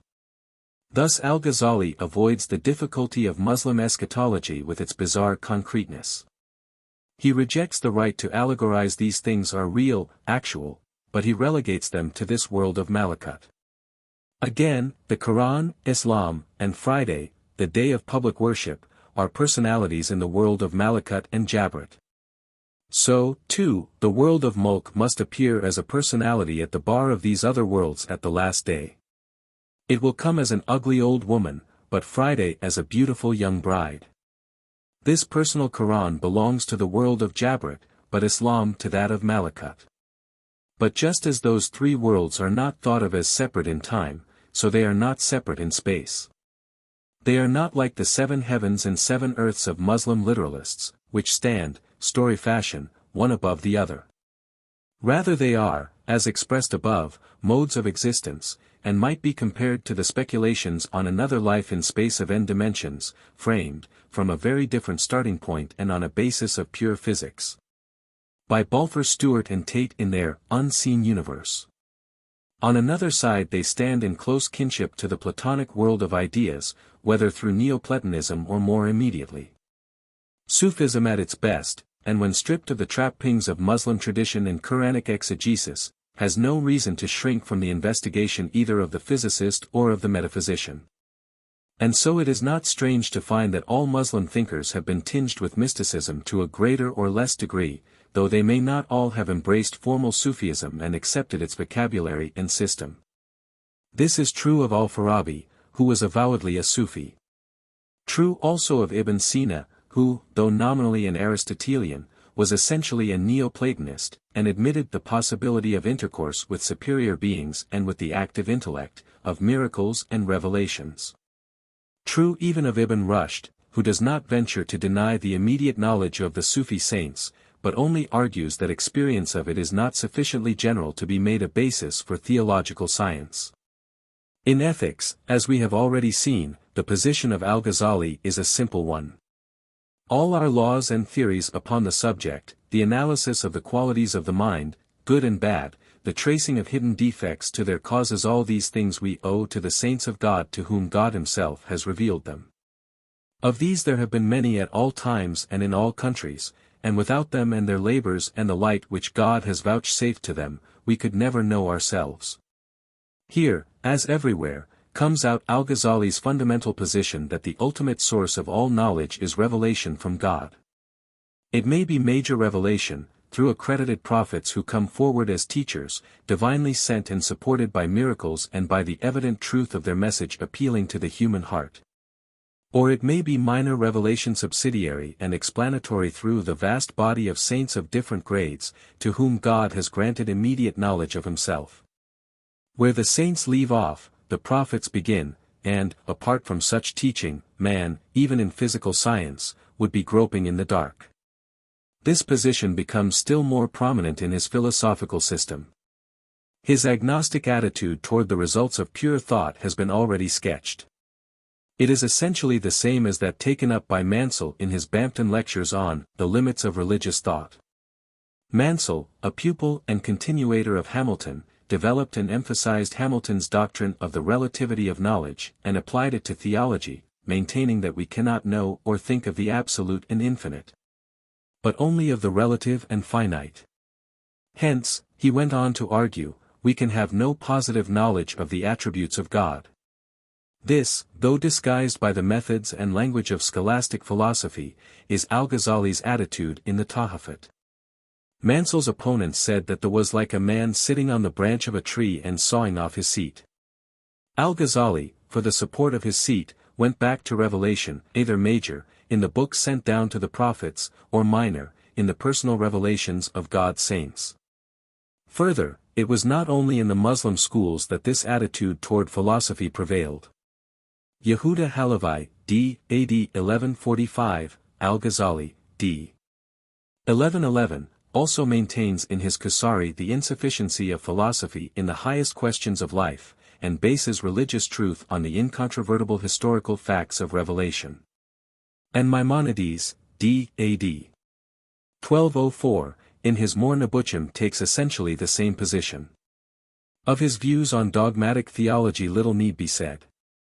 Among modern theologians he stands nearest to Ritschl. Like Ritschl, he rejects metaphysics and opposes the influence of any philosophical system on his theology. The basis must be religious phenomena, simply accepted and correlated. Like Ritschl, too, he was emphatically ethical in his attitude. He lays stress on the value for us of a doctrine or a piece of knowledge. Our source of religious knowledge is revelation, and beyond a certain point we must not inquire as to the how and why of that knowledge. To do so would be to enter metaphysics and the danger zone where we lose touch with vital realities and begin to use mere words. On one point he goes beyond Ritschl, and, on another, Ritschl goes beyond him. In his devotion to the facts of the religious consciousness Ritschl did not go so far as to become a mystic, indeed rejected mysticism with a conscious indignation. Al-Ghazali did become a mystic. But, on the other hand, Ritschl refused absolutely to enter upon the nature of God or upon the divine attributes. All that was mere metaphysics and heathenism.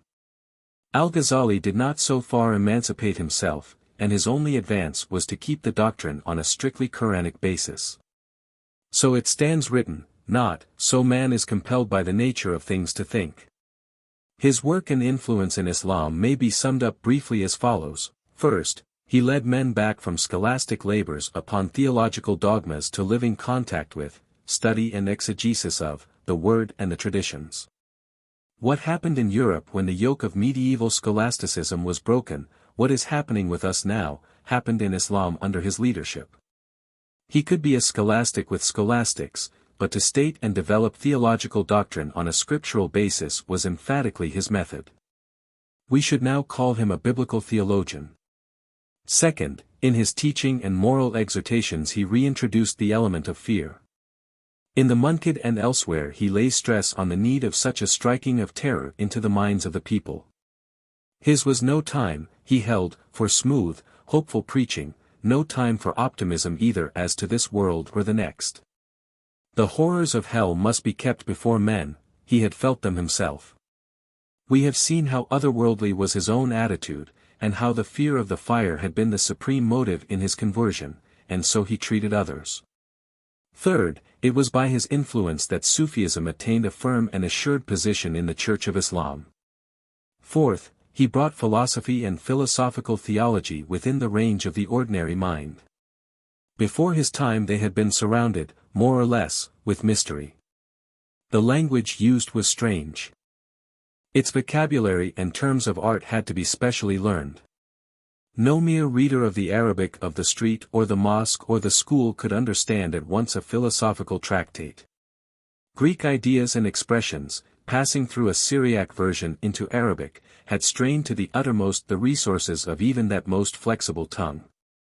A long training had been thought necessary before the elaborate and formal method of argumentation could be followed. All this Al-Ghazali changed, or at least tried to change. His Tahafut is not addressed to scholars only. He seeks with it a wider circle of readers, and contends that the views, the arguments, and the fallacies of the philosophers should be perfectly intelligible to the general public. Of these four phases of Al-Ghazali's work, the first and the third are undoubtedly the most important. He made his mark by leading Islam back to its fundamental and historical facts, and by giving a place in its system to the emotional religious life. But it will have been noticed that in none of the four phases was he a pioneer.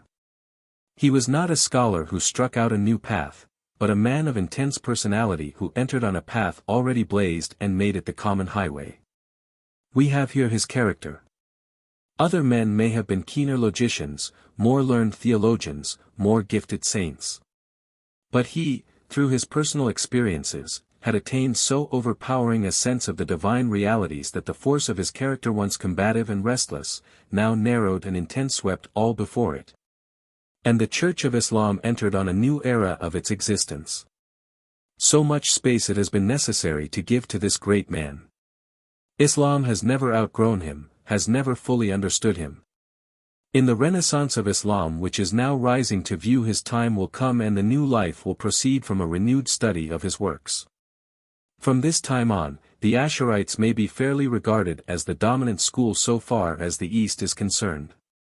Saladin, d. 589, did much to aid in the establishment of this hegemony. He was a devout Muslim with the taste of an amateur for theological literature.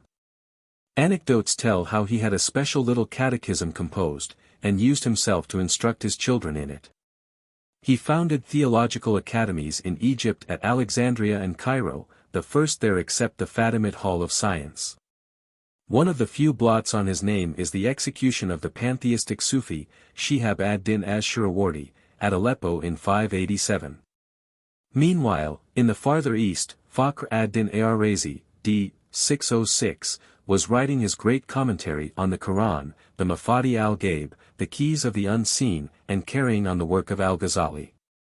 The title of his commentary itself shows the dash of mysticism in his teaching, and he was in correspondence with Ibn Arabi, the arch-Sufi of the time. He studied philosophy, too, commented on works of Ibn Sina, and fought the philosophers on their own ground as Al-Ghazali had done. Kalam and philosophy are now, in the eyes of the theologians, a true philosophy and a false.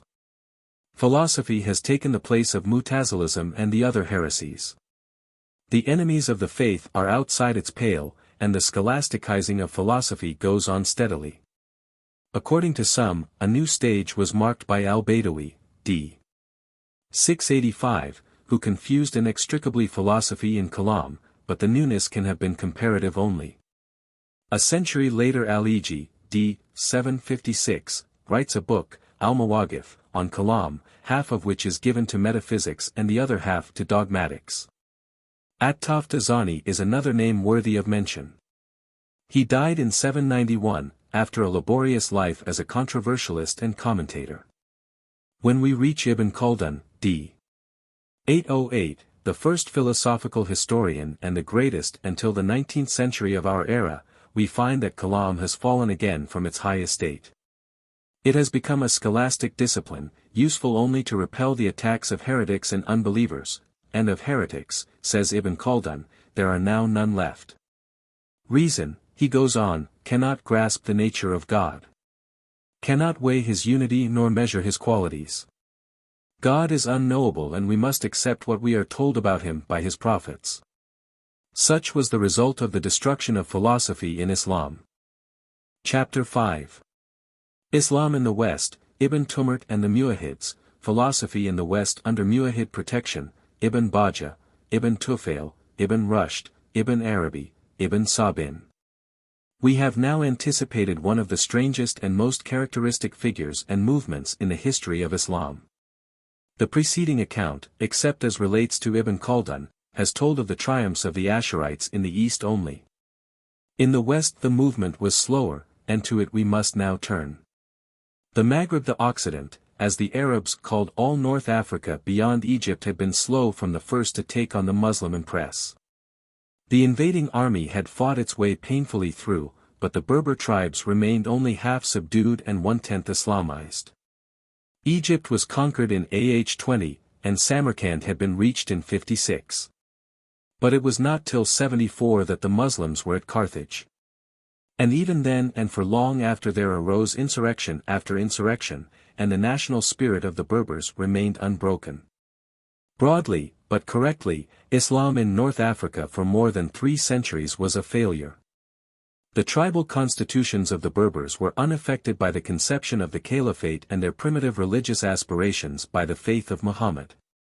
Not till the possibility came to them to construct Muslim states out of their own tribes did their opposition begin to weaken. And then it was as rather political Islam that had weakened. When the Fatimids conquered Egypt in 356 and moved the seat of their empire from Al-Mahdiyyah to the newly founded Cairo, Islam assumed a new meaning for North Africa. The Fatimid Empire there quickly melted away, and in its place arose several independent states, Berber in blood though claiming Arab descent and bearing Arab names. Islam no longer meant foreign oppression, and it began at last to make its way.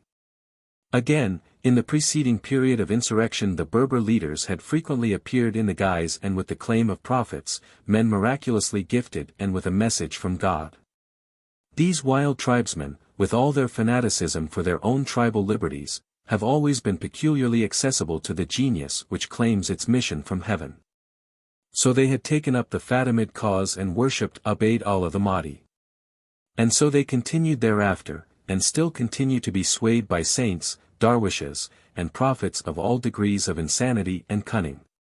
The latest case in point is that of the Sheikh as-Sanusi, with whom we have already dealt.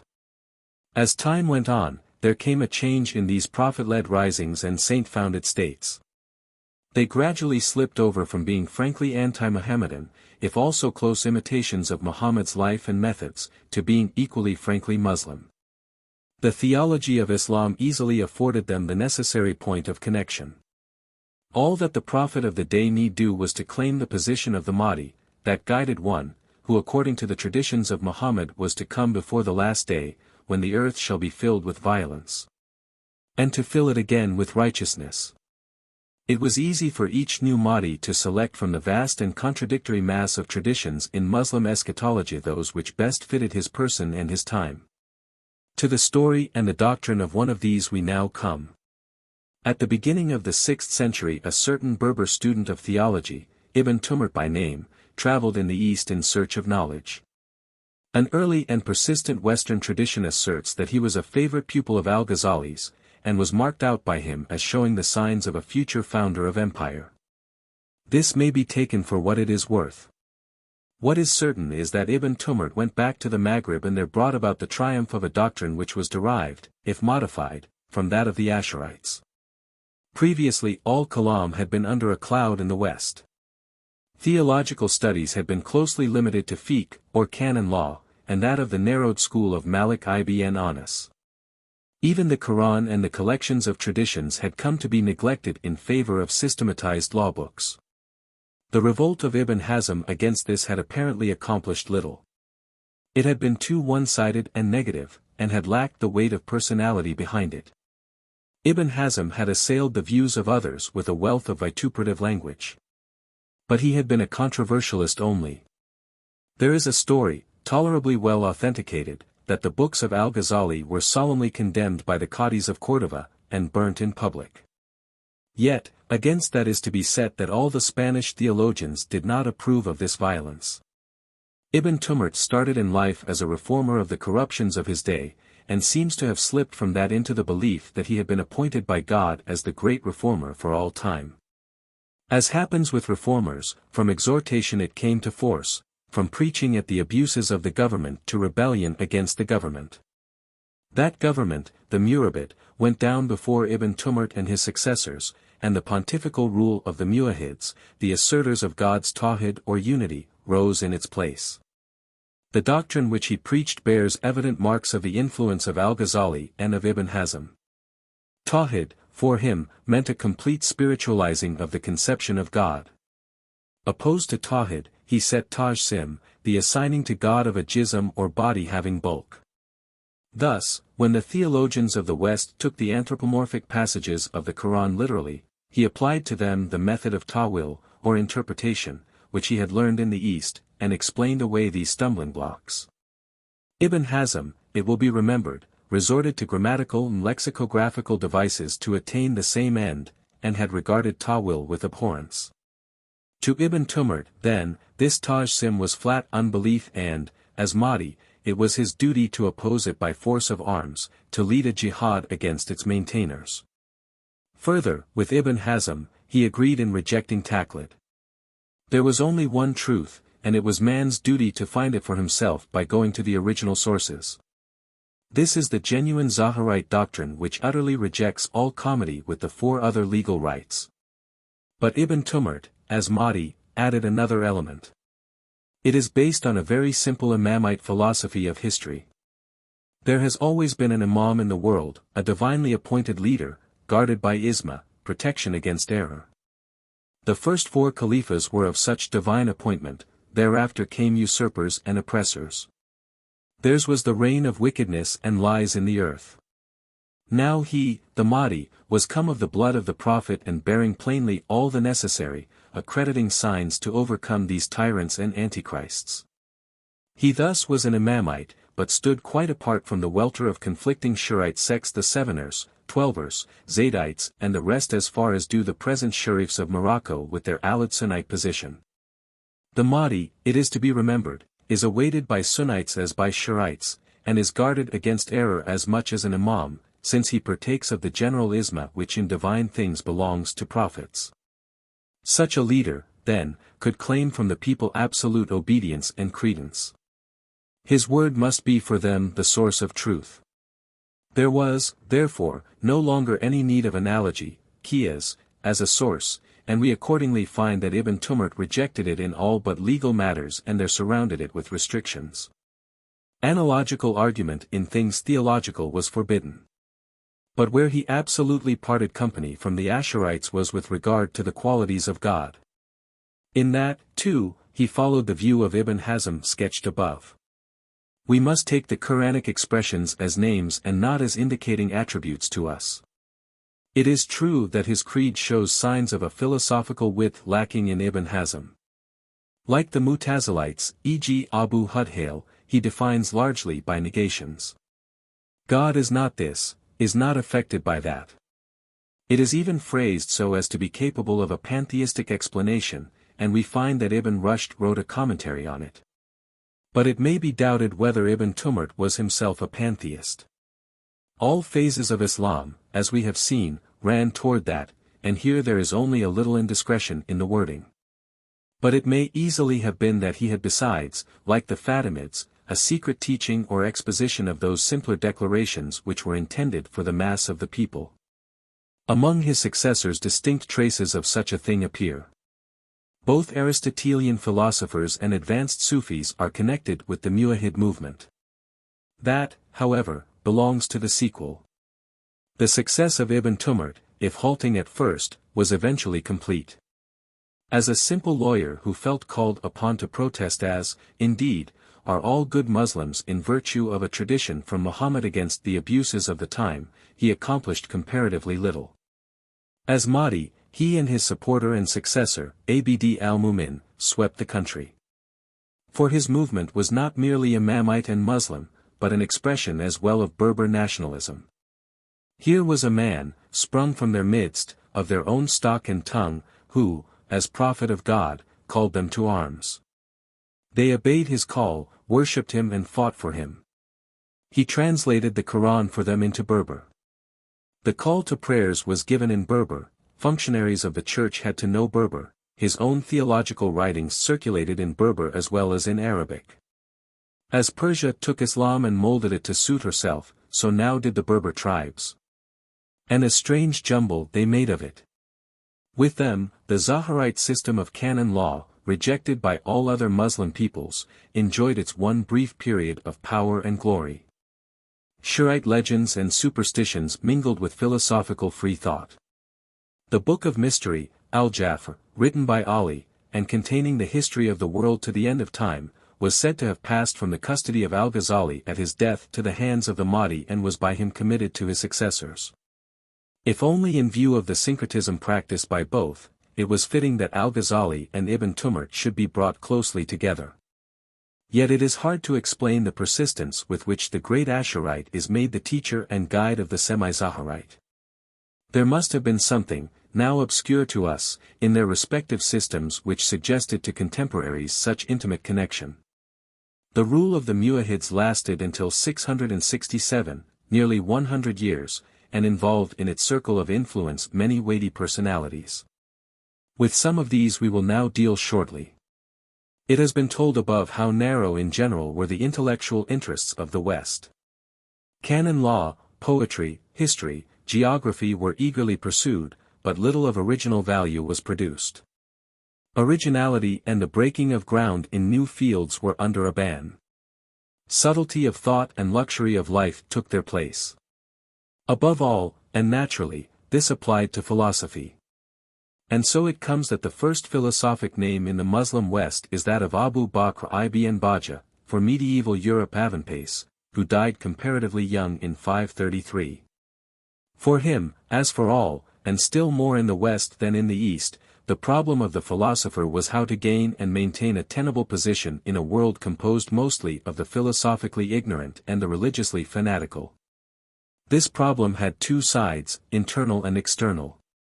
The inner and the nobler one was how such a mind could in its loneliness rise to its highest level and purify itself to the point of knowing things as they really are and so reach that eternal life in which the individual spirit loses itself in the active intellect, nu omicron pi omicron iota eta tau iota kappa.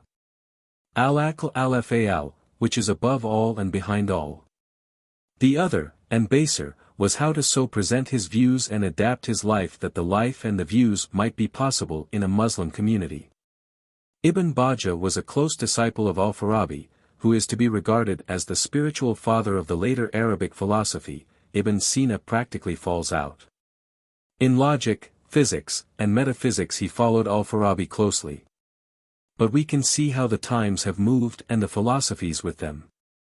The essential differences have appeared and Ibn Bajjah can no longer, with a good conscience, appear as a pious Muslim. The Sufi strain also is much weaker.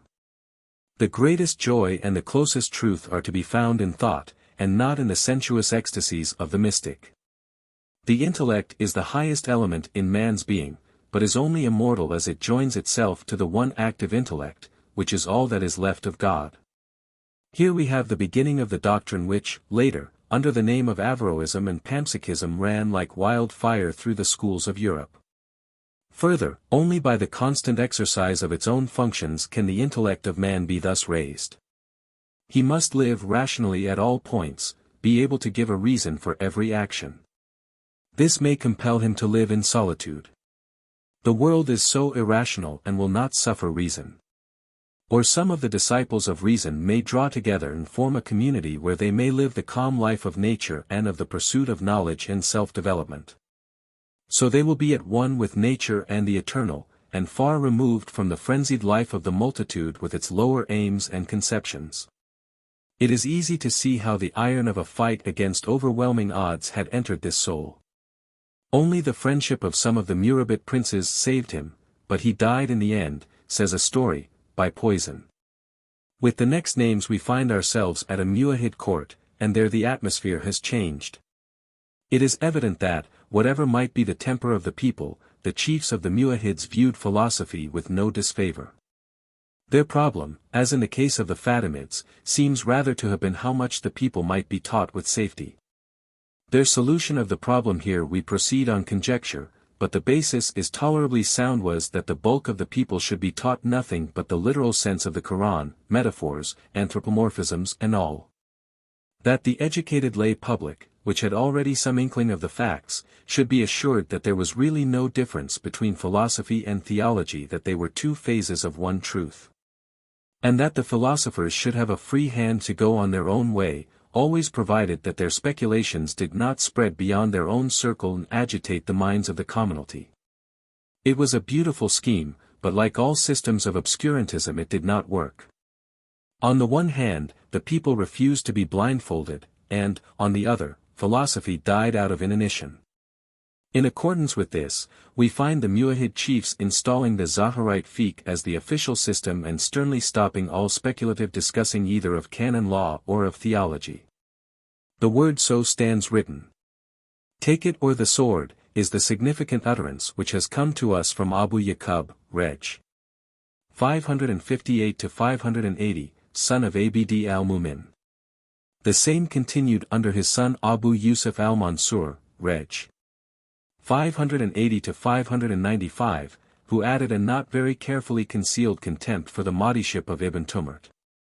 All such things were ridiculous in his philosophic eyes. Under these men and in adjustment with their system lived and worked Ibn Tufail and Ibn Rushd, the last of the great Aristotelians.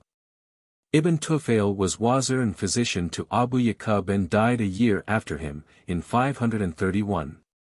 His was a calm, contemplative life, secluded in princely libraries. But his objects were the same as those of Ibn Bajjah. He has evidently no hope that the great body of the people can ever be brought to the truth. A religion, sensuous and sensual alike, is needed to restrain the wild beast in man, and the masses should be left to the guidance of that religion. For a philosopher to seek to teach them better is to expose himself to peril and them to the loss of that little which they have. But in his methods, on the other hand, Ibn Tufail is essentially at one with Al-Ghazali. He is a mystic who seeks in Sufi exercises, in the constant purifying of mind and body and in the unwearying search for the one unity in the individual multiplicity around him. To find a way to lose his self in that eternal and one spirit which for him is the divine. So at last he comes to ecstasy and reaches those things which eye hath not seen nor ear heard. The only difference between him and Al-Ghazali is that Al-Ghazali was a theologian and saw in his ecstasy Allah upon his throne and around him the things of the heavens, as set forth in the Quran, while Ibn Tufail was a philosopher of Neoplatonic plus Aristotelian stamp, and saw in his ecstasy the active intellect and its chain of causes reaching down to man and back to itself. The book by which his name has lived, and which has had strange haps, is the romance of Ibn Yaqzan, the living one, son of the waking one. In it he conceives two islands, the one inhabited and the other not. On the inhabited island we have conventional people living conventional lives, and restrained by a conventional religion of rewards and punishments. Two men there, Solomon and Asal, have raised themselves to a higher level of self-rule. Solomon adapts himself externally to the popular religion and rules the people. Asal, seeking to perfect himself still further in solitude, goes to the other island. But there he finds a man, Ibn Yaqzan, who has lived alone from infancy and has gradually, by the innate and uncorrupted powers of the mind, developed himself to the highest philosophic level and reached the vision of the divine. He has passed through all the stages of knowledge until the universe lies clear before him, and now he finds that his philosophy thus reached, without prophet or revelation, and the purified religion of Asal are one and the same. The story told by Asal of the people of the other island sitting in darkness stirs his soul and he goes forth to them as a missionary. But he soon learns that the method of Muhammad was the true one for the great masses, and that only by sensuous allegory and concrete things could they be reached and held. He retires to his island again to live the solitary life. The bearing of this on the system of the Muwahhids cannot be mistaken. If it is a criticism of the finality of historical revelation, it is also a defense of the attitude of the Muwahhids toward both people and philosophers. By the favor of Abu Yaqub, Ibn Tufail had practically been able to live on an island and develop himself by study. So, too, Abu Yaqub might stand for the enlightened but practical Solomon. Yet the meaning evidently is that between them they failed and must fail. There could only be a solitary philosopher here and there, and happy for him if he found a princely patron. The people which knew not the truth were accursed. Perhaps, rather, they were children and had to be humored and guided as such in an endless childhood. It is evident that such a solitary possessor of truth had two courses open to him. He could either busy himself in his studies and exercises, as had done Ibn Bajjah and Ibn Tufayl, or he could boldly enter public life and trust to his dialectic ingenuity in resource perhaps, also to his plasticity of conscience to carry him past all whispers of heresy and unbelief.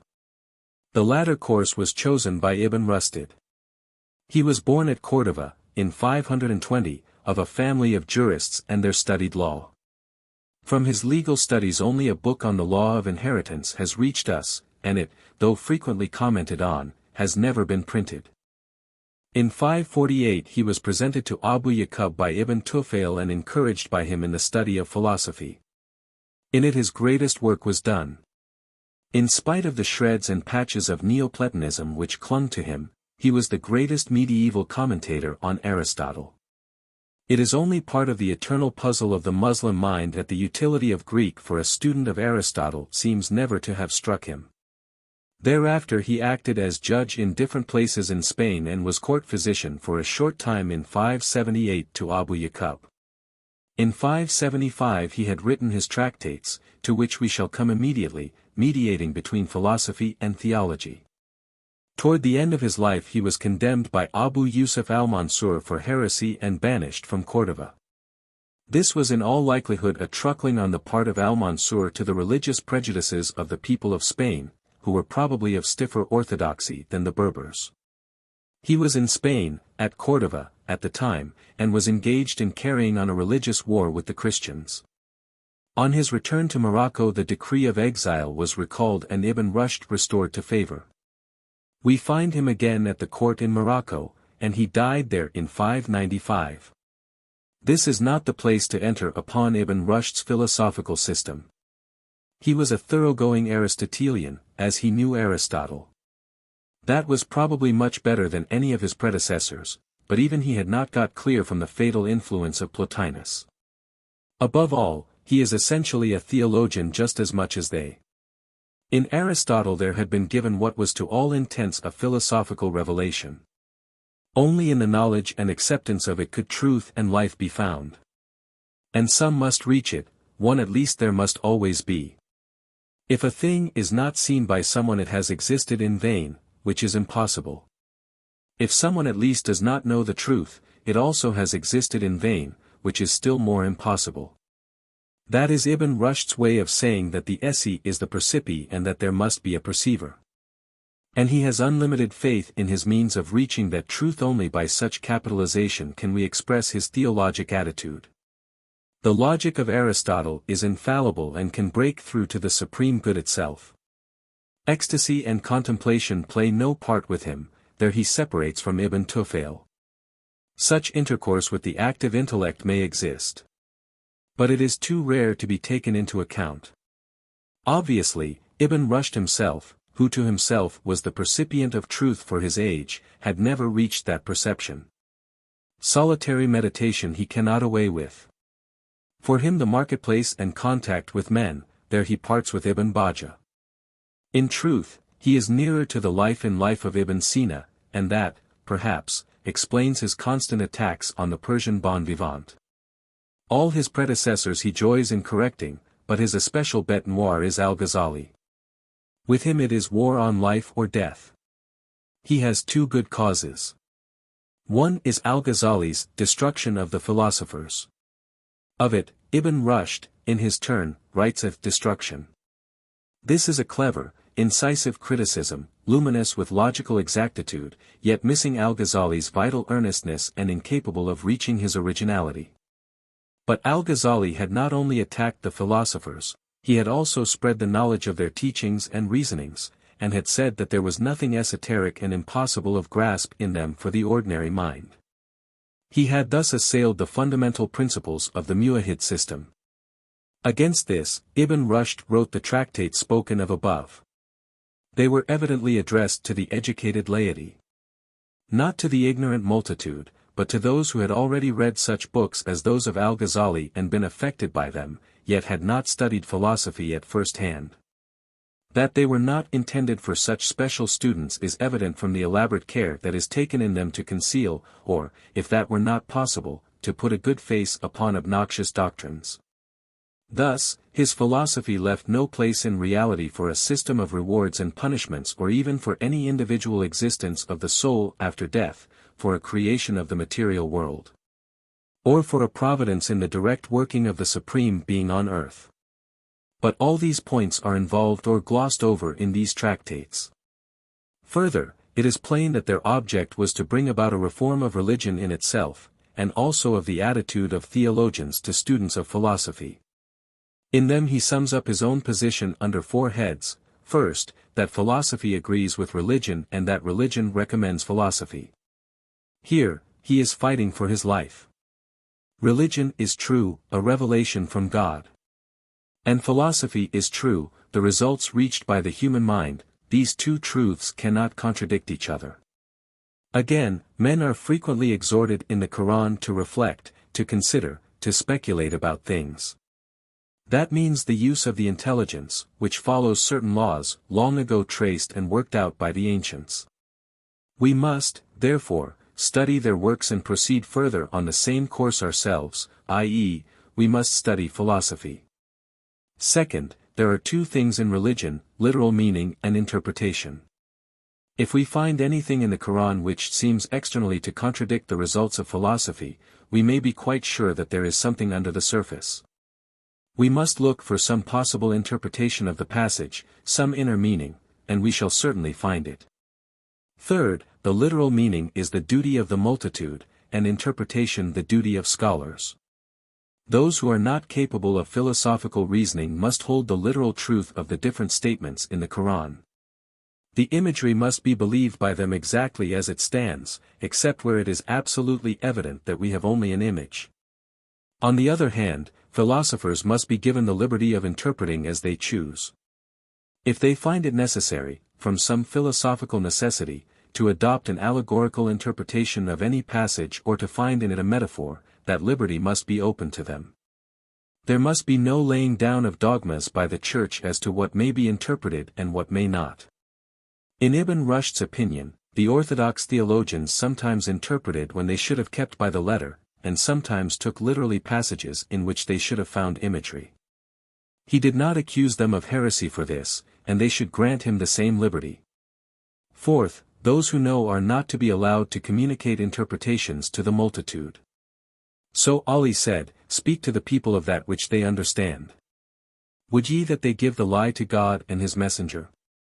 Ibn Rushd considered that belief was reached by 3 different classes of people in 3 different ways.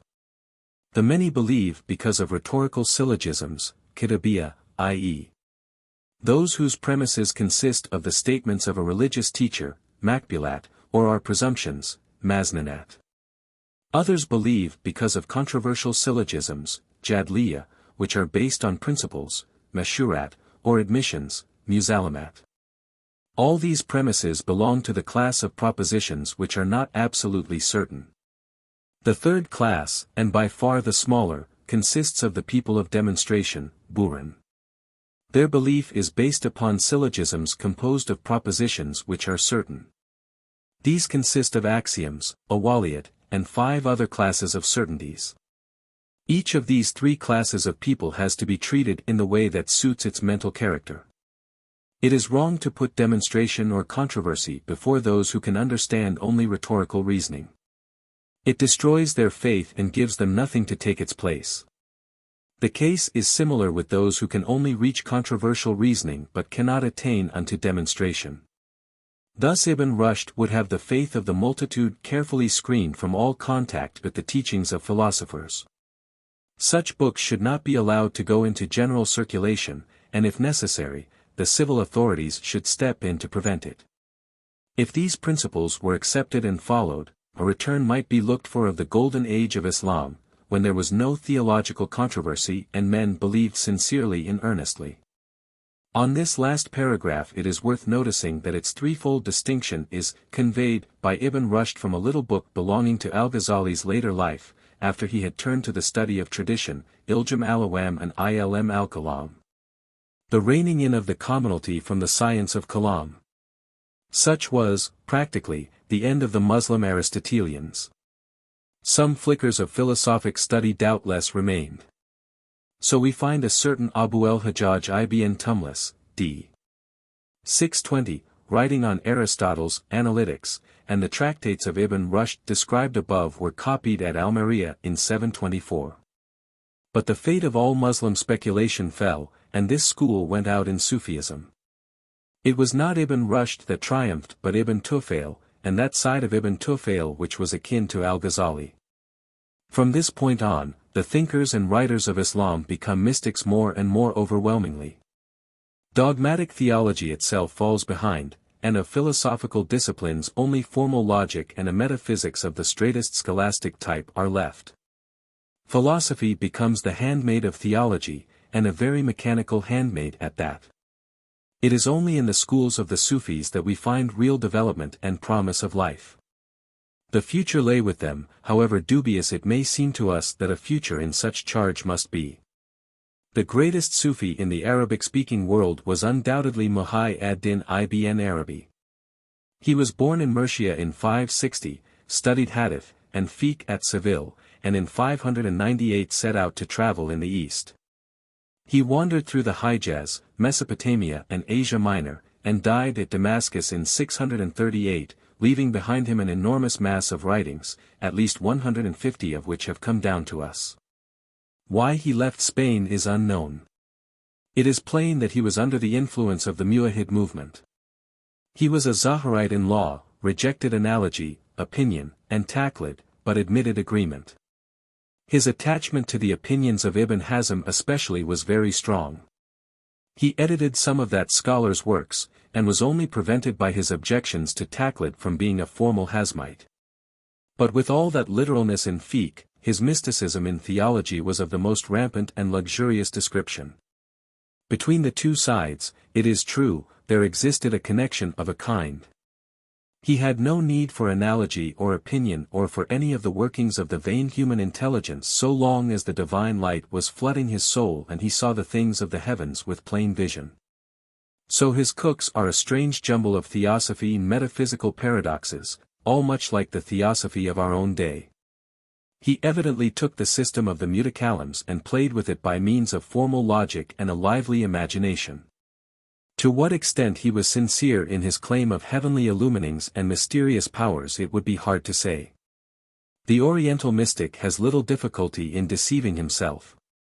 His opinions so far as we can know them may be briefly sketched as follows: the being of all things is God, there is nothing except him. All things are an essential unity, every part of the wood is the whole world.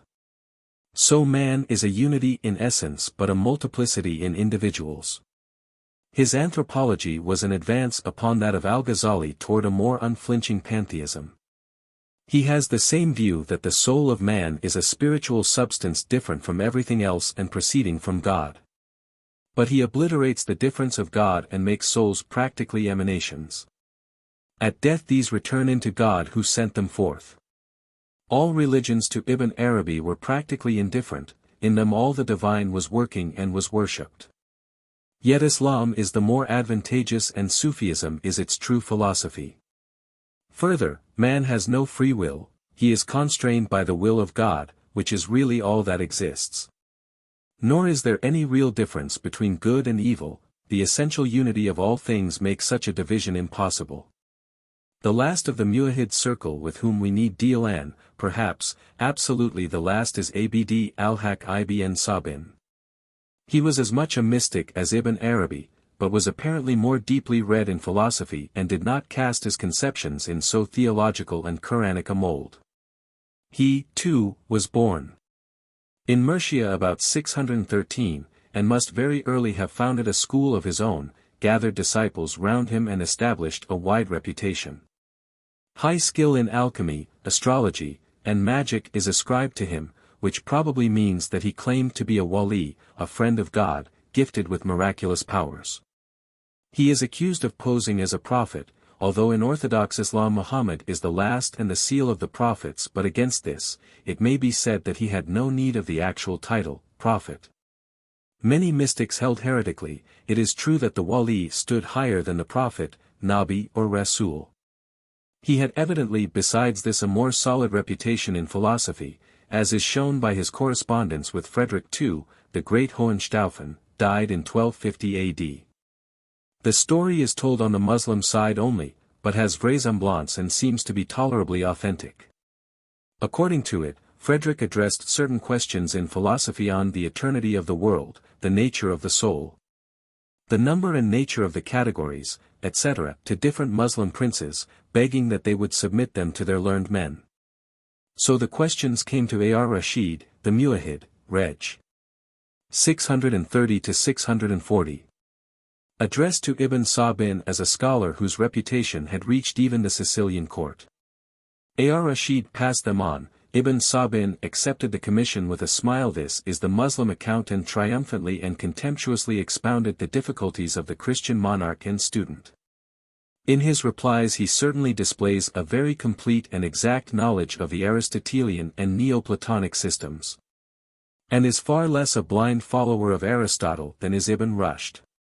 But his schoolmasterly tone is most unpleasant, and we discover in the end that all this is a mere preliminary discipline, leading in itself to agnosticism and a recognition that there is nothing but vanity in this world, and that only in the vision of the Sufi can certainty and peace be found. So we have again the circle through which Al-Ghazali went. As distinguished from Ibn Rushd, the prophet, with Ibn Sabin, takes higher rank than the sage. Beyond the current division of the soul into the vegetative, the animal and the reasonable, he adds two others, derived from the reasonable: the soul of wisdom and the soul of prophecy. The first of these is the soul of the philosopher, and the other of the prophet, and the last is the highest. Of the reasonable soul upward, he predicates immortality. His position otherwise must have been practically the same as that of Ibn Arabi. Like him he was a Zahirite in law and a mystic in theology. God is the reality of existing things, he taught, and it is evident that he belonged to the school of pantheism in which God is all, and separate things are emanations from him. In life we have flashes of recognition of the heavenly realities, but only at death, which is our true birth, do we reach union with the eternal, or, to speak technically, with the active intellect. Apparently it was quite possible for him to hold these views in public so long as the Muwahhids were strong enough to protect him.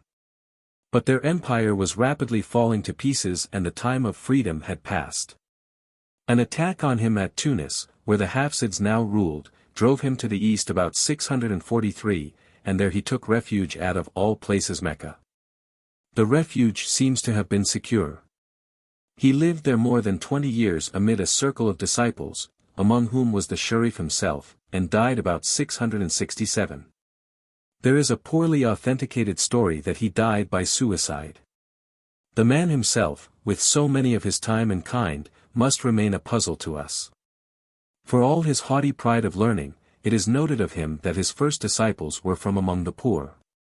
His contemporaries described him as a Sufi after the manner of the philosophers. The last vestige of the Muwahhid Empire passed away in the year of his death. Chapter 6. The rise and spread of Darwish fraternities, the survival and tradition of the Hanbalite doctrine, Abd ar-Razzaq, Ibn Taymiyyah, his attacks on saint worship and on the Mutakallims, Ash-Shahrastani in his times, the modern movements, Wahhabism and the influence of Al-Ghazali, possibilities of the present. Our sources now begin to grow more and more scanty, and we must hasten over long intervals of time and pass with little connection from one name to another. Preliminary investigations are also to a great extent lacking, and it is possible that the centuries which we shall merely touch may have witnessed developments only less important than those with which we have already dealt. But that is not probable, for when, after a long silence, the curtain rises again for us in the 12th Muslim century, we shall find at work only those elements and conditions whose inception and growth we have now set forth. One name in our rapid flight deserves mention, at least. It is that of Umar ibn al-Farid, the greatest poet that Arabic mysticism has produced. He was born at Cairo in 586, lived for a time at Mecca, and died at Cairo in 632. He led no new movement or advance, but the East still cherishes his memory and his poems. We have already noticed the beginnings of Darwish fraternities and the founding of monasteries or khanqahs. During the period over which we have just passed, these received a great and enduring impetus. The older ascetics and Wallace gathered round them groups of personal followers and their pupils carried on their names. But it was long, apparently, before definite corporations were founded of fixed purpose to perpetuate the memory of their masters. One of the earliest of these seems to have been the fraternity of Qadarite Darwishes, founded by Abd al-Qadir al-Jilani, who died in 561 at Baghdad, where pilgrimage is still made to his shrine. So, too, the Rifa'ite fraternity was founded at Baghdad by Ahmad ar-Rifa'i in 576. Another was that of the Shadhilites, named after their founder, Ash-Shahrastani, who died in 656. Again another is that of the Badawites, whose founder was Ahmad al-Badawi, d. 675. His shrine at Tanta in Lower Egypt is still one of the most popular places of pilgrimage. Again, the order of the Naqshbandite Darwishes was founded by Muhammad an-Naqshbandi, who died in 791. Among the Turks by far the most popular religious order is that of the Malawites, founded by the great Persian mystical poet, Jalal ad-Din ar-Rumi, d. 672, whose Mesnavi is read over all Islam. These and very many others, especially of later date, are still in existence. Others, once founded, have again become extinct.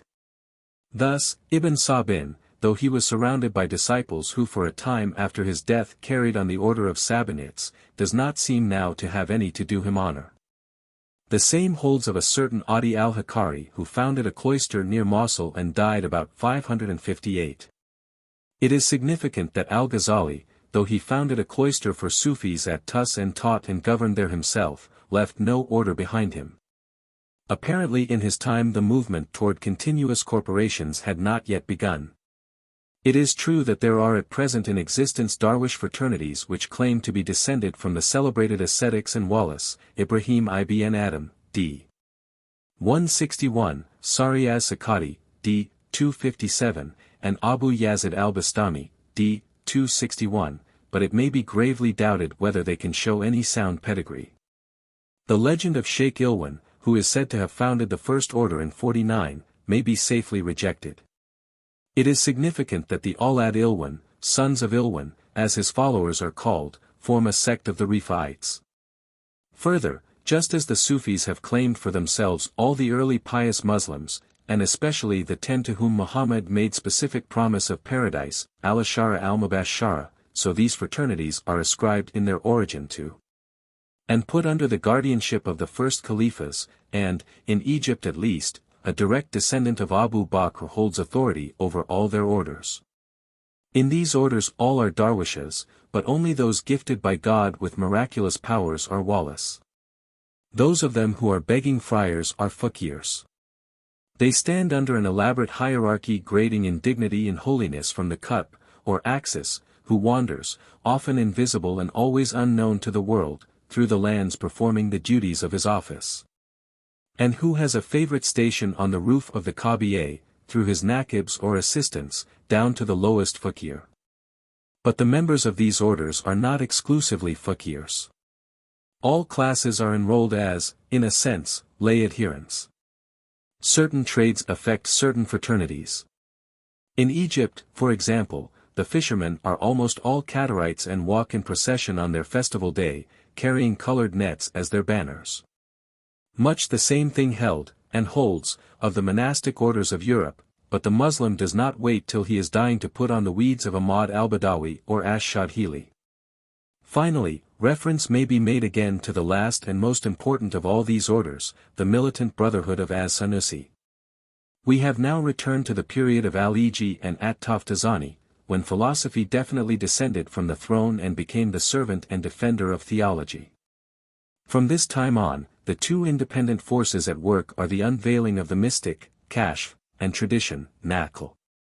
The only place for reason, aql, now is to prove the possibility of a given doctrine. That done, its actual truth is proven by tradition. These two then, kashf and naql, hold the field, and the history of Muslim theology from this point to the present day is the history of their conflicts. The mystics are accused of heresy by the traditionalists.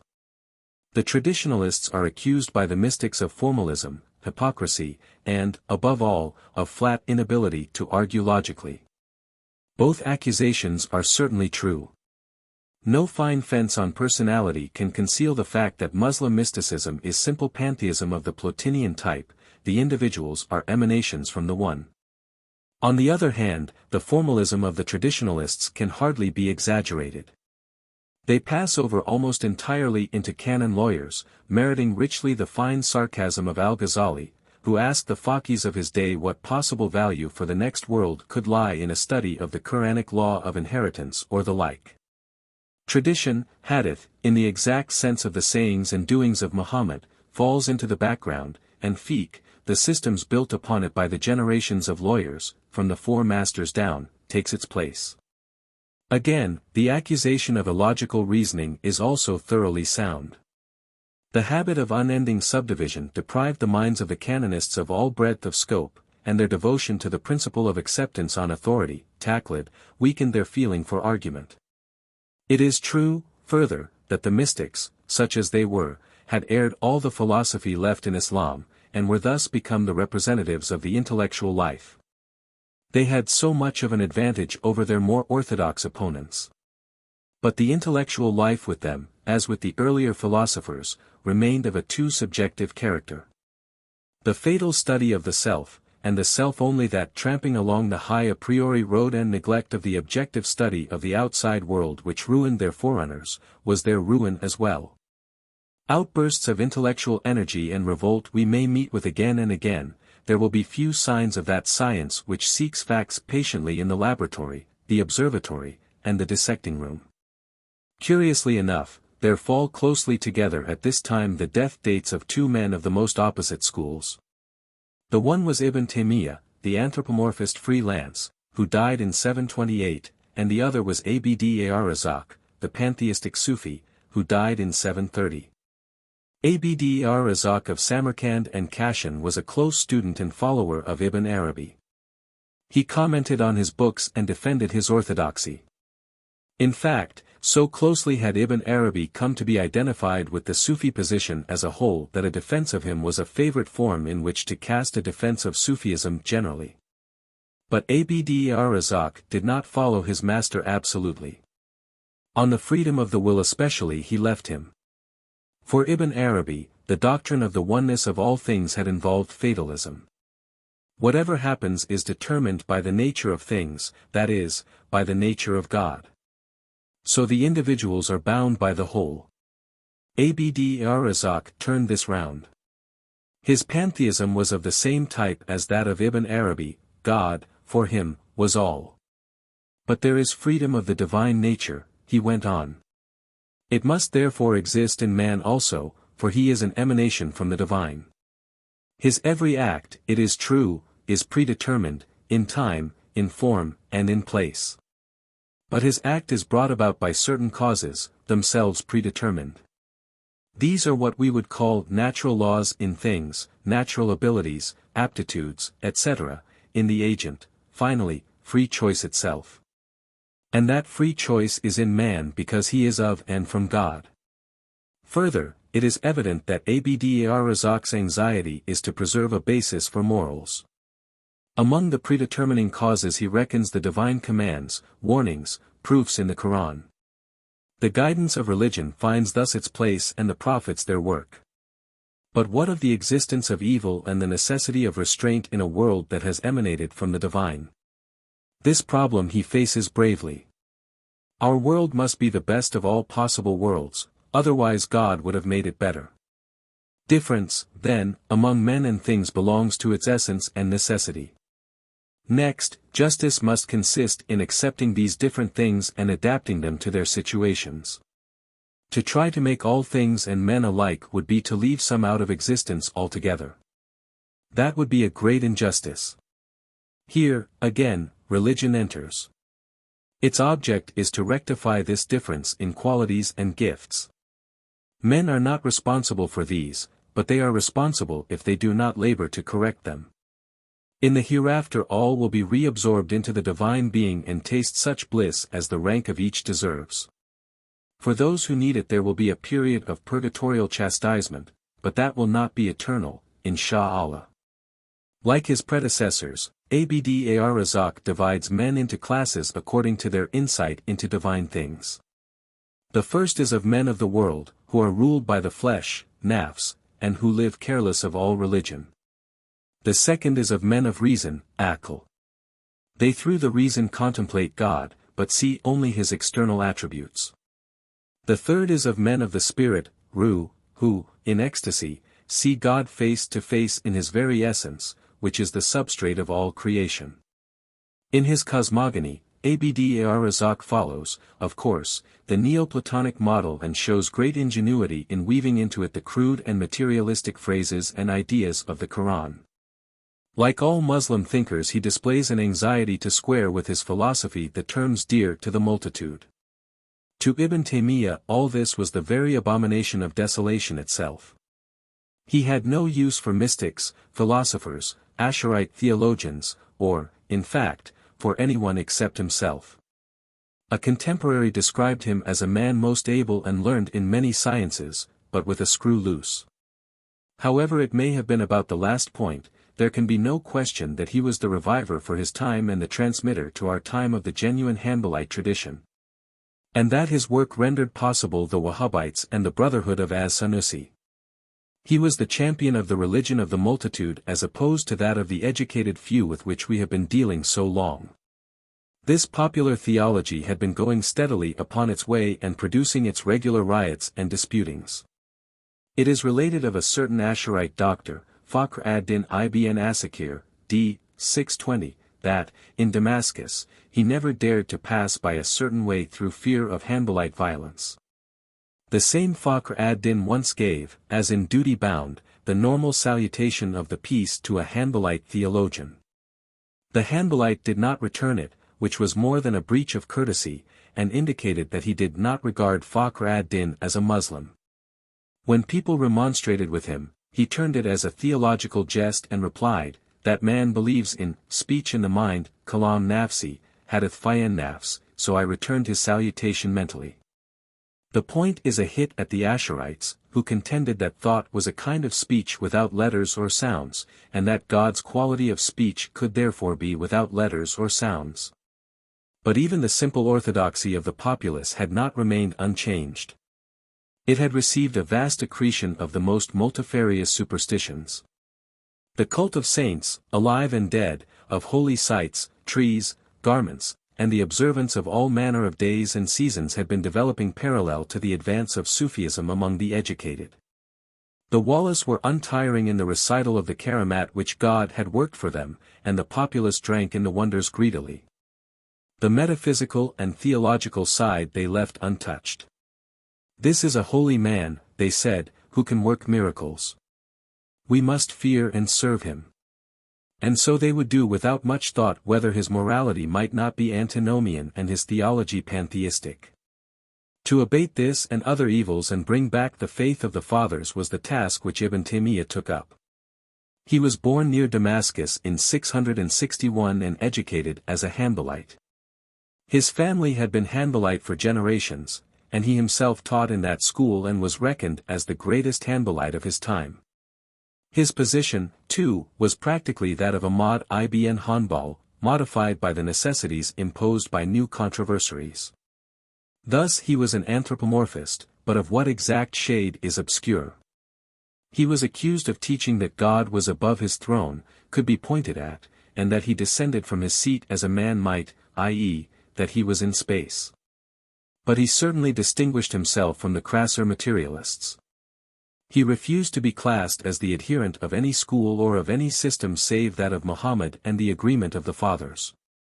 He claimed for himself the rights of a mujtahid and went back to first sources and principles in everything. His self-confidence was extreme, and he smote down with proud words the rightly guided Khalifas, Umar and Ali, themselves. His bases were Quran, tradition from the Prophet and from the companions and analogy. Agreement, in the broad sense of the agreement of the Muslim people, he rejected. If he had accepted it he would have been forced to accept innumerable superstitions, beliefs, and practices, especially the whole doctrine of the Wallace and their wonders, for their basis was agreement. The agreement of the companions he did accept, while convicting them right and left of error as individuals. His life was filled up with persecutions and misfortune. He was a popular idol, and inquiries for his judgment on theological and canonical questions kept pouring in upon him. If there was no inquiry, and he felt that a situation called for an expression of opinion from him, he did not hesitate to send it out with all formality. It is true that it is the duty of every Muslim, so far as he can, to do away or at least to denounce any illegality or unorthodox view or practice which he may observe. This duty evidently weighed heavily on Ibn Taymiyyah, and there was fear at one time at the Mamluk court lest he might go the way of Ibn Tumurt. In one of these utterances he defined the doctrine of God's qualities as Ibn Hazm had done, and joined their two denunciations of the Asharite Kalam and of the Quranic exegesis of the Mutakallims as a whole. They were nothing but the heirs and scholars of philosophers, idolaters, Magians, etc., and yet they dared to go beyond the Prophet and his heirs and companions. The consequence of this fatwa or legal opinion was that he was silenced for a time as a teacher. On another occasion he gave out a fatwa on divorce, pronouncing talaq illegal. Talaq is a device by which an awkward section in the canon law is evaded. If a man divorces his wife 3 times, or pronounces a threefold divorce formula, he cannot remarry her until she has been married to another man, has cohabited with him and been divorced by him. Muslim ideas of sexual purity are essentially different from ours, and the custom has grown up, when a man has thus divorced his wife in hasty anger, of employing another to marry her on pledge of divorcing her again next day. Sometimes the man so employed refuses to carry out his contract. Such refusal is a frequent motif in Oriental tales. To avoid this, the husband not infrequently employs one of his slaves and then presents him to his former wife the next day. A slave can legally marry a free woman, but when he becomes her property the marriage is ipso facto annulled, because a slave cannot be the husband of his mistress or a slave woman the wife of her master. It is to Ibn Taymiyyah's credit that he was one of the few to lift up their voices against this abomination. His independence is shown at its best. But it was with the Sufis that he had his worst conflicts, and at their hands he suffered most. In many points his career is parallel to that of Ahmad ibn Hanbal, the Sufi movement taking the place that was played by Mu'tazilism in the life of the earlier saint. One great difference, it may be remarked, was that Al-Ma'mun urged the persecution of Ibn Hanbal, while An-Nasir, the great Mamluk Sultan, Reg. 693, 698-708, 709-741, supported Ibn Taymiyyah as far as he possibly could. The beginning of the Sufi controversy was characteristic. Ibn Taymiyyah heard that a certain An-Nasir al-Manbiji, d. 719, a reputed follower of Ibn Arabi and of Ibn Sabin, had reached a position of influence in Cairo. That was enough to make Ibn Taymiyyah address an epistle to him, intended to turn him from his heresies. It is needless to give in detail the position and content of the epistle. He wrote as a strong monotheist of the old-fashioned type and exposed and assailed unmercifully the doctrine of unity, Ittihad, of the mystics. Al-Manbiji retorted with countercharges of heresy, and as he had behind him all the Sufis of Egypt, as great an army as the Christian monks and ascetics or earlier Egypt, and much like to them Ibn Taymiyyah had to pay for his eagerness for a fight with long and painful imprisonment at Cairo, Alexandria and Damascus. Here it is evident that he had lost touch with the drift of popular, and especially Egyptian, feeling. But his fearlessness was like that of Ibn Hanbal himself, and in 726 he gave out a fatwa which ran still straighter in the teeth of the beliefs of the people and which sent him to a prison which he never left alive. It had long been a custom in Islam to make pious pilgrimage to the graves of saints and prophets and there to do reverence to their memory and to ask their aid. It was part of that cult of saints which had so overspread and overcome the earlier simplicity of Islam. The most outstanding case in point was, and is, the pilgrimage to the tomb of Muhammad at Al-Madinah, which has come to be a more or less essential part of the Hajj to the Kaaba itself. Against all this Ibn Taymiyyah lifted a voice of emphatic protest. These shrines were in great part false, and when they were genuine the visitation of them was an idolatrous imitation of heathen practices.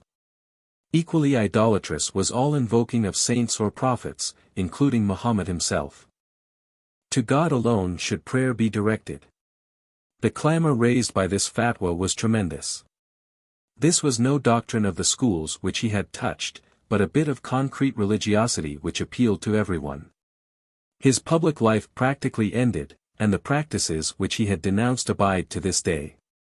It is a bitter satire on his position that when he died in 726 the populace paid to his relics all these signs of superstitious reverence against which he had protested. He became a saint, malgré lui. His work had been to keep alive the Hanbalite doctrine and pass it on unchanged to modern times. He did not destroy philosophy, it was dead of itself before he came. Nor Sufism, it is still very much alive. Nor Kalam, it still continues in the form to which it had crystallized by his time. But he and his disciples made possible the Wahhabites and the monotheistic revival of our day. The faith of Muhammad himself was not to perish entirely from the earth. It would now be possible to pass at once to the Wahhabite movement in the latter part of the 12th century of the Hijra. All the elements for the explanation of it and of the modern situation are in our hands. But there is one figure which stands out so clearly in an otherwise most obscure picture and is so significant for the time, that some account must be taken of it. It is that of Ash-Shahrastani, theologian, canonist, and mystic. He was a Cairanais and died in 973. The rule of Egypt had passed half a century before to the Ottoman Turks, and they governed by means of a Turkish pasha. The condition of the people, as we find it sketched by Ash-Shahrastani, was a most unhappy one. They were bent down, and especially the peasantry, under a load of taxation. The Turks found it advisable, too, to cultivate the friendship of the canon lawyers and professional theologians in order to maintain their hold upon the people. These canonists, in consequence, were rapidly becoming an official class with official privileges. Further, the process, the beginnings of which we have already seen, by which religious science was narrowed to fiqh, had gone still further. Practically, the two classes of theologians left were the canonists and the mystics. And the mystics had fallen far from their pride of power under the Mamluks. They now were of the poor of the laud, a kind of Essenes over against the Pharisees of the schools. Such, at least, is the picture of his time which Ash-Shahrastani gives. How far it is exact must remain uncertain. For, of the many puzzling personalities in Islam, Ash-Shahrastani is perhaps for us the most unintelligible. He combined the most abject superstitions of a superstitious ego and country with lofty ethical indignation. Social humility of the most extreme with an intellectual pride and arrogance rarely paralleled, a keen and original grasp of the canon law of the four schools with an utter submission of the intellect to the inbreathings of the divine from without. A power of discreet silence as to the inconvenient with an open-mouthed vehemence in other things. He was a devoted follower of Ibn Arabi and defended his memory against the accusation of heresy. Yet his position is singularly different from that of Ibn Arabi, and a doubt cannot but rise as to either his knowledge, his intelligence, or his honesty. Practically where he differs from the ordinary Muslim is in his extension of the doctrine of saints. As to the most beautiful names, Al-Asma al-Husna, he follows Ibn Hazm. So, too, as to God's qualities, he follows the older school and would prefer to leave them unconsidered. But he is, otherwise and in general, a sound Asharite, e.g., on the doctrine of predestination, and of man's part in his works, Iktisab. There is in him no sign of the Plotinian pantheism of Ibn Arabi. The doctrine of God's difference, Mukalafa, he taught, and that he created the world by his will and not by any emanation of energy. But truth for him is not to be reached by speculation and argument, its only basis is through the unveiling of the inner eye which brings us to the immediate vision of the divine. Those who have reached that vision, guide and teach those who cannot or have not. Upon that vision all systems are built, and reason can only serve the visionary as a defense against the gainsayer or against his own too wild thoughts. Naturally, with such a starting point as this, the supernatural side of things, al-Ghaib, receives strong emphasis. The jinn and the angels are most intense realities. Ash-Shahrastani met them in familiar converse. He met, too, Al-Qadir, the undying pilgrim saint who wanders through the lands, succoring and guiding. The details of these interviews are given with the greatest exactness. A jinni in the form of a dog ran into his house on such a day by such a door, with a piece of European paper in his mouth. This is a touch of genius on which certain theological questions were written. The jinni wished Ash-Shahrastani's opinion as to them. Such was the origin of one of his books, and another sprang from a similarly exactly described talk with Al-Qadir. Yet he was content also with smaller mercies and reckons as a karama that he was enabled to read through a certain book for some time at the rate of 2.5 times daily. To all this it would be possible of course to say flatly that he lied. But such a judgment applied to an Oriental is somewhat crude, and the knot of the mystic's mind in any land is not to be so easily cut. Further, the doctrine of the Walis is developed by him at length. They possess a certain illumination, ilham, which is, however, different from the inspiration, wahy, of the prophets. So, too, they never reach the grade of the prophets, or a nearness to God where the requirements of a revealed law fall away from them, i.e., they must always walk according to the law of a prophet. They are all guided by God, whatever their particular rule, tariqah, may be, but the rule of al-Junayd is the best because it is in most essential agreement with the law, sharia, of Islam. Their karamat are true and are a consequence of their devout labors, for these are in agreement with the Quran and the Sunnah. The order of nature will not be broken for anyone who has not achieved more than is usual in religious knowledge and exercises. All Walis stand under a regular hierarchy headed by the Qutb. Yet above him in holiness stand the companions of the Prophet. This marks a very moderate position. Many Sufis had contended that the Walis stood higher than even the prophets, not to speak of their companions. It will be seen that his position is essentially a mediating one. He wishes to show that the beliefs of the mystics and of the mutakallams are really one although they are reached by different paths. In fiqh he made a similar attempt. The Sufis had always looked down on those theologians who were canonists pure and simple. A study of canon law was a necessity, they thought, but as a propedeutic only. The canonists who went no further never reached religion at all. Especially they held that no Sufi should join himself to any of the four contending schools.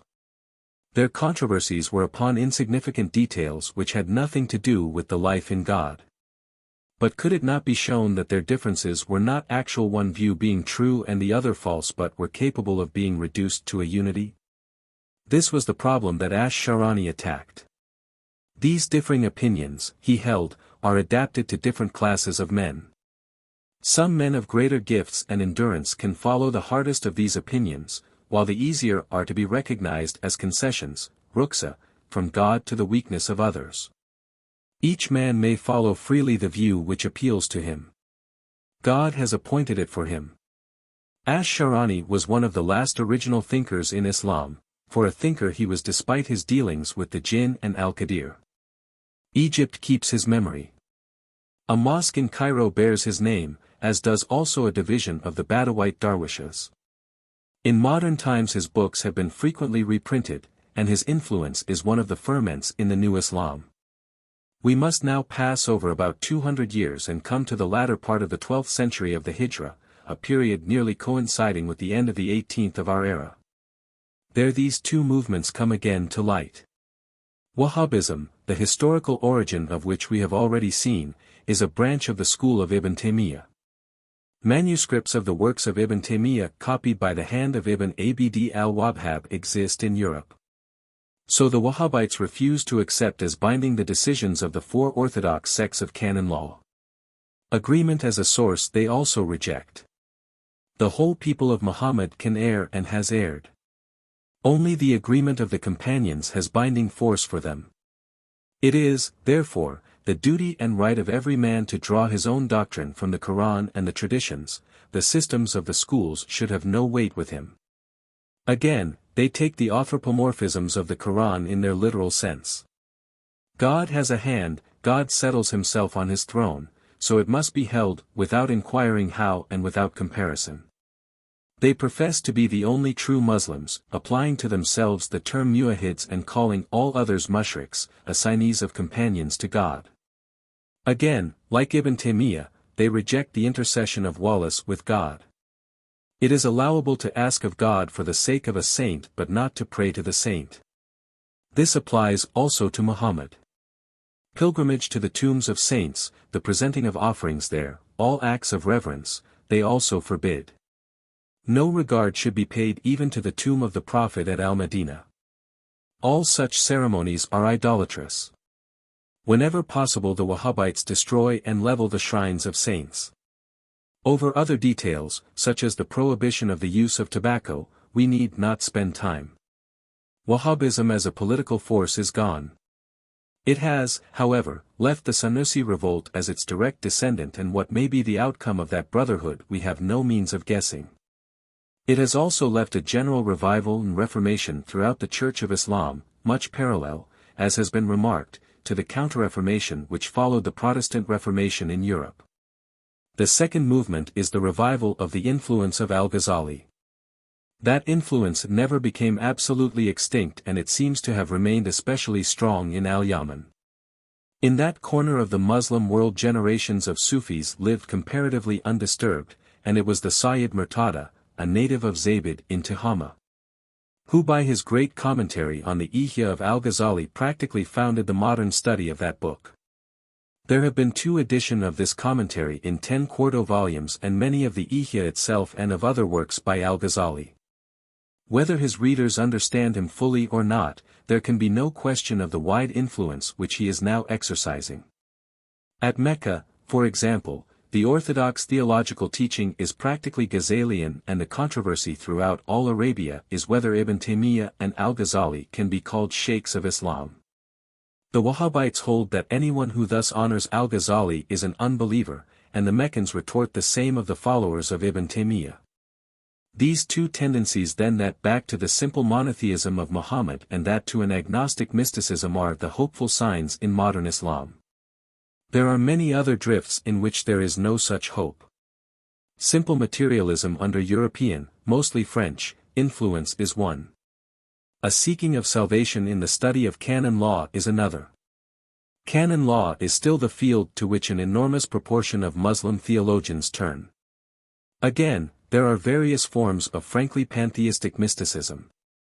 That is especially the case among Persians and Turks.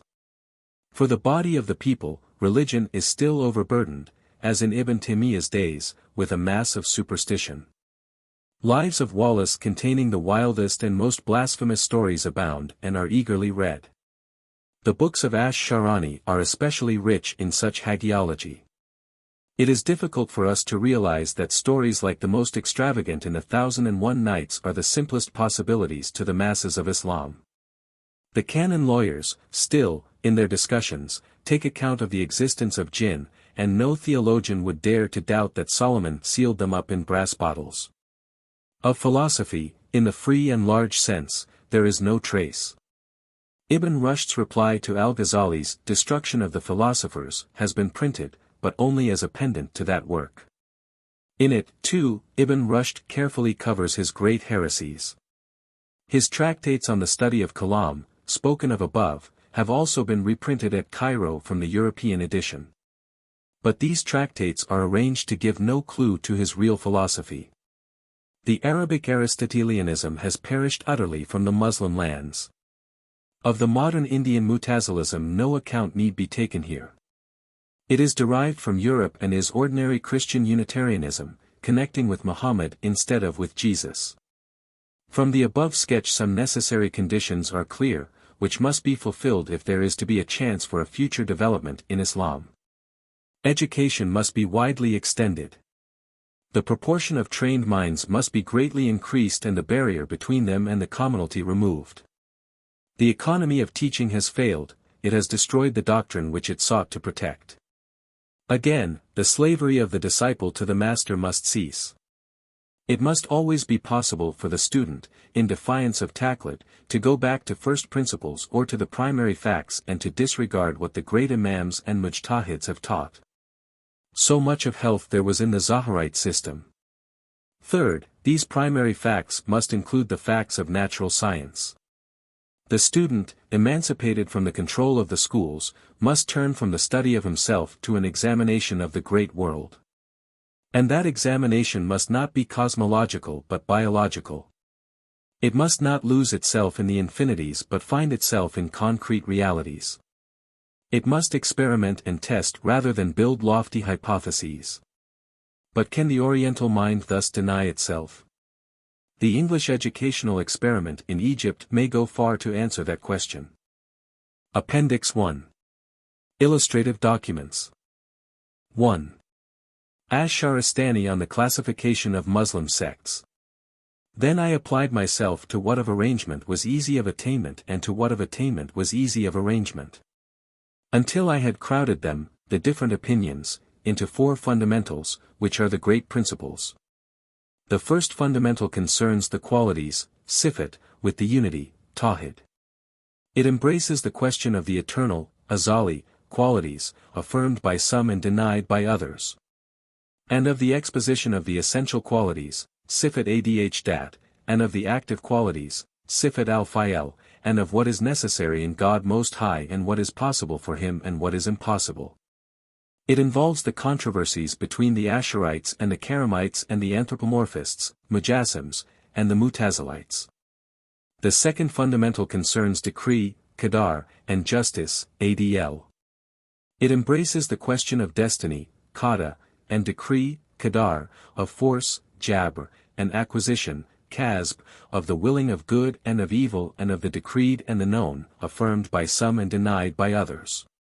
It involves the controversies between the Qadarites and Najarites and Jabarites and Ash'arites and Karamites. The third fundamental concerns promise, wa'd, and the decisions, hukms. It embraces the question of faith, iman, and repentance, tawbah, and threatening, wa'id, and postponing, irja, and pronouncing anyone an unbeliever, takfir, and leading anyone astray, tadlil, affirmed by some and denied by others. It involves the controversies between the Murjiites and the Wa'idites and the Mutazilites and the Ash'arites and the Karamites. The fourth fundamental concerns tradition, sam, and reason, aql, and the prophetic mission, risala, and the imamate. It embraces the questions of the determination of actions as good, tasin, or vile, takbi, of the advantageous, sulla, and most advantageous, asla, of benignity, lutf, of the prophets being guarded against sin, isma. Of the condition of the imamate, by statute, nas, according to some and by agreement, ijma, according to others, and how it is transferred on the view of those who say it is by statute. And how it is fixed on the view of those who say it is by agreement. It involves the controversies between the Shi'ites and the Kharijites and the Mutazilites and the Karamites and the Ash'arites, translated from Curitin's Arabic text, page 4. 2. The Prophet in a tradition. Islam is built upon 5 things: testimony that there is no God but God and that Muhammad is the apostle of God. Prayer, salat, the poor rate, zakat, pilgrimage, hajj, and fast, psalm, in Ramadan. A tradition of the Prophet. Jibril came in the form of an Arab of the desert and sat down so that his knees touched the knees of the Prophet and said, O Apostle of God, what is Islam? He said, that thou should bear witness that there is no God save God and that I am the Apostle of God. That thou shouldest perform the prayers, salat, and bring the poor rate, zakat, and fast in the month of Ramadan and pilgrimage to the house if the way is possible for thee. He said, Thou hast spoken truly. Then he said, What is faith, iman? The Prophet said, that thou should believe in God and his angels and his cooks and his messengers and in the last day, and that thou should believe in the decreeing, qadar, both of good and of evil. He said, Thou hast spoken truly. Then he said, What is right doing, Isan? The Prophet said, that thou shouldst serve God as though thou sawest him, for though thou sayest him not, he sees thee. He said, Thou hast spoken truly. Then he said, When shall be the last day, as Saa? The prophet said, The question knoweth not more of that than the questioner. Then he arose and went out. And the prophet said, That was Jibril. He came to you to teach you your religion, Din. Translated from Curitin's text of Ash-Shahrastani, page 27. 3. A Short Creed by Al-Ash'ari. Our doctrine which we teach and our religion, Dhyana, which we follow consists in clinging fast to the Book of God and the usage, Sunnah, of His Prophet and to that which is handed down from the companions.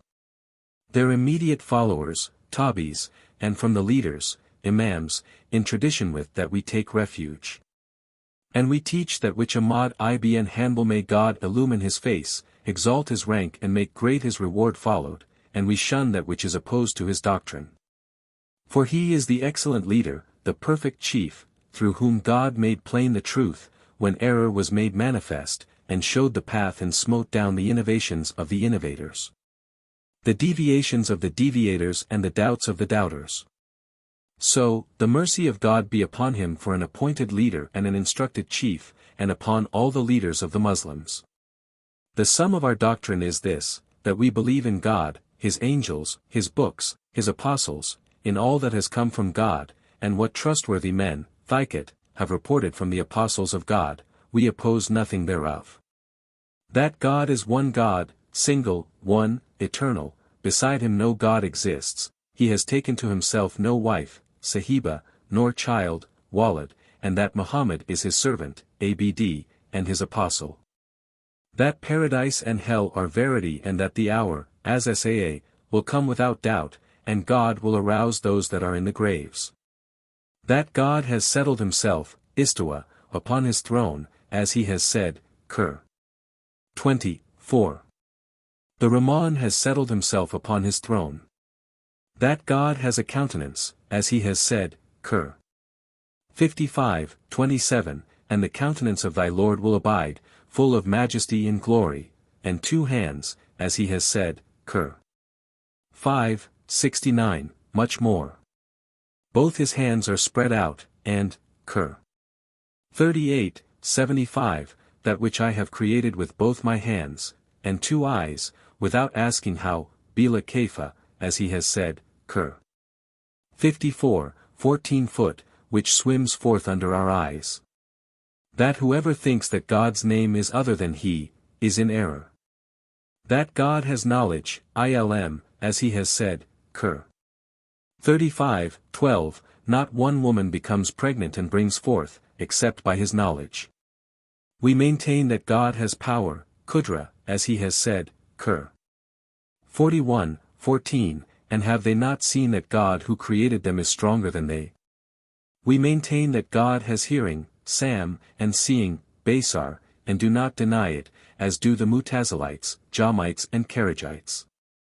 We teach that God's word, Kalam, is uncreated, and that he has never created anything except by saying to it, Be. And it forthwith became, as he has said, Qur. 16:42, our speech to anything when we willed it was, Be, and it was. Nothing exists upon earth, be it good or bad, but that which, God wills, but all things are by God's will, Mashia. No one is able to do anything before God does it, neither is anyone independent of God, nor can he withdraw himself from God's knowledge. There is no creator but God. The works, amals, of creatures are created and predestined by God, as he said, Qur. 37:94, and God has created you and what ye do. Man is able to create nothing, but they are created, as he has said, Qur. 35:31. Is there any creator except God, and, Qur. 16:17, and is he who created like him who created not, and, Qur. 52:35, were they created out of nothing, or are they the creators, and such passages are many in the Quran. And God maintains the believers in obedience to him, is gracious unto them, cares for them, reforms them, and guides them aright. But the unbelievers he leads astray, guides them not aright, vouchsafes them not faith, Iman, by his grace, as the people of error and pride maintain. For should he be gracious unto them and help them aright, then would they be pious, and should he guide them aright, then would they allow themselves to be guided aright, as he has said, Cur. 7, 177.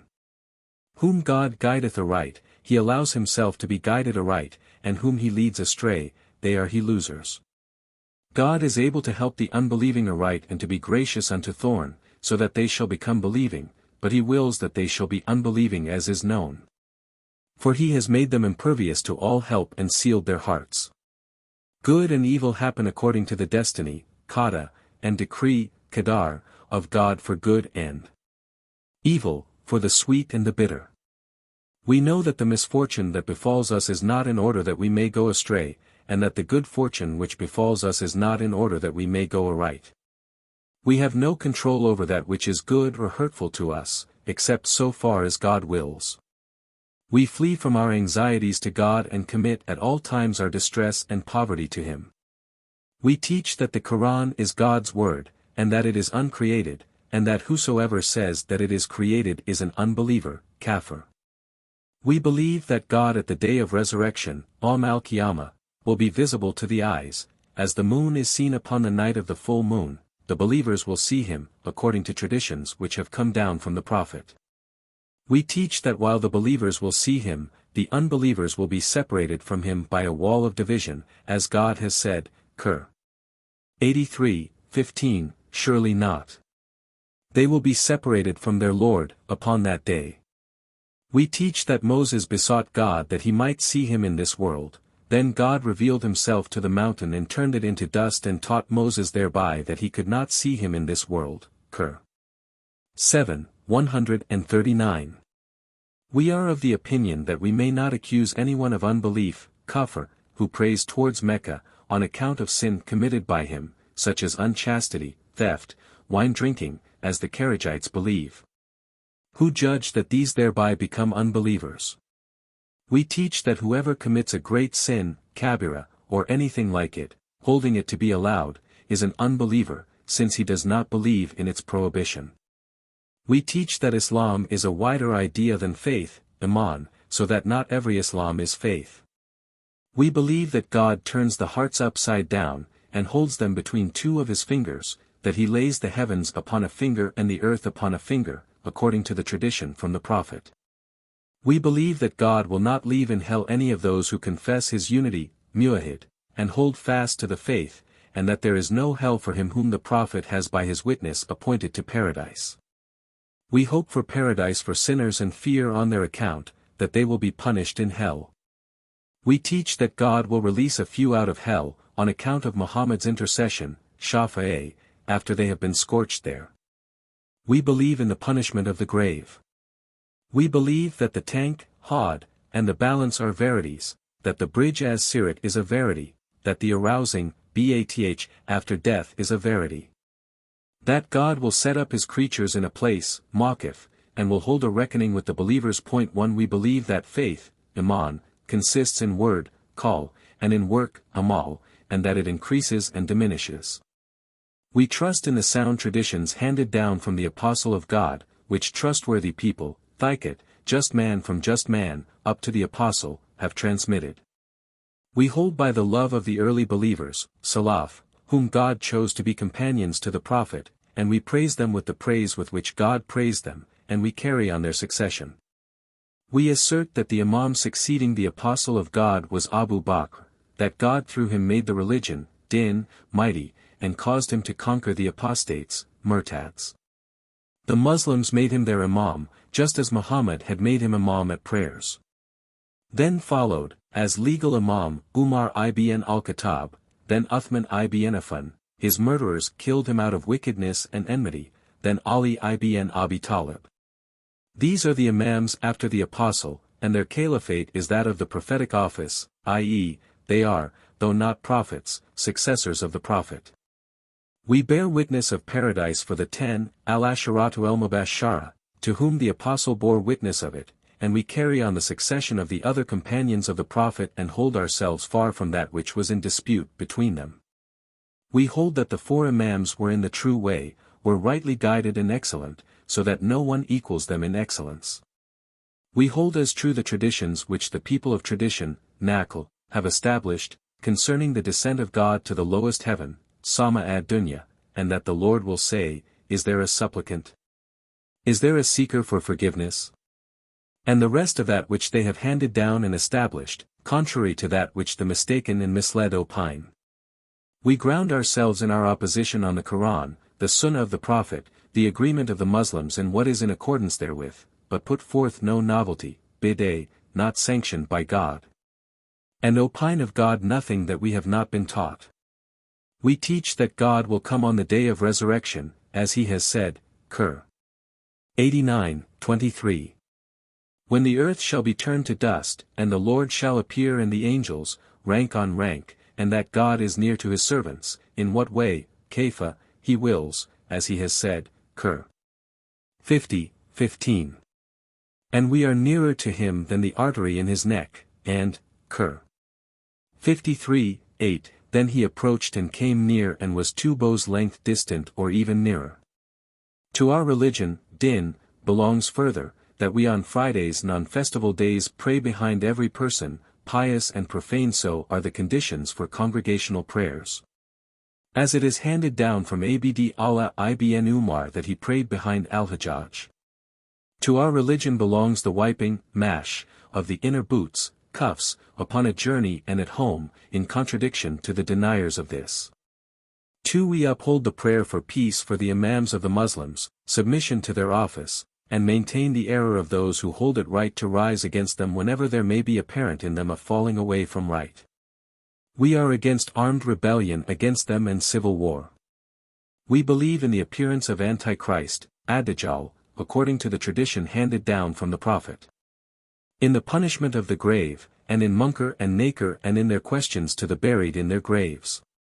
We hold the tradition of the journey to heaven, Miraj, Qur. 17, of Muhammad as true, and declare many of the visions in sleep to be true, and we say that there is an explanation for them. We uphold the alms for the dead of the Muslims and prayer for them, and believe that God will help them therewith. We hold as true that there are enchanters in the world, and that enchantment is and exists. We hold as a religious duty the prayer which is held over the dead of those who have prayed toward Mecca, whether they have been believers or godless. We uphold also their right of testation. We acknowledge that paradise and hell are created, and that whoever dies or is killed at his appointed time, Ajal. That the articles of sustenance, rizq, from God, with which he sustains his creatures, are permitted, halal, and forbidden, haram. 3. That Satan makes evil suggestions to men, and puts them in doubt, and causes them to be possessed, contrary to that which the Mutazilites and the Jahmites maintain, as God said, Qur. 2:276. Those who take usury will, at the resurrection, stand there like one whom Satan causes to be possessed by madness, and, Qur. 1:14,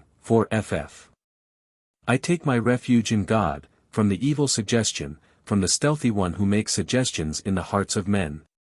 By means of men and jinn. We affirm that God may distinguish the pious by signs which he manifests through them.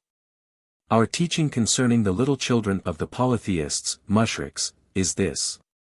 That God will kindle a fire in the other world for them, and will say, run in there, as the tradition says. 4. We believe that God knows what men do and what they will to do, what happens and how that which does not happen, if it should happen, would happen. We believe in the obedience of the imams and in their counsel of the Muslims. We consider right the separation from every insider to innovation, bid'ah, and the turning aside from the people of wandering desires, al-alawa, translated from the Arabic text in Spitas zur Geschichte al-Azaris. Pages 133 ff. 4. A short creed by Al-Ghazali. An exposition of the creed of the people of the Sunnah on the 2 words of witnessing, kalimatan ash-shahada, which form one of the foundations of Islam. Intended to be committed to memory by children. It forms the first section of the second book of his Ihya, Volume 2, pages 17 to 42 of edit. Of Cairo with commentary of the Sayyid Murtada.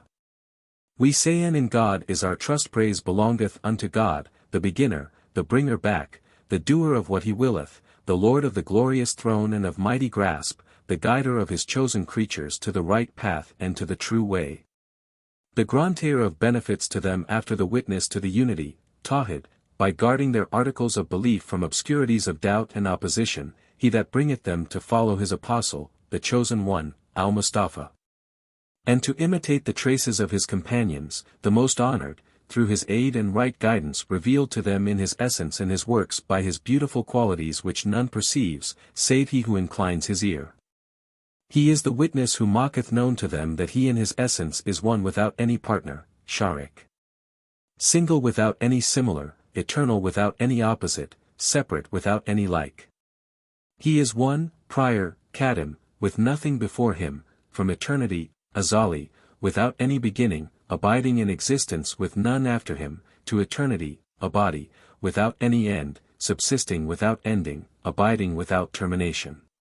He hath not ceased and he will not cease to be described with glorious epithets, finishing and ending, through the cutting off of the ages and the terminating of allotted times, have no rule over him, but he is the first and last, the external and the internal, and he knoweth everything. We witness that he is not a body possessing form, nor a substance possessing bounds and limits. He does not resemble bodies, either in limitation or in accepting division. He is not a substance and substances do not exist in him. And he is not an accident and accidents do not exist in him, nay he does not resemble an entity, and no entity resembles him, nothing is like him and he is not like anything, measure does not bound him and boundaries do not contain him. The directions do not surround him and neither the earth nor the heavens are on different sides of him.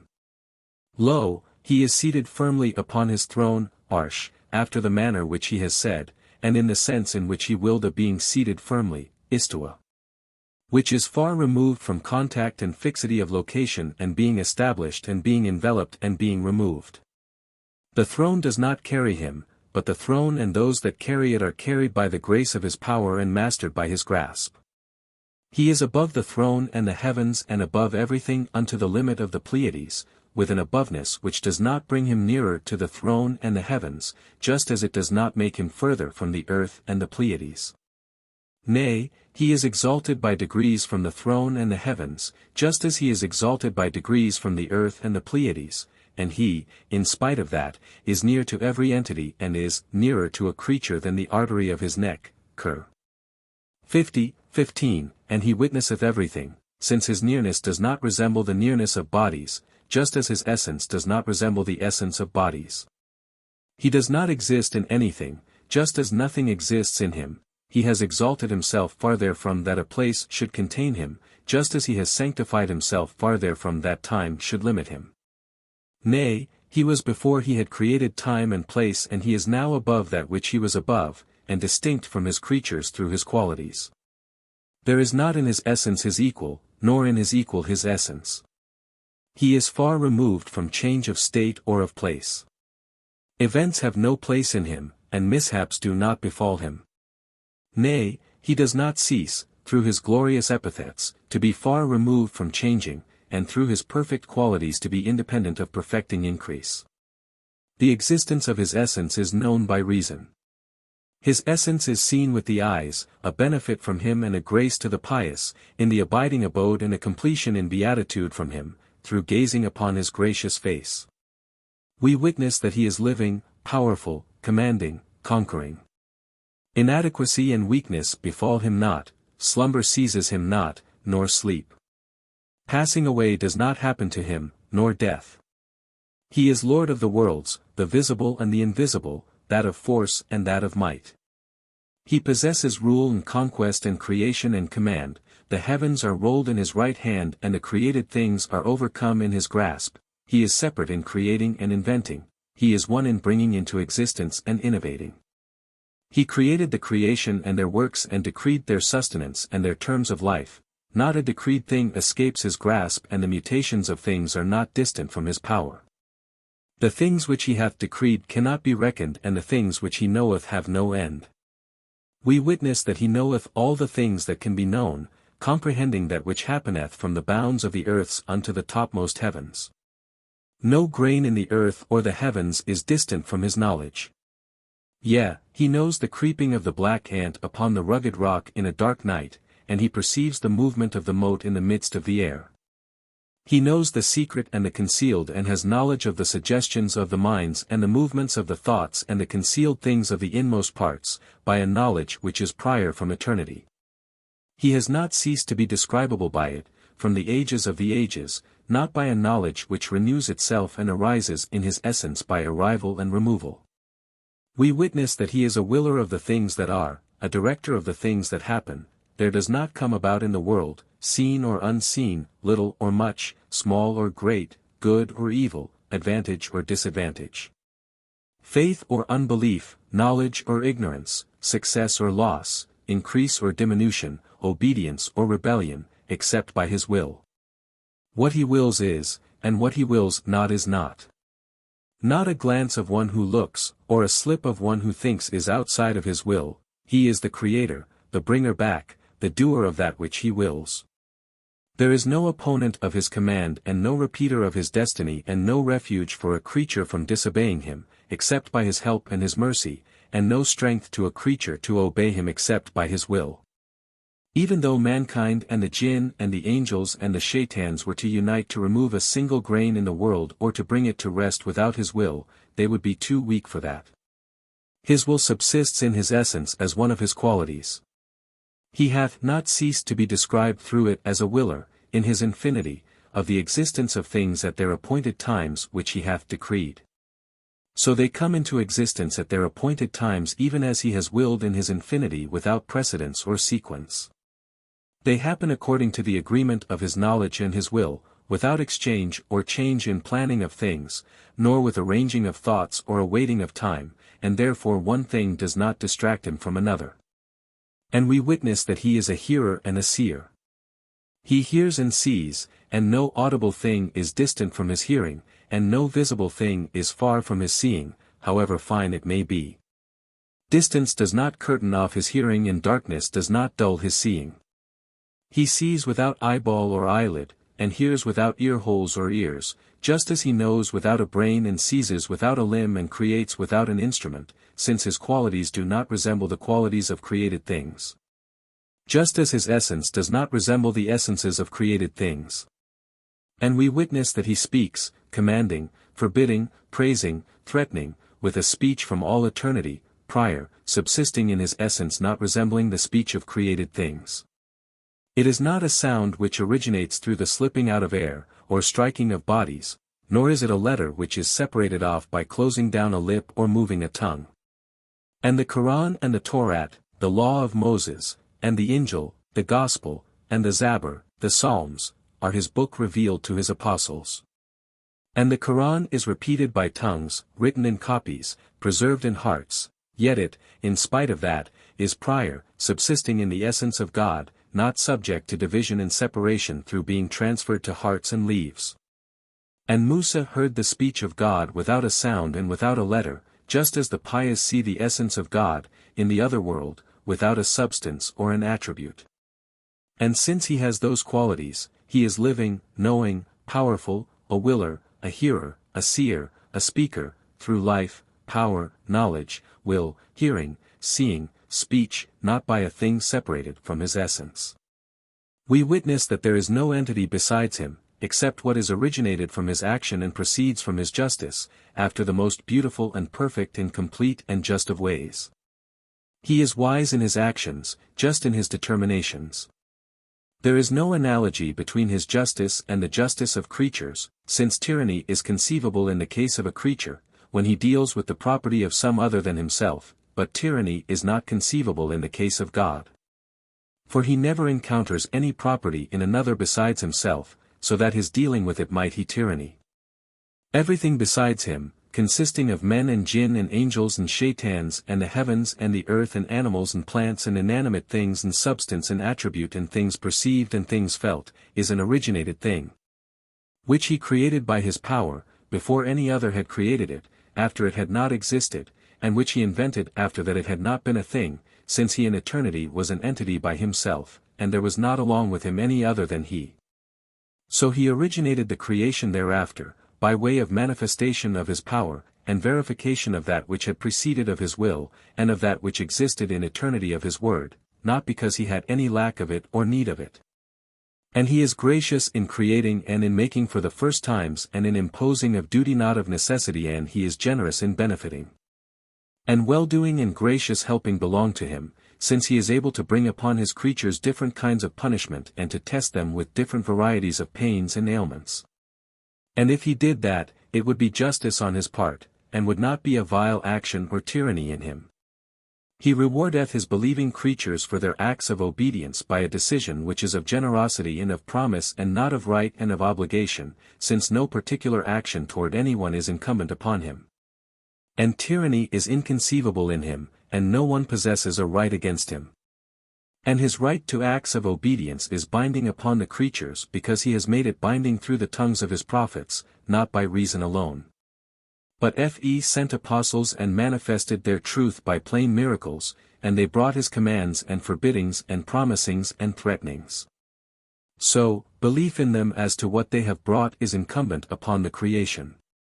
The second word of witnessing is witnessing that the apostolate belongs to the apostle, and that God sent the unlettered Qurayshite prophet, Muhammad, with his apostolate to the totality of Arabs and foreigners and jinn and men. And he abrogated by his law the other laws, except so much of them as he confirmed. And made him excellent over the rest of the prophets, and made him the Lord of mankind, and declared incomplete the faith that consists in witnessing the unity, which is saying, there is no God except God. So long as there is not joined to that a witnessing to the apostle, which is saying, Muhammad is the apostle of God.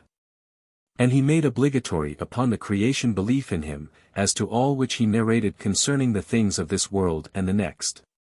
And that he would not accept the faith of a creature, so long as he did not believe in that which the prophet narrated concerning things after death. The first of that is the question of Munkar and Nakir. These are two awful and terrible beings who will cause the creature to sit up in his grave, complete, both soul and body, and they will ask him, Who is thy Lord, and what is thy religion, Din, and who is thy prophet? They are the two testers in the grave, and their questioning is the first testing after death. And that he should believe in the punishment of the grave, that it is a verity, and that its judgment upon the body and the soul is just, according to what God wills. And that he should believe in the balance it with the two scales and the tongue, the magnitude of which is like unto the stages of the heavens and the earth. In it, deeds are weighed by the power of God Most High. And its weights in that day will be of the weight of motes and mustard seeds, to show the exactitude of its justice. The leaves of the good deeds will be placed in a beautiful form in the scale of light. And then the balance will be weighed down by them according to the measure of their degree with God, by the grace of God. And the leaves of the deeds will be cast in a vile form into the scale of darkness, and the balance will be light with them, through the justice of God. And that he should believe that the bridge, as Sirat, is a verity. It is a bridge stretched over the back of hell, Jahannam, sharper than a sword and finer than a hair. The feet of the unbelievers slip upon it, by the decree of God, and fall with them into the fire. But the feet of believers stand firm upon it, by the grace of God, and so they pass into the abiding abode. And that he should believe in the tank, Hod, to which the people shall go down, the tank of Muhammad from which the believers shall drink before entering the garden and after passing the bridge. Whoever drinks of it a single draught will never thirst again thereafter. Its breadth is a journey of a month, its water is whiter than milk and sweeter than honey, around it are ewers in numbers like the stars of heaven. Into it flow two canals from Al-Kauthar, Kur. 108. And that he should believe in the reckoning and in the distinctions between men in it, him with whom it will go hard in the reckoning and him to whom compassion will be shown therein, and him who enters the garden without any reckoning. These are the honored, Mukarrab. God Most High will ask whomsoever he will of the prophets, concerning the carrying of his message, and whomsoever he will of the unbelievers, concerning the rejection of the messengers. And he will ask the innovators, Mubtadis, concerning the Sunnah, and the Muslims concerning works. And that he should believe that the attesters of God's unity, Muwahhids, will be brought forth from the fire, after vengeance has been taken on them, so that there will not remain in hell an attester of God's unity. And that he should believe in the intercession, Shafa'a, of the prophets, next of the learned, ulama, next of the martyrs, next of the rest of the believers each according to his dignity and rank with God Most High. And he who remains of the believers, and has no intercessor, shall be brought forth of the grace of God, whose are might and majesty. So there shall not abide eternally in the fire a single believer, but whoever has in his heart the weight of a single grain of faith shall be brought forth therefrom. And that he should confess the excellence of the companions, may God be well pleased with them, and their rank. And that the most excellent of mankind, after the Prophet, is Abu Bakr, next Umar, next Uthman, next Ali, may God be well pleased with them. And that he should think well of all the companions and should praise them like as he praises God, whose are might and majesty, and his apostles. All this is of that which has been handed down in traditions from the Prophet and in narratives from the followers. He who confesses all this, relying upon it, is of the people of the truth and the company of the Sunnah, and hath separated himself from the band of error and the sect of innovation, bid'ah. So we ask from God perfection of certainty and firm standing in the faith, din, for us and for all Muslims through his compassion, lo. He is the most compassionate. And may the blessing of God be upon our Lord Muhammad and upon every chosen creature. 5. Articles of Belief of Najm ad-Din Abu Hafs An-Nasafi. A Mutaridite who d. AH 537. This creed is still used as a textbook in schools. It is translated from Curitin's edition, London, 1843, with the assistance of At-Taftazani's commentary, Constantinople, AH 1310. The asterisks mark the points on which al-Mutaridi differed from al-Ash'ari. In the name of God, the merciful compassionator. The Sheikh, the Imam, Najm ad-Din Abu Hafs Umar ibn Muhammad ibn Ahmad An-Nasafi, may God have mercy upon him, said, the people of verity, contradicting the skeptics, Sophisticia, i.e. Sophists, say that the real natures of things are validly established and that the science of them is certain. Further, that the sources of knowledge for mankind are three, the sound senses, true narration, kabar, and reason, aql. As for the senses, they are five, hearing, sight, smell, taste and touch, and by each sense you are informed concerning that for which it is appointed. True narration, again, is of two kinds. The one is narration handed down along a large number of lines of tradition, mutawatir, that is, it is established by the tongues of a number of people of whom we cannot imagine that they would agree in a lie. It compels a knowledge which is of necessity, daruri, such as the knowledge of departed kings in past times and of distant countries. And the second is narration by the apostle, Rasul, aided by miracle, i.e. Muhammad, and it compels deduced knowledge, istidlali, and the knowledge established by it resembles in certainty and fixity the knowledge established by necessity. Then as for reason, it is a cause of knowledge also. And whatever is established by intuition, badaha, is of necessity, as the knowledge that everything is greater than its parts. And whatever is established by inference is acquired knowledge, iktisabi, as the existence of fire from the appearance of smoke. And the inner light, ilham, with the people of verity is not one of the causes of knowledge as to the soundness of anything. 5. Further, the world and the totality of its parts is a thing originated, mudath, in that it consists of substances, ains, and attributes, arads. The substances are what exist in themselves, and a substance is either a compound, that is a body, jism, or not compounded like an essence, jawhar, namely a division that is not further divided. And the attributes are what do not exist in themselves but have a dependent existence in bodies or essences, such as colors, tastes, conditions, cons, odors. The originator, mudath, of the world is God Most High, the One, the Eternal, the Decreeing, the Knowing, the Hearing, the Seeing, the Willing. He is not an attribute, nor a body, nor an essence, nor a thing formed, nor a thing bounded, nor a thing numbered, nor a thing divided, nor a thing compounded, nor a thing limited. And he is not described by quiddity, mahiyya, nor by modality, kayfiyya, and he does not exist in place or time, and there is nothing that resembles him and nothing that is out with his knowledge and power. He has qualities, sifat, from all eternity, azali, existing in his essence. They are not he nor are they any other than he.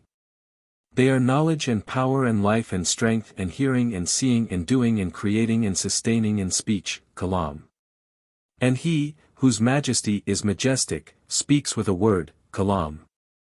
This word is a quality from all eternity, not belonging to the genus of letters and sounds, a quality that is incompatible with coming to silence and that has no weakness. God Most High speaks with this word, commanding and prohibiting and narrating. And the Quran is the untreated word of God, repeated by our tongues, heard by our ears, written in our copies, preserved in our hearts, yet not simply a transient state, how, in these, i.e., the tongues, ears, etc. And creating, takwin, is a quality of God Most High from all eternity, and it is the creating of the world and of every one of its parts at the time of its becoming existent, and this quality of creating is not the thing created. According to our opinion. And willing is a quality of God Most High from all eternity, existing in his essence. And that there is a vision, ruya, of God Most High is allowed by reason and certified by tradition, naql. A proof on authority has come down with the affirmation that believers have a vision of God Most High in paradise and that he is seen. Not in a place or in a direction or by facing or the joining of glances or the placing of a distance between him who sees and God Most High. And God Most High is the creator of all actions of his creatures, whether of unbelief or belief, of obedience or of rebellion, all of them are by the will of God and his sentence and his conclusion and his decreeing. And to his creatures belong actions of choice, ikhtiyar, for which they are rewarded or punished, and the good in these is by the good pleasure of God, rida, and the vile in them is not by his good pleasure. And the ability to do the action, istita'a, goes along with the action and is the essence of the power, kudra, by which the action takes place, and this word, ability, means the soundness of the causes and instruments and limbs. And the validity of the imposition of the task, taklif, is based upon this ability, and the creature has not a task imposed upon him that is not in his power. And the pain which is found in one who is beaten as a consequence of being beaten by any man, and the state of being broken in glass as a consequence of its being broken by any man, and such things, all that is created by God Most High. And the creature has no part in its creation and a slain man is dead because his appointed time, ajal, has come. And death exists in a slain man and is created by God Most High, and the appointed time is 1. 6. And that which is forbidden, haram, is still sustenance, rizq, and each one receives his own sustenance whether it consists of permitted or of forbidden things. And let no one imagine that a man shall not eat his sustenance or that another than he shall eat his sustenance. And God leadeth astray whom he wills and guideth aright whom he wills, and it is not incumbent upon God Most High to do that which may be best, asla, for the creature. The punishment of the grave for unbelievers and for some rebellious ones of the believers, and the bliss of the obedient in the grave, and the questioning by Munkar and Nakir are established by proofs of authority. And the quickening of the dead, bath, is a verity, and the weighing is a verity, and the book is a verity in the tank, hod, is a verity, and the bridge, as sirat, is a verity, and the garden is a verity, and the fire is a verity. And they are both created, existing, continuing. They shall not pass away and their people shall not pass away. A great sin, kabira, does not exclude the creature who believes from the belief, iman, and does not make him an unbeliever. And God does not forgive him who joins another with himself, but he forgives anything beneath that to whom he wills, of sins small, sagira, or great. And there may be punishment for a small and pardon for a great one, if it be not of the nature of considering lawful what is forbidden, for that is unbelief, kufr. And the intercession, shafa'a, of the apostles and of the excellent on behalf of those who commit great sins is established. And those believers who commit great sins do not remain eternally in the fire although they die without repentance. Belief, iman, is assent, tasdik, to that which comes from God and confession, ikrar, of it. Then, as for works, amal, they are acts of obedience and gradually increase of themselves, but belief does not increase and does not diminish. And belief and al-Islam are one. And whenever assent and confession are found in a creature, it is right that he should say, I am a believer in truth. And it is not fitting that he should say, I am a believer if God will. The happy one sometimes becomes miserable and the miserable one sometimes becomes happy, and the changing is in happiness and misery, and not in making happy and making miserable, for those are both qualities of God Most High. And there is no changing in him nor in his qualities. And in the sending of apostles, rasuls, is an advantage, and God has sent apostles of flesh unto flesh with good tidings, warning and explaining to men the things of the world and of faith, of which they have need. And he has aided them with miracles, mujizat, which break the order of nature. The first of the prophets, nabis, was Adam, and the last is Muhammad, upon both of them be peace. A statement of their number has been handed down in several traditions, but the more fitting course is that there should be no limiting to a number in naming them. God Most High has said, of them are those concerning whom we have recited to thee, and of them are those concerning whom we have not recited to thee. And there is no security in a statement of number against there being entered among them some that are not of them, or of there being excluded from them some that are of them. They all give intelligence concerning God Most High, are veracious and sincere, and the most excellent of the prophets is Muhammad, upon him be peace. The angels are servants of God and work according to his commands. They are not described as masculine or feminine. And God has books which he has revealed to his prophets, and in them are his commands and his promises. The night journey, Miraj, of the Apostle of God, upon whom be blessing and peace. While awake, in the body, to heaven, then to what place God Most High willed of the exalted regions, is a verity. The wonders, karamat, of the saints, Wallace, are a verity. And a wonder on the part of a saint appears by way of a contradiction of the ordinary course of nature, such as passing over a great distance in a short time, and the appearing of meat and drink and clothing at a time of need. And walking upon the water and in the air, and the speech of stones and of beasts, and the warding off of an evil that is approaching, and the guarding of him who is anxious from enemies, and other things of the same kind. And such a thing is to be reckoned as an evidentiary miracle, mujiza, on behalf of the apostle, followed by the saint on whose part the wonder appears. For it is evident by it that he is a saint, and he could never be a saint unless he were right in his religion and worship and in abiding by the message committed to his apostle. The most excellent of mankind after the prophets are Abu Bakr, the very veracious, as Siddiq, then Umar, the divider, Al-Faruq, then Uthman, he of the two lights, Dhu and Nurayn, then Ali, the goodwill of God be upon them. Their caliphates were in this order, and the caliphate extended to 30 years, then, thereafter, came kings and princes. The Muslims cannot do without a leader, imam, who shall occupy himself with the enforcing of their decisions, and in maintaining their boundaries and guarding their frontiers, and equipping their armies, and receiving their alms. And putting down robberies and thieving and highwaymen, and maintaining the Friday services and the festivals, and removing quarrels that fall between creatures, and receiving evidence bearing on legal claims, and marrying minors, male and female. And those who have no guardians, and dividing booty. And it is necessary that the leader should be visible, not hidden and expected to appear, Muntazir, and that he should be of the tribe of Quraysh and not of any other. And he is not assigned exclusively to the sons of Hashim nor to the children of Ali. And it is not a condition that he should be protected by God from sin, isma, nor that he should be the most excellent of the people of his time, but it is a condition that he should have administrative ability.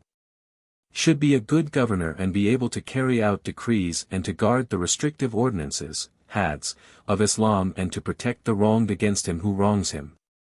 And he is not to be deposed from the leadership on account of immorality or tyranny. Prayer is allowable behind anyone whether pure or a sinner. And we give the salutation of peace to the pure and to the sinner. And we abstain from the mention of the companions, sahibs, of the Prophet except with good. And we bear witness that paradise is for the 10 to whom the Prophet, God bless him and give him peace, gave good tidings of paradise, al-Asharatu el-Mubashshara. And we approve the wiping, mash, of the inner shoes, cuffs, both at home and when on a journey. And we do not regard nabid as forbidden. And the saint does not reach the level of the prophets. And the creature does not come to a point where commands and prohibitions and the details of the statutes in their outward sense, zahir, fall away from him. And the turning aside from these to the views which the people of the inner meaning, batin, assert is a deviation, ilhad, through unbelief. And feeling safe from God is unbelief. And despairing of God is unbelief. And rejection of the statutes and contempt for the law is unbelief. And believing a diviner, kahin, in what he tells of the unseen, gaib, is unbelief. And what does not exist, madam, is known of God Most High just as what exists, mawjud, is known of him and it, i.e., what does not exist, is neither a thing, shay, nor an object of vision, marn. And in prayer of the living for the dead, and in alms offered for them there is an advantage to them. And God Most High answers prayers and supplies needs. And what the Prophet has reported of the conditions of the last day, as saa, of the appearance of Ad-Dajjal and of the beast of the earth, cf. Revelations 13:11 ff. And of Yajuj and Majuj and the descent of Isa from heaven and the rising of the sun in the west, that is verity. And the mujtahids sometimes err and sometimes hit the mark. And the apostles of mankind are more excellent than the apostles of the angels, and the apostles of the angels are more excellent than the generality of mankind. And the generality of mankind of the true believers is more excellent than the generality of the angels. 6. The creed called the Sufficiency of the Commonalty in the Science of Scholastic Theology, by Muhammad Al-Fudali. Translated from the Arabic text of Cairo, AH 1315, with the commentary of Al-Bajuri. In the name of God, the merciful compassionater. Praise belongeth unto God who alone bringeth into existence, and blessing and peace be upon our Lord Muhammad, his family and companions, possessors of beauty and guidance. To proceed, the creature who stands in need of the mercy of his exalted Lord, Muhammad ibn Ash-Shafi'i al-Fudali says, one of the brethren asked me that I should compose a tractate on the divine unity, Tawhid, and I agreed to that. Following the example of the most learned Sheikh, as-Sanusi, d. 895, in the establishing of proofs, except that I adduced each proof, dalil, in connection with the doctrine that was to be proved, and added to it an exposition on account of my knowledge of the limitations of that student. So, in the ascription of praise to God Most High, it became a tractate, useful and excellent for the establishing of that which is in it. And I called it, the sufficiency of the people in that which is necessary to them of the science of scholastic theology, kalam. And I pray God Most High that He will make it useful, for He is my sufficiency, and excellent is the guardian. Know that it is incumbent upon every Muslim that he should know 50 articles of belief, aqidas, and for each article that he should know a proof, general, ijmali, or detailed, tafsili. Some say that it is required that he should know a detailed proof, but the common opinion is that a general proof suffices for each article of the 50. An example of a detailed proof is when someone says, what is the proof of the existence, wujud, of God, that the answer should be, these created things. That the asker should then say, do the created things prove the existence of God on the side of their possibility or on the side of their existence after non-existence, Adam, and that his question should be answered. And if the further question is not answered, but the only answer is, these created things, and the answerer does not know whether it is on the side of their possibility or of their existence after non-existence, then the proof is said to be general. But it is sufficient according to the common position. And with regard to taqlid, blind acceptance, which is that 50 articles are known but no proof of them is known, either general or detailed, the learned differ. Some say that it does not suffice, and that the muqallad, blind acceptor, is an unbeliever, kafir. Ibn al-Arabi, d. 543, held this and as-Sanusi, and the latter gave in his commentary on his Kubra a lengthy refutation of those who hold that taqlid is sufficient. Yet there is a report that he retired from this position, and acknowledged the sufficiency of taqlid. But I have never seen in his books anything but the opinion that it does not suffice. Introduction. Know that an understanding of the 50 following articles must be based upon three things: the necessary, wajib, the impossible, mustahil, and the possible, jaiz. The necessary is that the non-existence of which cannot be apprehended by the intellect, aql, that is, the intellect cannot affirm its non-existence, as boundary to a body, germ, i.e., its taking up a certain measure of space, farak. An example of a body is a tree or a stone.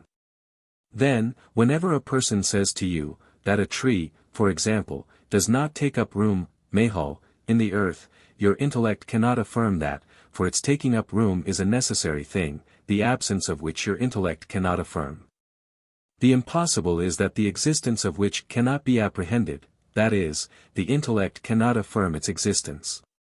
Then, whenever anyone says that such a body is bare of motion and rest at the same time, your intellect cannot affirm that, because being bare of motion and rest at the same time is an impossibility. The occurrence and existence of which the intellect cannot affirm, and whenever it is said that weakness, is impossible in God, the meaning is that the occurrence or existence of weakness in God is unthinkable. So, too, with the other impossibilities. And the possible is that the existence of which at one time, and the non-existence at another, the intellect can affirm, as the existence of a child of Zayd's. When, then, someone says that Zayd has a child, your intellect acknowledges the possibility of the truth of that, and whenever he says that Zayd has no child, your intellect acknowledges the possibility of the truth of that. So the existence and the non-existence of a child of Zayd is possible, the intellect can believe in its existence or in its non-existence. And whenever it is said that God sustaining Zayd with a dinar is a possibility, the meaning is that the intellect assents to the existence of that sustaining, rizq, at one time and to its non-existence at another. On these three distinctions, then, is based the science of the articles of belief, and these three are necessary for every mukallaf, one who has a task imposed upon him. In this case of religious duty, male and female, for that upon which the necessary is based is necessary. The Imam al-Haramain, d. 478, even held that an understanding of these three constituted reason itself, and that he who did not know the meaning of necessary, impossible and possible, was not a reasoning being. So, whenever it is said here that power is necessary, wajib, in God, the meaning is that the intellect cannot affirm its non-existence, because the necessary is that the non-existence of which the intellect cannot affirm, as has preceded. But necessary, wajib, incumbent, in the sense of that the not doing of which is punished, is an idea which does not enter into the science of the divine unity. So, do not let the matter be confused for you. It is true that if one says that belief in the power of God is incumbent, wajib, on the mukallaf, the meaning is that he is rewarded for that and punished for omitting that. Thus there is a distinction between saying that belief in such and such is incumbent and that the knowledge, for example, is necessary. For when it is said that knowledge is necessary in God, the meaning is that the intellect cannot affirm the non-existence of knowledge in God. But when it is said that belief in that knowledge is incumbent, the meaning is that belief in it is rewarded and lack of belief punished. So, apply thyself to the distinction between the two and be not of those who regard taqlid in the articles of religion as right, that so your faith, iman, should differ from the truth and you should abide in the fire. According to those who hold that taqlid does not suffice. As Sanusi said, a person is not a believer when he says, I hold by the articles and will not abandon them though I be cut in pieces, nay, he is not a believer until he knows each article of the 50, along with its proof. And this science of theology must be studied first of all sciences, as may be gathered from the commentary, by At-Taftazani, d. 791, on As-Sanusi's articles, for he made this science a foundation on which other things are built. So a judgment as to anyone's ceremonial ablution, wudu, or prayer is not valid unless the person in question knows these articles or, on the other hand, holds them without proof. Now, let us state to you the 50 articles shortly, before stating them in detail. Know, then, that 20 qualities are necessary in God Most High, that 20 are impossible in Him and that one is possible. This makes up 41. And in the case of the apostles, 4 qualities are necessary, 4 impossible and 1 possible. This makes up the 50. And there shall come an accurate account of doctrines along with the statement of them, if it be the will of God Most High. The first of the qualities necessary in God is existence, wujud, and there is a difference of opinion as to its meaning. All except the Imam al-Ash'ari and his followers hold that existence is the state, hal, necessary to the essence so long as the essence abides, and this state has no cause, illah. And the meaning of it being a state is that it does not attain to the degree of an entity, mawjud, and does not fall to the degree of a non-entity, ma'dam, so that it should be non-existence pure, but is halfway between an entity and a non-entity. So the existence of Zayd, for example, is a state necessary to his essence, that is, it cannot be separated from his essence. And when it is said that it has no cause, the meaning is that it does not originate in anything, as opposed to Zayd's potentiality, qadir, powerful, for example, which originates in his power, qudra. So Zayd's potentiality and his existence are two states which subsist in his essence, unperceived by any of the 5 senses, only, the first has a cause in which it originates, and it is power, and the second has no cause. This is the description of a personal state, hal nafsi, and every state subsisting in an essence, without a cause, is a personal quality, sifa nafsiya. It is that without which the essence is unthinkable. That is, the essence cannot be apprehended by the intellect and comprehended except through its personal quality, like limitation for a body. For, if you apprehend and comprehend a body, you have comprehended that it is limited. So, according to this doctrine that existence is a state, the essence of God is not his existence and the essences of the created things are not their existences. But al-Ash'ari and his followers hold that existence is the self, ein, of an entity, and according to their view the existence of God is the self of his essence and not an addition to it externally. And the existence of a created thing is the self of its essence. And, on this view, it is not clear how existence can be reckoned as a quality, because existence is the self of the essence, and a quality, on the other hand, as we have seen already, is something else than the essence.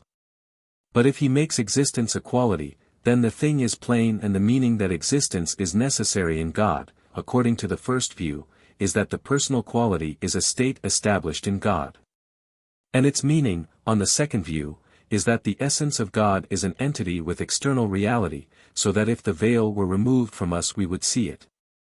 The essence of God, then, is a reality. Only, its existence is something else than it, on the one view, and is it, on the other. And the proof of the existence of God is the origin, hudath, of the world, that is, its existence after non-existence. The world consists of bodies, germs, like essences, and accidents, arads, like motion, and rest and colors. And the origin of the world is a proof of the existence of God only because it is not sound reasoning that it should originate through itself without someone bringing it into existence. Before it existed, its existence equaled its non-existence. Then, when it entered existence and its non-existence ceased, we know that its existence overbalanced its non-existence. But this existence had previously equaled the non-existence. And it is not sound reasoning that it could overbalance the non-existence through itself, so that it is clear that there must have been one who caused the overbalancing, other than itself, and it is he that brought it into existence. For it is impossible that one of two equal things could overbalance the other without an overbalancer. For example, before Zayd exists it is possible that he may come into existence in such and such a year and also that he may remain in non-existence. So, his existence is equal to his non-existence. So, then, when he exists and his non-existence ceases, in the time in which he exists, we know that his existence is by a bringer into existence and not through himself. The proof, in short, is that you say, the world, consisting of bodies and accidents, is a thing originated, hadith, i.e., an entity after non-existence. And every originated thing cannot help but have an originator, muhdith. Therefore, the world must have had an originator. This is what can be gained by an intellectual proof. But as for the originator being named by the glorious and lofty expression, i.e., Allah, God, or the other names, asma, knowledge of that is to be gained from the prophets only. So note this point carefully and also the proof which has preceded, that the originating of the world is a proof of the existence of Him Most High. But as for the proof that the world has had an origin, know that the world consists of bodies and accidents only, as has preceded. And the accidents, like motion and rest, are originated, because you observe their changing from existence to non-existence and from non-existence to existence. You see it is so in the motion of Zayd. His motion is lacking if he is at rest. And his rest is lacking if he is in motion. Then his rest, which comes after his motion, exists after that it has been lacking through motion, and his motion, which comes after his rest, exists after that it has been lacking through his rest. And existence after non-existence means having an origin. And bodies are inseparable from attributes, because they are never free from either motion or rest. And whatever is inseparable from a thing having origin must have origin, i.e., must be an entity after non-existence. So, the bodies are originated also, like the attributes. The proof, in short, is that you say, bodies are inseparable from attributes and these have an origin. Everything that is inseparable from that which has an origin, itself has an origin, therefore, bodies have an origin. And the origin of the two things bodies and attributes, that is their existence after non-existence, is a proof of the existence of Him Most High, because everything having an origin must have an originator. And there is no originator of the world save God Most High alone, who has no partner, sharik, as shall be shown in the proof of His unity. This, then, is the general proof, a knowledge of which is incumbent upon every mukallaf, male and female, according to the opinion of Ibn al-Arabi and as-Sanusi, who hold those who do not know it to be unbelievers. So, beware lest there be a contradiction in your faith. The second quality necessary in God is priority, qidam, its meaning is lack of beginning. And the meaning of God's being prior, qadim, is that there was no beginning to His existence, as opposed to Zayd, for example. Zayd's existence had a beginning and it was the creation from the drop from which he was created. And there is a difference of opinion whether prior and azali, eternal with respect to past time, mean the same or not. Those who hold that they mean the same, define them as that which has no beginning, and explain that which, by thing, shay. That is, prior and azali are the thing which has no beginning, so the essence of God and His qualities are included. And those who hold that their meaning is different define prior as the entity which had no beginning and azali as that which had no beginning, covering thus both entity and non-entity, so azali is broader than prior. But they both come together in the essence of God and His existential qualities. The essence of God is azali and His power, qudra, is azali. But only azali is said of the states, halls, like God's being powerful, in accordance with the doctrine of the states. For God's being powerful is called azali, in accordance with that doctrine, and is not called prior, because in prior there must be existence, and, being powerful, does not rise to the level of existence, to being an entity. But is only a state, hal. And the proof of God's priority is that if He were not prior He would be a thing originated, hadith, because there is no medium between the prior and the thing originated, to everything of which priority is denied, origin belongs. But if God were a thing originated, He would need an originator, and His originator would need an originator, and so on. Then, if the originators did not coincide, there would be the endless chain, tasalsul, that is a sequence of things, one after another to infinity, and the endless chain is impossible. And if the series of originators comes to an end by it being said that the originator of God was originated by Him, then we have the circle, door, and it is that one thing depends on another thing which again depends on the first. For if God had an originator, He would depend on this originator, but the hypothesis is that God originated this originator and so the originator depends on Him. But the circle is impossible, that is, its existence is unthinkable. And that which leads to the circle and to the chain, both being impossible, involves the originating of God. So, the originating of God is impossible, for what involves an impossibility is impossible. The proof, in short, is that you say, if God were other than prior, through being a thing originated, he would have need of an originator. Then the circle or the chain would be unavoidable, but they are both impossible. So, the originating of God is impossible and his priority is established, and that is what has been sought. This is the general proof of the priority of God, and by it the mukallaf escapes from the noose of Taqlid, the remainder in which will abide eternally in the fire, according to the opinion of Ibn al-Arabi in as-Sanusi, as has preceded. The third quality necessary in God is continuance, baqa. The meaning of it is lack of termination of the existence, and the meaning of God's being continuing is that there is no end to his existence. And the proof of God's continuance is that if it were possible that any lack could be joined to him, then he would be a thing originated and would need an originator, and then the circle or the chain would necessarily follow.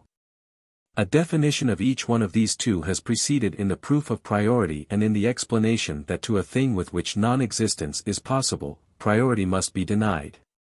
For the existence of everyone to whom non-existence is joined is possible, and everything whose existence is possible is a thing originated, and everything originated requires an originator. But priority has been established for God by the preceding proof, and non-existence is impossible for everything for which priority has been established. So the proof of continuance in God is the same as the proof of priority. That proof, in short, is that you say, if continuance is not necessary in him, then priority must be negated of him. But priority cannot be negated on account of the preceding proof. This is the general proof of continuance, a knowledge of which is incumbent on every individual. And similarly a knowledge of every article is necessary and of its general proof. Then, if some of the articles are known with their proofs, and the rest are not known with their proofs, that is not sufficient according to the opinion of those who do not regard Taqlid as sufficient. The fourth quality necessary in God is difference, mukhalafa, from originated things.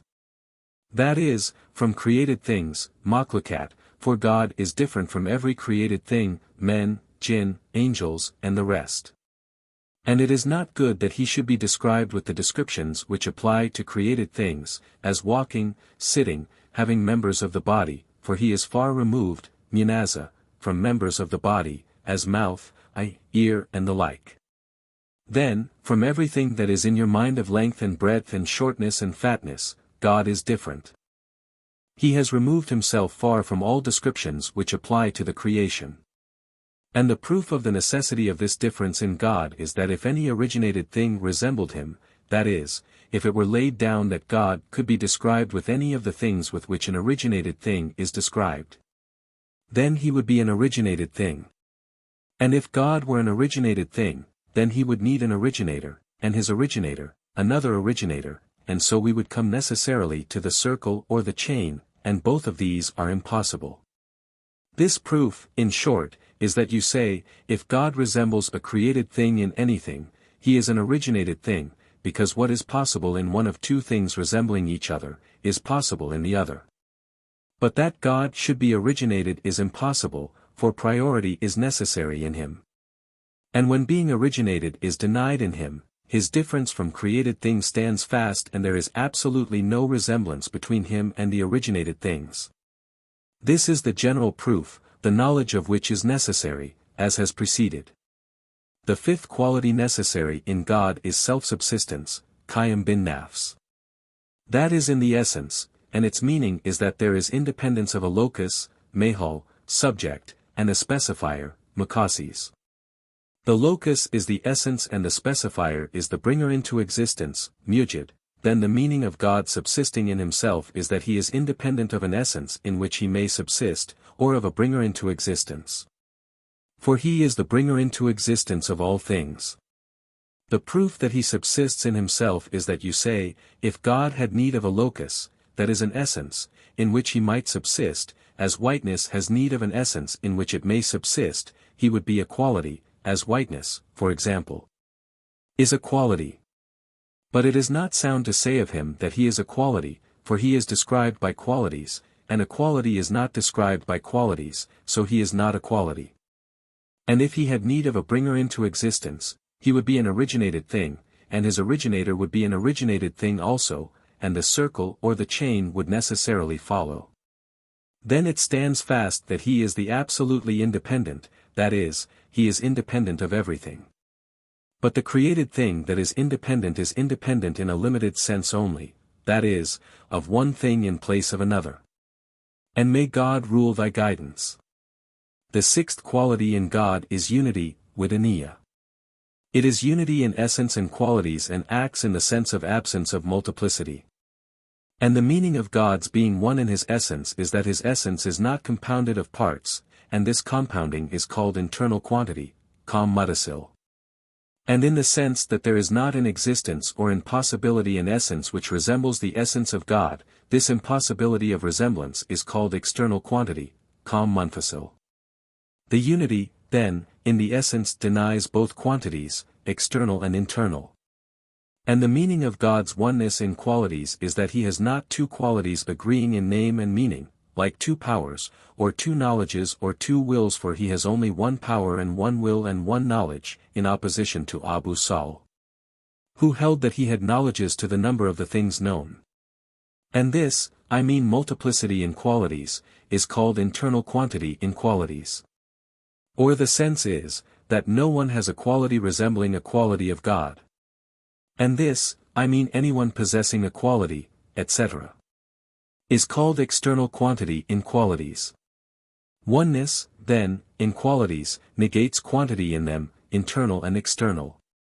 And the meaning of God's oneness in acts is that no created thing possesses an act, for God is the creator of the acts of created things, prophets, angels, and the rest. And as for what happens when an individual dies or falls into pain on opposing himself to a saint, wali, that is by the creation of God, who creates it when the saint is angry with the man who opposes him. Do not then explain oneness in acts by saying that no other than God has an act like God's act, for that involves that some other than God has an act, but that it is not like the act of God. That is false. God it is who is the creator of all acts.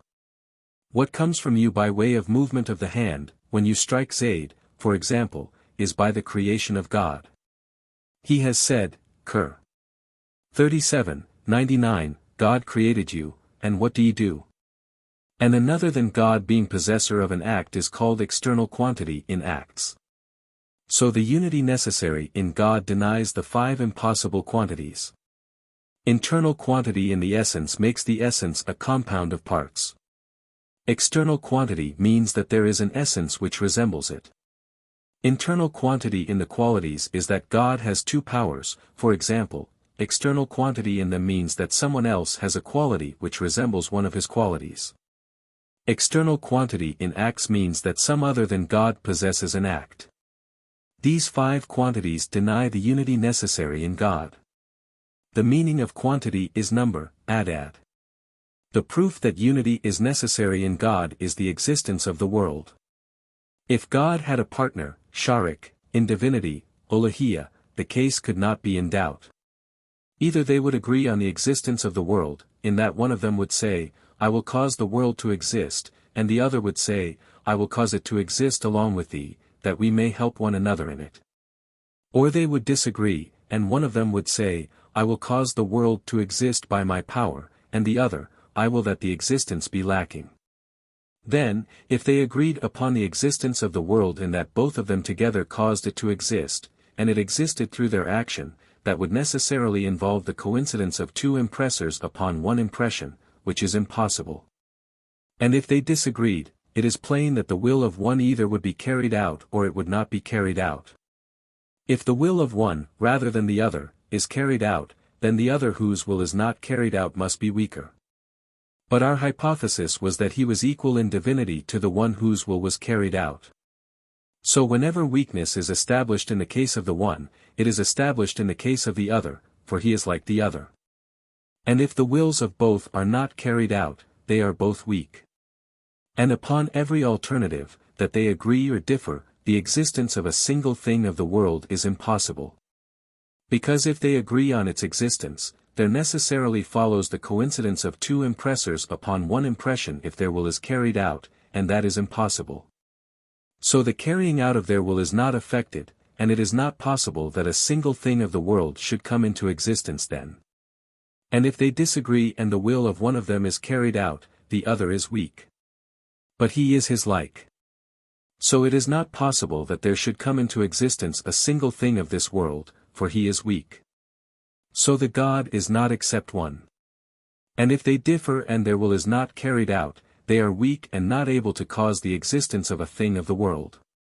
But the world exists, by common witness, mashahada. So it stands fast that the God is one. And that was what was sought. So the existence of the world is proof of the unity of God and that he has no partner in any act, and no second cause in an action. He is the independent, Al-Ghani, the absolutely independent.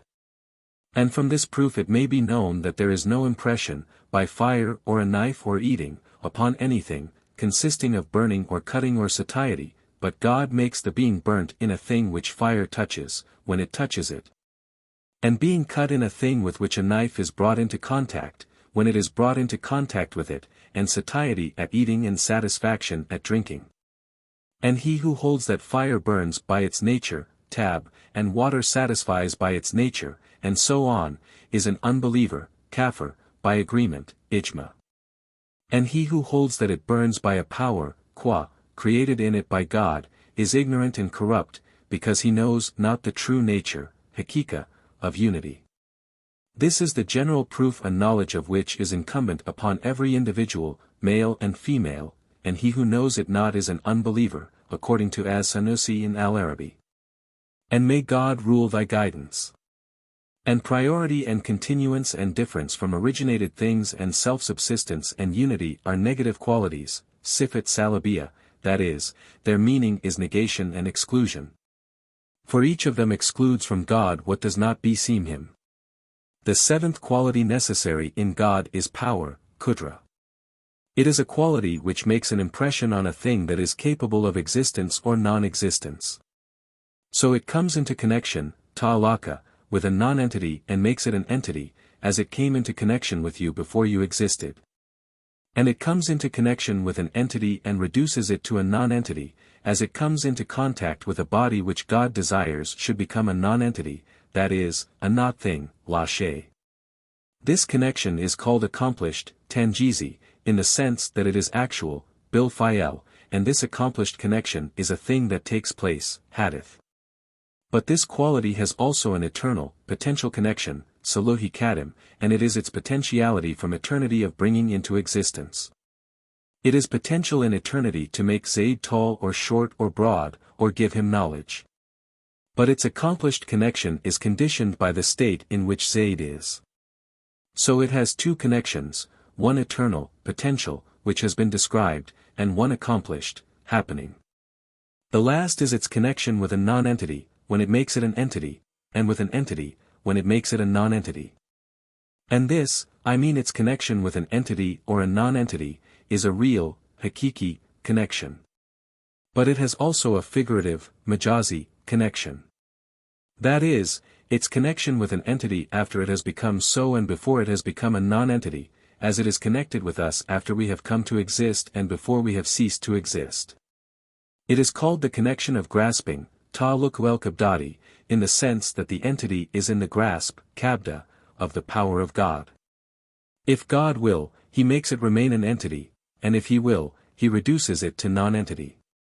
And its connection with the non-entity before that God wills its existence is like its connection with Zayd at the time of the flood, Tufan, for example. It also is a connection of grasping in the sense that the non-entity is in the grasp of the power of God. If God wills, he makes it remain in non-existence, and if he wills, he brings it out into existence.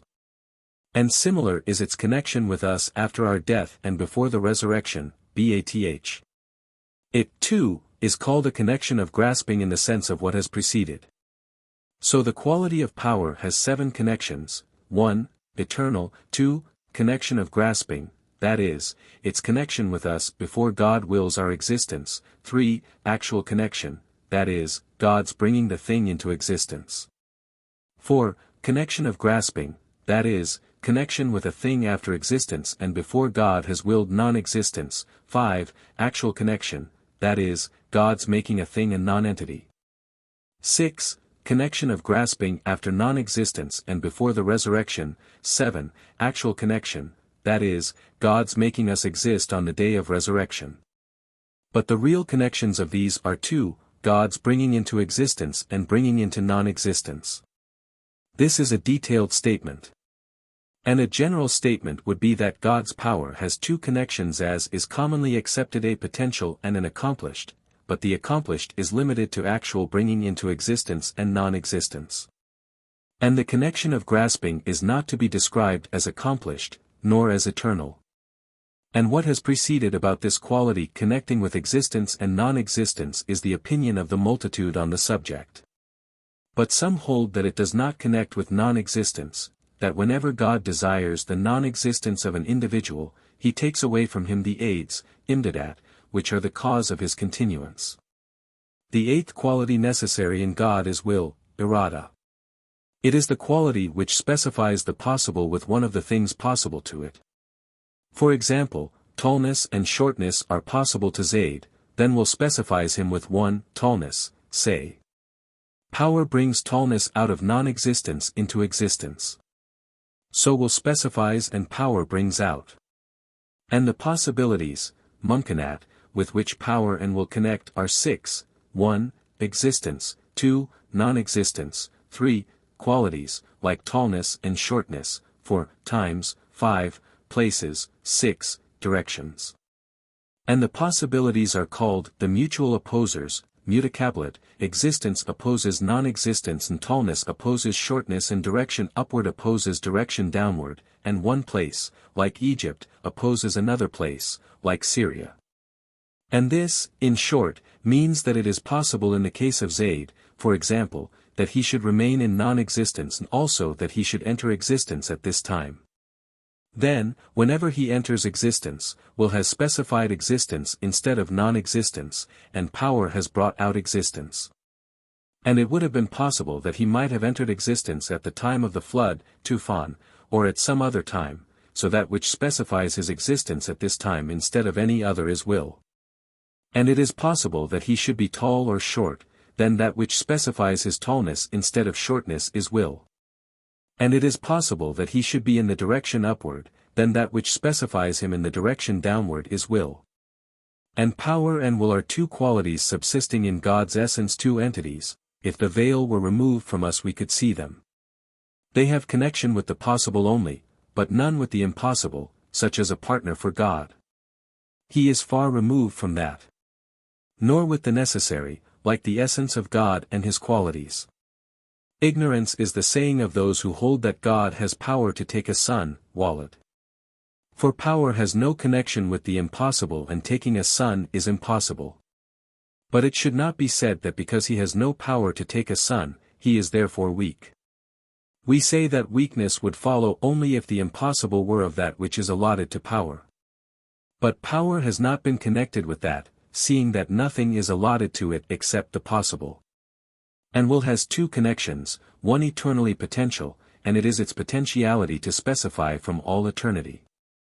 So, in the case of the tall or the short Zayd, it is possible that he might be otherwise than what he is, so far as relationship to the potentiality of will is concerned.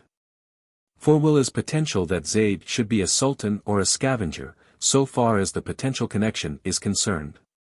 And will has also an eternal accomplished connection, and it is the specifying by God of a thing with a quality which it possesses. So God specified Zayd from all eternity by his will with the knowledge that he possesses.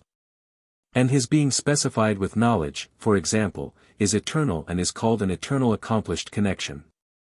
And the potentiality of will to specify him with knowledge, etc., in relationship to the essence of will, cutting off all consideration of actual specifying, is called an eternal potential connection.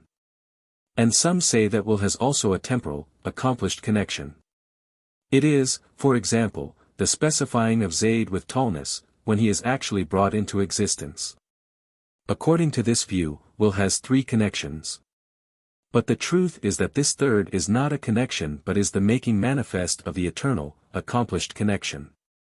And the connection of power and will is common to every possible thing to the extent that the affections of the mind, Qadarat, which arise in the mind of an individual are specified by the will of God and created by his power, as the Sheikh al-Malawi, Ahmad al-Malawi, d. 1181, has said in some of his books. But know that the attributing of specifying to will and of bringing out into existence to power is only metaphorical. For the true specifier is God by his will, and the true producer and bringer into existence is God by his power. Then, in the case of the saying of the common people that power does such and such to so and so, if it is meant that the doing belongs to power actually, or to it and to the essence of God, that is unbelief, kufr. Rather, the doing belongs to the essence of God by his power. The ninth quality necessary in God is knowledge, ilm. It is an eternal quality subsisting in the essence of God, an entity by which what is known is revealed with a revealing of the nature of complete comprehension, ihata, without any concealment having preceded. It is connected with the necessary, the possible and the impossible. He knows his own essence and qualities by his knowledge. And he knows impossibilities in the sense that he knows that a partner is impossible to him and that, if one existed, corruption would accrue from it. And knowledge has an eternal, accomplished connection only. For God knows these things that have been mentioned from all eternity with a complete knowledge that is not by way of opinion, zan, or doubt, shak, because opinion and doubt are impossibilities in God. And the meaning of the saying, without any concealment having preceded, is that he knows things eternally, he is not first ignorant of them and then knowing them. But an originated being, hadith, is ignorant of a thing and then knows it. And God's knowledge has no potential connection in the sense that there is a potentiality that such and such should be revealed by it, because that involves that the thing in question has not been actually revealed. And lack of actual revealing of it is ignorance. The 10th quality necessary in God is life, haya. It is a quality which in him in whom it subsists validates perception, as knowledge and hearing and seeing, that is, it is valid that he should be described therewith. But being characterized by actual perception does not necessarily follow from possessing the quality, life. And it is not connected with anything, entity or non-entity. The proof that knowledge and power and will and life are necessary is the existence of the created things. Because, if any one of these four is denied, why does the created world exist? So, since the created things exist, we know that God is to be described by these qualities. And the reason of the existence of the created things depending on these four is this. He who makes a thing does not make it except when he knows the thing. Then he wills the thing which he would make and, after his willing, he busies himself with making it by his power. Further, it is known that the maker cannot but be living. And knowledge and will and power are called qualities of impression, sifat at-tathur, for making an impression depends upon them. Because he who wills a thing must have knowledge of it before he aims at it. Then, after he has aimed at it, he busies himself with doing it. For example, when there is something in your house and you wish to take it, your knowledge precedes your wish to take it, and after your wish to take it, you take it actually. The connection of these qualities, then, is in a certain order. In the case of an originated being, first comes the knowledge of the thing, then the aiming at it, then the doing. But in the case of God, on the other hand, there is no sequence in his qualities, except in our comprehension, in that, knowledge comes first, then will, then power. But as for the making of an impression externally, there is no sequence in the qualities of God. It is not said that knowledge comes into actual connection, then will, then power, because all that belongs to originated beings. Order is only according to our comprehensions.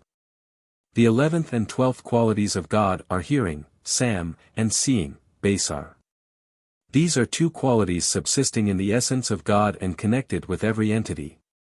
That is, by them is revealed every entity, necessary or possible. And hearing and seeing are connected with the essence of God and his qualities. That is, his essence and qualities are revealed to him by his seeing and hearing, besides the revealing of his knowledge. And God hears the essences of Zayd and Amr and Awal and he sees them. And he hears the sound of the possessor of a sound and he sees it, that is the sound. Then, if you say, hearing a sound is plain, but hearing the essence of Zayd and the essence of a wall is not plain. So, too, the connection of seeing with sounds, for sounds are heard only, we reply, belief in this is incumbent upon us because these two qualities are connected with every entity, but the how, kayfiyya, of the connection is unknown to us. God hears the essence of Zayd, but we do not know how hearing is connected with that essence. And it is not meant that he hears the walking of the essence of Zayd, for the hearing of his walking enters into the hearing of all the sounds, sought, but what is meant is that he hears the essence of Zayd and his body, jutha. Besides hearing his walking. But we do not know how the hearing of God is connected with the person, nafs, of the essence. This is what is binding upon every individual, male and female. Our trust is in God. The proof of hearing and seeing is the saying of God that he is a hearer and seer. And know that the connection of hearing and seeing in relation to originated things is an eternal, potential connection before the existence of these, and after their existence it is a temporal, accomplished connection. That is, after their existence, they are revealed to God by his hearing and seeing besides the revealing of his knowledge. So they have two connections. And in relation to God and his qualities, the connection is eternal, accomplished, in the sense that his essence and his qualities are revealed to him from all eternity through his hearing and seeing. So, God hears his essence and all his existential qualities, all except the states and the negative qualities, power, hearing, and all the rest. But we do not know how the connection is, and he sees his essence and his qualities of existence, power, seeing and the rest, but again we do not know how the connection is. The preceding statement that hearing and seeing are connected with every entity is the opinion of As-Sanusi and those who follow him, it is the preponderating one. But it is said, also, that hearing is only connected with sounds and seeing with objects of vision. And God's hearing is not with ear or ear hole, and his seeing is not with eyeball or eyelid. The 13th quality of God is speech, kalam. It is an eternal quality, subsisting in God's essence, not a word or sound, and far removed from order of preceding and following, from inflection and structure, opposed to the speech of originated beings. And by the speech that is necessary to God is not meant the glorious expressions, laughs, revealed to the prophet, because these are originated and the quality that subsists in the essence of God is eternal. And these embrace preceding and following, inflection and chapters and verses, but the eternal quality is bare of all these things. It has no verses or chapters or inflections, because such belong to the speech which embraces letters and sounds, and the eternal quality is far removed from letters and sounds, as has preceded. And those glorious expressions are not a guide to the eternal quality in the sense that the eternal quality can be understood from them. What is understood from these expressions equals what would be understood from the eternal quality if the veil were removed from us and we could hear it. In short, these expressions are a guide to its meaning, and this meaning equals what would be understood from the eternal speech which subsists in the essence of God. So meditate this distinction, for many have erred in it. And both the glorious expressions and the eternal quality are called Quran and the word, kalam, of God.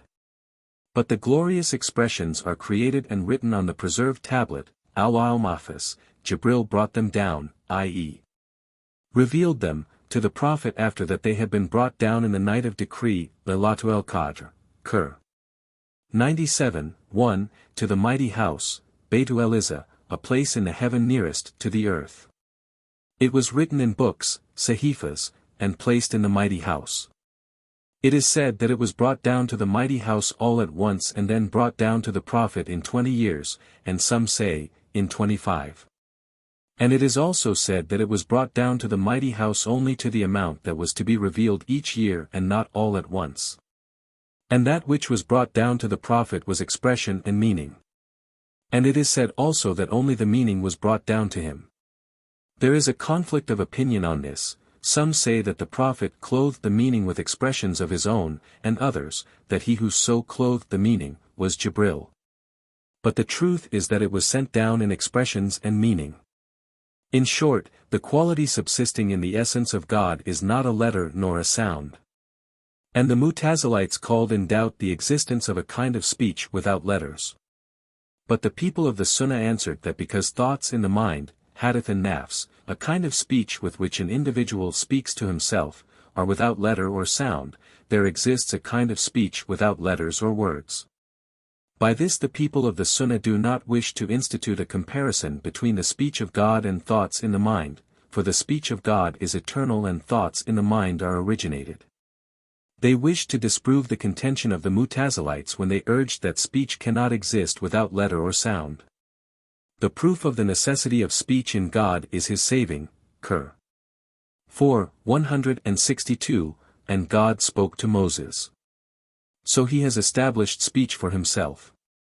And speech connects with that with which knowledge connects, of necessary and possible and impossible. But the connection of knowledge with these is a connection of revealing, in the sense that they are revealed to God by his knowledge. And the connection of speech with them is a connection of proof, in the sense that if the veil were taken away from us and we heard the eternal speech we would understand these things from it. The 14th quality subsisting in God is being powerful, Khan Qadir.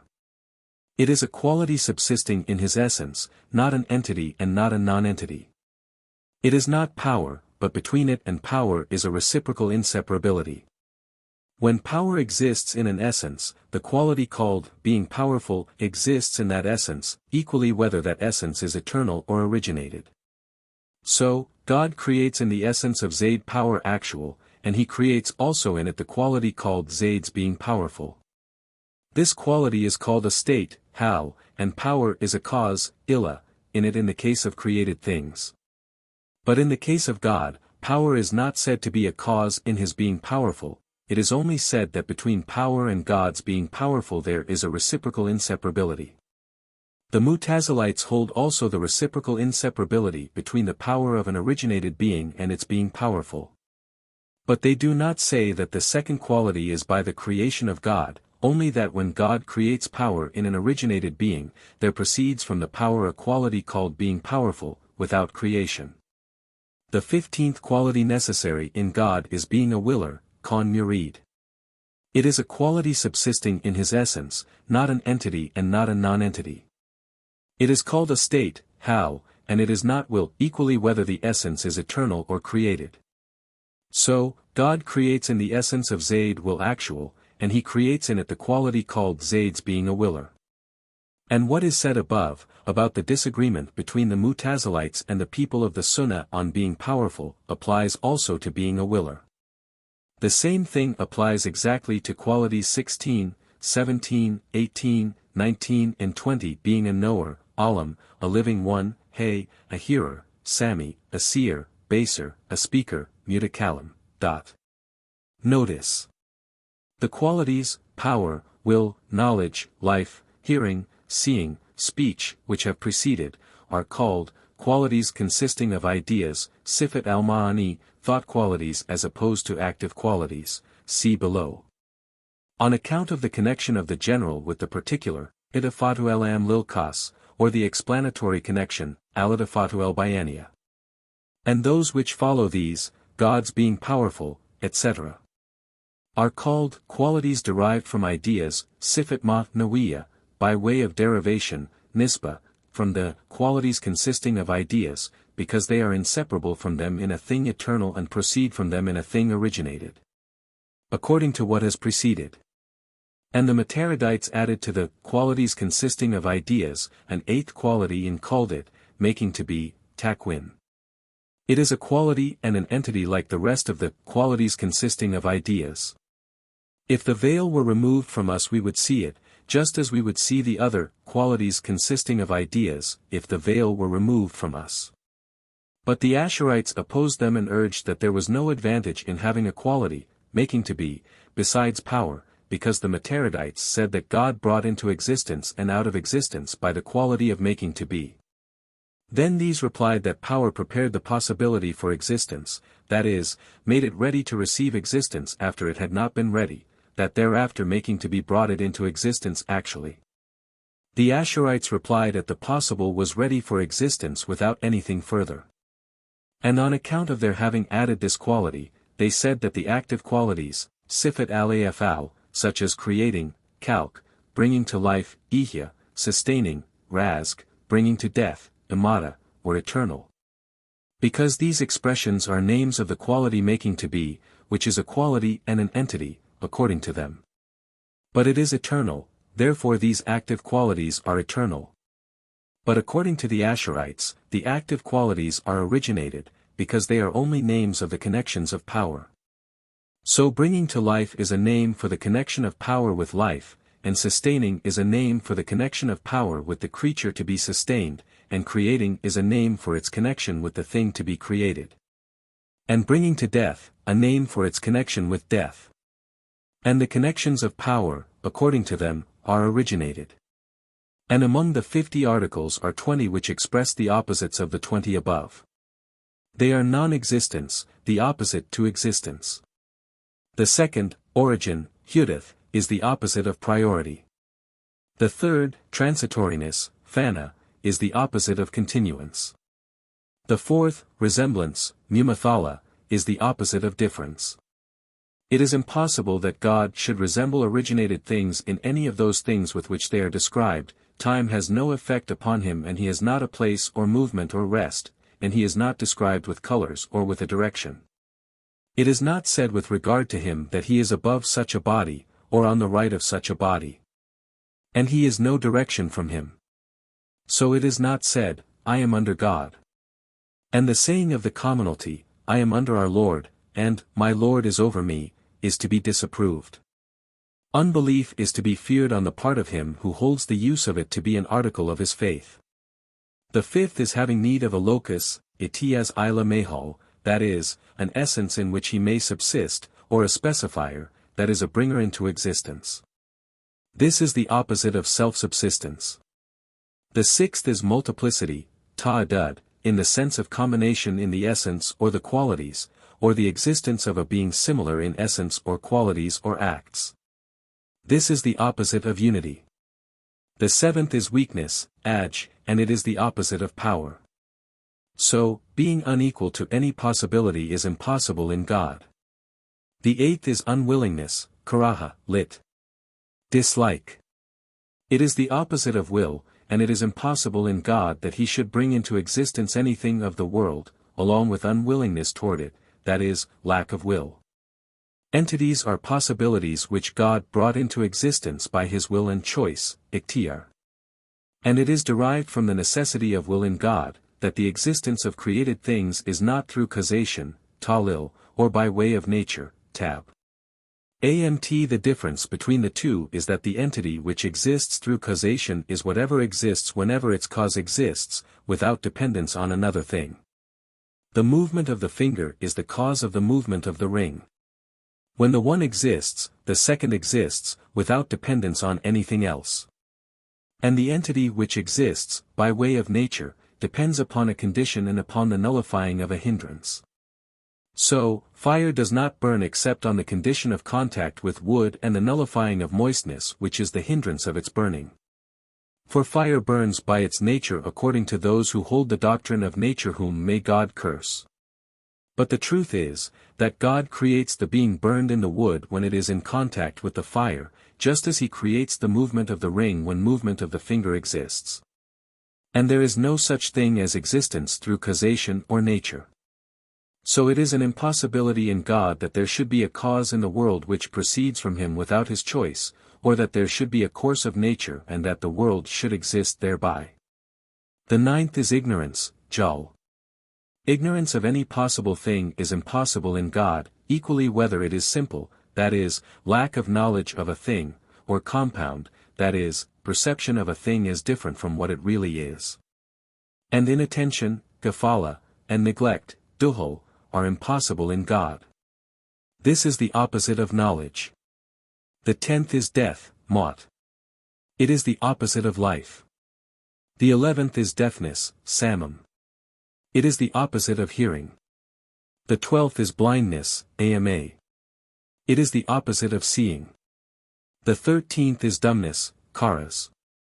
In it is the idea of silence, bakam, and it is the opposite of speech. The 14th is God's being weak, konajiz. It is the opposite of his being powerful. The 15th is his being an unwilling one, kon kari. It is the opposite of his being a willer. The 16th is his being an ignorant one, Khan Jahil. It is the opposite of his being a knower. The 17th is his being a dead one, Khan Mayit. It is the opposite of his being a living one. The 18th is his being deaf, Asam. It is the opposite of his being a hearer. The 19th is his being blind, Ama. It is the opposite of his being a seer. The 20th is his being silent, Abkam. In it is the idea of dumbness, Karas, and it is the opposite of his being a speaker. All those 20 are impossible in God. And know that the proof of each one of the 20 qualities necessary in God establishes the existence of that quality in him and denies to him its opposite, and the proofs of the 7 thought qualities are proofs of the 7 derived from these. Thus, there are 40 articles, 20 of them are necessary in God, 20 are denied in him, and there are 20 general proofs, each proof establishing a quality and annulling its opposite. Notice. Some say that things are 4 entities, non-entities, states and relations, itibarat.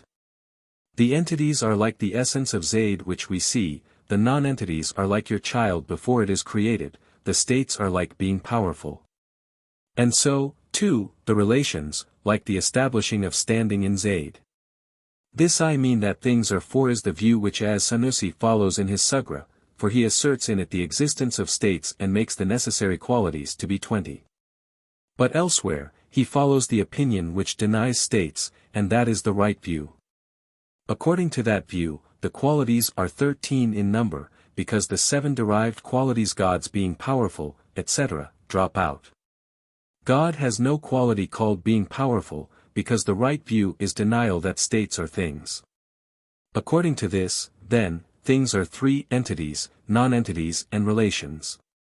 Then when the 7 derived qualities drop out from the 20 necessary qualities, 7 drop also from the opposites, and there is no quality called, being weak, etc., and there is no need to number these among the impossibilities. So, the impossibilities are 13 also, at least, if existence is reckoned as a quality. That it should be is the opinion of all except Al-Ash'ari. But the opinion of Al-Ash'ari was that existence is the self, Ein, of an entity. So, the existence of God is the self of his essence and not a quality. The necessary qualities, on that view, are 12. Priority and continuance and difference and self-subsistence expressed also as absolute independence and unity and power and will and knowledge and life and hearing and seeing and speech. And the derived qualities drop out, because their existence is based upon the view that there are things called states, but the right view is the opposite. And if you wish to instruct the commonalty in the qualities of God, then state them as names, asma, derived from the qualities just mentioned. So it is said that God is an entity, prior, different from originated things, independent of everything, one, powerful, a willer, a knower, living, a hearer, a seer, a speaker. And they should know their opposites. And know that some of the sheikhs distinguish between states and relationships and say of both that they are not entities and also not non-entities. But each has a reality in itself, except that a state has a connection with and a subsistence in an essence, and a relation has no connection with an essence. And it is said that a relation has a reality outside of the mind. But to this it is opposed. That a relation is a quality, and if it has no connection with an essence and has a reality outside of the mind, where is the thing qualified by it? A quality does not subsist in itself, but must needs have a thing which it qualifies. So the truth is that relations have no reality except in the mind. And they are of 2 kinds. The invented relation, idabara iktirai, it is that which has no ground in existence, as you're making a generous man niggardly. And second, the apprehended relation, intizai, claiming, it is that which has ground outside of your mind, as asserting the subsistence of Zayd, for that may be claimed from your saying, Zayd subsists. So the describing of Zayd as subsisting is existent outside of your mind. The 41st article is possibility in the case of God. It is incumbent upon every mukallaf that he should believe that it is possible for God to create good and evil, to create Islam in Zayd and unbelief in Amr, knowledge in one of them and ignorance in the other. And another of the things, belief in which is incumbent upon every mukallaf, is that the good and the bad of things is by destiny, qada, and decree, qadar. And there is a difference of opinion as to the meaning of destiny and decree. It is said that destiny is the will of God and the eternal, azali, connection of that will, and decree is God's bringing into existence the thing in agreement with the will. So the will of God which is connected eternally with your becoming a learned man or a sultan is destiny, and the bringing knowledge into existence in you, after your existence, or the sultanship, in agreement with the will, is decree. And it is said that destiny is God's eternal knowledge and its connection with the thing known, and decree is God's bringing things into existence in agreement with his knowledge. So, God's knowing that which is connected eternally with a person's becoming a learned man after he enters existence is destiny, and the bringing knowledge into existence in that man after he enters existence is decree. And according to each of those two views, destiny is prior, qadim, because it is one of the qualities of God, whether will or knowledge. And decree is originated, because it is bringing into existence, and bringing into existence is one of the connections of power, and the connections of power are originated. And the proof that possibly things are possible in the case of God is that there is general agreement on their possibility. If the doing of any possible thing were incumbent upon God, the possible would be turned into a necessary thing. And if the doing of a possible thing were hindered from him, the possible would be turned into an impossible. But the turning of the possible into a necessary or an impossible is false.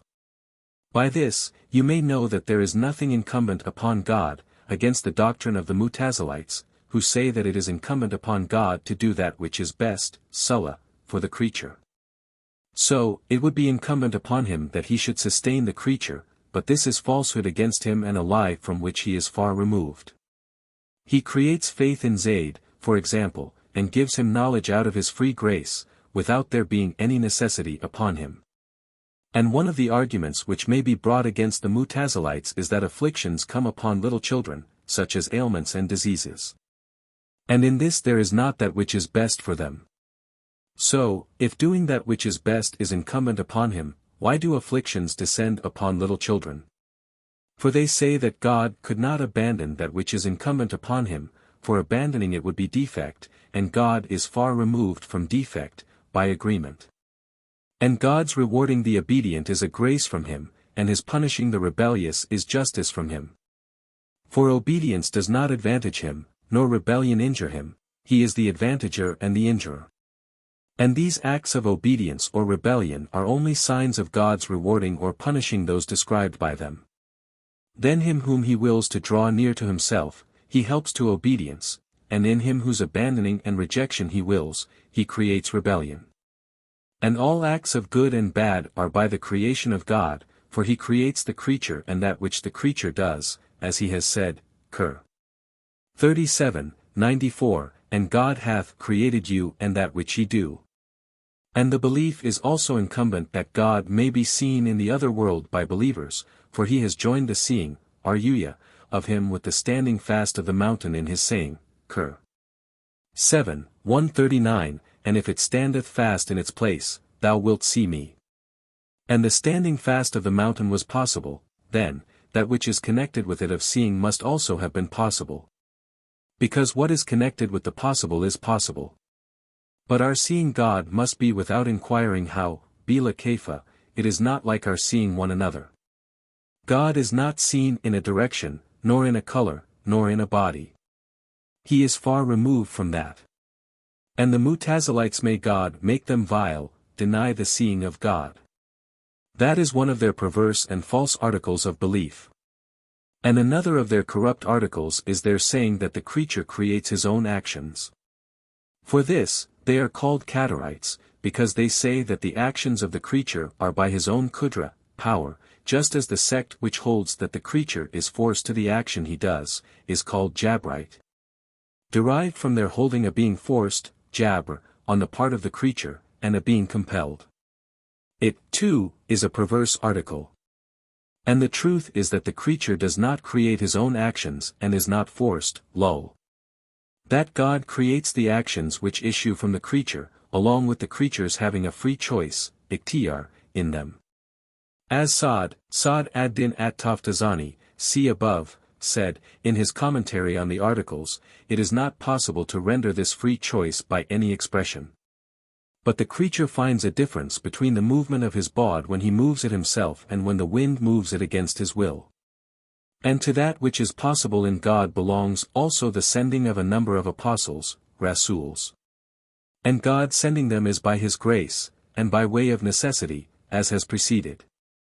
And it is necessary to confess that the most excellent of created beings, absolutely, is our Prophet, Muhammad, and there follow him in excellency the rest of the endowed with earnestness and patience, Ulu al-Azam, see Qur. 46, 34. They are our Lord Ibrahim, our Lord Musa, our Lord Isa, and our Lord Nuh, and this is their order in excellency. And that they are 5 along with our Prophet, and 4 after him is the correct view. And it is said, 2, that the endowed with earnestness and patience are more numerous. And there follow them in excellency the rest of the apostles. Then, the rest of the prophets, Nabis, then the angels. And it is necessary to confess that God has aided them with miracles, mujizat, and that he has distinguished our Prophet in that he is the seal of the apostles, and that Lay's law, Shar, will not be abrogated till time is fulfilled. And Isa, after his descent, will judge according to the law of our Prophet. It is said that he will take it from the Quran and the Sunnah. It is said also that he will go to the glorious tomb of Muhammad, and learn from him. And know that he will abrogate one part of the law of our Prophet with a later part, just as the waiting period of a woman after the death of her husband was changed from a year to 4 months and 10 days. And in this there is no defect. And it is necessary also that every mukallaf, male and female, should know in detail the apostles who are mentioned in the Quran, and should believe in them in detail. As for the other prophets, belief is necessary in them as a whole. As Sa'd handed down an authority in his commentary on the Maqasid that belief in all the prophets as a whole suffices, but he was not followed. And someone put them into verse as follows. There is imposed upon every mukallaf a knowledge of prophets in detail, who have been named in that document of ours, i.e., the Quran. Of them are 8. After 10, i.e., 18. And there remain 7 who are Idris, Hud, Shu'aib, Salih, and similarly. Dhul Kifl, Adam, with the chosen one, Muhammad, they close. And it is necessary to confess that the companions, Sahibs, of the Prophet are the most excellent of the generations. Then their followers, Tabis, then the followers of their followers. And the most excellent of the companions is Abu Bakr, then Umar, then Uthman, then Ali in this order. But Al-Alchemist said that Our Lady Fatima and her brother, our Lord Ibrahim, were absolutely more excellent than the companions, including the 4 Caliphs. And our Lord Malik, ibn Anas, was wont to say, there is none more excellent than the children of the Prophet. This is that the confession of which is incumbent, and we will meet God confessing it, if it is his will. And of that the confession of which is also necessary, is that the Prophet was born in Mecca and died in Al-Madinah. It is incumbent on fathers that they teach that to their children. Al-Ajuri said, it is incumbent on the individual that he know the genealogy of the Prophet on his father's side and on his mother's. A statement of it will come in our conclusion, if God will. The learned have said, every individual ought to know the number of the children of the Prophet and the order in which they were born, for an individual ought to know his lords, and they are the lords of the people. But they do not explain, in what I have seen, whether that is required, mawjub, or desired, mandub, the analogy, qiyas, of things similar to it would say it was required. His children were 7, 3 male and 4 female, according to the right view. Their order of birth was, Al-Qasim, he was the first of his children, then Zainab, then Ruqayya, then Fatima, then Kulthum, then Abd Allah, he had the 2 names, Laqab, At-Tayyib and At-Tahir, which are 2 names of Abd Allah. Not names of 2 other different persons. These were all children of Our Lady Khadijah. And the 7th was our Lord Ibrahim, born of Maria, the Copt. So it stands. Let us now return to the conclusion of the articles. The 42nd is the veracity, sidq, of the apostles in all their sayings. The 43rd is their trustworthiness, amana, that is, their being preserved, isma, from falling into things forbidden, muharram, or disliked, makruh. The 44th is their conveying, tabligh, to the creatures that which they were commanded to convey. The 45th is intelligence, fatana. These four things are necessary in the apostles in the sense that the lack of them is unthinkable. And faith depends on the knowledge of these, according to the controversy between as-Sanusi and his opponents. The opposites of these four are impossible in the apostles, that is, lying, kidb, unfaithfulness, khiyana, in a thing forbidden or disliked, concealment, kitman, of a thing they have been commanded to convey, and stupidity, balada. These four are impossible in them, in the sense that the existence of them is unthinkable. And faith depends upon the knowledge of these, as has preceded. These are 9 and 40 articles, and the 50th is the possibility of the occurrence of such fleshly accidents in them as do not lead to defect in their lofty rank. And the proof of the existence of veracity in them is that if they were to lie, then information from God would he ally, for he has guaranteed the claim of the apostles by the manifestation of miracles at their hands. For the miracle is revealed in place of an utterance from God, my servant is truthful in all that he brings from me. That is, whenever an apostle comes to his people and says, I am an apostle to you from God, and they say to him, what is the proof of your apostolate, then he shall say, the splitting of this mountain, for example. And when they say to him, bring what you say, God will split that mountain at their saying, as a guarantee of the claim of the apostle to the apostolate. So, God splitting the mountain is sent down in place of an utterance from God, my servant is truthful in all which he brings to you from me. And if the apostle were lying, this information would be lying. But lying is impossible in the case of God, so lying on the part of the apostles is impossible. And whenever lying is denied in them, veracity is established. And as for the proof of the trustworthiness, that is, their being preserved internally and externally from forbidden and disliked things, if they were unfaithful in committing such things, we would be commanded to do the like. But it is impossible that we could be commanded to do a forbidden or disliked thing, for God does not command a vile thing. Qur. 7:27. And it is evident that they did nothing except obedience, whether required or desired, and permitted, mubah, things entered among their actions only to show, whenever they did a permitted thing, that it was allowable, jaiz. And as for the proof of intelligence, if it were failing in them, how would they be able to establish an argument against an adversary? But the Quran indicates in more than one place, that they must establish arguments against adversaries. And such establishing of arguments is only possible with intelligence. And the proof that fleshly accidents do befall them is that they do not cease to ascend in their lofty rank. For the occurrence of such accidents is in them for increase in their lofty rank, for example, and that others may be consoled, and that the thoughtful may know that the world is not a place of recompense for the lovers of God. Since if it were, why should aught of the defilements of the world befall the apostles? The blessing of God be upon them and upon their mighty head, our Lord Muhammad, and upon his family and companions and descendants, all. The 50 articles are completed with their glorious proofs. Let us mention to you now somewhat of that which must be held of the things whose proofs are authority. Sam, I know that it must be believed that our Prophet has a tank, hod. And ignorance as to whether it is on one side or the other of the bridge, as sirat, does not hurt. On the day of resurrection, Yawm al-Qiyamah, the creatures will go down to drink of it.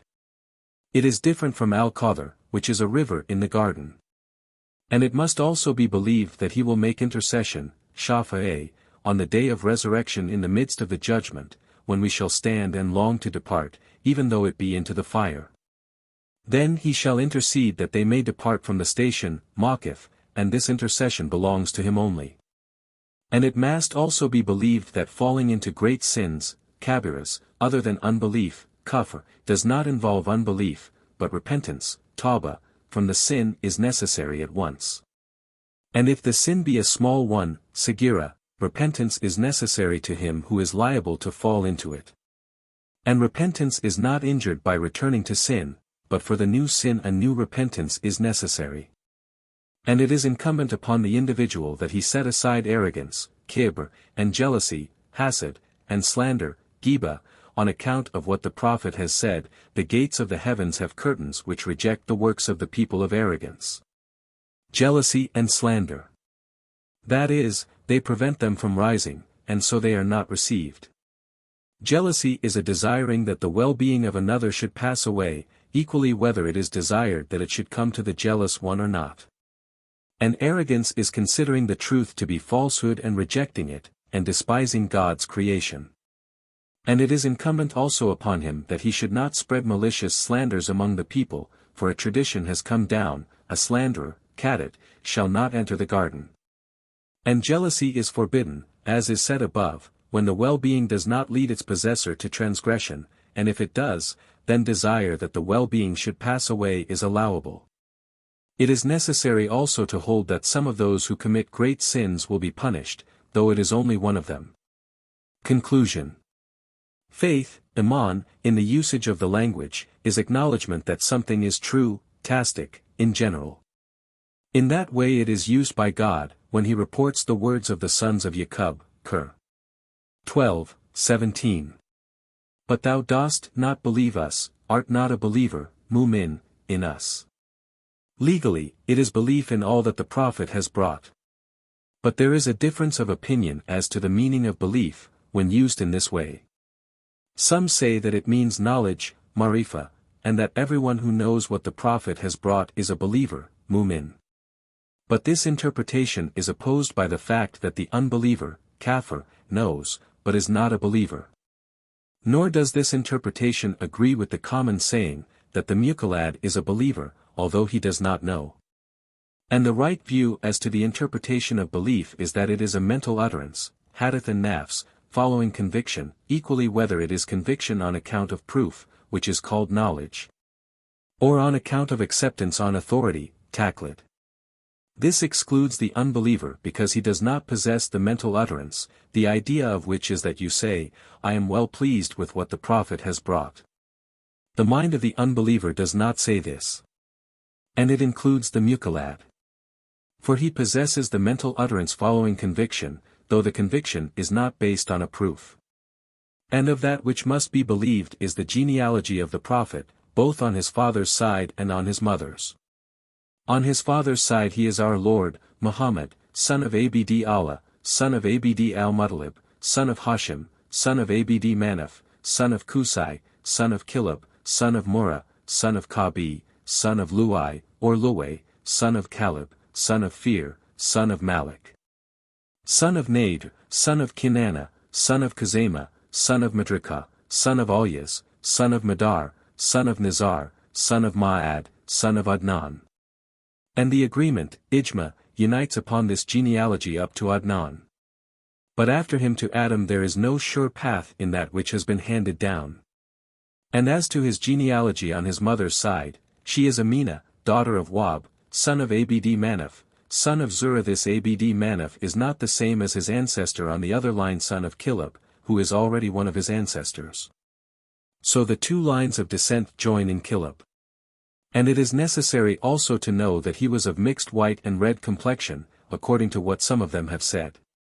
This is the last of that which God has made easy by his grace. His blessing be upon our Lord Muhammad and upon his family and his companions and his descendants, so long as the mindful are mindful of him and the heedless are heedless of the thought of him. And praise belongeth unto God, the Lord of the worlds. 7. Analysis of the Taqrib of Abu Shuja al-Ispahani. See in Bibliography, S. Kijir, Preface, etc. Much help as to details of religious ritual and law will be found in Hughes's Dictionary of Islam, Sachot's Mohammedanish's Recht, Lane's Modern Egyptians, and commentary to his translation of the Arabian Nights, Burton's Pilgrimage. And Sell's Faith of Islam. Book I. Of Ceremonial Purity, Tahara. 1. The water which may be used for ceremonial ablutions. 2. Legal materials for utensils, what can be purified and what cannot. 3. The use of the toothpick. 4. Description of the different stages of a ceremonial ablution, wudu. 5. On cleansing from excrement and its ritual generally.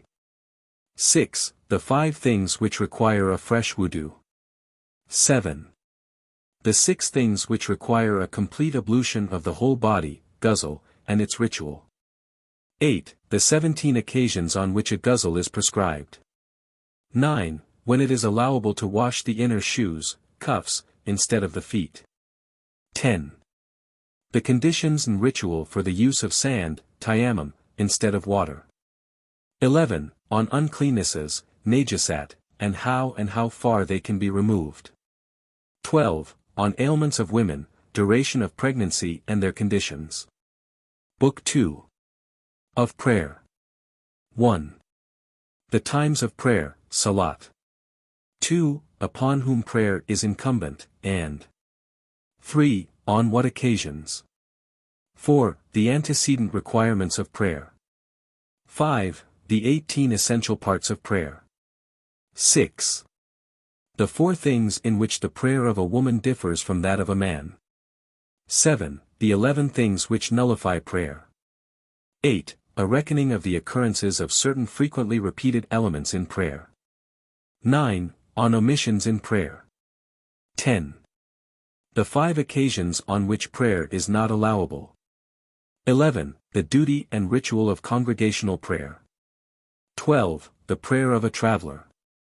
13. The conditions under which congregational prayer is required and those under which it is lawful. 14. The requirements in congregational prayer. 15. The prayers of the 2 festivals and their ritual. 16. The prayers on occasion of an eclipse. 17. Prayer for rain. 18. Prayer in presence of the enemy. 19. What is forbidden of clothing. 20. The ritual of the dead. Book 3. Of rates for the poor, etc. 1. The condition of the rate, zakat, and of the ratepayer, what it is levied on and consists of. 2. On camels. 3. On cattle. 4. On sheep. 5. How it affects partners. 6. On gold and silver. 7. On grain stuff. 8. On merchandise. 9. The conditions and nature of the rate to be paid at the end of the fast. 10. Uses to which the rate may be applied. Book 4. Of the fast. 1. The conditions for the fast, siyam. Its description, what breaks it. 2. What is meritorious in fasting, when and for whom it is forbidden, how breaking the fast must be expiated. 3. The conditions and nature of religious retreat, itikaf. Book V. Of the pilgrimage. 1. The conditions of pilgrimaging, hajj, its essentials and other elements. 2. The 10 things forbidden on pilgrimage. 3. The 5 sacrifices of the pilgrimage. Book 6. Of barter and other business transactions. 1.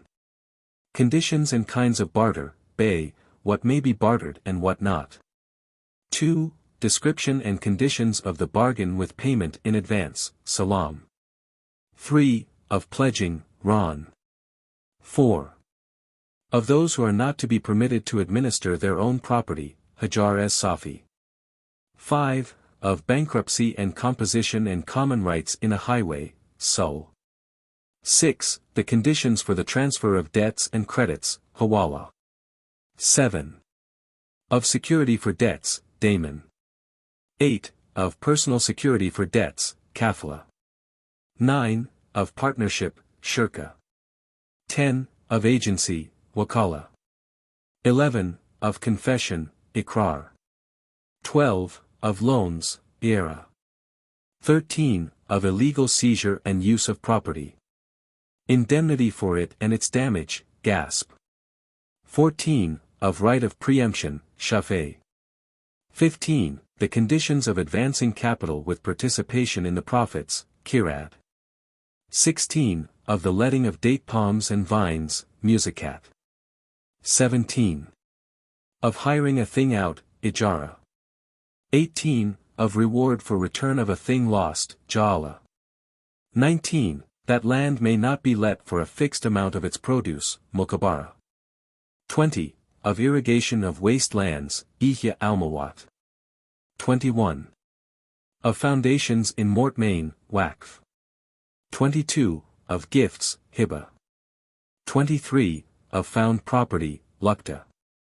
24. Of foundlings, Lakit. 25. Of deposits, Wadiye. Book 7. Of inheritance and wills. 1. Of legal heirs, Warith. 2. The conditions and proportions of inheritance, Farida. 3. Of legacies, Wasiya. Book 8. Of marriage and related subjects. 1. The conditions of marriage, Nikah. What women a man may see and to what extent. 2. The form of a legal marriage. 3. The conditions of asking, Kitba, and giving in marriage, whom a man may not marry, conditions for nullity of marriage. 4. The settlement, Mar, on a wife by her husband. 5. On the wedding feast, Walima. 6. On the equality of the rights of the wives and the authority of the husband. 7. On divorce for incompatibility, Kul. 8. The forms of divorce, Talaq. 9. On taking a wife back and the threefold divorce. 10. The oath not to cohabit, Ila. 11. The temporary separation by the formula, Zihar Kur. 58. 12. The form of accusation of adultery and the defense, Lian. 13. The period during which a previously married woman cannot remarry, Ida. 14. Of relations with female slaves. 15. The support and behavior of a woman, divorced or a widow, mourning. 16. Law of relationship through suckling, IRDA. 17. The support, Nafaka, due to a wife. 18. The support due to children and parents, slaves and domestic animals. 19. Of the custody of children, Hidana. Book 9. Of crimes of violence to the person, Janaya. 1. On murder, homicide and chance medley. 2. The lax taliones, kisas, for murder, and 3. For wounds and mutilations. 4. The bloodwit, dia. 5. Use of weak evidence in case of murder. 6. Personal penance for homicide. Book X. Of restrictive ordinances of God, had. 1. Of fornication, zina, of one who has been or is married, Muzan, and of one who has not been or is not married. 2. Of accusing of fornication. 3. Of drinking wine or any intoxicating drink. 4. Of theft. 5. Of highway robbery. 6. Of killing in defense. 7. Of rebelling against a just government. 8. Of apostasy. 9. Of abandoning the usage of prayer. Book 11. Of the Holy War, Jihad. 1. The general law of Jihad. 2. The distribution of booty taken in the field, Ghanima. 3. The law of the tax on unbelievers, Fay. 4. The law of the poll tax on unbelievers, Jizya. Book 12. Of hunting and the slaughter of animals. 1. How an animal may be killed in the chase or otherwise. 2. What flesh may be eaten. 3. The ritual of sacrifice, Udiya. 4. The ritual of sacrifice for a child, Akika. Book 13. Of racing and shooting with the bow. Book 14. Of oaths and vows, Yamin, Najr. 1. What oaths are allowable and binding, how expiated. 2. Lawful and unlawful vows. Book 15. Of judgments and evidence, Qada, Shaida. 1. Of the judge, Qadi, and court usage. 2. The division, Qasam, of property held in common. 3. Of evidence and oaths. 4. The conditions of being a legal witness, adil. 5. The difference of claims, haq, on the part of God, and on the part of man, and their legal treatment. Book 16. Of manumission of slaves. 1. General conditions of manumission, ik. 2. The clientship which follows, wala. 3. Of freeing at death, tadbir. 4. Of the slave buying his freedom, kitaba. 5. Of the slave, walad, that has borne a child to her master or to another and of her children. Appendix 2, Bibliography. 1. Books and articles, general and fundamental, for the study of Islam. The non-Arabist will gain much insight into Muslim life and thought by reading such translations as that of Ibn Khaldun by Deslane, Paris, London. 1843-71, The Persian Tabari, by Zotenberg, Paris, 1867-74, Ibn Battuta by Defremery and Sanguinetti, Paris, 1853-58, Masudi by C. Barbier de Maynard and Pavet de Courtel, Paris, 1861-77, Ibd Khaldun's Prolegomines by Deslane, Paris. 1862-68, Ad-Dimishki by Marin, Copenhagen, 1874, Al-Biruni's Chronology by Sachot, London, 1879. The translations and notes in De Sacis Chrestomathi Arabe, Paris, 1826, can also be used to advantage.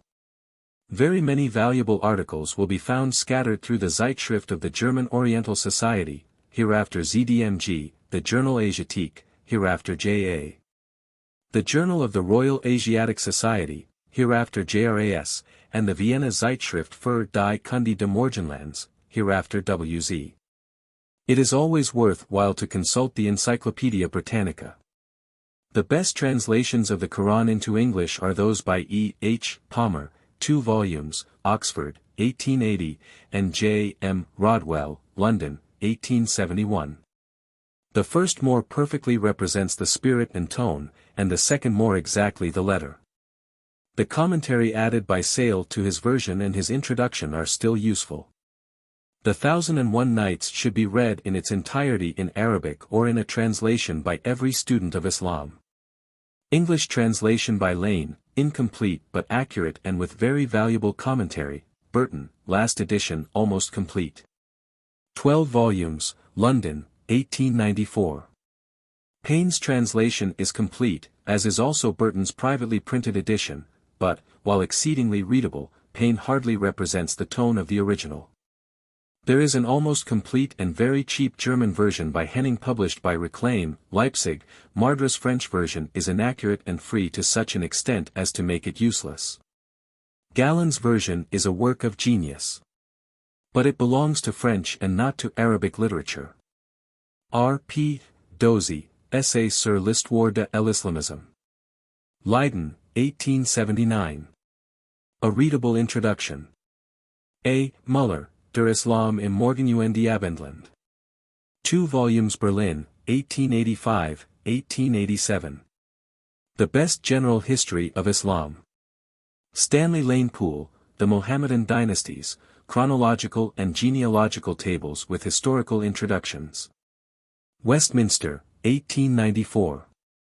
An indispensable book for any student of Muslim history. C. Brockelmann, Geschichte der arabischen Literatur. 2 volumes Weimar, 1898, 1899. Indispensable for names, dates, and books, but not a history in any true sense. T. B. Hughes, A Dictionary of Islam. London, 1896. Very full of information, but to be used with caution. Based on Persian sources largely. E. W. Lane, An Account of the Manners and Customs of the Modern Egyptians. First edition, London, 1836, 3rd, 1842. Many others. Indispensable. C. M. Doughty. Travels in Arabia Deserta 2 volumes Cambridge, 1888. By far the best book on nomad life in Arabia. Gives the fullest and clearest idea of the nature and workings of the Arab mind. J. L. Burkhard, Notes on the Bedouins and Wahhabis. 2 volumes. London, 1831. T. L. Burkhard, Travels in Arabia. 2 volumes London, 1829. R. F. Burton, Personal Narrative of a Pilgrimage to Al-Madinah and Mecca. 2 volumes Last edition, London, 1898. On the Hajj and Muslim Life, Thought and Studies Generally in the Middle of the 19th Century. Readable and accurate to a degree. C. Snouk-Hergrange, Mecca. 2 volumes and portfolio of plates. Hogg, 1888, 1889. Is somewhat dull beside Burton, but very full and accurate. W. Robertson Smith Lectures on the Religion of the Semites. First Series. New edition, London, 1894. Kinship and Marriage in Early Arabia. Cambridge, 1885. Ignaz Goldziher, Mohammedanisch Studien. I. Halley A. S., 1889. 2, 1890. Epoch-marking books, as are all Goldziher's contributions to the history of Muslim civilization. Alfred von Kramer Geschichte der Herrschenden Ideen des Islams. Leipzig, 1868. Alfred von Kramer Kulturgeschichte des Orients unter den Chalifen. 2 volumes Wien, 1875-77. Kulturgeschichtliche Streifzug. Leipzig, 1873. Edward G. Brown, A Year Among the Persians. London, 1893.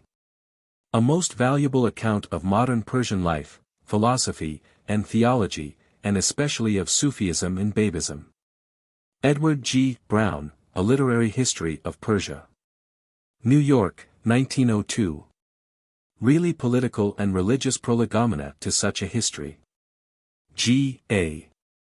Herklotz, Kanuni Islam, or the Customs of the Mussulmans of India. London, 1832. 2. On Muslim History and on Present Condition of Muslim World. August Müller, Die Beherrscher der Gläubigen. Berlin, 1882. A very brightly written sketch based on thorough knowledge. Gustav Weil, Geschichte der Chalifen. 3 volumes. Mannheim, 1846-1851. Sir William Muir, The Caliphate, Its Rise, Decline and Fall. London, 1891. Theodor Noldeek, Zur Tendenziösen Gestaltung der Geschichte des Islams. ZDMG, Lee, pages 16 ff.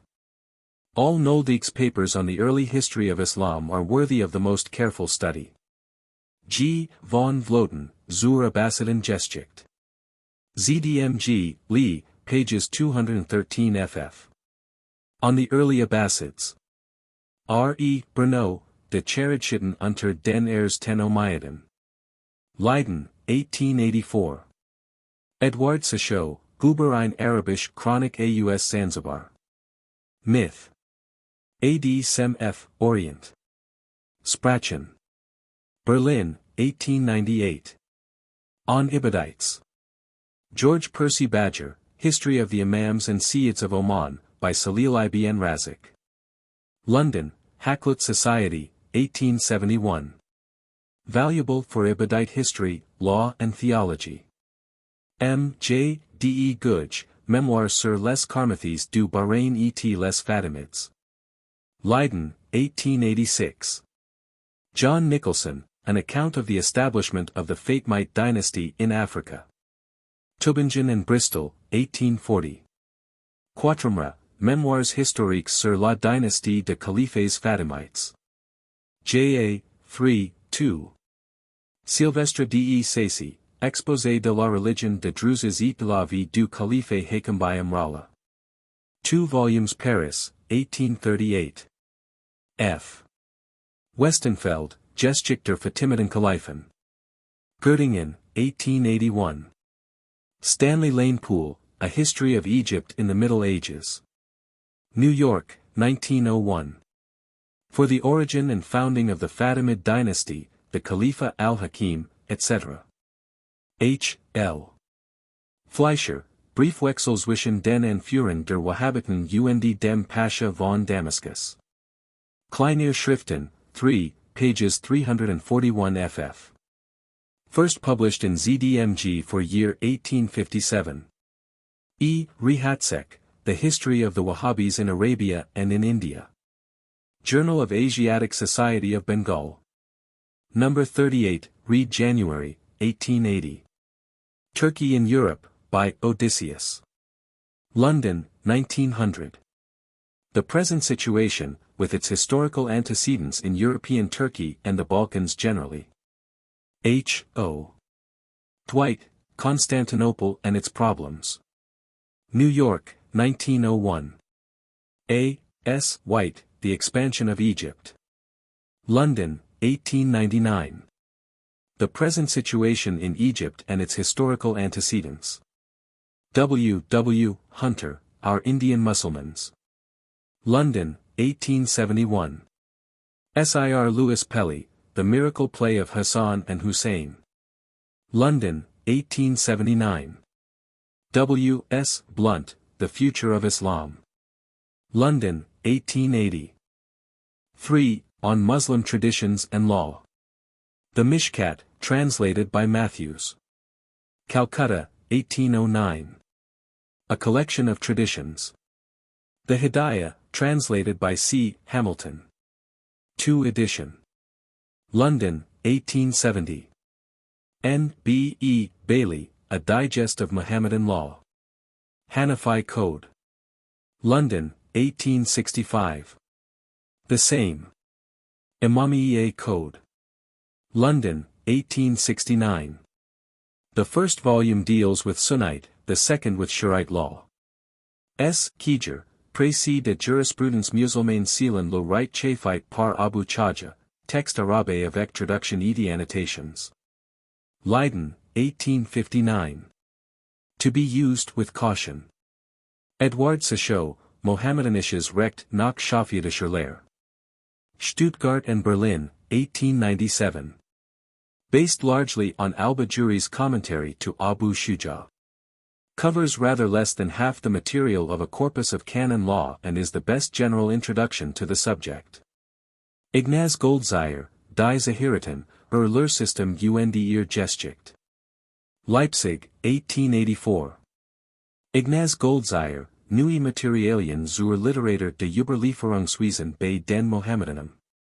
ZDMG, I, pages 465 ff deals with Musnad of Ahmad ibn Hanbal.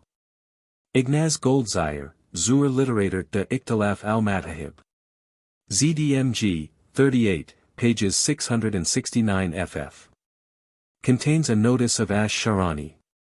Ignaz Goldziher, Über ein Formell in der jüdischen Responsenliteratur. ZDMG, 53, pages 645 ff. On Fatwas and Ijtihad. Ignaz Goldziher, Das Prinzip der Istishab in Mu'am. Gesetzwissenschaft. WZ, I, pages 228 ff. Edward Sachot, Mohammedanisches Erbrecht nach, der Lehre der Ibaditischen Araber von Zanzibar und Ostafrika. Sitzungsbericht der Khan. Prus. Akkad, 1894. Edward Sachot, Zur Altessen Geschichte der Mohammedanischen Rechts. Wien. Akkad, 1870. Snaukhurgrange, Le Droit Musulman. Revue de l'Histoire de Religions, 37, pages 1 ff, and 174 ff. Snaukhurgrange, Mohammedanisches Recht nach Schaffietischer Lehre von Edward Sachot, Enziage, ZDMG, 53, pages 125 ff. S. K.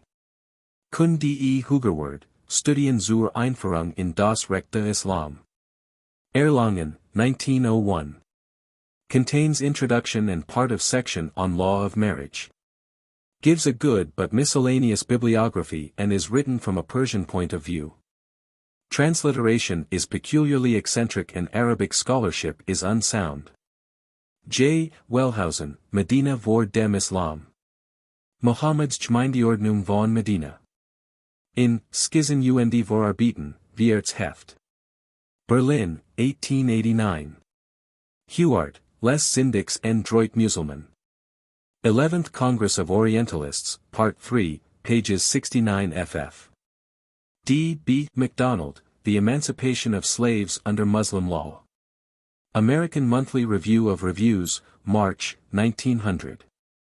4. On Muslim Theology, Philosophy, and Mysticism. Theodor Harberker, Ash-Shahrastani's Religionspartien und Philosophischen Übersetzt und Erklärt, 2 volumes Halle, 1850-51. The Arabic text, without which Harberker's German is sometimes hardly intelligible, was published by Curitin, London, 1846. T. J. D. E. Bohr, Geschichte der Philosophie im Islam. Stuttgart, 1901. Unsatisfactory but the best that there is. It is only a sketch and takes hardly sufficient account of theology and mysticism. Stanley Lane Poole, Studies in a Mosque. 2 edition. London, 1893. Miscellaneous essays, lightly written but trustworthy. Krell, Beitrag zur Charakteristik der Lehre vom Glauben in Islam. Leipzig, 1877. G. von Vloten, Les Hochwehe et Nabita. 11th Congress of Orientalists, Part 3, pages 99 ff. On Early Religious Sects. G. von Vloten, Urja. ZDMG, 14, pages 181 ff. On the Murjiites. Edward Sachot, Über de Religiosen Anschauungen der Ibaditischen Mohammedaner in Oman und Ostafrika. Myth. A. D. Sem F. Orient. Sprachen. Berlin, 1899. H. Steiner, Die Mutaziliten oder die Freidenker im Islam. Leipzig, 1865. Wilhelm Spitta, Zur Geschichte Abu el-Hasan al-Ash'aris. Leipzig, 1876. The best as yet on al-Ash'ari, but to be used with caution, especially in the translations of theological texts. Martin Schreiner, Zur Geschichte Asher-Tenthams. In Acts du Huatim Congress International de Orientalists, I, pages 77 ff. Leiden, 1891.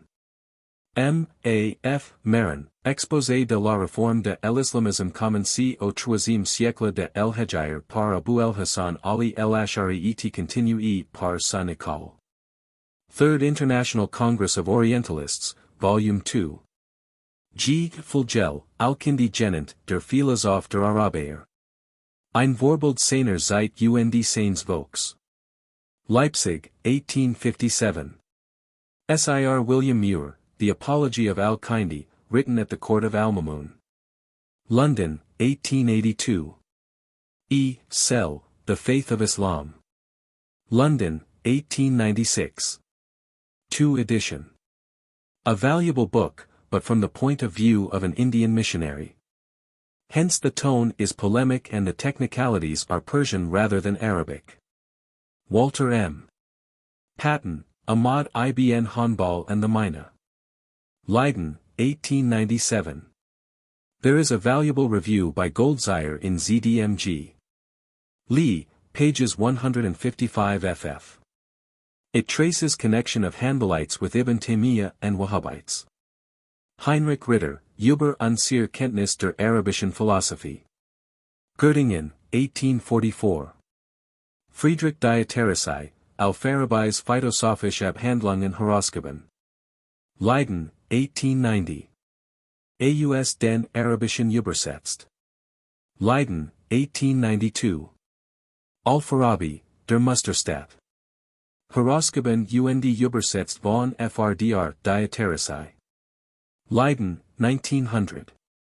G. Fulgel, Über Inhalt und Verfasser der Arabisischen Enzyklopädie der Ikhwan as Safa. ZDMG, 13, pages 1 ff. C. 2, an excellent article by August Muller in Ersch und Gruber, 2, 42, pages 272 ff, and Stanley Lane Poole in his Studies in a Mosque. Friedrich Dieterissei, Die Philosophie der Araber im X, Jahrhundert n. Chr. Aus der Schriften der Lauteren Brüder herausgegeben. Berlin and Leipzig, 1861–1879. Ignaz Goldziher, Materialien zur Entwicklungsgeschichte des Sufismus. WZ, 13, pages 35 ff. Theodor Nildijk, Sufi. ZDMG, 48, pages 45 ff. On the Derivation and Early Usage of the Name Sufi. Adalbert Maurex, Idee und Grundlinien einer allgemeinen Geschichte der Mystik. Heidelberg, 1893. John P. Brown, The Derwishes or Oriental Spiritualism. London, 1868. A valuable but uncritical description of modern Turkish and Persian darwishes. Sir James Redhouse, The Mesnevi of Celal Eddin Rumi translated into English. Book I, London, 1881. C. 2, a translation by Winfield, London, 1887, and an edition of selected ghazals from the Diwan with translation and valuable introduction by R. A. Nicholson, Cambridge University Press, 1898. E. J. W. Gibb, A History of Ottoman Poetry. Volume I, London, 1900. A valuable statement of the later Persian and Turkish mysticism and metaphysic on pages 13 to 70. E. H. Palmer, Oriental Mysticism. Cambridge, 1867. Cara D. Vaux, Avicenne. Paris, 1900. Contains an introductory sketch of philosophy and theology up to the time of Ibn Sina. Al-Ghazali. Paris, 1902. A continuation of the first. A. Von Kramer, Über die Philosophischen Gedichte de Abul al-Amayri. Wien, 1888. A. Von Kramer, Gedichte Abu al-Amayri. ZDMG, 29, 304, XXX, 40, 31, pages 471 ff, 38, 499 ff. ABULLA-ALMRR, Letters Arabic and English, with Notes, etc., edited by D. S. Margoliouth. Oxford, 1898. C. 2, papers by R. A. Nicholson in JRAS, October, 1900, ff., and by Margoliouth, 4 April, 1902. E. Fitzgerald, The Rubaiyat of Omar Khayyam. With a commentary by H. M. Batson and a biographical introduction by E. D. Ross. New York, 1900. The biography by Ross is the only at all adequate treatment of the life and times of Umar which yet exists. Of the Rubaiyat themselves there are several adequate translations, e.g. by Winfield, Payne and Mrs. Cadale. Martin Schreiner, Zur Geschichte der Polmixwischen Juden und Mohammedanum. ZDMG, 42, pages 591 ff deals with Ibn Hazm and Fakhr ad-Din ar-Razi. Martin Schreiner, Beitrag zur Geschichte der theologischen Bewegungen in Islam. ZDMG, Lee, pp 463 ff, 513 ff, 53, pages 51 ff. A most valuable collection of materials with considerable gaps and imperfect digestion. D. B. MacDonald, The Life of Al-Ghazali. In the Journal of the American Oriental Society, Volume 20, pages 71 to 132. D. B. MacDonald, Emotional Religion in Islam as Affected by Music and Singing. Being a translation of a book of the Ihya of Al-Ghazali. In JRAS for April and October, 1901, and January, 1902. Miguel Asen Palacios, Al-Ghazal, Dogmatica, Moral, Ascetica. Zaragoza, 1901. C. Barbier de Maynard, Traduction Nouvelle du Trait de Ghazali, intitulé Le Préservatif de l'Erreur. In J.A. 7, 9, pages 5 ff. T. J. D. E. Bohr, Die Widersprüche der Philosophie nach Al-Ghazali und Ausgleich der Schiben. Rasht. Strasbourg, 1894. A translation of Al-Ghazali's Tahafut has been begun by Cara de Vaux in Le Musée, 28, page 143, June, 1899. Ignaz Goldziher, Materialien zur Kenntnis der Almohadenbewegung in Nordafrika. ZDMG, Zli, pages 30 ff. Ignaz Goldziher, Die Bekenntnisformeln der Almohaden. ZDMG, 44, pages 168 ff. Robert Flint, Historical Philosophy in France and French Belgium and Switzerland. New York, 1894. Contains an excellent estimate of Ibn Khaldun as a philosophical historian. A. Von Kramer, Ibn Khaldun in seine Kulturgeschichte der Islamischen Reich. Wien, 1879. Ernest Renan, Averroes et l'Averroisme. 3 edition.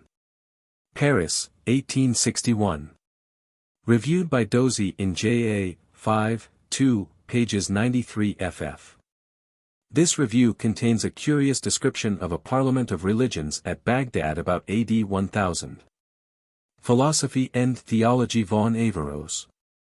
Aus dem Arabischen Übersetzt von M. J. Müller. München, 1875.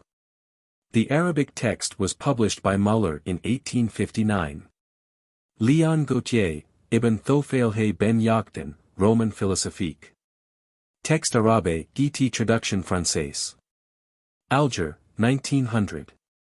There is an earlier edition of Ibn Tufail's romance by the younger Pocock with a Latin version. Oxford, 1671.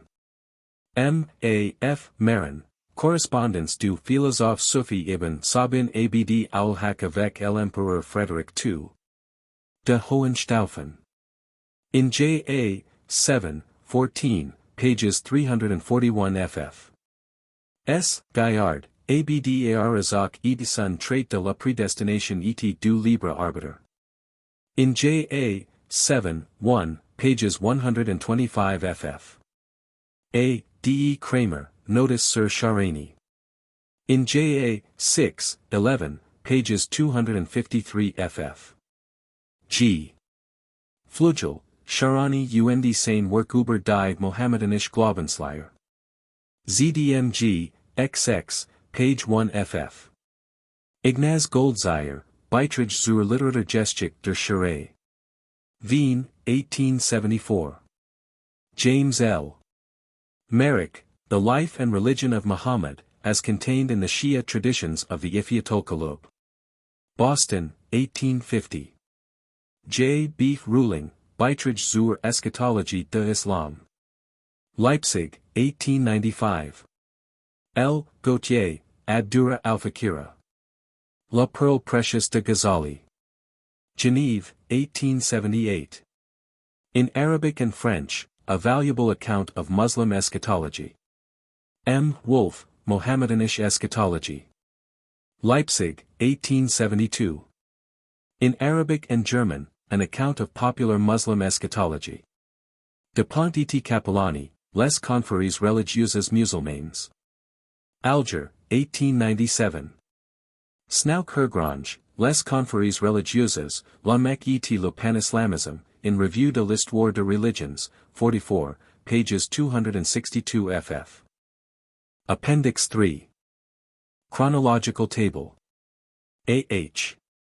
11 M.D., Abu Bakr K.H. 13 Umar K.H. 14 Battle of Al-Qadisiyah, Fall of Jerusalem, Al-Basra founded, Fall of Damascus. 17 Al-Kufa founded, Syria and Mesopotamia conquered. 20 Conquest of Egypt. 21 Battle of Nahawand, Persia conquered. 23 Uthman K.H. 30 Final redaction of the Quran. 35 Ali K.H. 36 Battle of Carmel. 40 Ali D. 41 Muawiyah I, K.H., Herat. 49 Al-Hasan D. 56 Samarkand. 60 Schism of Ibadites from Kharijites. 61 Karbala and D. of Al-Husayn. 73 Storm of Mecca and D. of Abd Allah b Zubair. 74 Carthage. 80 Mabad executed. 81 M. B. Al-Hanafiya D. 93 Toledo. 99 to 101 Bumar 2. Kh. 110 Hassan al-Basri d. 114 Charles the Hammer at Tours, d. 732. 121 Zayd b. Zayn al-Abidin d. 124 Az-Zuri d. 127 to 132 Marwan 2. Kh. 130 Jam b. Safwan killed. 131 Wasil b. Atta d. 132 Fall of Umayyads, as Safa first Abbasid Kh. 134 First Ibadite Imam. 135 Rabi A.D. 136 to 158 Al-Mansur Kh. 138 to 422 Umayyads of Cordova. 140 Ibn al-Makafa killed. 143 Hali's Comet. 144 Amr b. Ubayd d. 145 Baghdad founded, Aisha d. of Jafar as-Sadiq d. 147 Homage to al-Mahdi as successor in Kh. 148 Jafar as-Sadiq d. 150 Abu Hanifa d. Trace of Sufi monastery in Damascus. 157 Al-Azai d. 158 to 169 Al-Mahdi Kh. John of Damascus d. 161 Sufyan Adh Thori d. Ibrahim b. Adam d. 165 Dud b. Nusair d. 167 Bash Sharbi, bird killed. 170 to 193 Harun ar-Rashid Kh. 172 to 375 Idrasids. 179 Malik b. Anas d. 68. A.H. 182 The Qadi Abu Yusuf d. 187 Fall of Barmecides, Al-Fudali b. Iyad d. 189 M. b. Al-Hassan d. 198 to 218 Al-Mamun Kh. 200 Maraf of Al-Karp d. Trace of Sufi monastery in Khorasan. 204 Ash-Shafi d. 208 Abu Ubaidah d. The Lady Nafisa d. 211 Theodorus Abu Kara d. 212 Decree that the Quran is created. 213 Thumama b. Ashras d. 215 Abu Sulayman of Damascus d. Second Decree. 218 to 234 The Mina, Al-Mutazim Kh. 220 Mamar b. Abad. 223 Fatima of Nasabur d. 226 Abu Hudhail m. Al-Alaf d. 227 Bishr al-Hafi d. Al-Wathiq Kh. 231 An-Nazm d. 232 Al-Mutawakkil Kh. 234 Decree that Quran is uncreated, Scotus Origina Translation Pseudo-Dionysius, d. 850. 240 Ibn Abi Duwad d. 241 Ahmad b. Hanbal d. 243 Al-Harith al-Muhasabi d. 245 Dhun Nun d. Al-Karabisi d. 250 to 316 Alids of Zaydite branch in North Persia. 255 Al-Jaiz d. 256 Ibn Karim d. 257 Al-Bukhari d. Sari as-Sakati d.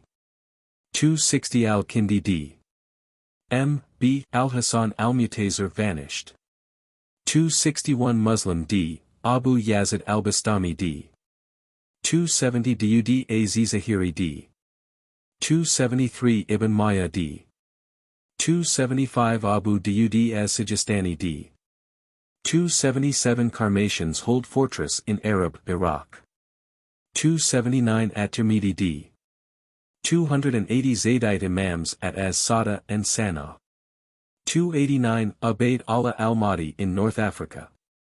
295 to 320 Al-Muqtadir, Abbasid Kh. 297 First Fatimid Kh, Al-Junayd d. 300 Return of Al-Ash'ari. 303 An-Nasafi d. Al-Jubai d. 309 Al-Hallaj executed. 317 Umayyads of Cordova take title of Commander of the Faithful, Karmatians in Mecca. 320 to 447 Buwayhids, Al-Ash'ari d. 322 Ibn Ash-Shalmaghani. 331 At-Tahawi d. 332 Al-Mataridi d. 333 to 356 Sef ad-Dawla. 334 Buwayhids in Baghdad, Ash-Shabli d. 339 Return of Black Stone by Karmatians, Al-Farabi d. 356 Fatimids conquer Egypt, Cairo founded. 360 Ikhwan as Safa fl. 362 Ibn Hani d. 381 to 422 Al-Qadir kh. 386 Abu Talib al-Maki d. 388 to 421 Mahmud of Ghazna. 403 al-Bakalani d. 408 Persecution of Mutazilites under Al-Qadir. A.H. 411 Al-Hakim Fatimid Kh vanished, Firdausi d. 428 Ibn Sina d. 434 Abu Dar d. 440 Al-Biruni d. 447 Tughril Beg, the Saljuk, in Baghdad. 449 Abu al-Ala al-Ma'ri d. 450 Persecution of Ash'arites. 455 Al-Parslan, Nizam al-Mulk Wazir. End of persecution of Ash'arites. 456 Ibn Hazm az-Zahiri d. 465 al-Kashari d. 478 Imam al-Haramain d. 481 Nasir b. Khusra d. 483 Hassan b. Az-Sabah seizes Alamat. 485 Nizam al-Mulk Asas. 488 Al-Ghazali leaves Baghdad. 505 Al-Ghazali d. 515 Qumar al-Khayyam d. 516 al-Baghawi d. 524 Ibn Tumard al-Mahdi d. 524 to 558 Abd al-Mumin. 524 to 667 The Muwahhids. 533 Abu Bakr b. Baja d. 537 Abu Hafs An-Nasafi d. 538 Aziz Amakhshari d. 540 Yehuda Halavi d. equals AD 1145. 546 Abu Bakr b. Al-Arabi d.